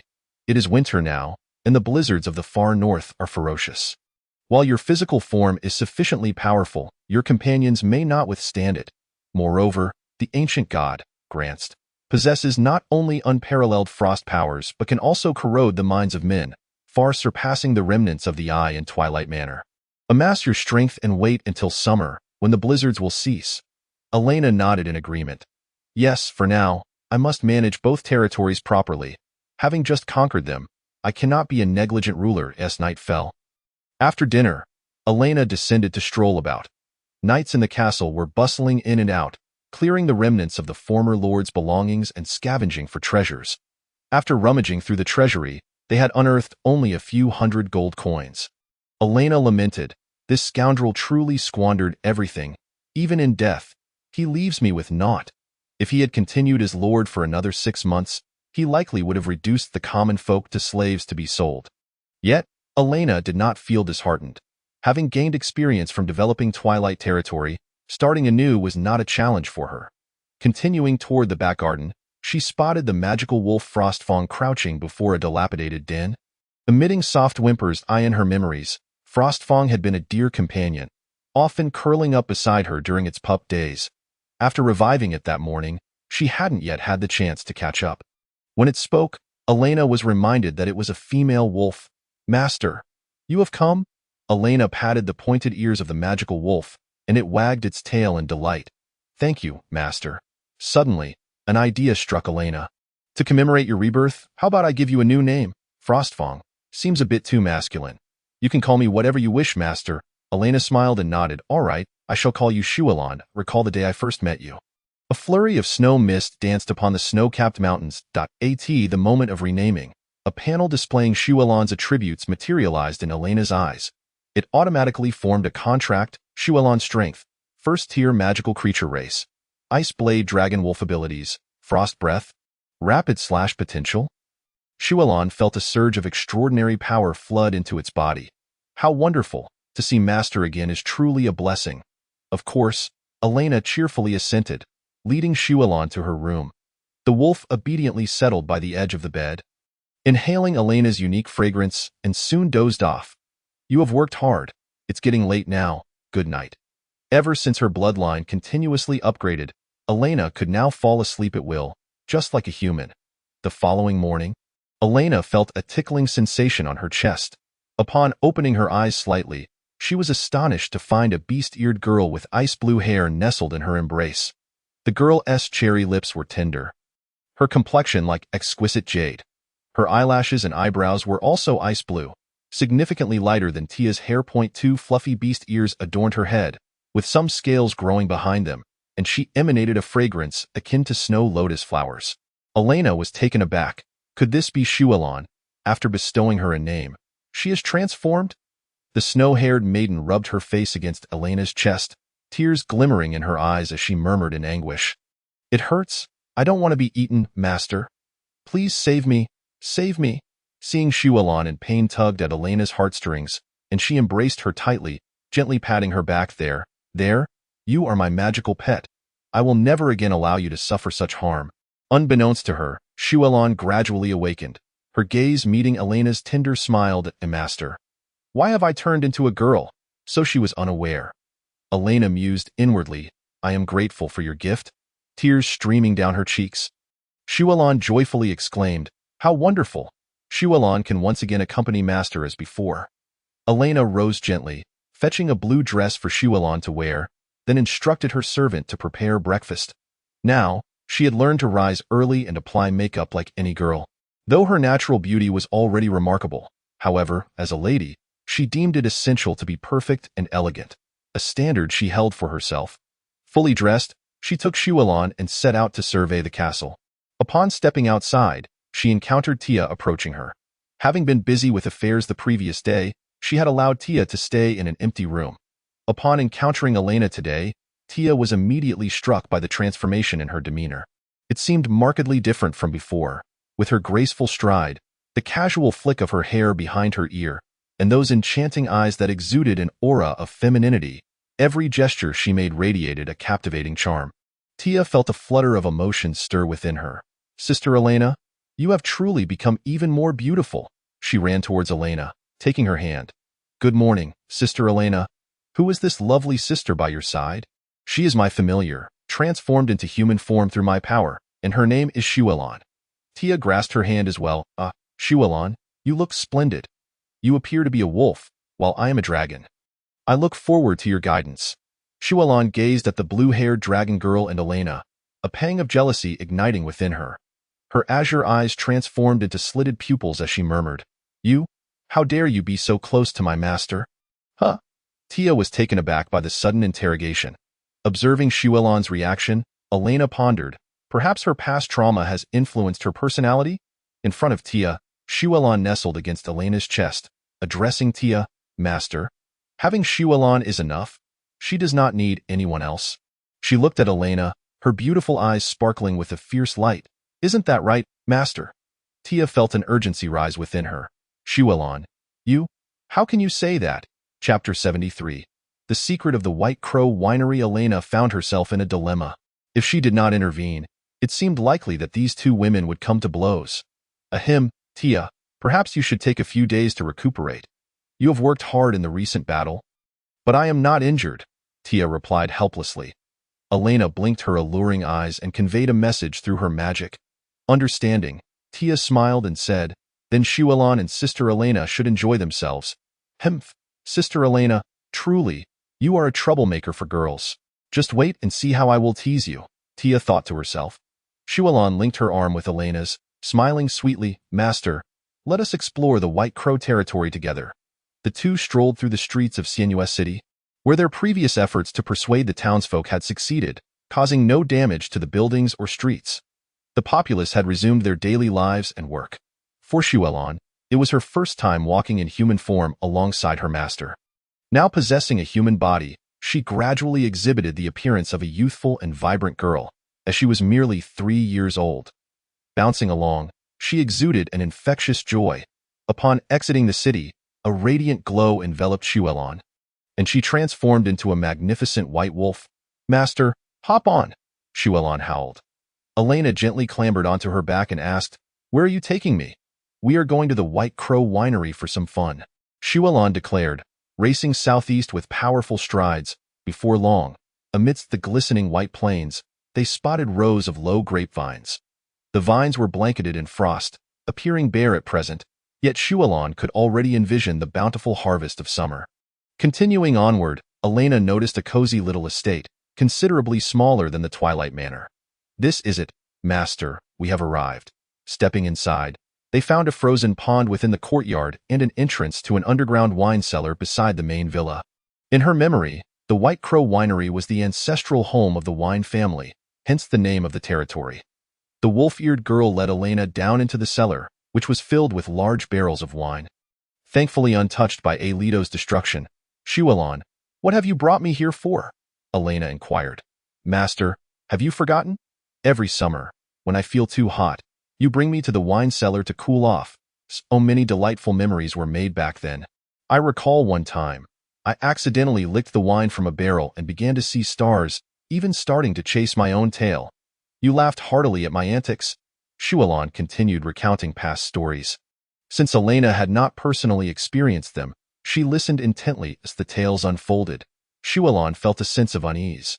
Having just transformed into a human, she was overwhelmed with a desire to speak. Lowering her gaze, she said, I am sorry. I have rambled on so much. Does Master find me bothersome? Elena smiled and gently stroked her ear. Of course not. You are my dear companion.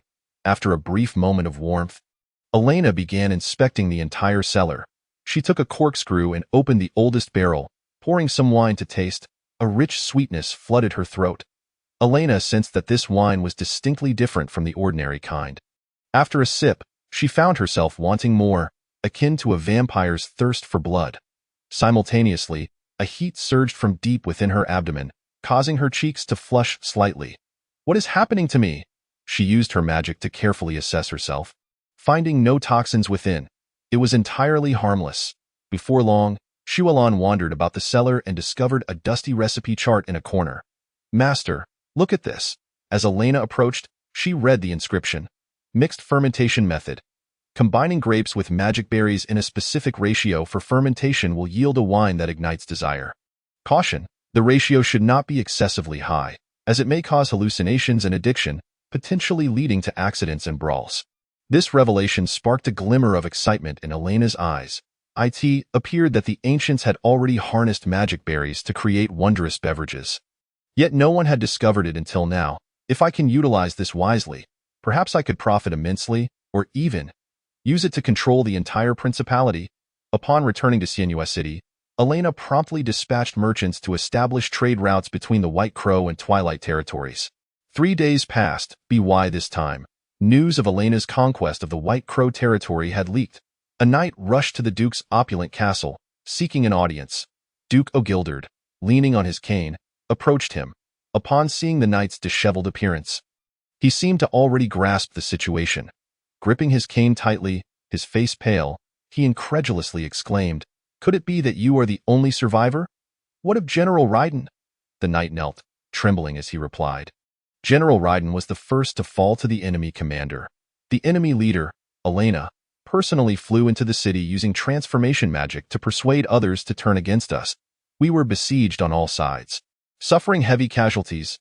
We now have over 50 brothers remaining. Exiled gasped in shock.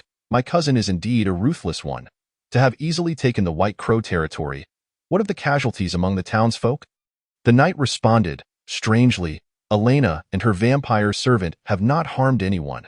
The people have begun to thrive again. They even welcomed her return with open arms. What? A vampire that does not drink blood and is unafraid of sunlight? Is this still a vampire? He struggled to compose himself, contemplating a response strategy. Just then, 2 more lords arrived for an audience. They were Viscount Scene of the Black Wolf territory and Count Ross of the Bull territory. Scene declared, "My lord, the southwestern White Crow territory has been invaded by vampires and foreign tribes. We must take action." Ross added, "We must immediately dispatch troops to confront Elena, or the Holy Church will surely seize the opportunity to invade the grisly territory and mine." Ogilderd felt helpless. Beset by internal and external threats, he could not afford to ignore the situation. After all, Elena had already cost him a valuable general. Addressing the 2 lords, Ogilderd said, "Gentlemen, do not worry. Starting tomorrow, we shall lead an army of 5,000 to the White Crow territory to demand an explanation from Elena." Finally dismissing the 2 lords, the Duke summoned a spy and instructed, "Quickly send word to Elena, expressing that I have no intention of opposing her. I wish to organize a meeting to persuade the other lords. The principality must unite against external threats, rather than engaging in internal strife." Understood. Chapter 74. The meeting at the gate of Celera. After several days of construction, complemented by ample manpower, Elena had sent caravans to transport a significant amount of food and supplies to the Twilight territory. The men, women, and children of Twilight Manor were now aware of their lord's great victory, rejoicing in celebration. With sufficient provisions, their quality of life was set to improve even further. Under Elena's orders, the Twilight territory began supplying blood moon fruits and magic berries to the White Crow territory to meet the needs of the vampire clan. One day, she received a letter from the Duke. In it, he conveyed his stance, expressing a lack of intent for conflict, but his subordinates remained skeptical and fearful, requiring her to maintain stability. Therefore, he proposed a negotiation 1 week later at the gate of Celera. Situated between the White Crow and Bull territories, Duke Ogilderd, "I recall he is my aunt's son, which makes him my cousin. His attitude appears to be rather amicable." Lemania reclined on Elena's bed and inquired, "What do you plan to do?" Humanity has always harbored a profound aversion towards foreign races. Should a conflict arise now, victory may be attainable, yet it would come at a significant cost, leaving us severely weakened and vulnerable to opportunistic forces. Elena delicately toyed with her feather quill, pondering for a moment before saying, I must devise a strategy to persuade them, employing both coercive and conciliatory tactics." "Do you have any thoughts?" she inquired, a mischievous smile gracing her lips. He, "I've already contemplated it. After all, they were once men. What do men desire, if not the obvious?" 7 days later, Elena led a contingent to the gates of Celera, a grand entrance named after a goddess of the divine realm. Jointly governed by the White Crow and Bull territories, on the other side, an army of 5,000 had assembled. The gates boasted a vast battlement, manned by numerous elite guards. This was to be the venue for their meeting. Duke Ogild greeted her personally, as they were relatives, and he had organized this assembly without pretense. Today, Elena donned a resplendent crimson Lolita dress, its hem magically flaring out. The contrast of her black heels and milk-smooth white stockings accentuated her exquisite feet. She approached under the sunlight. Ogild, upon seeing her in such splendid attire, found himself utterly captivated. Her pointed ears, it seemed she is unbothered by the sun. He marveled at how his once innocent little sister had blossomed into a woman of striking beauty. "Long time no see, dear Miss Elena." Elena gracefully lifted her skirt and curtsied, "Good afternoon, Duke. Shall we ascend and discuss?" With that, the Duke instructed his guards to escort Elena and her entourage to the conference room atop the battlement. Seated at the round table were 2 gentlemen, flanked by their personal guards. Upon witnessing Elena, they had initially intended to display disdain and reprimand this fallen vampire lord. However, confronted by her breathtaking beauty, their ire dissipated. "This is exquisite," the middle-aged man with a goat beard mused inwardly. The Duke introduced her. "That is Count Ross." He gestured towards a slender young man with dark hair, whose delicate features became utterly transfixed upon seeing Elena. "And that is Viscount Scene of the Black Wolf territory." Elena reciprocated their courtesies. As they settled down, Count Ross began, "Miss Elena, having witnessed your true form, I must admit you do not fit the traditional mold of a vampire. However, your actions could impact our territories. Even without the Holy Light Church in the White Crow territory, the news may have reached the Holy Kingdom, and should an invasion occur, it would first affect the Grey Bear and Bull territories. We require an explanation. Elena listened with a smile. As Ross continued, Viscount Scene added, since Elena poses no threat to us, I have a compromise. Let the White Crow territory temporarily fall under the jurisdiction of the Allied forces, spreading the word that the vampires have been vanquished, while the Black Wolf territory offers Miss Elena protection. This way, we achieve two objectives at once. Count Ross nodded. This proposal is sound. It would completely avert needless bloodshed. If you agree, we shall withdraw our troops at once. The Duke remained silent, knowing that as long as it served the duchy's interests and ensured Elena's safety, it would be ideal. Observing the two men harmonizing in their suggestions, Elena's expression darkened. Internally, she scoffed, how despicable. Truly the self-cultivation of nobility. Not only do they seek to covet my territory, but also me. With a smile, Elena replied, I'm afraid, gentlemen, that the jurisdiction of the White Crow territory can only remain in my hands. Count Ross's demeanor shifted to displeasure. So, you intend to stand in opposition to us? Elena shook her head. No. I have a proposal. Allow me to provide you with protection against invaders. At this proclamation, the Duke and the two lords were momentarily taken aback. Elena commanded merely 1,000-strong battalion to resist the Holy Kingdom's overwhelming force of 300,000 troops. Such a notion seemed utterly absurd. Viscount Scene chuckled softly. Miss Elena, I truly admire your exceptional command abilities. However, your proposal for protection seems rather fanciful. In response, Elena remained silent, gesturing behind her, where several armored soldiers approached. What do you intend to do? Scene and Ross exclaimed in alarm, the Duke breaking into a cold sweat. The foremost, a brawny warrior, removed his helmet, revealing a resolute and noble visage. Exiled gasped, General Ryden? You are alive. The black-feathered knight behind him exclaimed, Impossible. I witnessed General Ryden's demise. My Lord Duke, it was Lady Elena who resurrected us. Ryden declared. Elena added, I have delivered your black feather knights. They now fear neither pain nor sunlight, possessing a degree of self-healing capabilities. Should they slay a sufficient number of foes, they can ascend to become blood kin. Endowed with superhuman speed and strength, at her words, a wave of astonishment swept over all present. They marveled at Elena's possession of such a miraculous power of resurrection. Scene mused inwardly, so that means any warrior defeated by Elena will rise as her soldier. No wonder she could easily seize the White Crow territory. She can continuously amplify her forces. Count Ross, regaining his composure, remarked, yet, even with such formidable sorcery, the absolute disparity in numbers remains insurmountable. Soldiers of the Holy Kingdom include a significant portion of clerics wielding divine magic. With both warriors and magic on their side, we stand no chance. Noting their lingering concerns, Elena smirked, Fear not, for I have further surprises for you. Chapter 75. The Martial Arts Tournament, Power Assessment. Elena gestured for everyone to look down from the battlements. A large carriage approached from the distance, atop which rested a humanoid construct, its right hand grasping a colossal sword, while its left held a circular tube. Its exterior shimmered with a blend of white and purple, eliciting curiosity from the noble spectators. Exiled inquired, What is this? Could it be some sort of weapon? Elena nodded affirmatively. Indeed. This is a magical automaton of the elven race, possessing formidable immunity to spells and the ability to absorb magic to counter its foes. Exiled and the other two lords were instantly captivated, having never encountered such a marvel. Observing the intrigue among the men, Elena felt a thrill of delight. While men may refuse a woman, they could never resist a robot or a mech. The sword-shaped Remonia dangled from Elena's waist, commenting, So you secretly had Iron Skin fix this contraption for you. I thought you were dressing so beautifully to peddle your charms.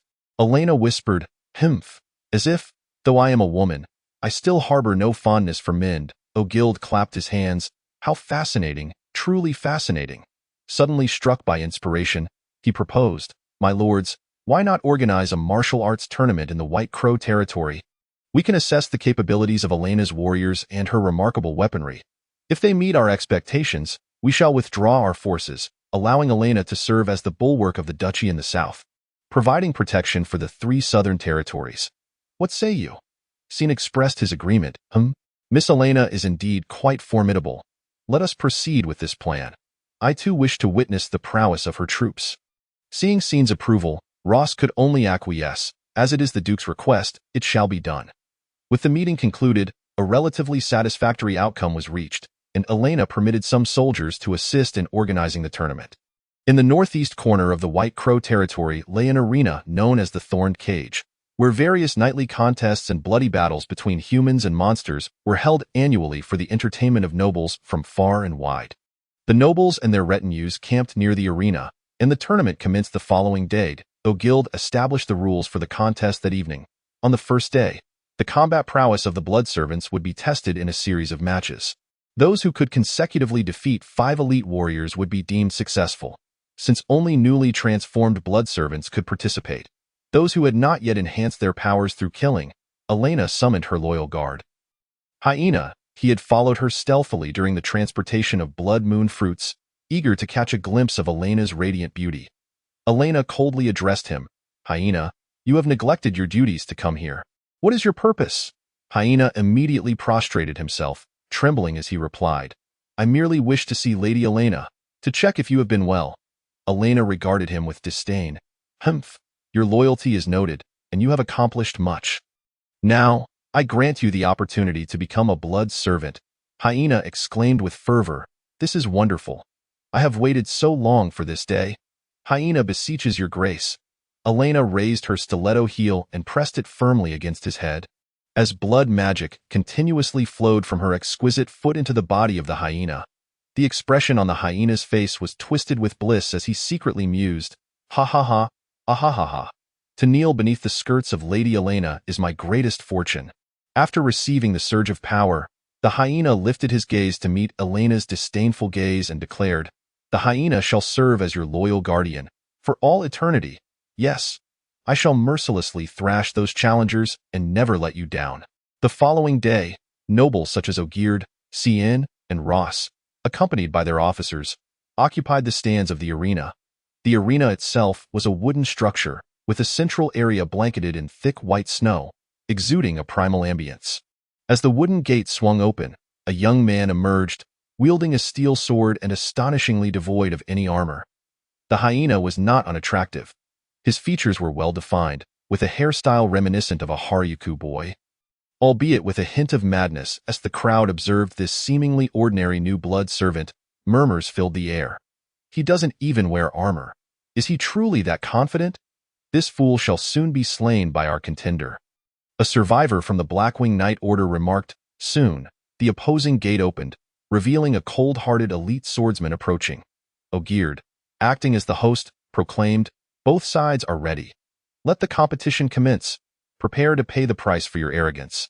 The swordsman charged forward. Yet the hyena remained motionless, perceiving the adversary's movements as though they were in slow motion. In an instant, he darted behind his opponent, delivering a kick that sent him sprawling several meters, losing several teeth along the way. The hyena swiftly advanced, pressing the steel sword against the swordsman's throat. The outcome was already apparent. The audience gasped in astonishment. What speed is this? Perhaps that soldier was merely weak. Let us await the next contender. The next spearman had barely entered the fray before the hyena severed his lance with a single stroke, sending him crashing into the stands, blood gushing from his mouth, leaving him on the brink of death. Ross expressed his dissatisfaction. What? Has he already become a vampire? Elena must be cheating. Cien pondered for a moment, then replied, I have studied vampires to some extent.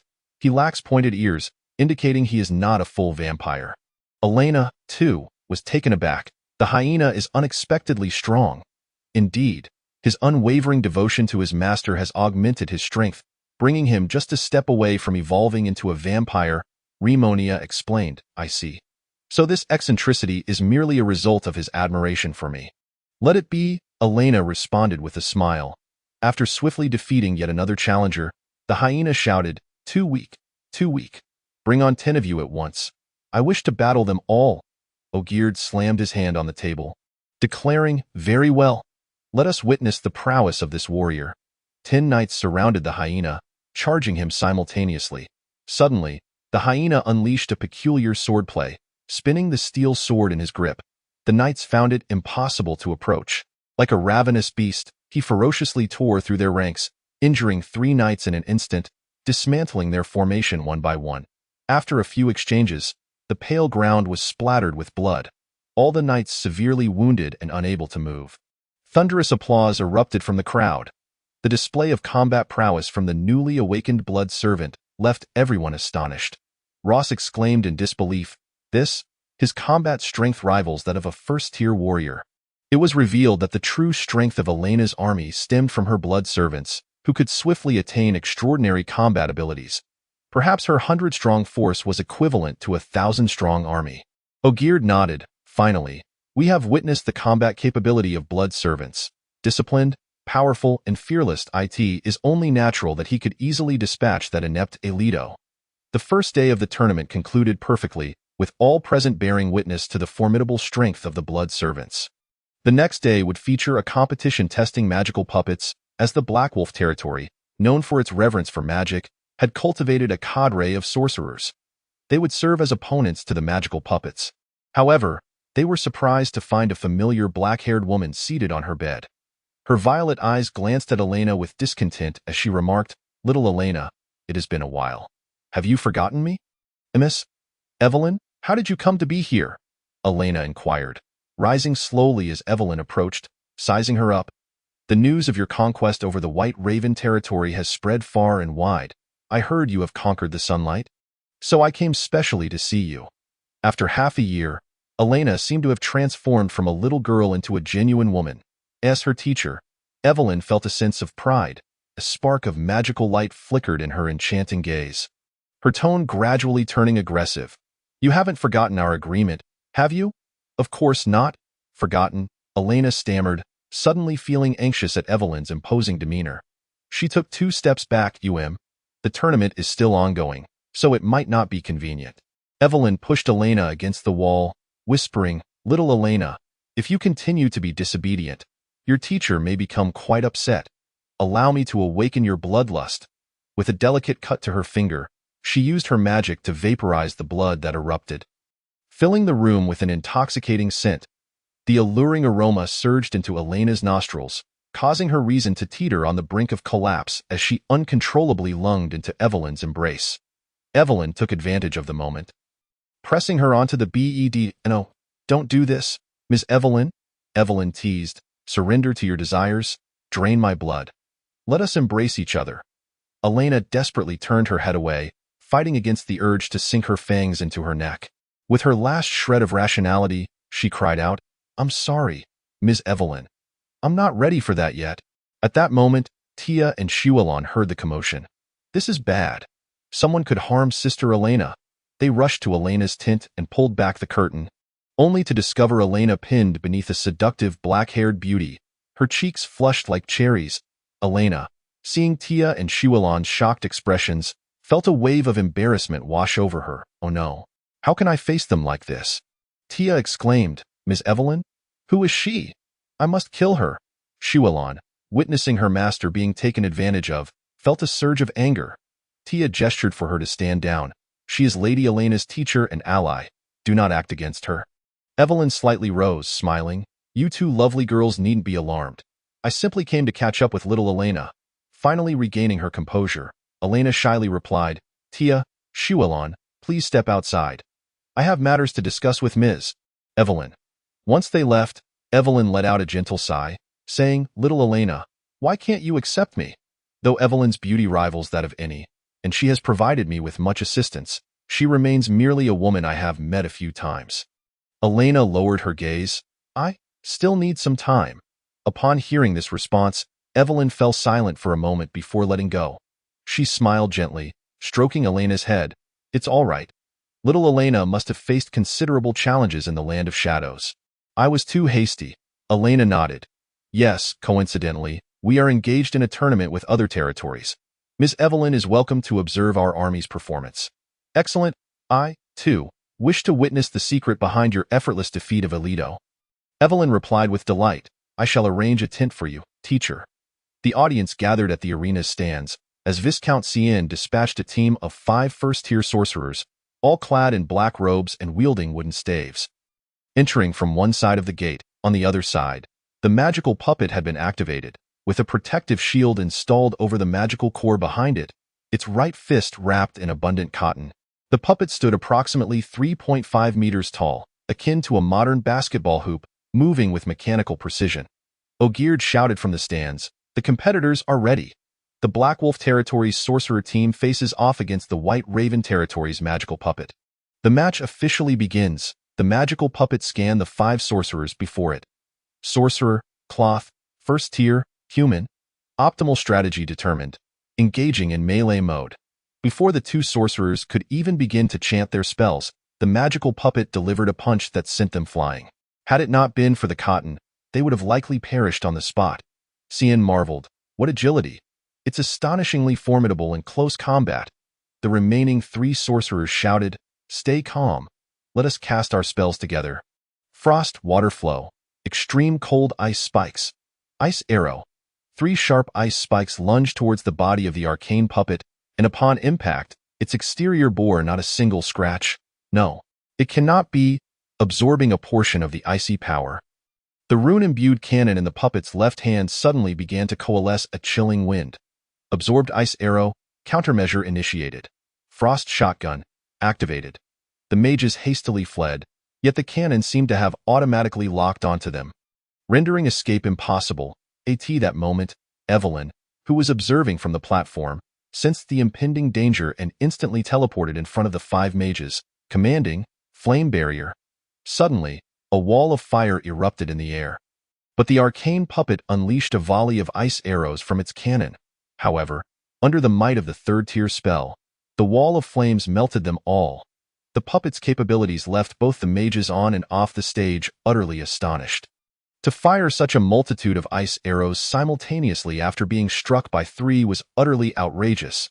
Had it not been for the intervention of the woman clad in dark crimson finery, we would have surely perished, Evelyn declared loudly. "I am Lady Evelyn of Starry City, and I shall see if this peculiar construct can triumph over human magic." Upon her proclamation, the crowd erupted in cheers.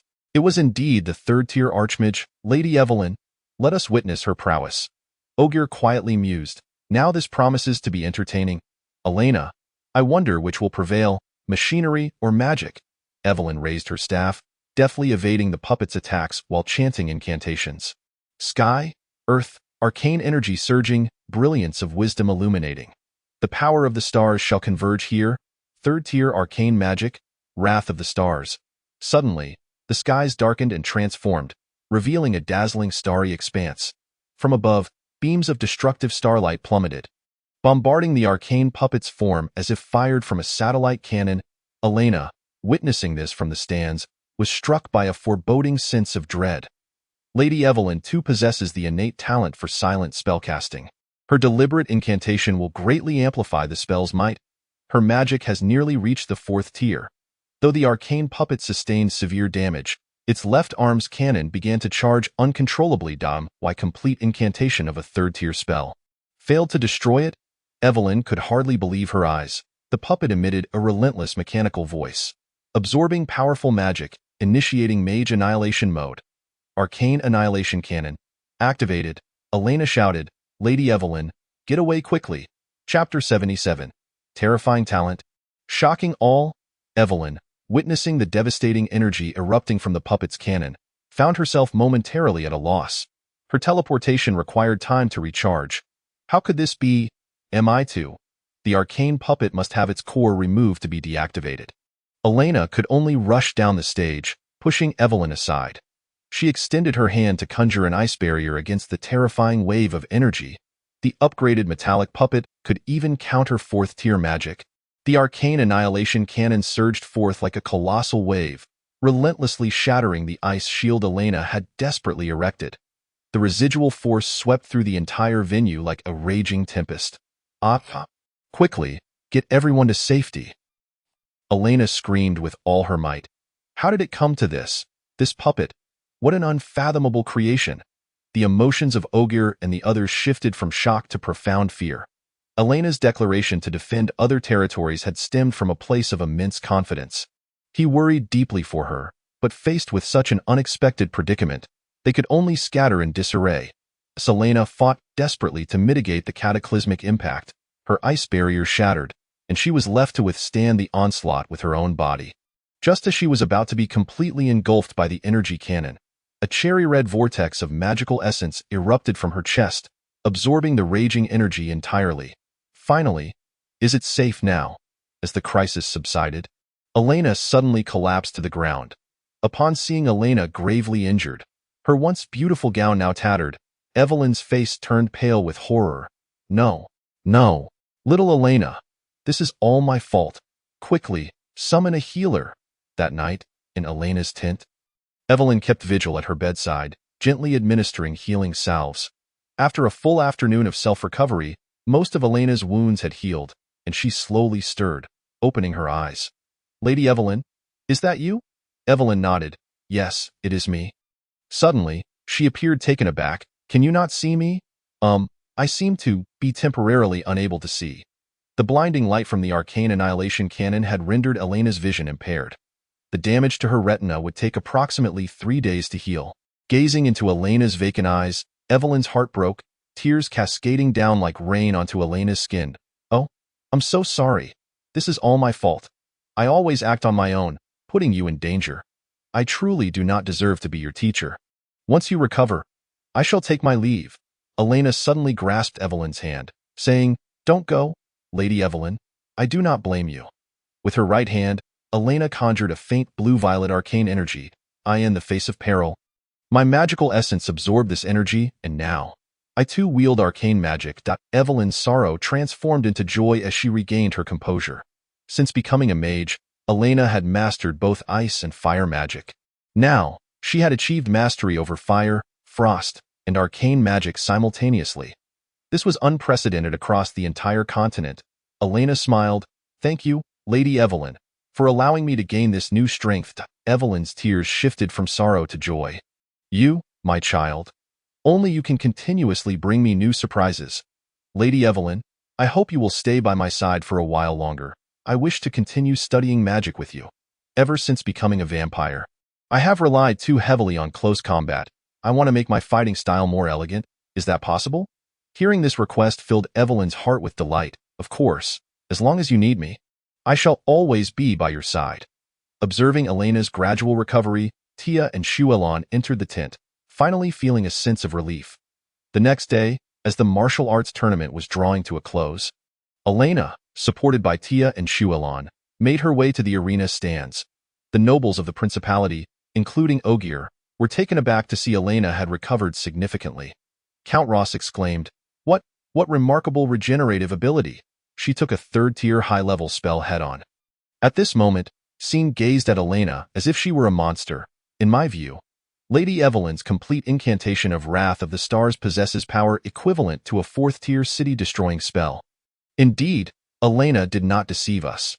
The performance of the arcane puppet had already left everyone in awe, and now even leader Elena exhibited such superhuman abilities. Ross and Scene were entirely convinced that Elena had the capacity to defend the 3 southern territories.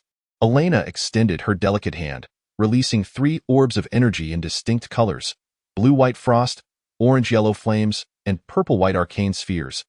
This spectacle further astonished the mage forces of the Black Wolf territory. She could achieve mastery over 3 magics without washing her talents. It was as if she had received a cheat. Scene gazed at the enchanting genius before him, silently vowing, She is truly one of a kind. I must find a way to make Elena my wife. He spoke up, I trust in Elena. Let her protect the Bull and Bear territories. We of the Black Wolf territory shall offer our support. Ogre nodded. Count Ross, let us withdraw. I believe, whether in Elena herself or her warrior strength, it is evident to all. Count Ross agreed. Very well, we trust in Elena. Let us retreat. Just as they were about to take their leave, Elena interjected, Please wait, since everyone is here, why not come to the White Crow territory as guests? With my father often away, it has been a long time since I have mingled with the lords from various regions. Since we have shaken hands in peace, let us hold a grand banquet in the White Crow territory to celebrate our alliance. Shall we? Upon hearing this proposal, Scene readily replied, Since it is Miss Elena's invitation, I would be delighted. Ogre added, That sounds splendid. Let us indulge in the delights of the city of feasting and revelry. What say you, Count Ross? I have no objections. As for Lady Evelyn, Ogier asked no further questions. It was clear she was more than willing. Seeing that everyone had agreed, Alina smiled and said, "Very well, you may all enter the city to rest. Next, I shall prepare a delightful feast for you." Chapter 78. Alina. No one understands the preferences of the nobility better than I do. They beheld the scene within the city, which had been meticulously cleaned. It bore no resemblance to a place that had experienced the ravages of war. The people lived in peace and prosperity, while the blood servants patrolled the city in an orderly fashion. Ogild remarked, "It seems, then, that the intentions of the two lords to vanquish evil are entirely unfounded." The two lords nodded in agreement, and soon they were led by the blood servants to the opulent guest chambers of Vane Castle. Alina, adorned with an eye mask, approached with the assistance of two young maidens. "Please grant us 3 days to prepare. We will surely satisfy you," Count Ross said. "No problem, we shall await the enjoyment," came the reply. Alina turned to Shuelon and said, "You are now my personal knight. Go and summon all the fine wines hidden in the White Crow winery." "Yes, my lady, I shall take care of it," Shuelon responded. "Tia, contact the largest brothel in the city and arrange for the ladies there to be available in 3 days." Tia's cheeks flushed slightly as she said, "Do I have to go to such a place?" Alina pondered for a moment. It does seem rather inappropriate. Let Sace handle it instead." However, Tia insisted, "It's fine. I will complete the task." With that, the two maidens set off to fulfill their duties. The red light district of the White Crow territory was abundant.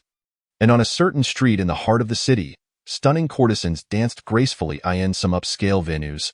The air was filled with a seductive purple light, courtesy of spells cast by wizards. This captivated the attention of all passing gentlemen. Tia entered an upscale establishment named Night of Roses, greeted the proprietress, and then departed.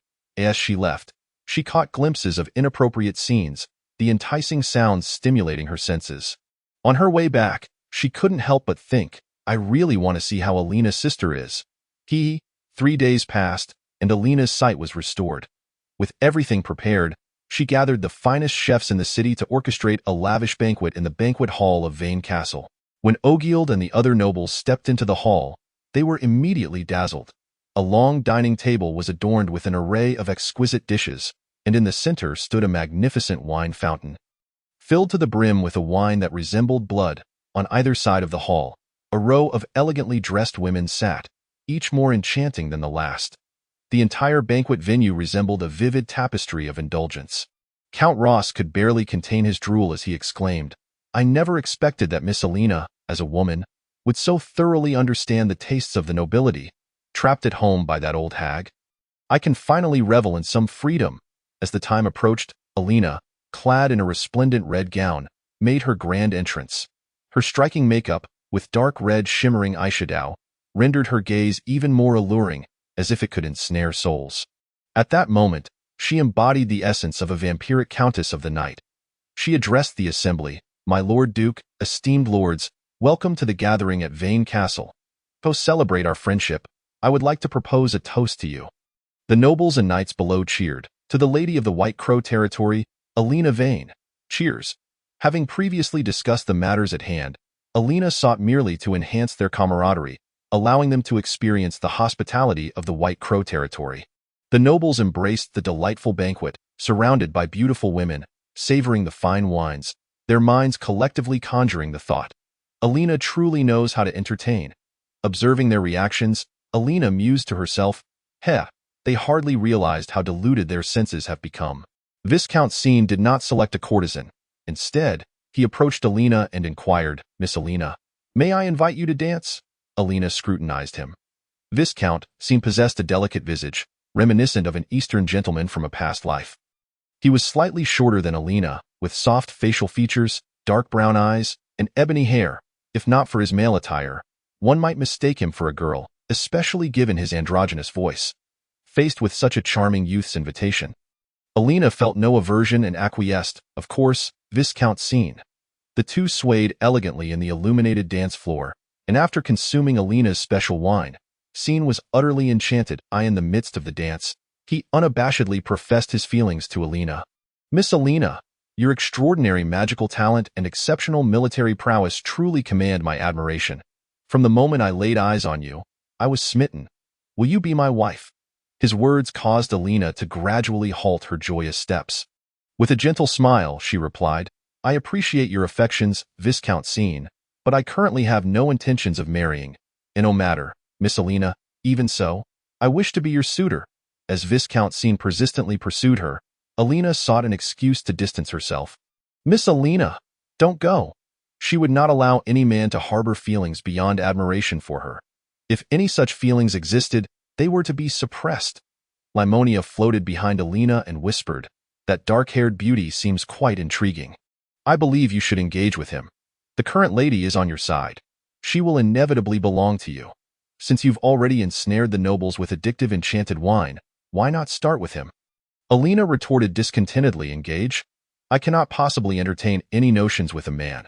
Limonia replied, "Merely as friends, of course. The Black Wolf territory lies directly north of the White Crow territory. Having him as a loyal ally would be quite advantageous." Upon hearing this suggestion, Alina nodded in agreement. "That does seem reasonable." With a charming smile, she said, "Viscount Scene, upon further consideration, I believe we can indeed be friends. Should you desire is that so?" "Splendid," Scene exclaimed joyfully. "Since you are also a mage, perhaps you would like to study magic alongside me and teacher Evelyn?" The dark-haired beauty bowed slightly. "I would be delighted." Chapter 79. An alliance formed. A brief respite for the despicable medieval nobility. A hedonistic paradise is the ultimate truth. The extravagant banquet that lasted throughout the night greatly deepened the nobles' fondness for the White Crow territory. The next day, Ross and his fellow companions, including the knights and courtesans, emerged from the revelry, leaning against the walls for support. Alina discovered that the wines found at the White Crow winery not only ignited passion but could also transform men into beasts. Once the nobles had gathered their composure, Alina invited them to the conference room of Vane Castle. The five lords reached a consensus that Alina would continue to serve as the lord of the White Crow territory. The Black Wolf territory in the center and the Dragonfly territory to the north boasted advantageous geography, separated from the Storm Empire to the west by mountains, rendering them virtually immune to invasion. Only the Bear territory and Bull territory, bordering the Holy See, required Alina's protection. After the meeting, Exiled expressed his satisfaction after witnessing Alina's capabilities over the past few days, saying, "I shall return to you the gold coins and fine wines that the wretched scion of your family sent me." Alina graciously replied, "Thank you, my Lord Duke. Those resurrected knights will need to purchase some blood moon juice for me to sustain their lives. A large cup every 3 days should suffice. My transformed blood servants can alleviate their hunger with proper sustenance." The Duke nodded, sensing that Alina and her kin had evolved into some higher form of being. Evelyn and Viscount Scene both expressed their desire to remain in the White Crow territory for a while longer, temporarily entrusting their lands to their advisors. Alina also arranged luxurious accommodations for them in Vane Castle. Currently, she governed 2 territories and had been away from the Twilight territory for nearly half a month. Relying solely on the clerk Thomas to manage it was far from sufficient, so Alina summoned Silverblade. "Silverblade, I appoint you as the mayor to oversee the Twilight estate, as it is currently understaffed. Should you wish, you may also arrange for your kin to continue flourishing in the Illusion estate, which will swiftly bolster our numbers." Silverblade responded eagerly, "Yes, we shall not disgrace our mission." These past few days, Tia and Shuelon had been bustling about, and Alina sensed that they were somewhat discontented due to her preoccupation. Shuelon, however, was quite diligent and uncomplaining after her rebirth. Tia, on the other hand, appeared noticeably downcast. "Why, Alina's sister hasn't come to play with Tia these past few days." To remedy this, Alina decided to organize a private tea party. "Tia, Shuelon, please come to my room tomorrow afternoon. I've been busy with others lately, and I wish to make it up to you both." She personally selected some fine tea leaves and instructed the castle chef to prepare delectable pastries. Then, she donned the exclusive maid outfit crafted by Tia and awaited their arrival in her chamber. In the present day, Elena has completely embraced the maid outfit, adorning herself with an attractive side ponytail. She gazes into the mirror, unconsciously murmuring to herself, "Hee hee, I truly am adorable," as the time arrives. Tia and Shuelon enter Elena's room. Shuelon pushes the door open and is greeted by the sight of her mistress sitting on the bed in a charming little dress. Her delicate legs, clad in white stockings and high heels, are elegantly crossed, exuding an irresistible charm. Instantly, 2 pink hearts appear in Shuelon's eyes. Mistress, you are simply too cute. Without hesitation, she leaps into Elena's embrace, nuzzling her fluffy ears against her. Shuelon, don't get too carried away, Tia exclaims in annoyance. Shuelon, stop fooling around. We came here to invite you for tea today, Tia continues. You've both worked hard these past few days, so it's my turn to serve you. Elena gestures for them to take a seat, then rises to serve the 2 girls exquisite pastries and brews tea. The 3 of them begin to enjoy their delightful gathering. Observing their blissful expressions fills Elena with joy, prompting her to say, Tia, I'm quite curious about your background. Noticing the shift in conversation, Elena quickly changes the topic. Tia, it's perfectly fine if you prefer not to share. Let us discuss something else. Tia replies, it's all right. Since Sister Elena is eager to know, I shall certainly share. The slave trader who once kept me claimed that I hatched from an egg. Elena nods in understanding, realizing that Tia's lineage is indeed quite pure. She then inquires, Tia, do you wish to find your kin? Tia ponders for a moment and responds, with Sister Elena by my side, I am already very happy. However, if I could save more of my brothers and sisters, I would certainly do so. I do not wish to see my kin fall into the hands of slave traders again. Elena assures her, well, I will endeavor to seek out your kin. If we can find more dragonfolk like Tia, we could form a powerful mage army. Shuelon, I once encountered a 3rd-tier ice blade dragon wolf in the Dark Night Forest. She seemed to recognize you. Shuelon's eyes suddenly brighten with excitement. Could it be? I have kin as well? That would be wonderful. You must take me to see them when you have the chance. Elena agrees enthusiastically. As their tea party continues, tea is running low, so she carries the serving tray to refill it herself. She intentionally chooses a little-known path leading to the tea room, only to unexpectedly cross paths with Evelyn. What is Teacher Evelyn doing here? She mutters to herself. Vane Castle. It's been a while. Uncle Reno didn't invite me on this archaeological trip, so I must see what he is researching. Gently, she draws her wand, seemingly preparing to cast a spell on the painting hanging on the wall. At that moment, she notices Elena passing by. Realizing she has been spotted, Elena quickly lowers her head, her heart racing. She's just an ordinary maid. She doesn't know me. She doesn't know me. Suddenly, a sultry voice calls out from behind. Little Elena, what are you up to? Startled, Elena halts in her tracks. Evelyn suddenly appears before her, pinning her against the wall. Elena turns her head away, feeling utterly embarrassed. Teacher Evelyn, I was just playing house with friends. If there's nothing else, please let me go. Evelyn's inscrutable, beautiful eyes flicker with a purple magical light as she teasingly replies, Hee hee, little Elena. I didn't know you had such a penchant. The sight of you makes me want to devour you whole. By the way, I also enjoy playing house. Why don't I play the role of your mistress? Chapter 80. Family Secrets. Evelyn leans closer to Elena's delicate face and gently blows on her earlobe. A tingling sensation rushes through Elena's ear, causing it to flush a deep crimson. Her enchanting eyes tightly shut. She dares not move. Teacher Evelyn, please don't do anything inappropriate.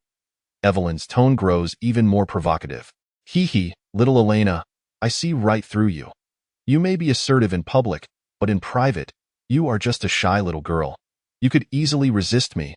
Yet the moment you encounter your teacher, you become utterly paralyzed. This time, I haven't cast any magic at all. Elena is struck deeply by Evelyn's words. Could it be that I have longed for such a relationship? Come now, do not overthink it. Evelyn gently kisses Elena's cherry lips. With her eyes closed and no resistance offered, Elena silently accepts the moment. Is it truly permissible to be like this with Teacher Evelyn? Yet, at this instant, a wave of sinful pleasure surges wildly within Elena. Moments later, Evelyn casually wipes the glimmer from her lips. Elena's cheeks are flushed a vivid red as she murmurs, Teacher Evelyn. Once more, if you please. Evelyn smiles and replies, let us save it for next time. The teacher has other matters to attend to. Watching Elena's retreating figure, Evelyn secretly delights, little Elena, I will make you initiate our first embrace sooner or later. Hee hee hee. After Elena departs, Evelyn surveys her surroundings to ensure no one is watching, then casts arcane magic on the painting. Effortlessly, she unravels the intricate runes, unlocking a hidden door in the wall. which she promptly enters. Inside, there are 2 desks and a world map, but the space is cluttered with various research notes strewn about. Uncle is still as he was, she muses. Oh well, I might as well tidy up for him. Drawing her wand, she sketches a rune in the air, and the magic envelopes all the books, causing them to stack neatly. She locates Reno's latest research journal and begins to browse through it. The entries detail ecosystems from the far north and various archaeological sites, adorned with exquisite illustrations. There are frost giants with red hair and blue skin, alongside mechanical relics that seem out of place in this world, each annotated with descriptions. On the last few pages, there is an illustration of a weapon, an imposing pair of ice-blue dual blades, seemingly forged from some sharp appendage. Legend has it, the soul of the evil god Gulenster resides here. I can feel its magic stirring at home. I must prevent its resurrection, still as impassioned as ever. Can you manage this alone? I certainly do not intend to accompany Elena to clean up your mess. After finishing Reno's research journal, Evelyn, feeling slighted for not being included in this mission, decides to rummage through the place thoroughly. In one drawer, she discovers a family portrait depicting a family of 3. Notably absent is Elena's figure. A silver-haired boy with gray eyes sits on a chair, and behind him stands a dark-haired man, clearly a young Reno. To the right of the adult male, there is a beautiful woman clad in a beige dress, with silver hair and crimson eyes, closely resembling both Elena and Reno. Notably, 2 distinct silver dragon horns protrude from her head, and her ears are pointed, even longer than those of an elf. Beneath the portrait is an inscription bearing her name, Ellen Winslet. This revelation astonishes Evelyn. Suddenly, a realization strikes her. Uncle Reno, so your mother was a silver dragon. You are also an ancient silver dragon. Evelyn comprehends that the reason the Vane family has exhibited such extraordinary magical talent since Reno's generation is due to their dragon lineage. She sits at the desk, deep in thought. It seems that little Elena represents the 3rd generation, and her dragon blood has been considerably diluted, which is why she does not exhibit overt characteristics in that case. The peculiar gemstone on her chest is not merely a source of magical power, but rather a jewel condensed from the essence of a true dragon. No wonder she was able to absorb such a terrifying attack that day. Evelyn cannot help but chuckle. Hee, how intriguing. I must find a way to help little Elena reclaim her true dragon bloodline. A fallen vampire's true dragon is simply exquisite. Meanwhile, in Elena's room, the tea party is drawing to a close. She is tidying up, when Tia suddenly asks, Sister Elena, what were you doing just now? Your face is so flushed. Oh, it's nothing. Our tea party concludes here. I need to change. Shualon, a bit reluctant, says, I wanted to see my mistress in the maid outfit more. Well, how about we have such tea parties every week from now on? Tia and Shualon chime in unison. Yay, however, as Elena recalls the moment she was forcefully kissed by teacher Evelyn, along with her own uncontrollable words, a wave of embarrassment washes over her. Shaking her head, she mutters, what is happening to me? I must remain virtuous as a lady of the realm. From now on, I will certainly refuse teacher Evelyn's inappropriate requests. That evening, after dinner, Evelyn knocks on Elena's door once more. Little Elena, may I come in? Ah, it is Lady Evelyn. Elena hurriedly opened the door, her heart a tumult of anxiety and anticipation. If she were to desire that. Observing the glimmer in Elena's eyes, Evelyn gently touched her head and remarked, Hee, what are you pondering? I am here to discuss serious matters with you. Elena exhaled a sigh of relief, yet an inexplicable sense of loss stirred within her. The 2 took their seats in the room. Recently, the teacher had developed a keen interest in dragonkind, wishing to acquire a dragon egg for research purposes. I wonder if young Elena would be inclined to join me in this exploration? Elena readily replied, of course, I happened to discuss this with Tia this afternoon. She shared with Evelyn her idea of forming a battlemage unit composed of dragonkin. Teacher, it seems we are indeed on the same wavelength. Then, shall we visit the slave market tomorrow? Chapter 81. The clue of the dragon egg, the threat from the enemy nation. Evelyn agreed with enthusiasm. The following day, Elena first had to review some documents. Since taking office as the Lord of White Crow Territory, she had yet to appoint any officials. Promptly, Elena dispatched a message to Twilight Territory, where the Silver Blade couple resided, ensuring management would not be an issue. After handling her official duties in the afternoon, Elena summoned the young noble, Baron Scene, to accompany her to Evelyn's location. After all, delving into mysteries is also part of magical practice, and it would be beneficial to learn magic from Evelyn in real time. Combining theory with practice. Thank you for the invitation, Miss Elena. Baron Scene spoke courteously. Evelyn assessed Scene. He was clad in black casual attire, a cloak adorned with black wolf patterns draped over his shoulders, projecting an air of authority. Not bad. At merely 18 years of age, you possess the strength of a first-tier mage, and judging by your magical aura, you are nearing the second tier. Your talent is not inferior to Elena's. Our topic for today is the search for dragon eggs. Scene stated, dragon eggs? Such items are exceedingly rare and hard to come by. Elena responded, precisely for that reason, it is our subject of inquiry. Without further ado, let us proceed. She also changed into casual attire, and the three ventured to the underground slave market. Previously, Tia had mentioned that she emerged from the slave market in White Crow territory, where there might be clues regarding dragon eggs. Pushing open the rusted iron door, the atmosphere suddenly turned oppressively heavy. The individuals confined within the iron cages bore hollow, vacant expressions, reminiscent of Tia upon their first encounter. From the shadows, a hunched, grotesque old man emerged from the corner, rasping in a harsh and unpleasant voice, "Three guests, are you here to purchase slaves? I have demi-humans and humans for sale." Evelyn inquired, "Are there any dragonkin here?" The old man replied apologetically, "I'm afraid not. We had some, but they were sold over 6 months ago." Elena furrowed her brow slightly, clearly referring to Tia. "Where did you obtain the dragon egg?" The slave trader hesitated. "That, I seem to have forgotten." With a cold scoff, Elena remarked, "Oh, I see, if you refuse to speak. I declare this slave market is hereby abolished." She boldly revealed her identity as the Lord. For demi-humans were already scarce in number and urgently needed replenishing. Moreover, the abolition of slavery should be expedited for the advancement of civilization. The slave trader, startled, quickly exclaimed, "Oh, my lord, I apologized. I must say, the dragon egg was purchased 16 years ago from a certain mage organization in the Black Wolf territory.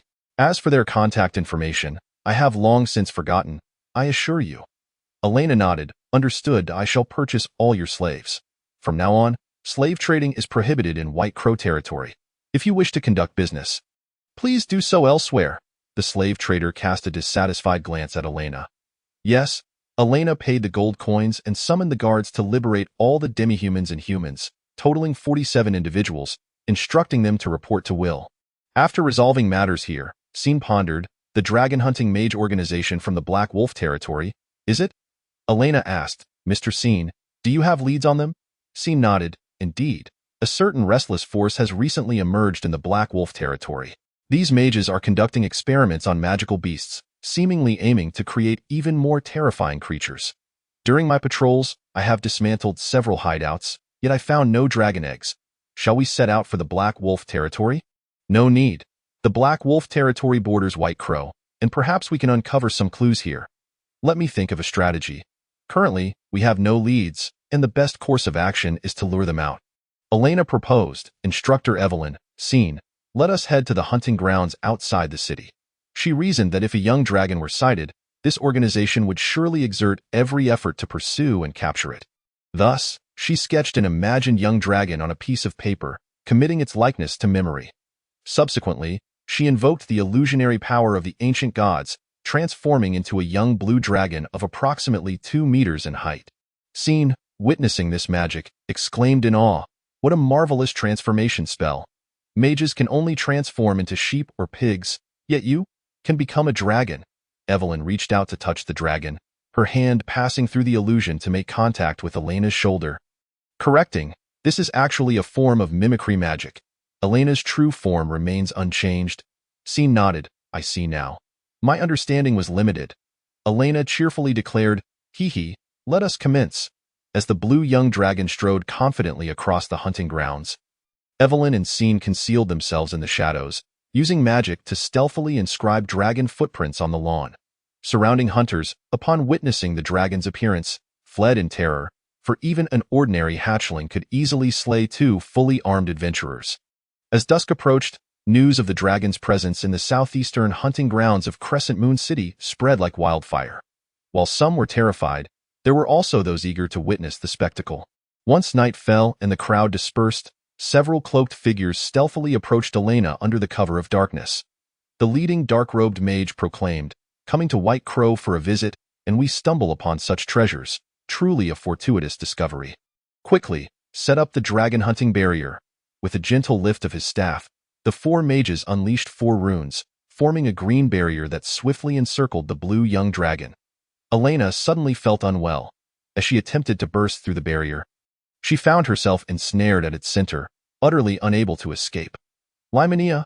Elena cried out, her dawn magic sword piercing the air to shatter the barrier's runes, allowing her to break free. How strange! Why was I restricted?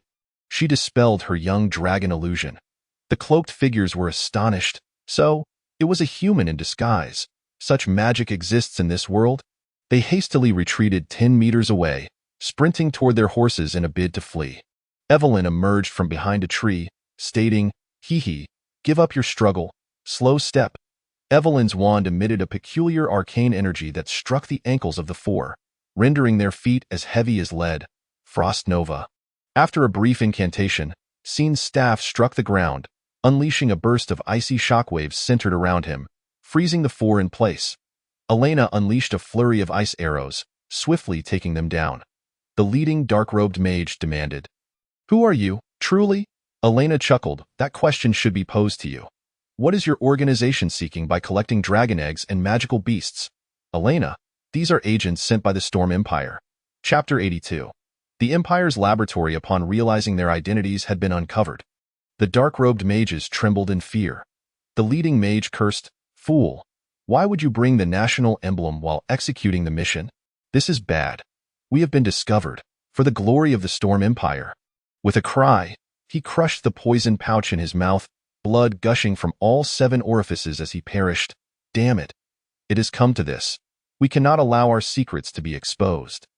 The others quickly followed suit, meeting their demise in an instant. Scene was filled with anger, exclaiming, "How infuriating! Our leads have been severed, as the saying goes. If one can find a single cockroach in the house, it indicates there are at least 1,000 more." Baron Scene had previously uncovered numerous hideouts. Perhaps parts of the duchy had already been infiltrated by the Empire's spies. Elena smiled. "No worries. For me, their suicide is futile." Extending her delicate hand, she expended 1 liter of Blood Clan energy, casting the Blood Servant transformation magic upon the fort. A scarlet aura enveloped them, and they were revived. The leading mage remarked. They had just boarded the ferry to the underworld when a pair of invisible hands seized them. Sharon, aboard the vessel, roared, "Who dares to disrupt the rules of life and death? How dare you make me waste a trip? Confess everything, or I can make your existence a living hell."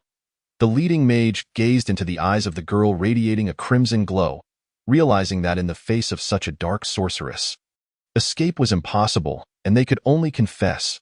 "Miss, we will tell you everything. Please spare our lives." The one who had urged the leader to poison himself shouted, "Falco, how could you betray the organization? Damn it. Having died once, what heroics are you still attempting to display?" The man decisively seized the staff and struck him down with great force as a demonstration of loyalty. Elena observed this farce and remarked with a smile, "Not bad. The 3 of you may yet survive." Falco replied, "Thank you, my lord." The situation unfolded thus. Our king has never relinquished his ambition to unify the entire continent, and the principality possesses the weakest military power yet the richest resources. Consequently, for these past years, the intelligence agency has persistently dispatched spies masquerading as merchants and scholars into the Loan Principality to gather intelligence. We have discovered the ruins of dragonkind in the territories of the Dragonwing, Blackwolf, and Whitebird, and have continued our relentless pursuit. Elena inquired, "What are you researching?" True dragons are exceedingly difficult to tame, possessing intelligence that surpasses that of humans, often requiring immense time and resources for training, which also poses the risk of devouring their masters. Our research aims to modify their genes starting from dragon eggs, transforming them into powerful, obedient, and merciless weapons of war. Evelyn, deep in thought, realized that our nation had long been shrouded in shadows. Unnoticed by the various lords, Scene nodded, his pale face reflecting a sense of unease. After hearing the mage's words, Elena finally understood why Tia had been so feeble as to be unable to fend off goblins. From the very beginning, she had been exploited by villains who used magic to alter her genes, but she had turned out a failure, leading to her being sold at a low price to slave traders. Elena furrowed her brows in anger and declared, "You truly are a despicable bunch of beasts. Take me to your research site, now, immediately." Falco bowed his head and replied, "Very well. We do indeed have a stronghold in the Whitebird territory. I shall lead you there at once." Evelyn shackled the three with magical restraints and summoned a carriage to set off. Along the way, the three captives, bound to their horses, cast glances at the three beauties seated in the carriage, silently pondering. These three beauties appear to be nobility from the principality. Upon spotting Scene's black wolf cloak, they instantly recognized his identity. That effeminate figure with black hair must be the Viscount of Blackwolf. "He has repeatedly thwarted our plans. Since you wish to throw yourselves into the net, I shall oblige." The carriage journeyed northwest, arriving at a valley near the Blackwolf territory in the dead of night. The scenery revealed itself under the night vision, and from a distance, Elena spotted a cave, clearly showing signs of being hewn by human hands, with a door installed at its entrance. Falco announced, "This is the place." They dismounted and led Elena and the others into the cave's stronghold. Evelyn drew her wand and with a gentle flick, illuminated a small light source.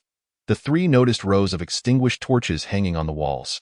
With another wave of her hand, the torches ignited, gradually illuminating the entire tunnel. Seeing this, Elena praised inwardly, "Truly remarkable, Evelyn." Meanwhile, a cold sweat broke out on Falco and his companions' foreheads. To wield silent magic to such an extent. "What is this woman? Let us move quickly, you fools," Elena commanded. Traversing the tunnel, they arrived at a laboratory suffused with a green, eerie glow. Surrounding them were numerous large experimental vessels, each containing slumbering half-dragons. Their hands and feet bore scales of red, green, and white, and some even had heads resembling dragons. "Are these the successful experiments?" Evelyn inquired. "Indeed," Falco replied to at that moment. Falco behind them sneered, "Ha ha ha, you dare to infiltrate our stronghold in the Storm Empire and think you can escape? Prepare to meet your end." Suddenly, he thrust his backside against a protruding stone slab on the table, triggering teleportation runes to appear beneath the feet of the six present. Evelyn immediately sensed something amiss. Counterspell. The teleportation rune beneath her extinguished, but Elena and the others vanished from sight. She watched as the half-dragons in the vessels were transported through the conduits to an unknown location. At that moment, Elena and Scene found themselves in a room filled with a putrid stench. The ground was littered with the remains of half-dragons. It appeared to be an abandoned experimental site, and they had been ensnared. "Do you believe such tricks will work on me?" Elena bellowed, immediately dispelling her disguise to reveal her true form. Falco, observing the scene through a magical orb, recognized the silver-haired, pointed-eared maiden as the notorious Blood Countess. Falco's heart surged with joy. He had captured a member of the Bloodline. This could serve as new material for research. Meanwhile, half-dragons continued to flood in from the conduits, surrounding the two. Falco commanded, "Half-dragons, tear her apart. Just leave her breathing. She won't perish so easily." Chapter 83. The Unprincipled Mage's Apprentice. Several half-dragons of various hues bared their claws, having been brainwashed and modified over the years, their eyes filled solely with the desire to kill. "Miss Elena, I will protect you," Scene declared, drawing his staff and beginning to chant a spell. "Dancing frost, scattered stardust, bloom in my hands, frost nova." With a clear shout, the icy magical essence gathered around him. However, in the next moment, his magical power vanished as if a computer had crashed. Elena quickly deduced that a magic suppression barrier had been enacted here, preventing her from casting spells as well. "Scene, stand behind me, ha!" the girl shouted, delivering an elbow strike that incapacitated two half-dragons, followed by a sweeping kick that toppled four more.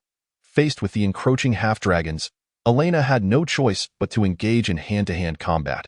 Should she kill them and convert them into blood servants, she would lose some of her original abilities. The elves who had perished and been transformed into blood kin had lost their elven magical aptitude. At that moment, Scene, witnessing Elena courageously defending herself, felt an unsettling pang in his heart. How infuriating! I should be the one protecting Miss Elena. Think. Surely, I can do something. He began to search for a means of escape. Scene, just take care of yourself. Teacher Evelyn will find a way.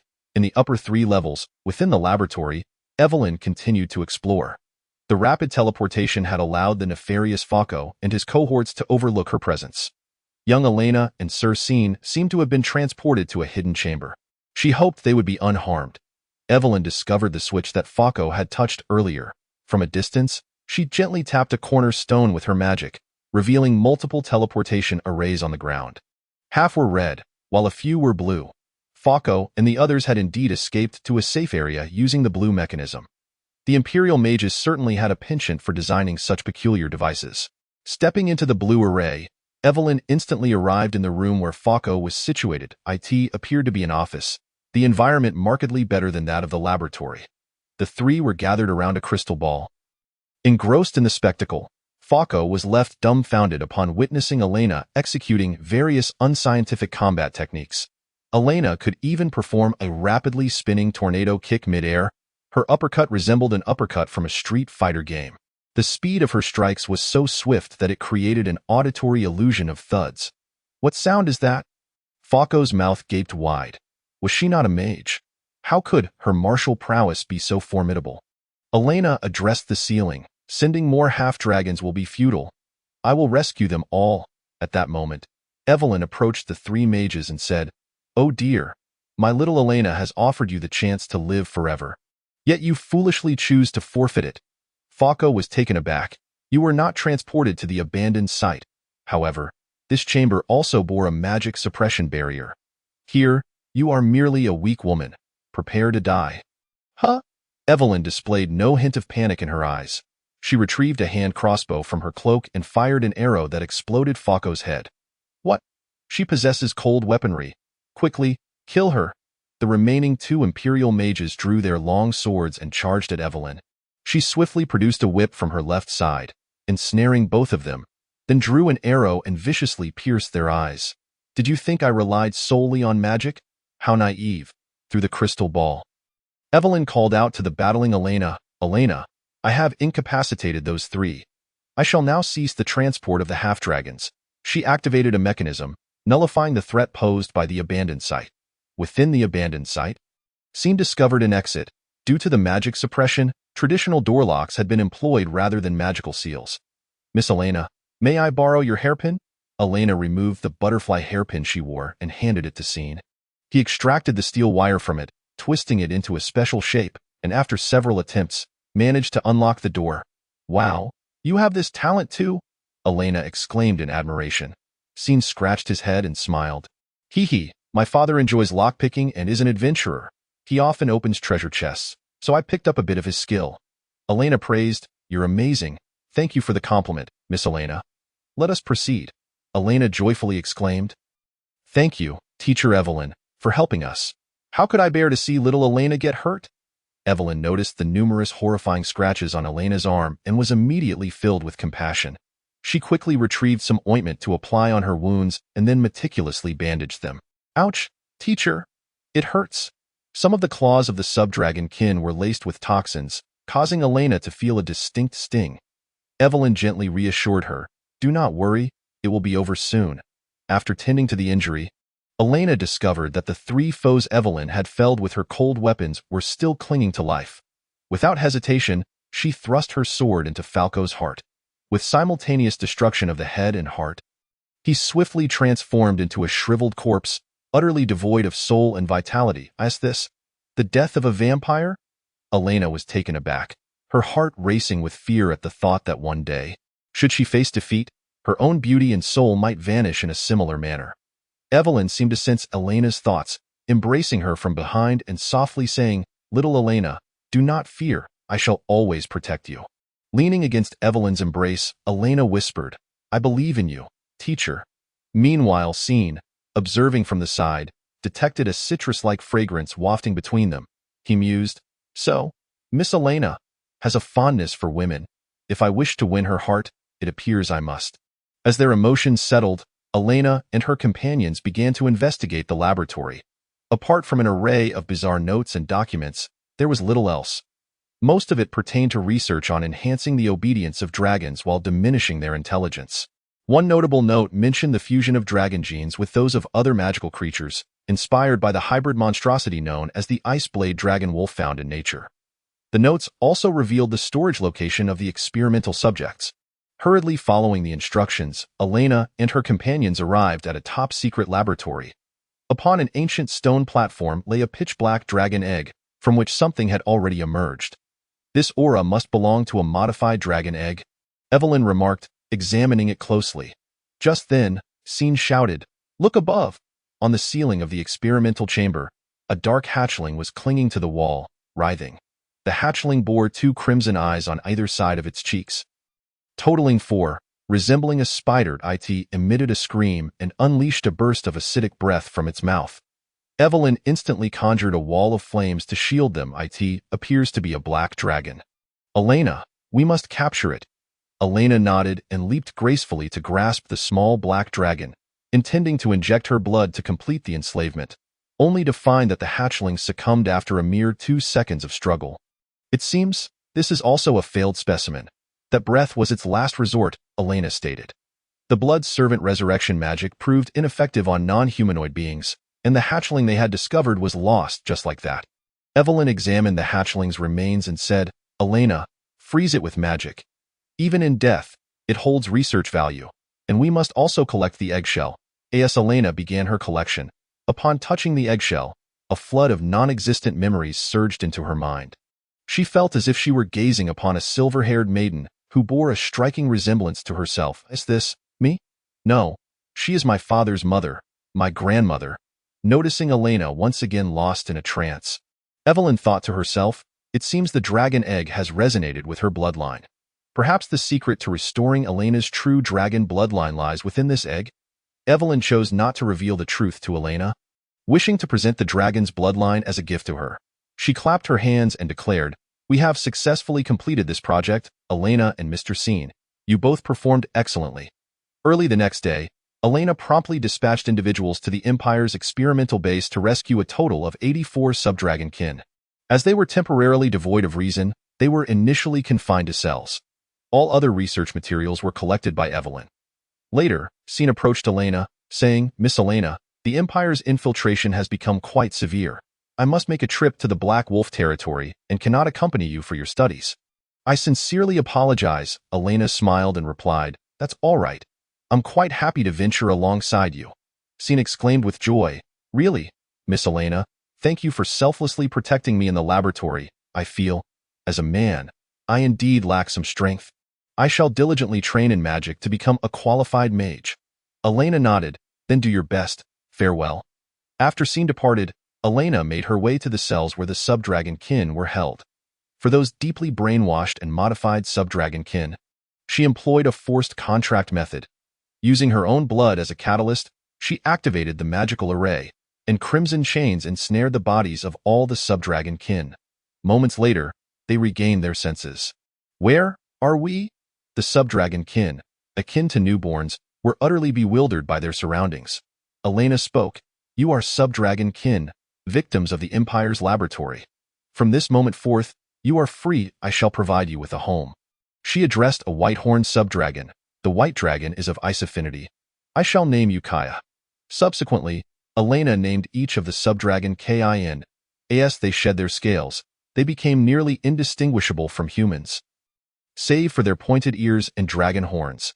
They encompassed various ethnicities from the 5 color dragons: red, blue, white, and green, each possessing innate talents in fire, lightning, frost, and wind magic. Through the contracts and naming, they evolved from subdragon kin to half-dragons, thereby expanding the capacity of the half-dragon race's holy grail to 50 leaders. While they had yet to awaken their dragon powers, they all possessed remarkable magical talents that could easily be awakened with some training. Elena arranged housing for the dragon kin within the city, establishing a half-dragon community. Once everything was set, she summoned Tia to the location. She had previously refrained from inviting Tia along to spare her the sight of her kin's abandoned state. Upon arriving at the half-dragon community, Tia was overjoyed to see many kin resembling herself, rendering her speechless with excitement. Elena smiled and said, "Tia, you now have brothers and sisters." "Oh? It's so wonderful, Sister Elena, Tia exclaimed, embracing each of her kin. Although the half-dragons felt somewhat surprised, they could clearly sense the goodwill emanating from their kin. From now on, you shall be responsible for the magical training of the half-dragons. Tia nodded eagerly. Leave it to me. Providing these half-dragons with a comfortable life caused the energy within the holy grail of their race to surge. Including Tia's prior accumulation, it had reached 25 liters. All races begin in such a manner. When those who had previously lived in destitution suddenly experience a better life, the joy they derive is immense. However, those accustomed to a good life see their growth slow significantly. 3 days later, Tia commenced training the Dragon Mage troops. Being able to enjoy delicious meals and earn money heightened their enthusiasm immensely. For modern individuals, it was akin to a leap from slavery to a structured position. Observing the various colors of magic emanating from their hands on the training field, Elena nodded silently in approval. She then proceeded to check on teacher Evelyn's research. Pouring her a cup of tea, Elena said, "Teacher, thank you for your hard work. It seems black dragons have never been sighted within the realm. What is their origin?" Evelyn nodded and replied, "That is because black dragons often dwell in the swamps of primordial forests, which are rare in our realm. Black dragons are creatures of chaos and evil. They possess an organ in their throats specifically for secreting highly corrosive substances and boast exceptional magical talents. The corpse we obtained must have had spider genes implanted into it. Look, it bears the bristles of a spider creature on its 4 limbs." Elena observed closely and confirmed the observation. "You should rest early," she said before departing from Evelyn's chamber. After Elena left, Evelyn picked up an imperial notebook detailing methods for injecting dragon bloodline into other creatures. Finally, she had found it. Before confirming safety, she needed to find a test subject. Chapter 85. Following Miss Elena was indeed the wisest decision. Once another wave of incidents subsided, Elena resumed her daily territorial construction. To expand her influence and prevent foreign invasions, strengthening her military was paramount. In addition to the construction of the Dragon Mage troops, she also commanded Tiepi, who was stationed in the Twilight Territory, to lead a team of craftsmen to continue forging magical puppets. Concurrently, Elena diligently trained her own strength. After concluding her governmental duties, she would study magic lessons in Evelyn's room. That afternoon, Evelyn was instructing Elena on the deployment of the teleportation trap they encountered in the Empire's secret chamber. However, Elena found her attention wholly captivated by Evelyn's exquisite visage. Evelyn's nose was elegantly arched and finely sculpted, a perfect curve that seemed to invite one to slide down it. Her violet pupils were lively and mysterious, exuding an endless charm. After the explanation concluded, it became apparent that Elena was distracted while completing her homework. She sternly remarked, "Elena, you have drawn the runes of the magic array incorrectly." Taking out a quill, she meticulously redrew them herself, reproaching, "You must remember this well. If you err again, you shall be punished to copy it 100 times. Elena, feeling embarrassed, replied, "I apologize, teacher. It was my negligence." Once she finished her assignments, Elena exited the room. Evelyn mused, little Elena, are you so enamored with me?" 3 days later, Elena received news of Thomas's arrival at the office. Finally, there are some steeds to help me share the burdens of my tasks. For a companion she had first encountered, Elena personally went to the castle gates to greet him. Thomas arrived with a small convoy, descending from his carriage, accompanied by a strikingly beautiful vampire maid. He joyfully bowed to Elena, exclaiming, "Miss Elena, it has been over a month since we last met." Elena nodded, noticing Thomas's radiant complexion, and curiously inquired, "Mr. Thomas, you appear youthful and vigorous, in splendid form. Who might this lady beside you be?" "She is Reyna from the Blood Moon Knights. She was injured during the hunt for the serpent-necked dragon. I appointed her as my maid, and she is now my wife." Elena smiled and said, "Congratulations, you truly are aging like fine wine. Now, your wishes can be fulfilled.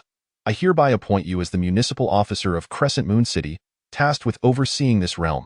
Upon hearing this, Thomas knelt with a thud, exclaiming, "Thank you, Miss Elena, for this elevation." Reflecting on his journey thus far, he recalled how he initially served under Baron Raven, witnessing the horrific sacrifices of the elderly and children to ancient deities, feeling as if he were trapped in a purgatory of the living. Later, encountering Elena, He collaborated with her to transform Twilight Domain from nothing into a land of prosperity. Now, as the municipal officer of White Crow Domain and married to a beautiful wife, tears of joy streamed down his face. He internally lamented, "Following Miss Elina has truly been the wisest decision of my life." On that day, Elina commanded the clearing of a vacant two-story building in the city center, designating it as the town hall for Thomas and a few assistants to occupy. Indeed, the progression of civilization must be expedited. As the Lord and future Queen, I merely need to issue policies. As for implementation, that shall certainly be left to my subordinates. Thus, Thomas joyfully assumed his position. Most municipal documents entrusted to his scrutiny. On the third day, he informed Elina that all 4 territories had placed substantial orders for wine from White Crow Domain. This news brought Elina immense delight. It seemed the plan had borne fruit to at that moment, Rimonia exclaimed. They've truly become somewhat addicted, though the dosage is still too small for them to notice. Elina pondered, can merely making them addicted truly control an entire nation? Rimonia continued, the intent behind having them consume this wine is not to brainwash them, but to elevate humanity to a contracted race. By ensnaring them in pleasure, their hearts can converge more swiftly. And soon everyone shall become a knight of vigor, thus enhancing national strength. Such an effect exists, Elina exclaimed with joy. The remaining special wine was dwindling, necessitating urgent development. It was winter, and the grapes had yet to grow. Elina ventured into her castle's cellar to procure some pure grape wine, contemplating alternative methods. She infused the wine with a dash of bright blue magic berry juice and a small amount of the magical spring water from the Well of Eternal Night. Upon completion, the wine began to emit a faint glow. Just a sip made Elina feel as though her body was enveloped in a bubble. An overwhelming restlessness surged within her. A peculiar sensation stirred deep in her abdomen, leaving her utterly entranced. My mind feels as if it's turning to mush. Rimonia, help me. The golden-haired maiden manifested, supporting Elina into a chair and guiding her magical energy to soothe her. With a playful tone, she remarked, "Thank goodness Evelyn did not witness you like this. Otherwise, you would have lost your virtue today."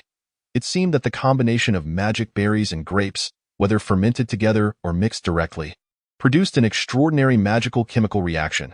Perhaps it was the elven spring water that catalyzed the reaction between the two components. Once Elina regained her composure, she reduced the proportion of magic berry juice significantly, ensuring the flavor remained unaffected while the effects were nearly identical. Excellent, let it be thus.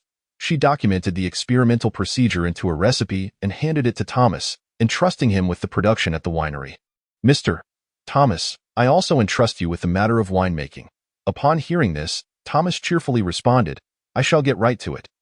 Contemplating Elina's orders, he secretly mused, "It appears Miss Elina intends to fully upgrade the winemaking industry of White Crow Domain, establishing it as a renowned wine-producing region.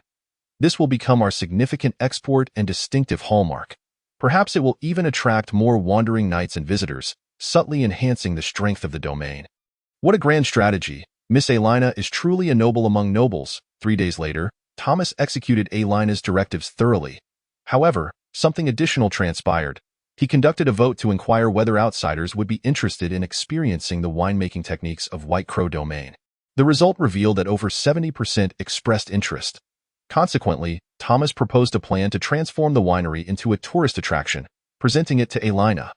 The outline suggested that the site would be free for visits, with opportunities to pay for winemaking experiences or purchase beverages. Upon reviewing the document, Elina felt a flush of embarrassment. Wait, I instructed him to produce wine, and he has already thought of developing tourism for profit? Chapter 86. The Return of the Saintess. On this day, Elina suddenly heard news of Cecilia's arrival in Crescent Moon City. Having not seen the Saintess for over a month, she personally descended the stairs to greet her. Upon reaching the entrance of Wayne Castle, she found Cecilia standing there, cloaked in a wolfskin mantle, her expression hidden beneath the hood. Beneath the cloak lay her signature pure white Saintess attire, and it seemed she had reclaimed her scale sword staff, gripping it tightly with one hand. Elina was taken aback, thinking, "This is bad. She has regained her memories. It seems an arduous battle is inevitable." Arcane magic began to coalesce in her palm. Without uttering a word, Cecilia charged forward, her speed so astonishing that it left Elina astounded. What? The distance between them closed rapidly, and Elena soon beheld Cecilia's pure and radiant smile. She called out, "Sister Elena!" Before Elena could react, she found herself toppled into the snow. Did she truly regain her memories? Elena's mind raced. Cecilia embraced Elena, rolling over in the snow, positioning herself beneath Elena, gazing up at her and saying, "No need for doubt. I remember everything."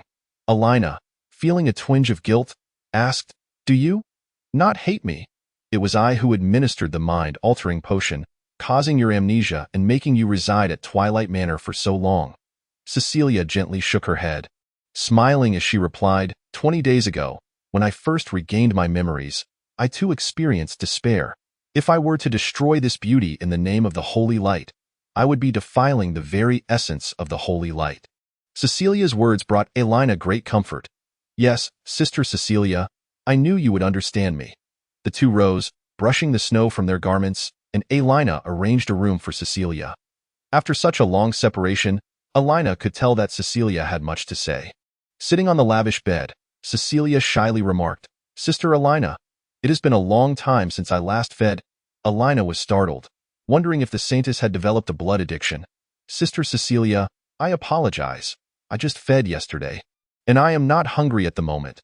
The saintess furrowed her delicate brows, responding with irritation, "No, it's not Tia." Elena denied, having no intention of concealing anything from Cecilia. "Could there be other girls?" It is my private magical tutor, Baroness Evelyn. The Baroness of Starry City is actually my sister Elena's teacher." "Very well," Cecilia murmured, her expression shifting to one of disappointment. After their reunion, Elena, seeing her sister's demeanor, felt a pang of compassion and decided to reward her. "Here, Sister Cecilia." She gently kissed Cecilia's neck and bit down. The sensations of pain and pleasure intertwined, stirring her very being, and she found herself unwittingly captivated, even developing a certain yearning. Elena transformed her into a vampire as well.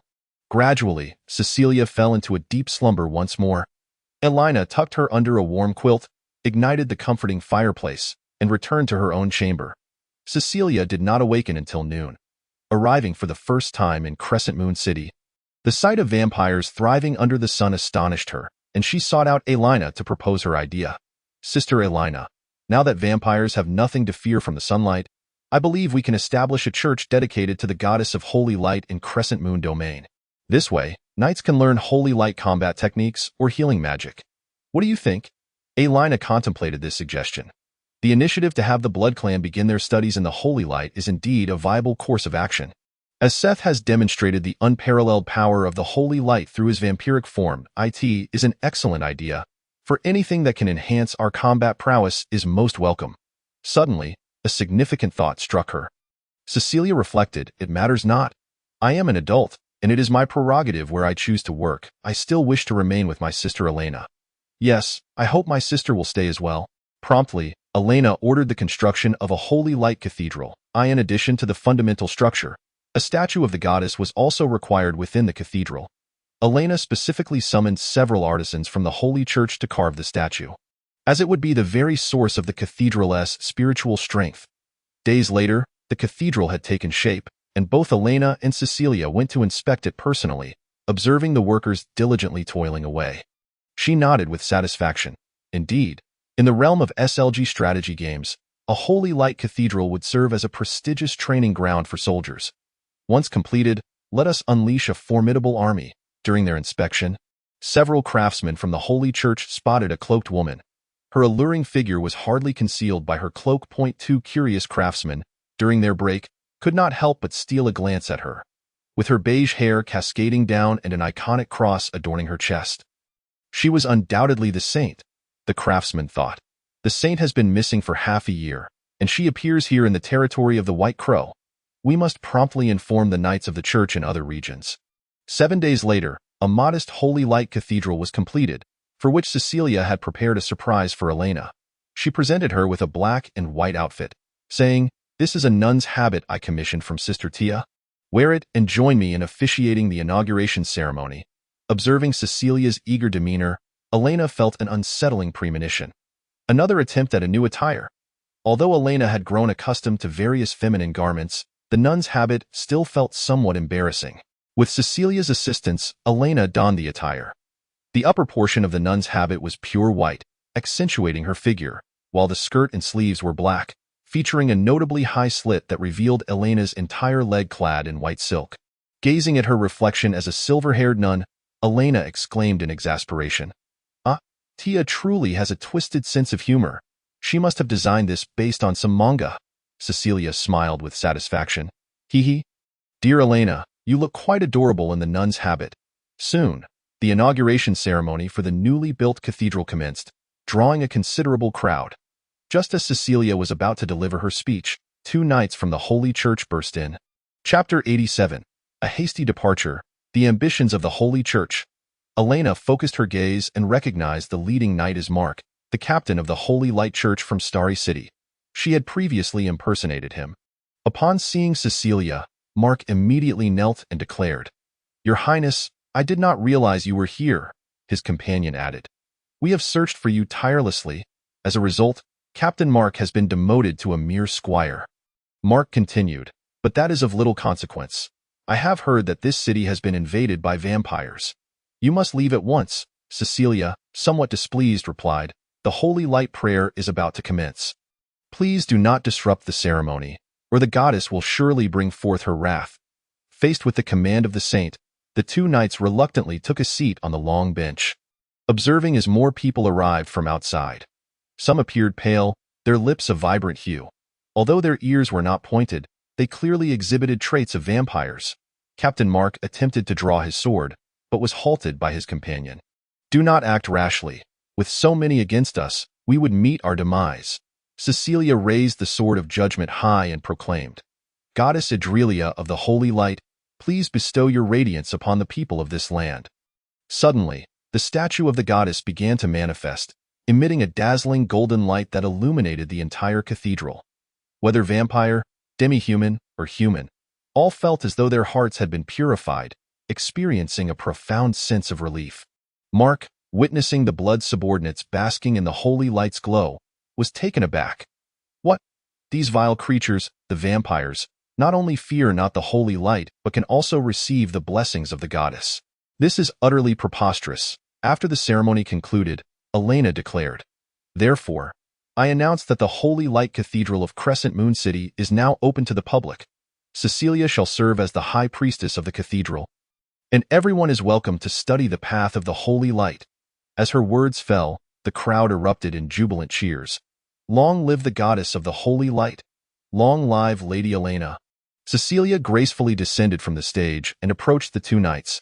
Aware of the saint's resolute stance, Captain Mark had no choice but to reveal his trump card. He leaned closer to the saint and whispered, "To be candid, we have gathered troops in the southern part of the Grey Bear territory.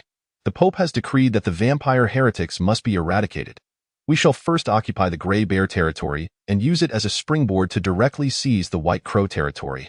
Any resistance will be met with execution as heretics." Upon hearing this news, Cecilia was taken aback, thinking, "Father intends to invade Sister Elena's territory.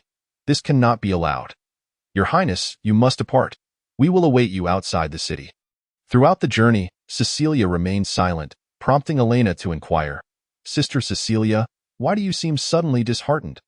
Once they reached her chamber, Cecilia suddenly grasped Elena's hand, expressing her reluctance. This news did not surprise Elena.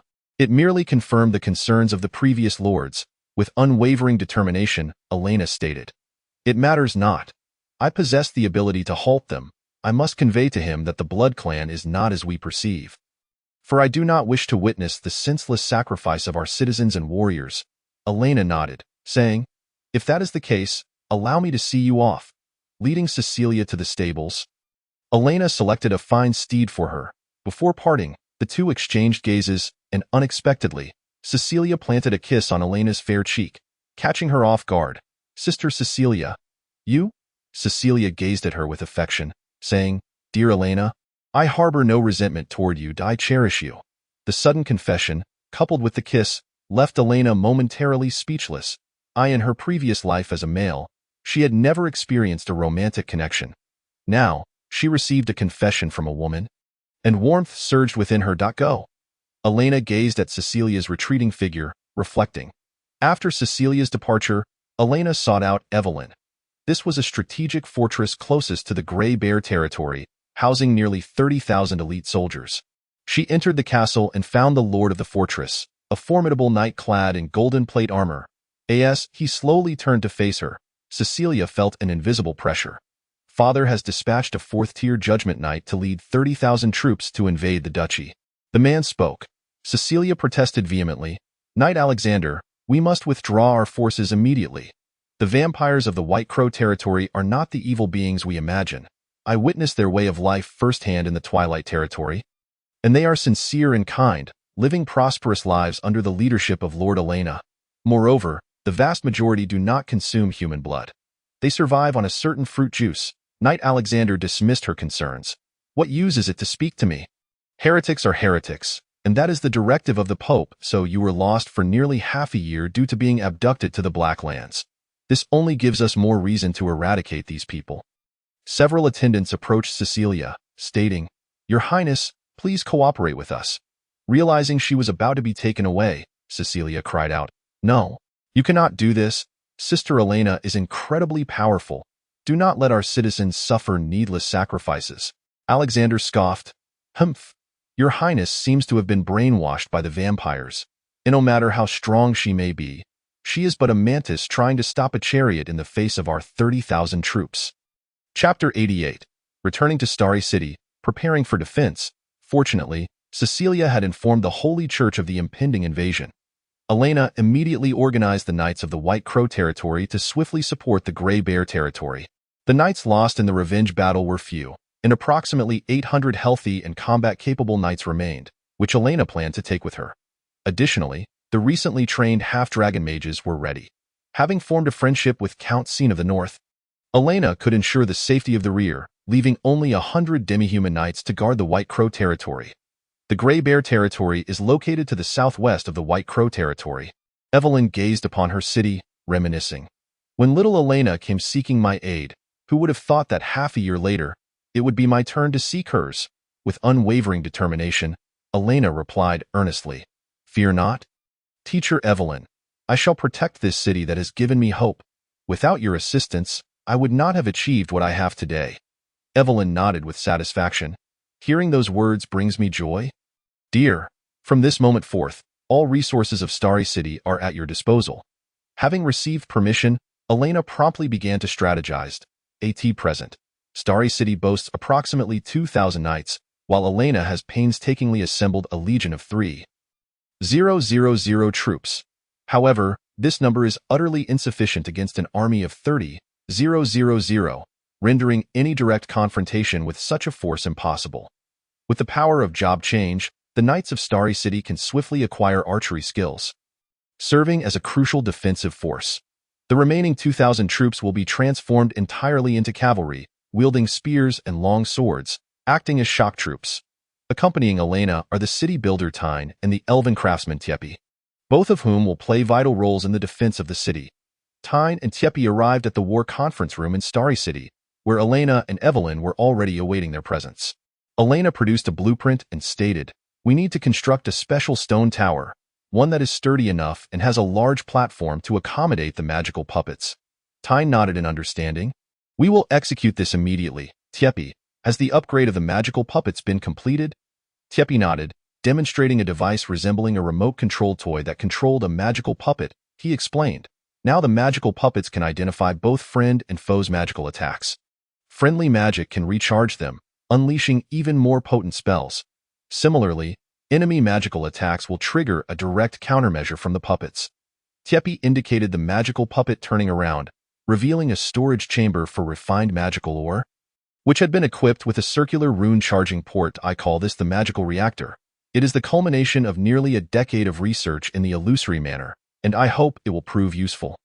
Elena clapped her hands and said, Excellent, let us proceed with this plan. Consequently, Tyne swiftly organized a large workforce to commence construction of the stone towers, which included blood servants who, as long as they could consume blood moon fruit juice, worked tirelessly. In just 2 days, 10 stone towers, each approximately 15 meters tall, were completed. These towers were positioned to the south and east of Starry City, arranged in 2 rows to prevent human soldiers from scaling them. The walls were fortified with numerous spikes. The magical puppets, devoid of pain, effortlessly climbed the spikes to the tops of the towers, silently keeping watch over their surroundings. Elena ordered the Dragonborn mage troops and Tia to guard the city walls. The Dragonborn possessed exceptional talents, having learned to wield their elemental magic after merely a week of training. Elena appointed them all as battle mages, night. With preparations completed, Elena and Evelyn took their positions atop the city walls, where they could faintly discern the white sword flag of the Holy Empire fluttering in the southern distance, signaling the quiet advance of the enemy forces. In the distance, scouts from the Holy Empire reported back to General Alexander, stating, "General, the enemy has not dispatched troops for an attack, but is instead remaining within their city, preparing to hold out." Alexander laughed. "Is the enemy commander a fool? Starry City is not an impregnable fortress. Mere stubborn defense will lead to our easy conquest." That moment, a young advisor beside him remarked, "General, do not underestimate them. The commander of the Grey Bear territory is rumored to be the vampire girl who recently captured her hometown with an army of merely 300. Alexander scoffed, 300 defeating 1,000? I could do that as well. Vincent, do you lack confidence in our forces? Starry City can muster at most 3,000 troops. A tenfold disparity in numbers will not yield any miracles." The military advisor Vincent nodded. "You speak wisely, General. I was overly concerned. Tomorrow morning, our army will advance from the east and south simultaneously." The following day, as dawn broke, the Holy Empire's army sounded the horn of attack. The infantry, as the vanguard, advanced in orderly formations, wielding swords and shields, some carrying siege ladders. They spotted a peculiar contraption atop the stone towers and initially mistook it for a monster, raising their shields in defense. The centurion shouted, "Archers, fire at the creatures on the towers." The archers loosed their arrows, yet they inflicted no damage upon the magical puppets. Their metallic exteriors only bore insignificant scratches. Realizing the puppets were mere decorations, the soldiers lowered their guard. What a farce! It was merely a paper tiger meant to intimidate. "Continue forward," commanded the centurion. As Elena observed the enemy soldiers entering the attack range of the magical puppets, she shouted, "Dragonborn mage troops, attack now." Upon receiving the command, the Dragonborn battle mages unleashed their elemental spells toward the distant magical puppets. Elena too drew her shadow fire staff, releasing shadow projectiles. The Dragonborn mages' fire spears, ice cones, wind blades, and lightning chains struck the magical puppets' reactors simultaneously. The magical puppets emitted a relentless mechanical sound. Detecting magical charge, commencing calculations. Fire, frost, gale, shadow, lightning, optimal conclusion reached. The soldiers gasped. "What? It can speak."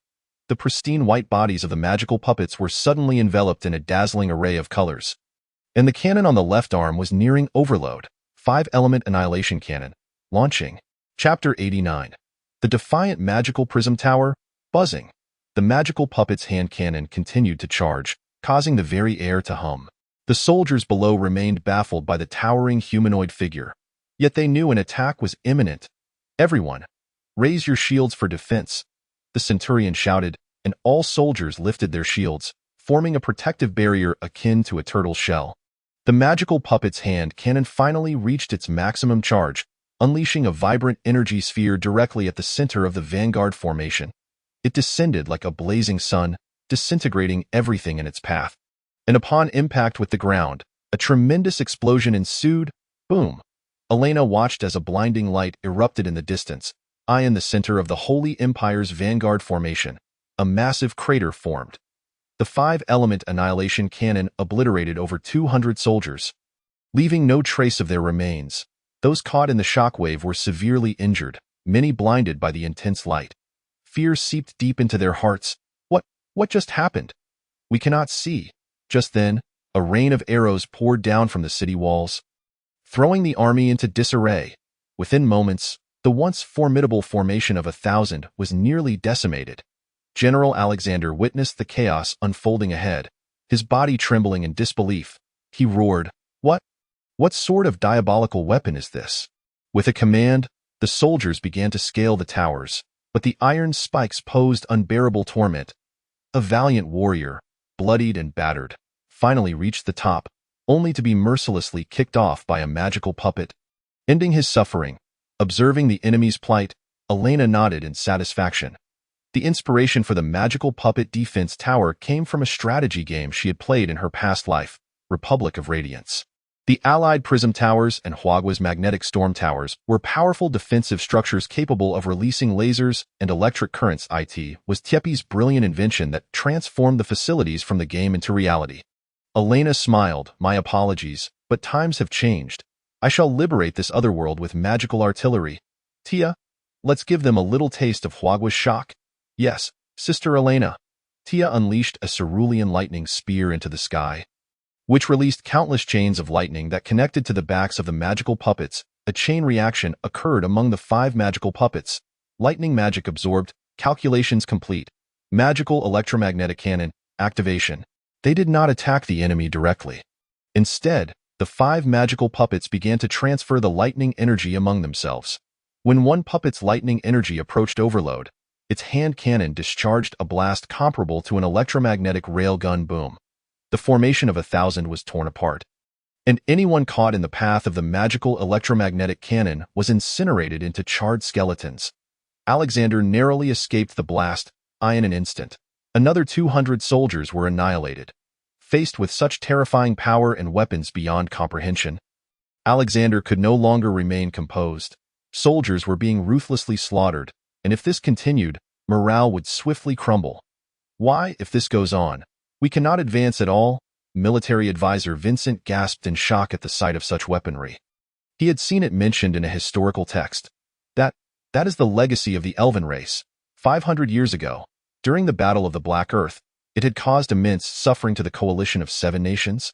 A lethal weapon of the Elven clan, Alexander, feeling the gravity of the situation, remarked. So this is what we are facing. Yet his resolve remained unshaken. Regardless, we must take the Grey Bear territory. If we retreat now, the Holy Empire will be ridiculed across the continent. I will personally lead the assault. Invaders of the Holy Empire, retreat now, and you may mitigate some losses. Should you persist in your invasion, the consequences shall be yours to bear. Alexander's gaze fell upon Elena standing atop the tower, her crimson eyes and pointed ears unmistakably revealing her identity as a vampire. However, she stood under the sun, conversing with herself. You, as a vampire, are not afraid of sunlight.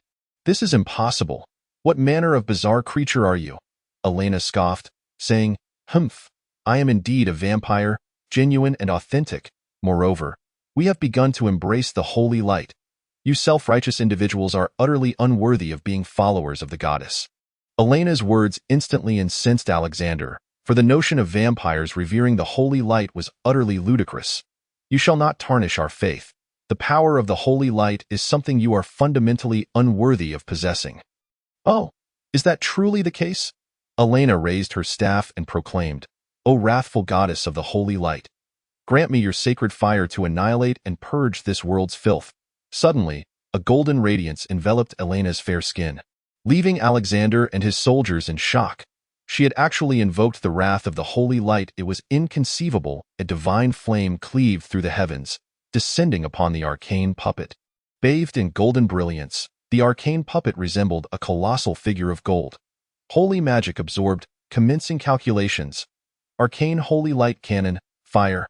A golden beam erupted from the puppet's hand cannon, hurtling directly toward Alexander.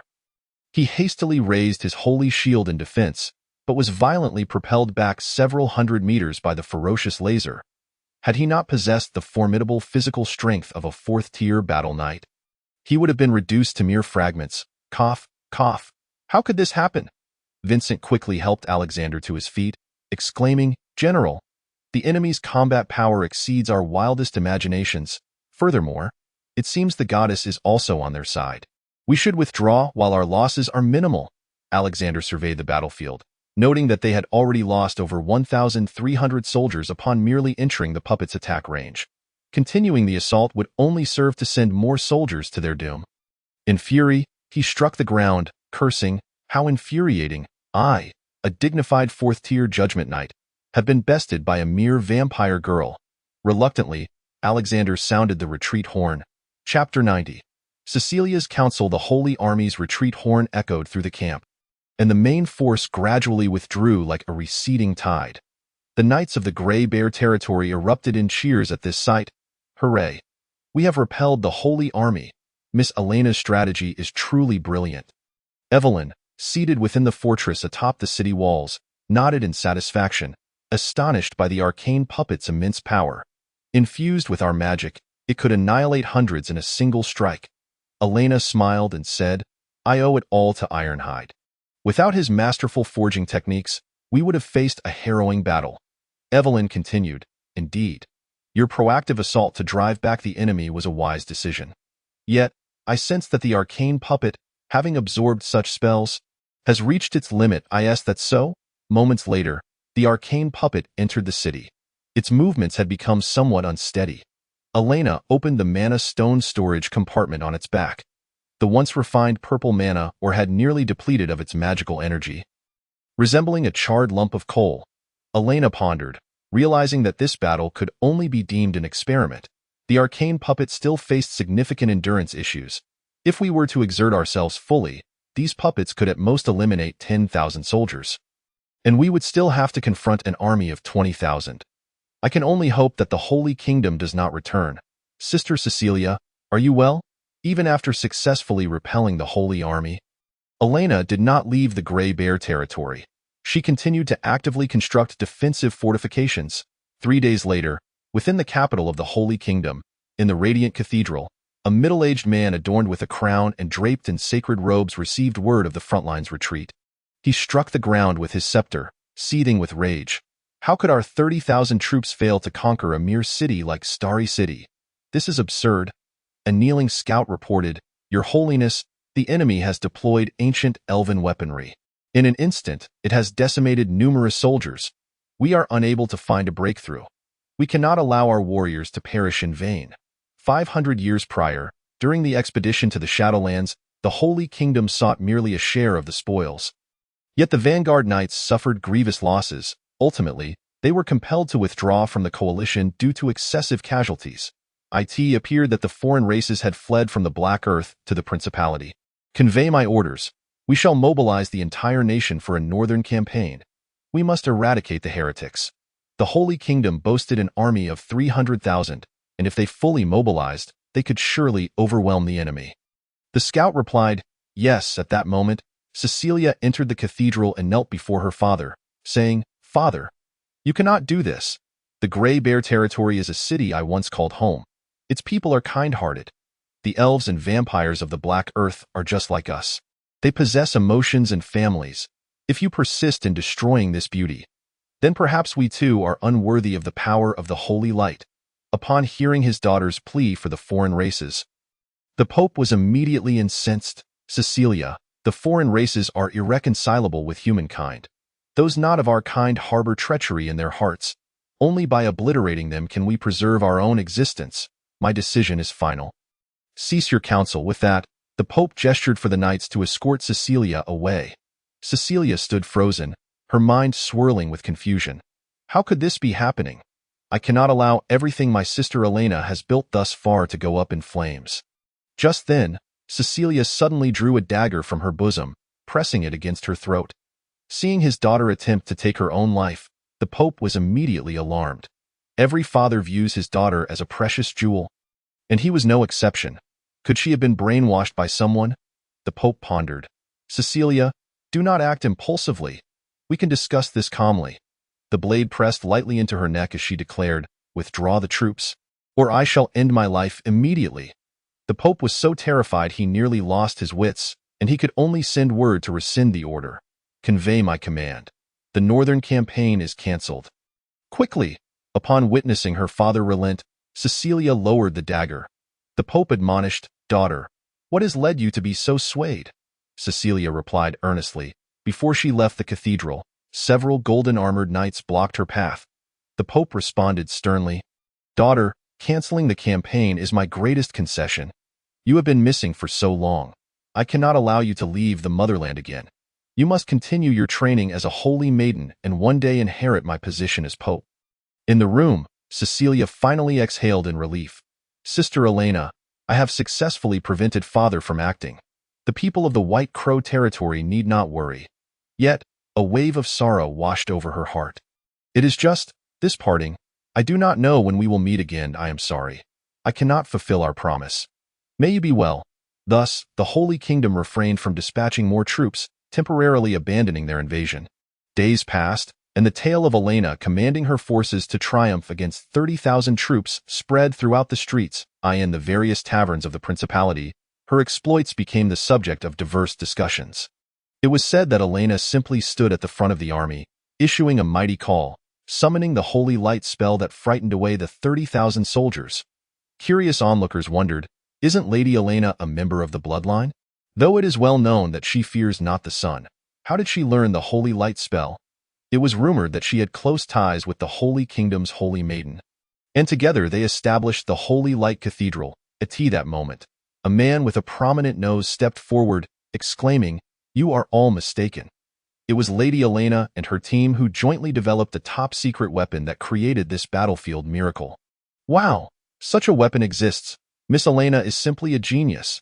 As the news spread from one person to another, countless versions of the tale emerged. Even the distant empire in the west caught wind of this news. Within the imperial palace, a man hid behind a curtain, stating, "The principality has such military talent. Quickly, send envoys to pay a visit." Chapter 91. The empire extends an olive branch after the Holy Kingdom's retreat. The southern military forces did not regroup. Simultaneously, they dispatched envoys bearing a document. This document was not a ceasefire agreement. They refused to acknowledge their defeat, instead issuing a treaty, as long as the vampires and elves within the principality ensured they would not set foot on Holy Kingdom soil. They would not interfere. Elena decisively signed the treaty. This would allow her territory to continue to develop, benefiting both sides. After signing, she unknowingly thought of someone. This must be Sister Cecilia's effort. She must have been unable to leave for some reason. Do not worry. Once my strength has grown, I will surely come to fetch you. The following morning, another scout arrived with news. Lady Elena, an envoy from the Empire requests an audience. Elena first inquired about Evelyn's opinion. Teacher, shall we meet them? Evelyn replied, yes, let us see what intentions they harbor. Evelyn prepared a conference room for a meeting with the Imperial envoy alongside Elena. Moments later, a young man entered, accompanied by a guard.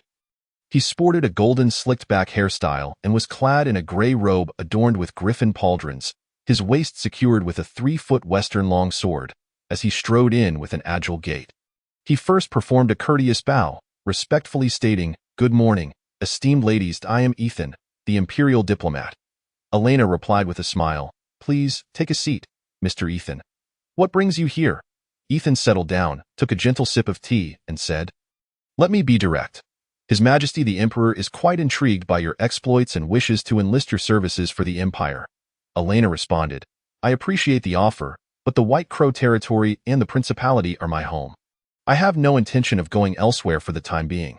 She then shifted her tone, a hint of anger in her voice.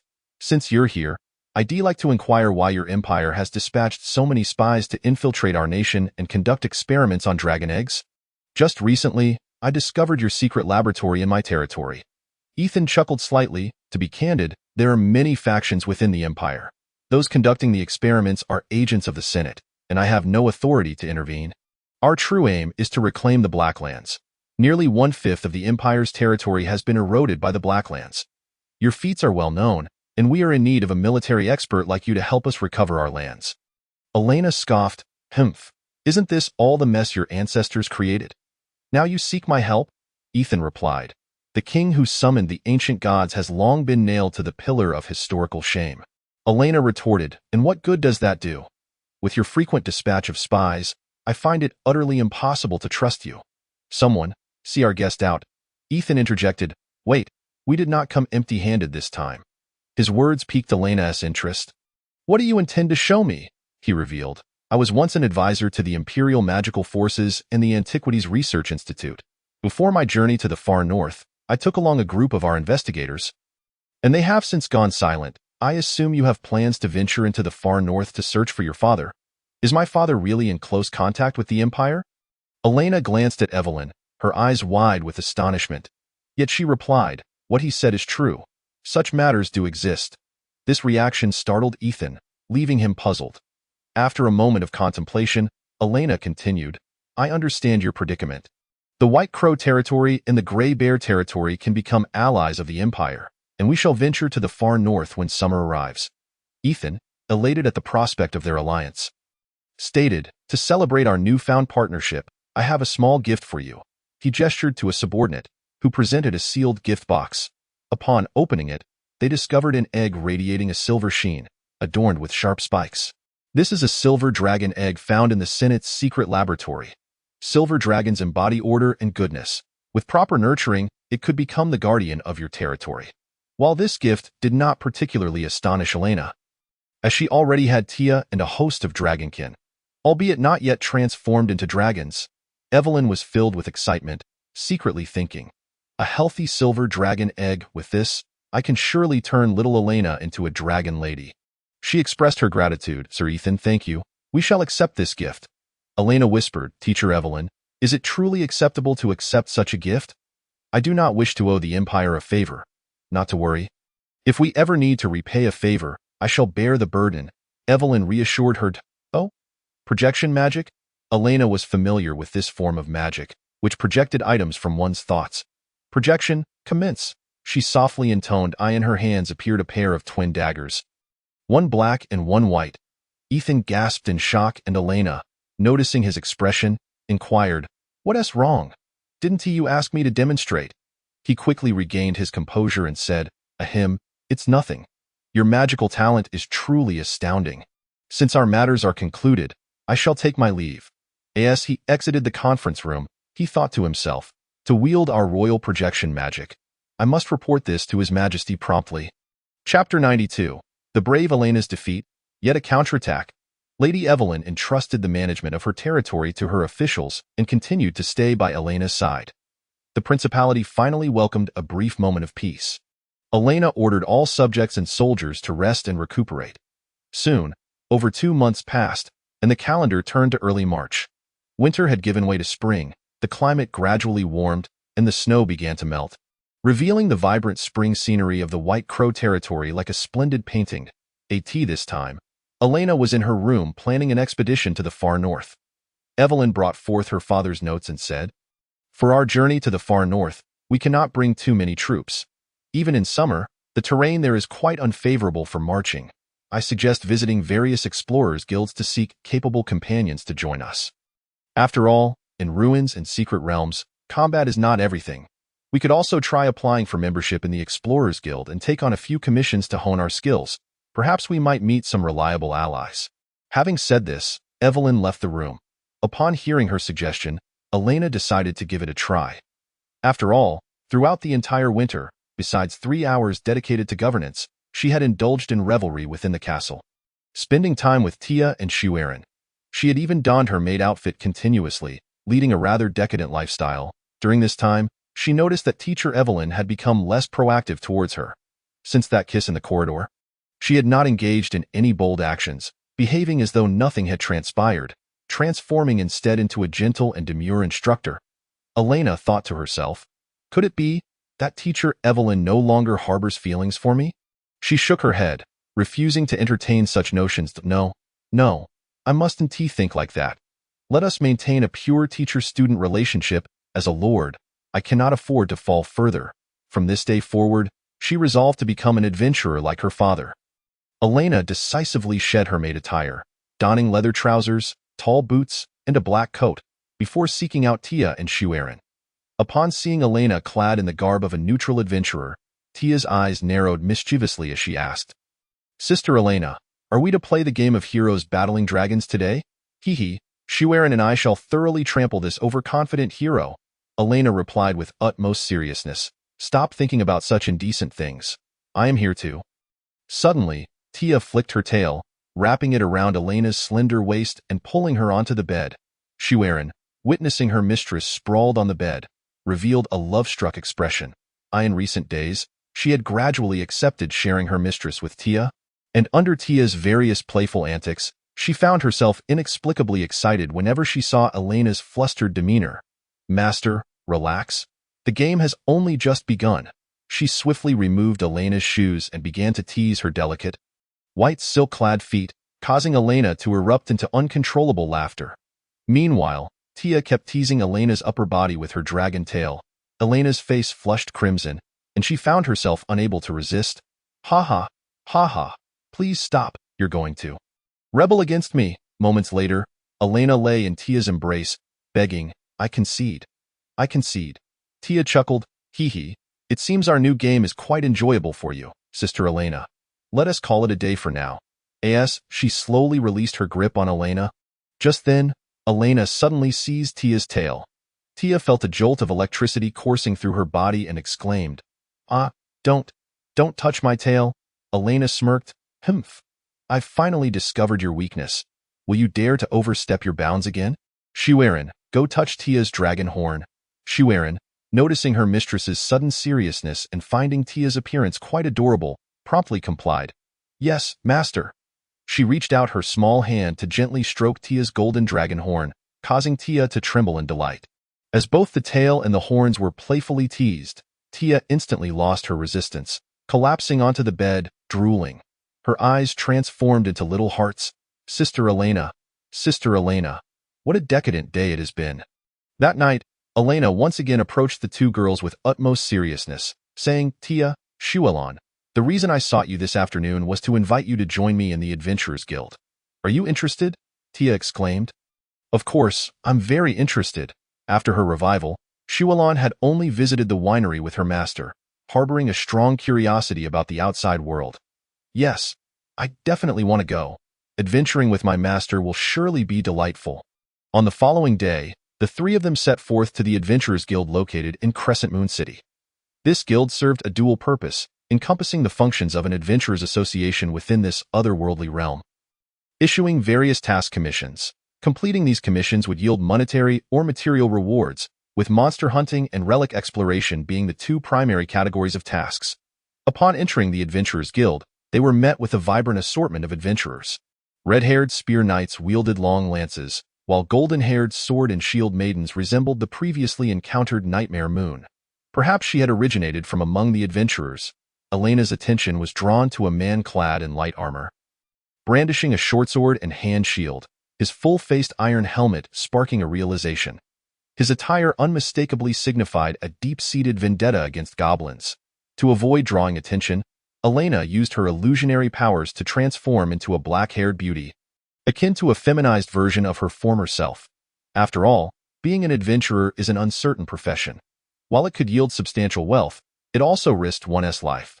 As a lord taking on the role of an adventurer would certainly attract gossip. It was evident that her irresponsible father possessed a rather thick skin. The receptionist at the commission desk was a golden-haired girl in a uniform. Elena approached with Tia and Shualon and said, Miss, hello, we wish to accept a commission. The receptionist scrutinized the three girls and replied, You all appear to be novice adventurers. To join the Adventurers Guild, you must first pass a qualification test. Only upon meeting the strength standards will you be permitted to accept commissions. Elena cheerfully responded, All right, lead us to the test. The receptionist continued, There happens to be a strength test tomorrow, which will not only assess physical prowess but also intellectual capability. Your adventure rank will be determined based on your performance in both categories. Tia remarked, There's even an intelligence test. Noticing Tia's seemingly lackluster intellect, the receptionist replied, Of course. Many adventurers who are brawny yet dim-witted have perished in ruins. Tia panicked, but I haven't studied much. What should I do? The receptionist smiled and reassured her, If your intelligence test score is low, outstanding physical strength can still allow you to pass, though your rank will be lower. She then retrieved a string of adventurer tags made from various materials, explaining, Adventurer ranks are divided into 7 tiers: black iron, bronze, silver, gold, platinum, diamond, and the ultimate stardust rank. The qualification test initially determines your adventurer tier, after which you can improve by completing commissions. Seeing the plethora of ranks, Elena felt a surge of eagerness. She wondered how her current strength and physical condition measured up. Thank you, Miss Receptionist. We would like to register for the qualification test, Elena stated. No problem, the receptionist replied. Producing a registration form, Elena used a false name, calling herself Lynn. The next day, Elena and the girls arrived as promised at the outskirts. where the Adventurers Guild qualification test was underway, a considerable number of novice adventurers had already gathered, including various fledgling mages and knights awaiting their turn. The first segment was the strength test, encompassing various physical abilities and magical prowess assessment. Rather than a mere strength test, it resembled an athletic competition, featuring events such as the 100-meter dash, vertical jump, and arm strength tests. Elena observed that some male adventurers sprinted with remarkable speed, nearing the 10-second mark. Next came the high jump, where they achieved vertical leaps of around 1.5 meters, while the renowned basketball star Kobe Bryant from her former world could only manage about 1 meter.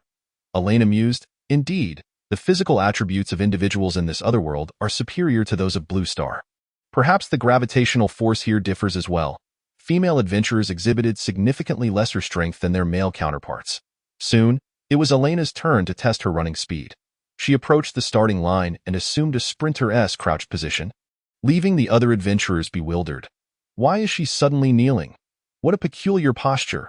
At the sound of the starting signal, the ground erupted in a cloud of dust. 1 second, 2 seconds, 3 seconds. Elena had already reached the finish line. A gust of wind lifted the skirt of the female examiner. Elena felt a surge of delight. Indeed, speed can lift skirts. Examiner, I've already finished. No need to time me. Her astounding speed left the examiner and all the novice adventurers utterly speechless. What terrifying velocity! Did she actually possess the capabilities of a fourth-tier knight, masquerading as a novice adventurer to deceive us? Next was the high jump. With a gentle push from her legs, Elena soared to an astonishing height of 10 meters. She landed gracefully, delivering yet another shock to the onlookers. Does she have springs in her shoes? Taking off from a standing position. This is outrageous. Elena felt a twinge of fear, thinking, phew, that was terrifying. Thankfully, I only used half my strength. Otherwise, I might have broken my legs. The examining girl could hardly believe her eyes as she declared. I announced that Lynn's physical test scores a perfect score. Tia also excelled, completing the 100-meter dash in 3 seconds. Surrounded by crackling lightning as she in contrast, Shualon performed significantly poorer. Elena had previously advised her against transforming into her wolf form during the testing venue to avoid unnecessary complications. Consequently, she only managed a time of 9.5 seconds. Even so, her speed still eclipsed all the male competitors present. The onlookers could no longer contain their astonishment. Who are these 3 girls? Are they here to wreak havoc? A male swordsman remarked. As far as I know, a first-tier knight can achieve a 100-meter dash in 7 seconds and a 2-meter jump. Yet these individuals cannot be measured by ordinary standards. As the morning strength test concluded, Elena grasped her fundamental abilities, a 3-second 100-meter dash, a maximum vertical leap of over 20 meters, and a punch strength of approximately 1.5 tons. With the physicality of a vampire combined with the power of a second-tier mage, she was already comparable to a third-tier knight, capable of single-handedly annihilating a 50-man squad. However, confronting a larger group could lead to unforeseen complications. In the afternoon, it was time for the intelligence test. Everyone was led into a classroom conjured by mages, where each desk held a test booklet. Elena opened hers and flipped through the pages, initially expecting arithmetic problems, only to be taken aback by the actual content. It read, Question: Adventurer Jack encounters a symbol door in a secret chamber, missing the third symbol. Which one must he choose to open the door and escape? Elena felt a surge of triumph. This was reminiscent of the pattern recognition questions from her past civil service examinations. She had prepared for these tests before, but had failed the interview and thus did not pass. Little did she know that this skill would prove invaluable in another world. With swift strokes, she filled out the answers and submitted her test early. The examiner was left dumbfounded upon reviewing Elena's answers. This is an ultra-difficult question personally developed by the president of the Adventurers Guild. All correct. How is that possible? Did you cheat? Hearing this, Elena felt a chill run down her spine, thinking, could there be other transmigrators in this world? Once the intelligence examination concluded, all participants completed their tests, and the adventurers displayed expressions akin to that of cooked liver, cursing the source of such challenging questions. Finally, the results were announced. Lynn achieved a perfect score of 100. The other participants barely scraped by, relying on luck to score a maximum of 30 points since the answers were multiple choice. After the tests, Elena was directly awarded the title of Platinum Adventurer, her prowess deserving of such recognition. All other adventurers received the title of Black Iron Adventurer. Elena understood that the guild deliberately assigned everyone to start at the Black Iron level. If their initial ranks were too high, no one would take on lower-tier commissions. As everything came to a close, the gathered adventurers began to murmur. This testing session yielded a Platinum Adventurer. She can immediately accept high-level commissions. How enviable. Should we ask her to form a party? If there's a high-tier individual in our team, we could also partake in advanced commissions. Tia and Shuelon appeared quite disheartened. Wah. We worked so hard. Why are we still Black Iron? That question was too biased against dragon types. Elena consoled them. Don't worry. Did you hear what those people just said? I can take you along for high-level commissions to quickly level up upon returning to the Explorers Guild. Elena placed her platinum badge firmly upon the table. Guild Mistress, please assign us the most challenging task. Chapter 94. The Daughter of the Silver Blade, Embarking on an Adventure. The Guild Mistress appeared somewhat troubled at the request. The most difficult commission? There is indeed one available at the moment. While it is feasible for a seasoned adventurer to mentor newcomers, having one platinum ranked alongside 2 black iron ranks is simply untenable. A proper adventuring party requires at least 5 members. Elena pondered, is that so?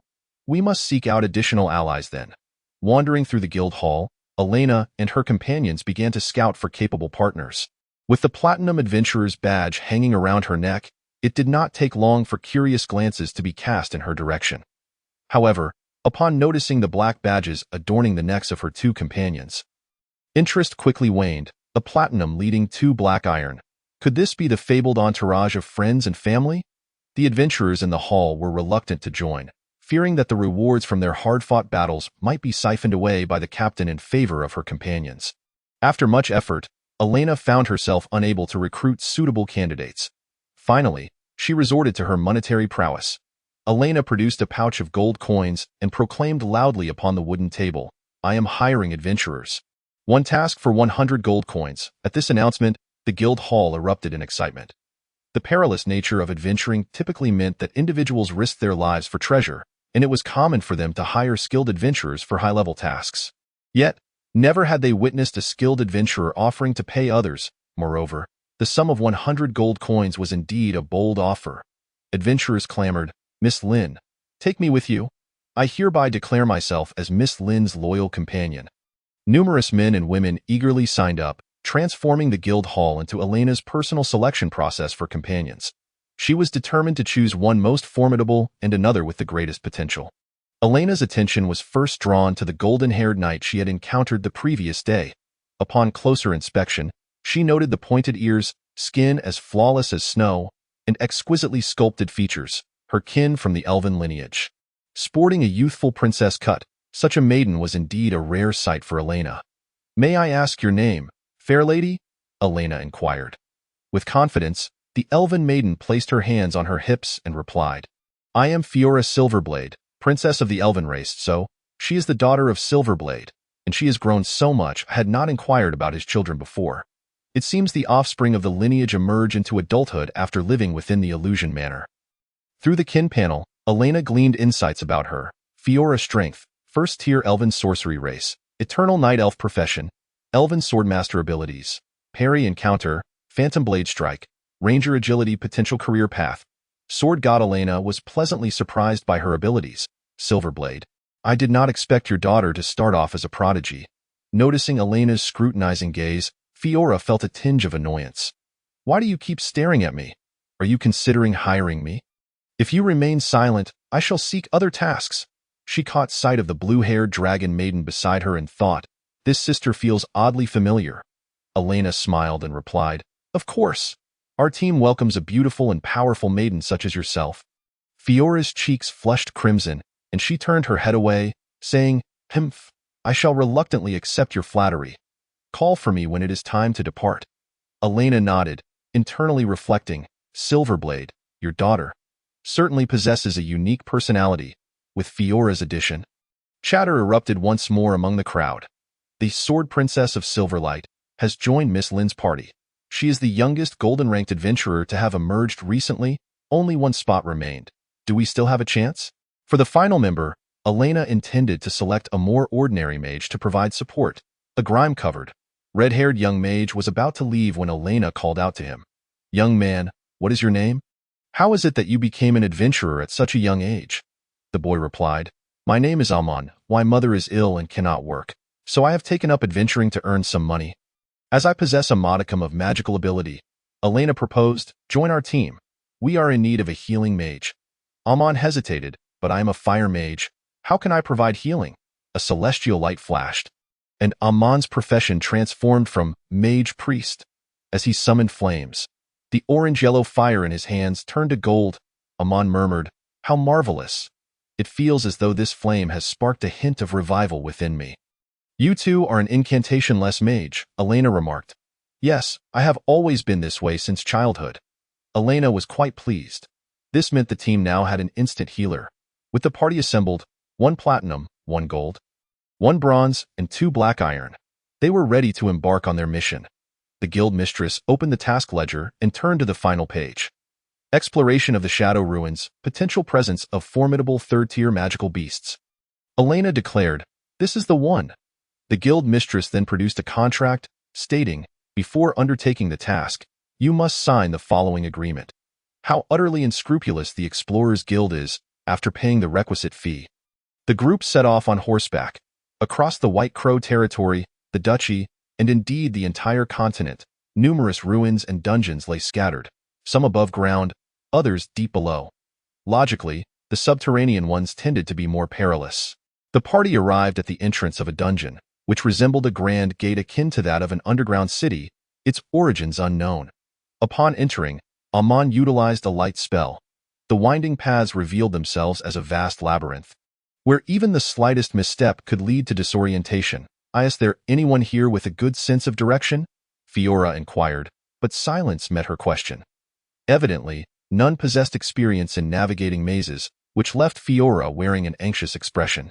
Elena brandished her uniquely shaped staff from under her robe and stated, "I shall attempt to mark the paths. Come forth, netherfire insects." 2 small insects ablaze with azure flames darted ahead, while Elena simultaneously began to share her vision. Along their path, she observed countless magical creatures, slimes, gargoyles, goblins, infesting the entire dungeon. Chapter 95. The Shadow Dungeon. The Sword Princess faces adversity. The netherfire insects were small enough to slip through various crevices. They swiftly navigated the corridors, ultimately marking the only correct route with their netherfire insignia. However, before proceeding, the party still needed to traverse several rooms teeming with magical creatures. Elena gestured towards the azure light ahead, saying, "My insects have marked the path. That is the way forward." Shuelon exclaimed, "Master's magic is truly impressive." Fiora breathed a sigh of relief. "Phew, thankfully someone is leading the way." Elena whispered, "Miss Fiora, could it be that you lack a sense of direction?" Fiora quickly countered, How could that be? I am a distinguished golden adventurer, certainly not directionally challenged." The 5 proceeded into the first room. It was devoid of any creatures, yet Elena could sense the presence of concealed traps. Cautioning, "Be careful, do not step on any hidden mechanisms." Barely had she spoken when Fiora strode confidently forward, inadvertently stepping on a recessed floorboard. Suddenly, numerous sharp arrows shot forth from the walls. "Damn it! Everyone, hide behind me!" Elena shouted. Fiora retorted, "No need to worry. Allow me to handle this." Phantom blade technique. With a swift draw of her sword, she unleashed a flurry of dazzling strikes, deftly slicing through all the arrows, while simultaneously conjuring identical phantoms behind her to replicate her movements. Left and right, all the hidden arrows were deflected by Fiora's prowess, leaving Elena momentarily astonished. Impressive skills. This allows me to refrain from intervening. However, this overconfidence must be corrected. Elena admonished Fiora, "Your skills are commendable. But what if it were a crushing trap? No matter how strong you are, you would still be reduced to a pulp." Fiora, brimming with confidence, replied, "In such a vast space, it is unlikely that a crushing trap would exist. Even if it did, I have a method to open the door in advance, allowing everyone to escape." This girl, Elena felt her frustration rising. Tia comforted her, "No need to be angry. Let Fiora showcase her abilities. It is rather nice to have someone else to fight for us, isn't it?" Elena nodded. That is a fair point. Let us continue onward. Having traversed the first room, they entered the second, where a multitude of slimes of various colors lay in wait. Their gelatinous bodies encased skeletal remains, rusted swords, and some even sported human helmets atop their heads. These slimes were decidedly less adorable than those found in some games. Drink, slash, Fiora launched a fierce assault, her silver swords glimmering as they cleaved through slimes, expertly destroying their magical cores, which soon left them as lifeless puddles of goo. On another front, Shuelon transformed into a blade-wielding dragon wolf, surging forth with her razor-sharp claws, freezing multiple slimes and reducing them to mere dust. Fiora praised, "This sister Shuelon can transform into a magical creature. Could she be one of the demi-humans from Twilight Territory?" Upon hearing Fiora's words, Shuelon was instantly filled with joy. "She actually called me sister. Hee. I am no mere subhuman. I am the Ice Blade Dragon Wolf, albeit in a humanoid form." The young ladies beside her were getting acquainted with one another, while Elena and Amon were examining the remains of the slimes. Among these slimes, a few were brown, which, in common perception, is often associated with the earth attribute. Amon remarked, "Sister Lin, this is an earth slime. Its remains can be used as wall repair material. Our village often employs this method. It proves quite useful." Elena dipped her fingers into the slime's viscous essence, feeling an intense stickiness, accompanied by a grainy texture that instantly brightened her eyes. "This is not merely useful," she thought. "With this, perhaps I can create concrete walls, significantly enhancing the strength of our structures. Amon, please help me collect some specimens. I wish to study them." "No problem, Sister Lin," Amon replied, promptly retrieving a container to gather some samples. The green slimes possessed corrosive properties, and at that moment, there was no suitable container to take them away. The red ones appeared to be formed from some kind of coagulated blood, possibly useful for crafting blood jelly, which Elena also instructed Amon to collect. Having made considerable gains, Elena and her companions departed from the slime chamber and continued onward. The third room, however, was devoid of any items. Undeniably a trap room. Fiora was still wandering around, attempting to dismantle the mechanisms with brute force or cleverness rather than evading them. Suddenly, she stepped onto a particular tile, and a purple magic circle erupted beneath her feet, instantly teleporting her to another location. "What? Fiora?" Elena shouted, but to no avail. That arrogant fool. Fiora found herself in a room within the labyrinth, surrounded by a horde of goblins. Humph. Goblins? Huh? During her training, Silver Blade had cautioned Fiora to be cautious when slaying goblins to avoid mistakenly harming lost kin. She unleashed her magical senses to determine whether any of them bore the scent of her kind. This group of goblins are of the native breed, not cursed elves. Then prepare to meet your demise. Fiora effortlessly sliced through the little fiends as if they were mere vegetables. Upon seeing the beautiful elven woman, the goblin hero turned green with envy, charging at her with a wolf-toothed hammer. With a swift sidestep, Fiora easily severed one of its legs and decisively leaped to deliver the finishing blow, ending its wretched existence. Fiora nodded in satisfaction. Father always said to never underestimate goblins. I certainly do not wish to bear children for these loathsome creatures." As Fiora slowly exited the room, she encountered the labyrinth's intricate tunnels, feeling a wave of anxiety wash over her. "How on earth do I get out of here?" She could only force herself to muster courage. "Relax, Fiora, you will be fine. It's just about finding the way." After wandering for a while in the maze, Fiora inadvertently stumbled into several rooms occupied by monsters. Whether it was trolls or wolf beasts, she dispatched them all with a thunderous might. After several rounds of battle, 2 hours had passed, and her stamina was rapidly depleting. Yet she still had not located her teammates. So tired. If this continues, Fiora's calm demeanor had transformed into sheer panic. The more anxious she became, the more likely she was to venture into areas teeming with monsters. Another hour passed, and she was utterly exhausted, her arms nearly unable to lift her sword. At that moment, a squad of goblins emerged, surrounding her. Fiora's emotions were on the verge of collapse as she cried out, "No, don't come any closer. Stay away." Chapter 96. The Hidden Boss in the Labyrinth. A week prior, Fiora had emerged from the illusory manor, having arrived at the White Crow territory, where she became a gold-tier adventurer thanks to her exceptional strength and intellect. She had previously led various teams to effortlessly complete several monster subjugation and secret realm exploration quests. Yet now, she found herself on the verge of falling prey to a horde of goblins. Gazing at the surrounding green-skinned creatures, despair filled her heart as she cried out, "No, Daddy, Mommy, save me. I don't want to bear children for goblins." Just then, two will-o'-the-wisps appeared in the labyrinth room, buzzing around. The surrounding goblins were instantly engulfed in flames, screaming as they turned to mere piles of bones. From the flying insects came Elena's angry voice. "Finally found you. It's me. Don't run around after being teleported. You should have stayed put, yet you wandered off for several kilometers. Sit tight. We will be there in half an hour."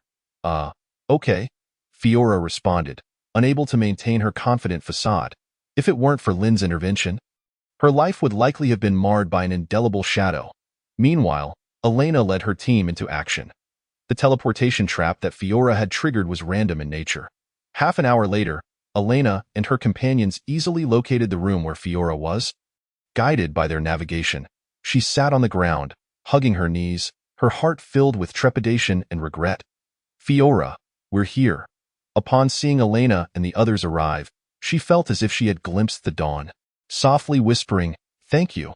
It's all my fault." Elena reproached her. "So you truly are directionally challenged. You could have just stayed still. You panicked the moment you encountered the maze. What an adorable little fool," chastised by her captain. Fiora felt a wave of shame wash over her, nearly in tears. Why? Elena smiled and gently patted Fiora's golden tuft. All right, bringing us here wasn't entirely a nuisance. According to the will-o'-the-wisps, we're in the southwestern corner of the Grand Maze, and I suspect there's a hidden labyrinth lord nearby. Let us rest a bit before setting out." The five of them took a moment to recuperate in the goblin room. Amon approached Fiora, feeding her a vitality potion and a magical potion before casting healing flames. The soreness in her arm and her magical energy were significantly restored. Seeing Fiora's condition, Elena suddenly recalled something. After a winter had passed, Fiora was probably only 16 years old. Silverblade was often away on business, rarely accompanying his child.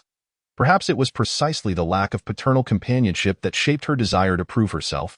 Indeed, the isolated lifestyle of the illusory manor could affect the growth of children. After a half-hour of rest, Elena signaled for everyone to continue, not following the initial route, but instead searching for the hidden lord of the labyrinth. Upon reaching the southwestern corner of the labyrinth, they encountered a stone door emanating a purple glow. "This must be the Lord's chamber," Amon stated. Elena nodded and led the way, pushing open the stone door. Upon entering, they found themselves in a vast hall, at the far end of which lay numerous magical purple crystals, continuously radiating shadow elemental power.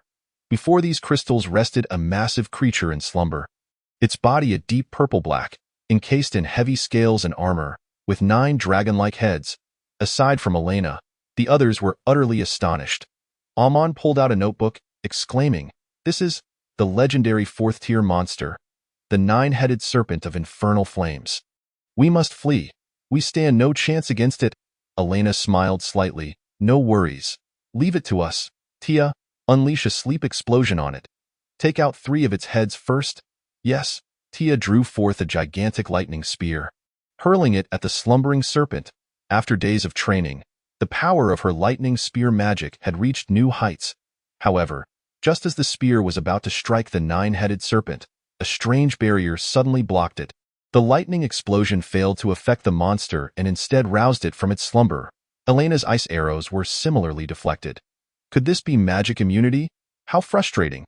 As a proper mage, I must resort to melee combat again. Everyone, charge in for a close-quarters assault. Amon, find a hiding spot and provide us with buffs.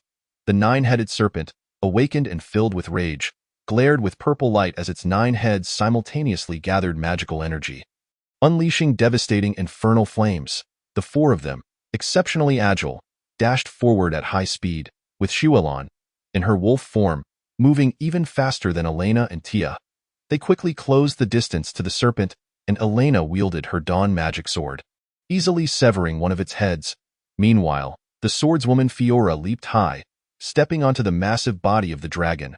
raising her silver sword to deliver a powerful downward strike. This time, I will not falter.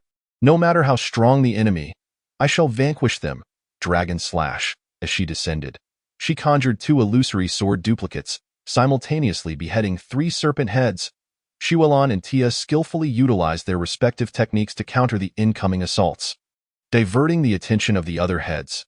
Yet, the severed heads began to rapidly regenerate from the wounds on their necks. The 9-headed serpent realized that Fiora posed the greatest threat, as she could cleave off 3 heads with a single sword strike. All the regenerating heads lunged at her. Fiora, you've drawn too much aggro. Run, Elena shouted. She immediately dashed towards Fiola, pushing her aside while conjuring an icy barrier with one hand to shield against the 5 serpent heads. The cunning serpent heads did not rush to bite. Instead, they unleashed hellfire projectiles at close range. This is bad. Essence of magical power, quickly absorb it. With a thunderous roar, the icy barrier shattered, and Elena was sent sprawling several meters back. The cherry-colored gem embedded in her chest did indeed absorb a significant amount of hellfire. However, her entire right arm had been obliterated by the violent shockwave. Tia, witnessing such devastation, turned pale with fear. Sister Elena, no, master. Blood gushed from her right shoulder as Elena gradually rose to her feet, decisively using flames to cauterize the wound. A mere fatal injury, it's nothing. Continue to restrain the enemy. As long as I am here, no one shall be harmed today. Chapter 97. The Heart of the Hydra. Fiola, can you launch another attack like before? I have a way to prevent it from regenerating, Elena shouted. The onlookers were astounded by Elena's escalating battle spirit. It was almost unbelievable. A common person, having lost a hand, would typically be overwhelmed by pain and lose their will to fight. Tia, Xiulan, keep pressing the enemy. Create space for Fiola? Yes. Xiulan climbed onto the body of the Hydra, opening her mouth wide to frantically bite, while Tia's lance, automatically imbued with lightning, struck the Hydra's head, causing it to convulse. She realized that close-range magical attacks were effective. This Hydra was not immune to magic. It simply resisted ranged attacks. Xiulan, use Frost Breath. At Tia's command, Xiulan unleashed a frigid breath that enveloped a 180-degree arc in front of her, slowing the creature's movements significantly. Fiola, now's your chance, Elena shouted. The blonde sword maiden unleashed a surge of magical power, leaping gracefully onto the Hydra's massive head, conjuring 4 afterimages as she struck towards its neck. Dragon Ascend, 5-fold Mirage. In a flash of crimson, 5 heads fell simultaneously, and the Hydra let out a furious roar from the agony. Elena drew her Hellfire Staff, and the Bloodfire Shadow Barrage accurately struck the wound at its neck. The gaping wound was seared into a scar, confirming that the Hydra could not regenerate. However, the cunning beast, realizing it could not regenerate, attempted to bite itself in hopes of reopening the wound to restore its form. Projection, commence. Elena began to employ projection magic, swiftly devising a means to prevent the Hydra from regenerating. All right, let me place a dragon head lock on you. The cage was exceptionally sturdy, with sharp spikes deeply embedding into the flesh of the neck. The adjacent heads, attempting to remove it, only inflicted more pain upon themselves. Amon, witnessing this spectacle, could only marvel. Creating something out of nothing. What kind of magic is this, Sister Lin? Who on earth are you? Fiola was equally taken aback by the sudden miracle. Elena confidently smirked. Good. This is very effective. Keep attacking. The 5 dragon heads were firmly locked, completely losing their combat capability, leaving Tia and Xiulan to easily handle the remaining 4. With the central head incapacitated, the barrier preventing ranged attacks was also lifted. Elena quickly created distance, unleashing a barrage of magic, fireball. While others required several seconds to cast their fireballs, Elena disregarded convention and cast it instantaneously. A colossal fireball struck the Hydra's face, obliterating one head entirely, and Elena promptly sealed it with projection magic. Tia and Xiulan continued their relentless assault, and as only one head remained, the Hydra was thrown into disarray. Having lurked in the labyrinth for years, it had dispatched countless greedy adventurers. This group was indeed formidable, but it had to take at least one with it. Unfortunately, it could not even manage that, as the black-haired girl who had lost her arm was simply too monstrous. Amon administered recovery treatment to Fiola, who regrouped and, with remarkable speed, lunged forward, severing the last head with a single strike. The Hydra was left lifeless and motionless. We actually defeated a fourth-tier magical beast. It est simply unbelievable, Amon exclaimed. One must understand that a fourth-tier magical creature possesses the combat strength equivalent to a 100-man army. Even deploying 100 soldiers would not guarantee victory against the creature's myriad tricks. Yet, Miss Lin had defeated this massive beast, towering at about 20 meters, using only 4 individuals, while she herself was merely providing healing support. This was simply unreasonable in its strength. After the victory, Tia and Shualon rushed to check on Elena's injuries. Upon seeing Elena's missing right arm, Tia was overwhelmed with sorrow, nearly brought to tears. "Sister Elena, Master? Your hand." Elena glanced at her right side and indeed felt no presence of her right hand, but the wound was healing. She realized she was not yet capable of regrowing a severed limb. Suddenly, her magical sword, Remonia, flew autonomously to the Hydra's chest, cleaving it open. A massive purple heart, brimming with magical energy, slowly floated out. This heart was enormous and had crystallized. When it reached Elena, it was automatically absorbed by the core in her chest. Remonia spoke. "You have absorbed the heart of the Hydra, and now you are capable of limb regeneration. Furthermore, by expending 100 L of heart energy, you can bestow this ability upon all your blood kind. As soon as the words left her lips, red flesh buds began to sprout from Elena's shoulder, gradually evolving into muscle tissue, from which new bones emerged and skin regenerated.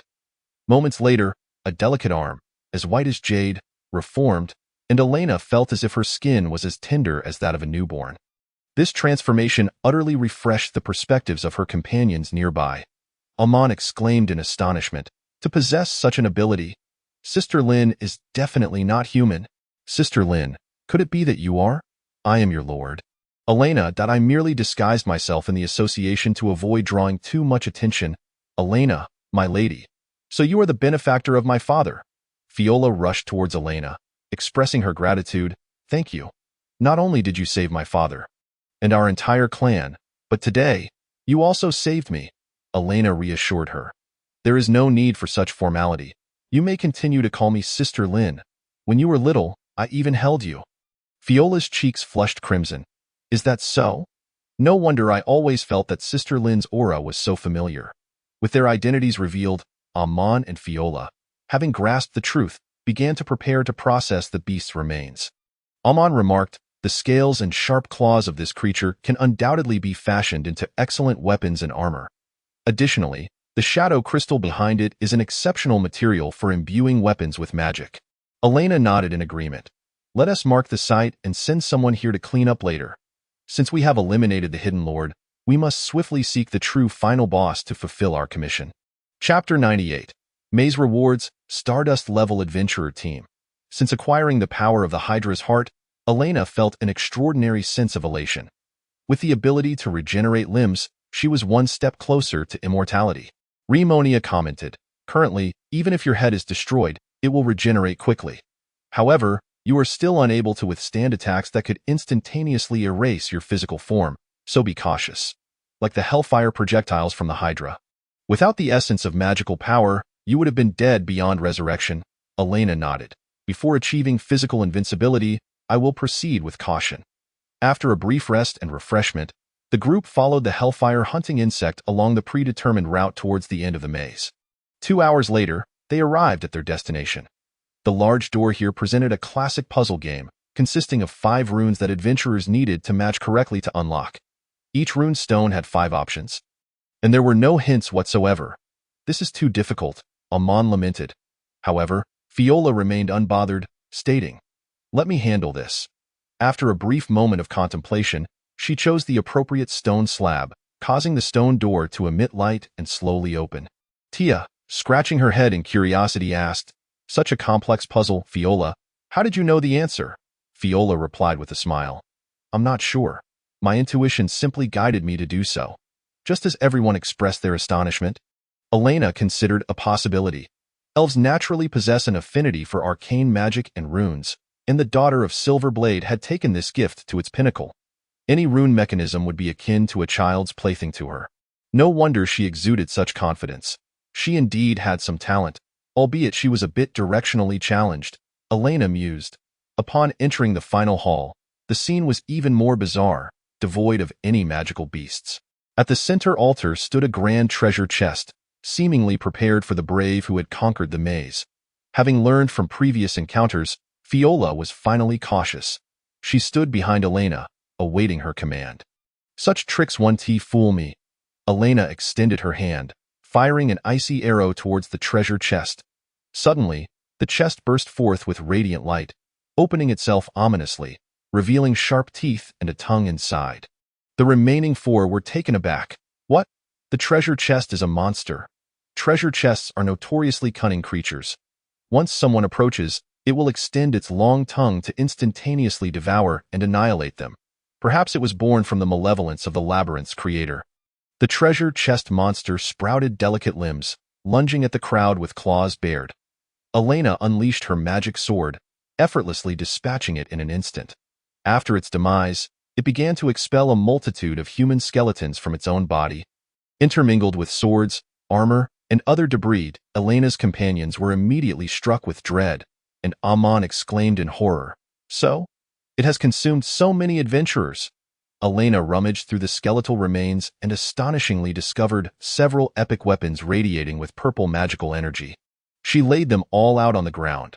The Muramesa katana that could slice through iron like mud, a gleaming short spear, heavy gauntlets, and a curved staff crafted from oak, among others. Feel free to distribute these weapons among yourselves, Elena announced. Fiora decisively seized the katana as her secondary weapon. Tia took the short spear, and although Shualon wouldn't require a weapon in her transformed state, she still opted for the gauntlets, while Kumon took the staff. As for the ordinary armor and equipment left behind, Elena intended to sell them at the market. After the distribution of equipment, everyone expressed their delight. "Wonderful, we have all obtained the gear we desired." Especially Fiora, who clutched her newly acquired katana with great affection. I have decided, from now on, I shall begin training in dual wielding." She placed the Hydra's teeth and the runestone upon the table.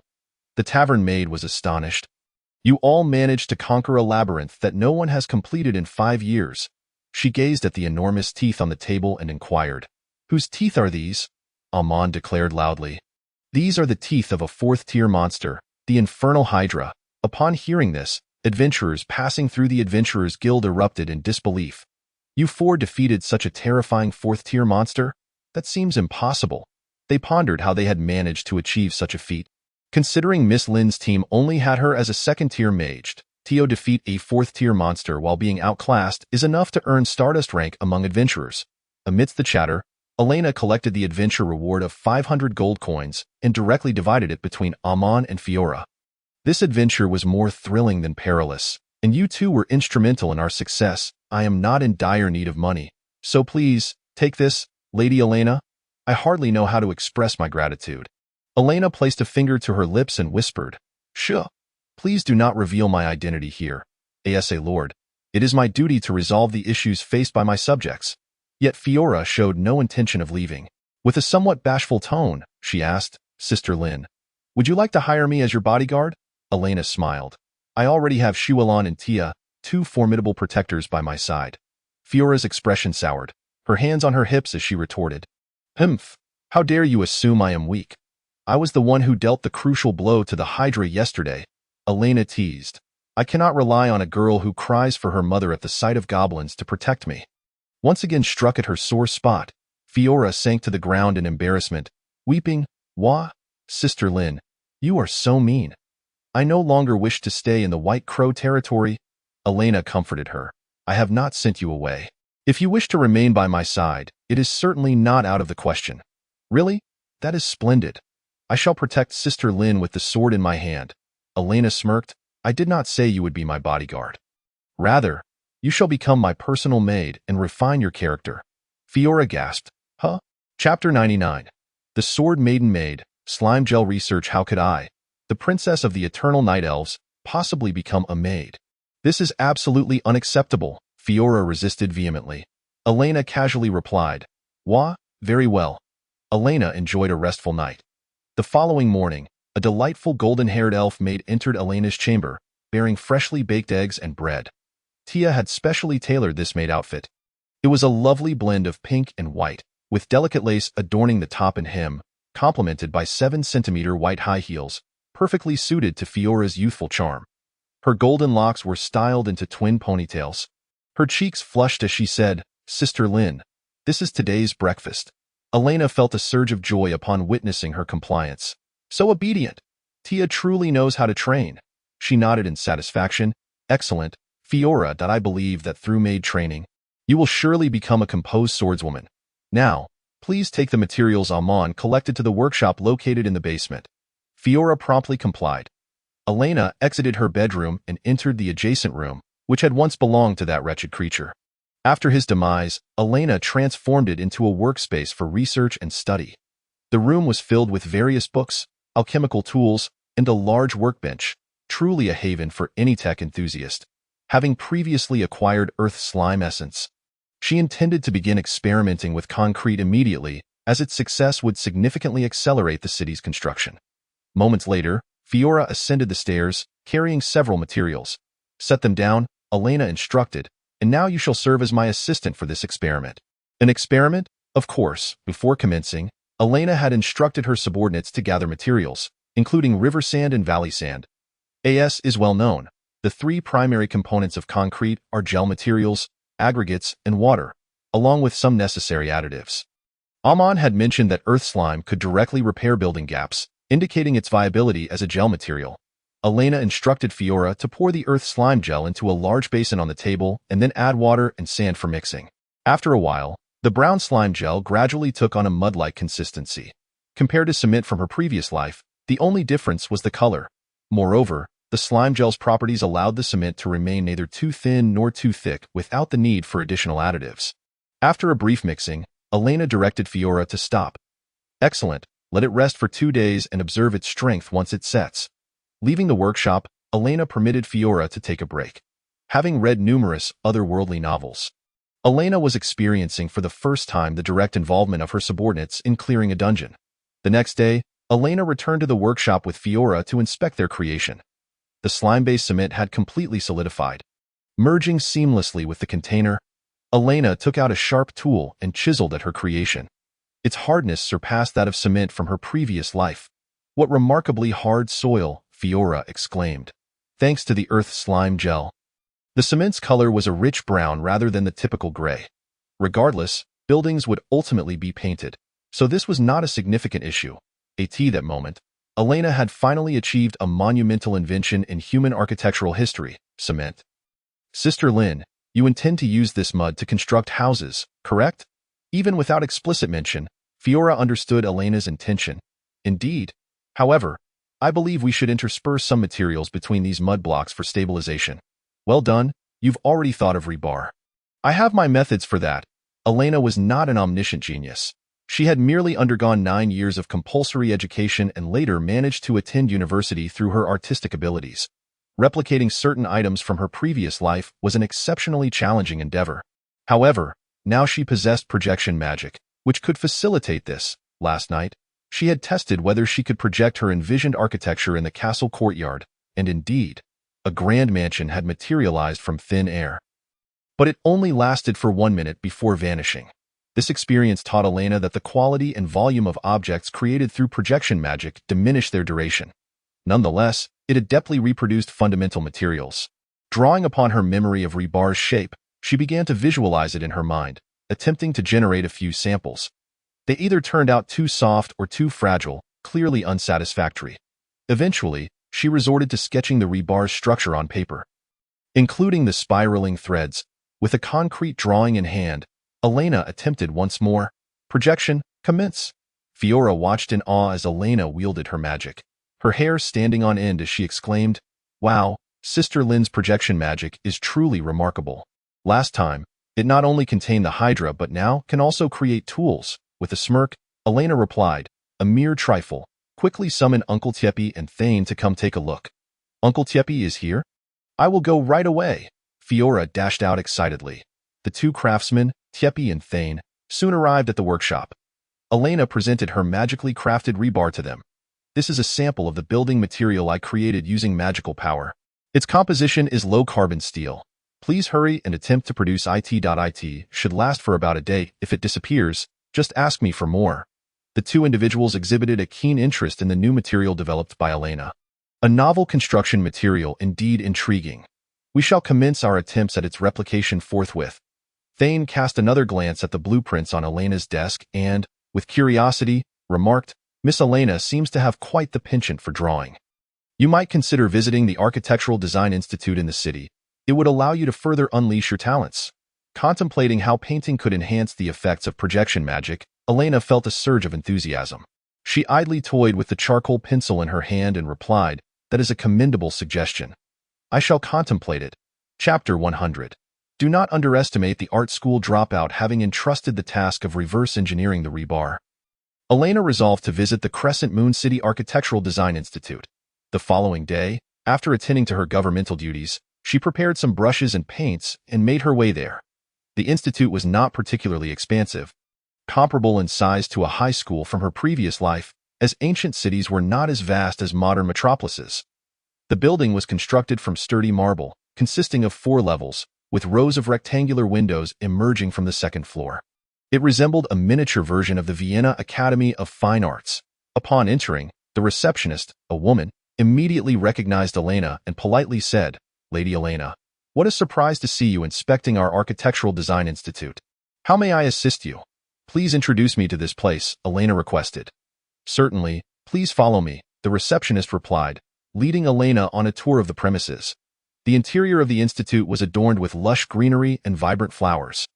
And walking along the pathways lifted one's spirits. During their stroll, the receptionist remarked, This academy has a history spanning 4 centuries. Although it is called an Architectural Design Institute, it encompasses both a design department and an art department. All architectural designers must first study foundational drawing in the art department before advancing to the design department. Of course, students may also pursue further studies in pure art. Elena nodded, contemplating. It appears their educational framework is quite progressive, akin to universities from my previous life. She then added, Take me to the principal's office. This way, please, the receptionist guided Elena toward the office area. Ascending to the 3rd floor, Elena arrived at a corridor imbued with the classical ambience. The principal's office was situated on the right. Elena knocked on the door, and the receptionist announced, Principal Victor, the Lord has come to pay a visit. The principal hurriedly rose to open the door himself. He was a somewhat balding, elderly man with flowing white hair resembling a waterfall. It is the Lord. Please, come in, Victor said respectfully. His demeanor brought a sense of delight to Elena. In her student days, visits to the principal's office rarely boded well, and she often felt subordinate. Now, as someone of high standing, even the principal treated her with utmost respect, which was truly gratifying. Elena settled comfortably on a plush sofa as Victor prepared a cup of red tea for her. Miss Elena, are you satisfied with the academy? He inquired. After taking a delicate sip of the tea, Elena nodded, saying, This is a fine art academy. Seeing the Lord's satisfaction, Victor's face brightened. As long as the Lord is pleased. That is all that matters. May I inquire about your purpose for visiting? Elena replied directly. I am here to enroll. Victor, though pleased by the Lord's request, displayed a hint of reluctance. The people of the White Crow territory were somewhat familiar with Countess Elena. They all recognized her as a magical prodigy, yet she seemed to have never participated in any artistic endeavors. He slowly articulated, While it is commendable that the Lord wishes to study art, the admission standards at the Architectural Academy are quite stringent. Regardless of whether one is a commoner or a noble, we treat all equally. This has been the unwavering rule of our school for centuries. How about this? I will arrange a private art instructor for you to commence your studies, and after approximately 2 years, you should be capable of taking our entrance examination. Elena shook her head, asserting that will not be necessary. I already possess some foundational skills in art. Victor appeared surprised. Oh, has the Lord been secretly honing her skills? Then allow me to assess your level. My standards are quite rigorous. Upon hearing Victor's words, Elena felt a twinge of displeasure, thinking, Does he truly underestimate me, the art school dropout? With confidence, she declared, Mr. Victor, please resume your work. Give me 15 minutes, and I shall render your portrait. 15 minutes to capture my likeness? Victor refrained from voicing the latter half of his thought, which was that this seemed utterly fanciful. Elena opened her art box. revealing an array of charcoal pencils and paints meticulously arranged. Victor was taken aback by the comprehensive array of materials. It was even more refined than what our instructors possess, however. The true measure would be in the quality of her work. Elena retrieved a sketchbook and a charcoal pencil, carefully observing Victor's expression as she began to sketch on the paper. After 15 minutes, she presented her work to Victor. When the portrait came into view, he nearly dropped his glasses in astonishment. This is simply astonishing. The sense of form, the dynamism of the figure. The portrait depicted Victor at his desk, capturing the casual motion of his right hand idly toying with a quill and the pensive expression in his eyes with exquisite detail. The essence of form entails that a portrait should resemble its subject. Utilizing merely a few simple lines, Elena had rendered an exact likeness of Victor as he worked, akin to a living scanner. Victor exclaimed in delight. "What manner of technique is this?" Elena explained. "This is simply a quick sketch, commonly referred to as a gesture drawing. With mastery of the fundamentals, an ordinary person can capture a dynamic figure in about 20 minutes with training." Principal Victor responded with enthusiasm. "Remarkable, truly remarkable, Miss Elena. You may take the entrance examination for the Architectural Academy in 3 days. Your skill has already surpassed the vast majority of students, indeed, even some instructors." The principal personally escorted Elena out of the academy. Secretly pondering, "I had no idea Miss Elena possessed such extraordinary artistic talent. If only our Architectural Academy had discovered such a talent sooner. Her artistic techniques may very well bring about a monumental transformation in the art world." Elena, too, recognized that this era was on the cusp of the late Middle Ages. In the historical context of her previous life, the Renaissance had yet to dawn. Before the emergence of Da Vinci, people had not mastered advanced painting techniques. The artistic skills she had acquired in her previous life represented a significant leap in capability within this era. Having emulated the styles of Picasso, Monet, and even Hitler, replicating their techniques would pose no challenge. Allow me, Elena, to lead the Renaissance. Chapter 101. The crisis in the examination room. Unbeknownst to her, she had procured a maid outfit from somewhere, which she had altered partially, transforming her hands into fluffy wolf paws. Suddenly, she pounced on Elena, pushing her onto the bed. The soft claws playfully teased Elena's waist, provoking a flurry of exclamations. "Ah, Shuelon, what are you doing?" Shuelon pouted, visibly irked. "Master has been far too naughty these past few days, constantly spending time with Sister Fiola. Both Sister Tia and I are quite upset. A severe punishment is in order." At that moment, Elena comprehended that Shuelon and Tia had conspired together, finding amusement in teasing her. Elena muttered, "Shuelon, you've gone rogue. I am your master." Upon hearing this, Shuelon only grew more exhilarated, her azure eyes gleaming with a bewitching light as she mischievously declared, "Master, aren't I your possession? Master has provided Shuelon with a blissful life. Thus, Shuelon shall also ensure Master's happiness." The wolf girl gradually extended her claws toward the smooth, delicate inner thigh of Elena, and the sudden sensation left her blushing furiously. No. Elena felt herself teetering on the brink of losing control and could only helplessly suggest, "I will take you along for my activities over the next few days." After all, if they ventured further, they would undoubtedly be confined by some mysterious force. Shuelon immediately halted her playful assault, smiling as she said, "That is much better." Elena, her face flushed, continued, "For the painting exam in 3 days. You shall be my assistant, helping me mix paints and change water." Shuelon, the wolf maid, was elated. "Yea, Shuelon will certainly assist Master diligently." Watching her retreating figure, Elena found herself at a loss for words. Since her rebirth as a vampire, she had effortlessly triumphed over foes, yet she found herself easily overwhelmed by the girls around her. The next day, she discovered that the Sword Maiden, aside from her service hours, still practiced swordsmanship in the courtyard during her leisure time. While Fiola is a bit haughty, she likely won't turn into a rebellious sort. I must find time to train her properly. On the day of the Architectural Design Institute's examination, Elena meticulously prepared herself and set out with her wolf maid, ready for the challenge ahead. Once again, I find myself at the Architectural Design Institute, where the examination hall within the castle is already brimming with candidates. The architectural design of the Crescent Moon City is renowned. attracting noble youths from across the duchy and even from the empire to further their studies here. Candidates, clutching their art supplies, speculate on the nature of today's exam. At this moment, a young man clad in luxurious black attire enters. Accompanied by two attendants, he strides confidently toward his designated seat, inadvertently knocking over a nearby girl's easel, causing paint to splatter onto his trousers. Upon noticing the stain, he erupts in fury, exclaiming, "You country bumpkin! You've sullied my trousers!" The girl in the yellow dress, also of minor nobility, dares not retort in the presence of imperial aristocracy. She hurriedly apologizes. "I am so sorry, I didn't mean to. My lord, that I can compensate you." Witnessing such a boorish display from the man, Elena stands up and retorts, "It is clearly your own carelessness in walking that has caused this. Why blame others?" The young man, intrigued by Elena's audacity despite his irritation, notes her exceptional beauty. He scoffs, "And who do you think you are to speak to me in such a manner?"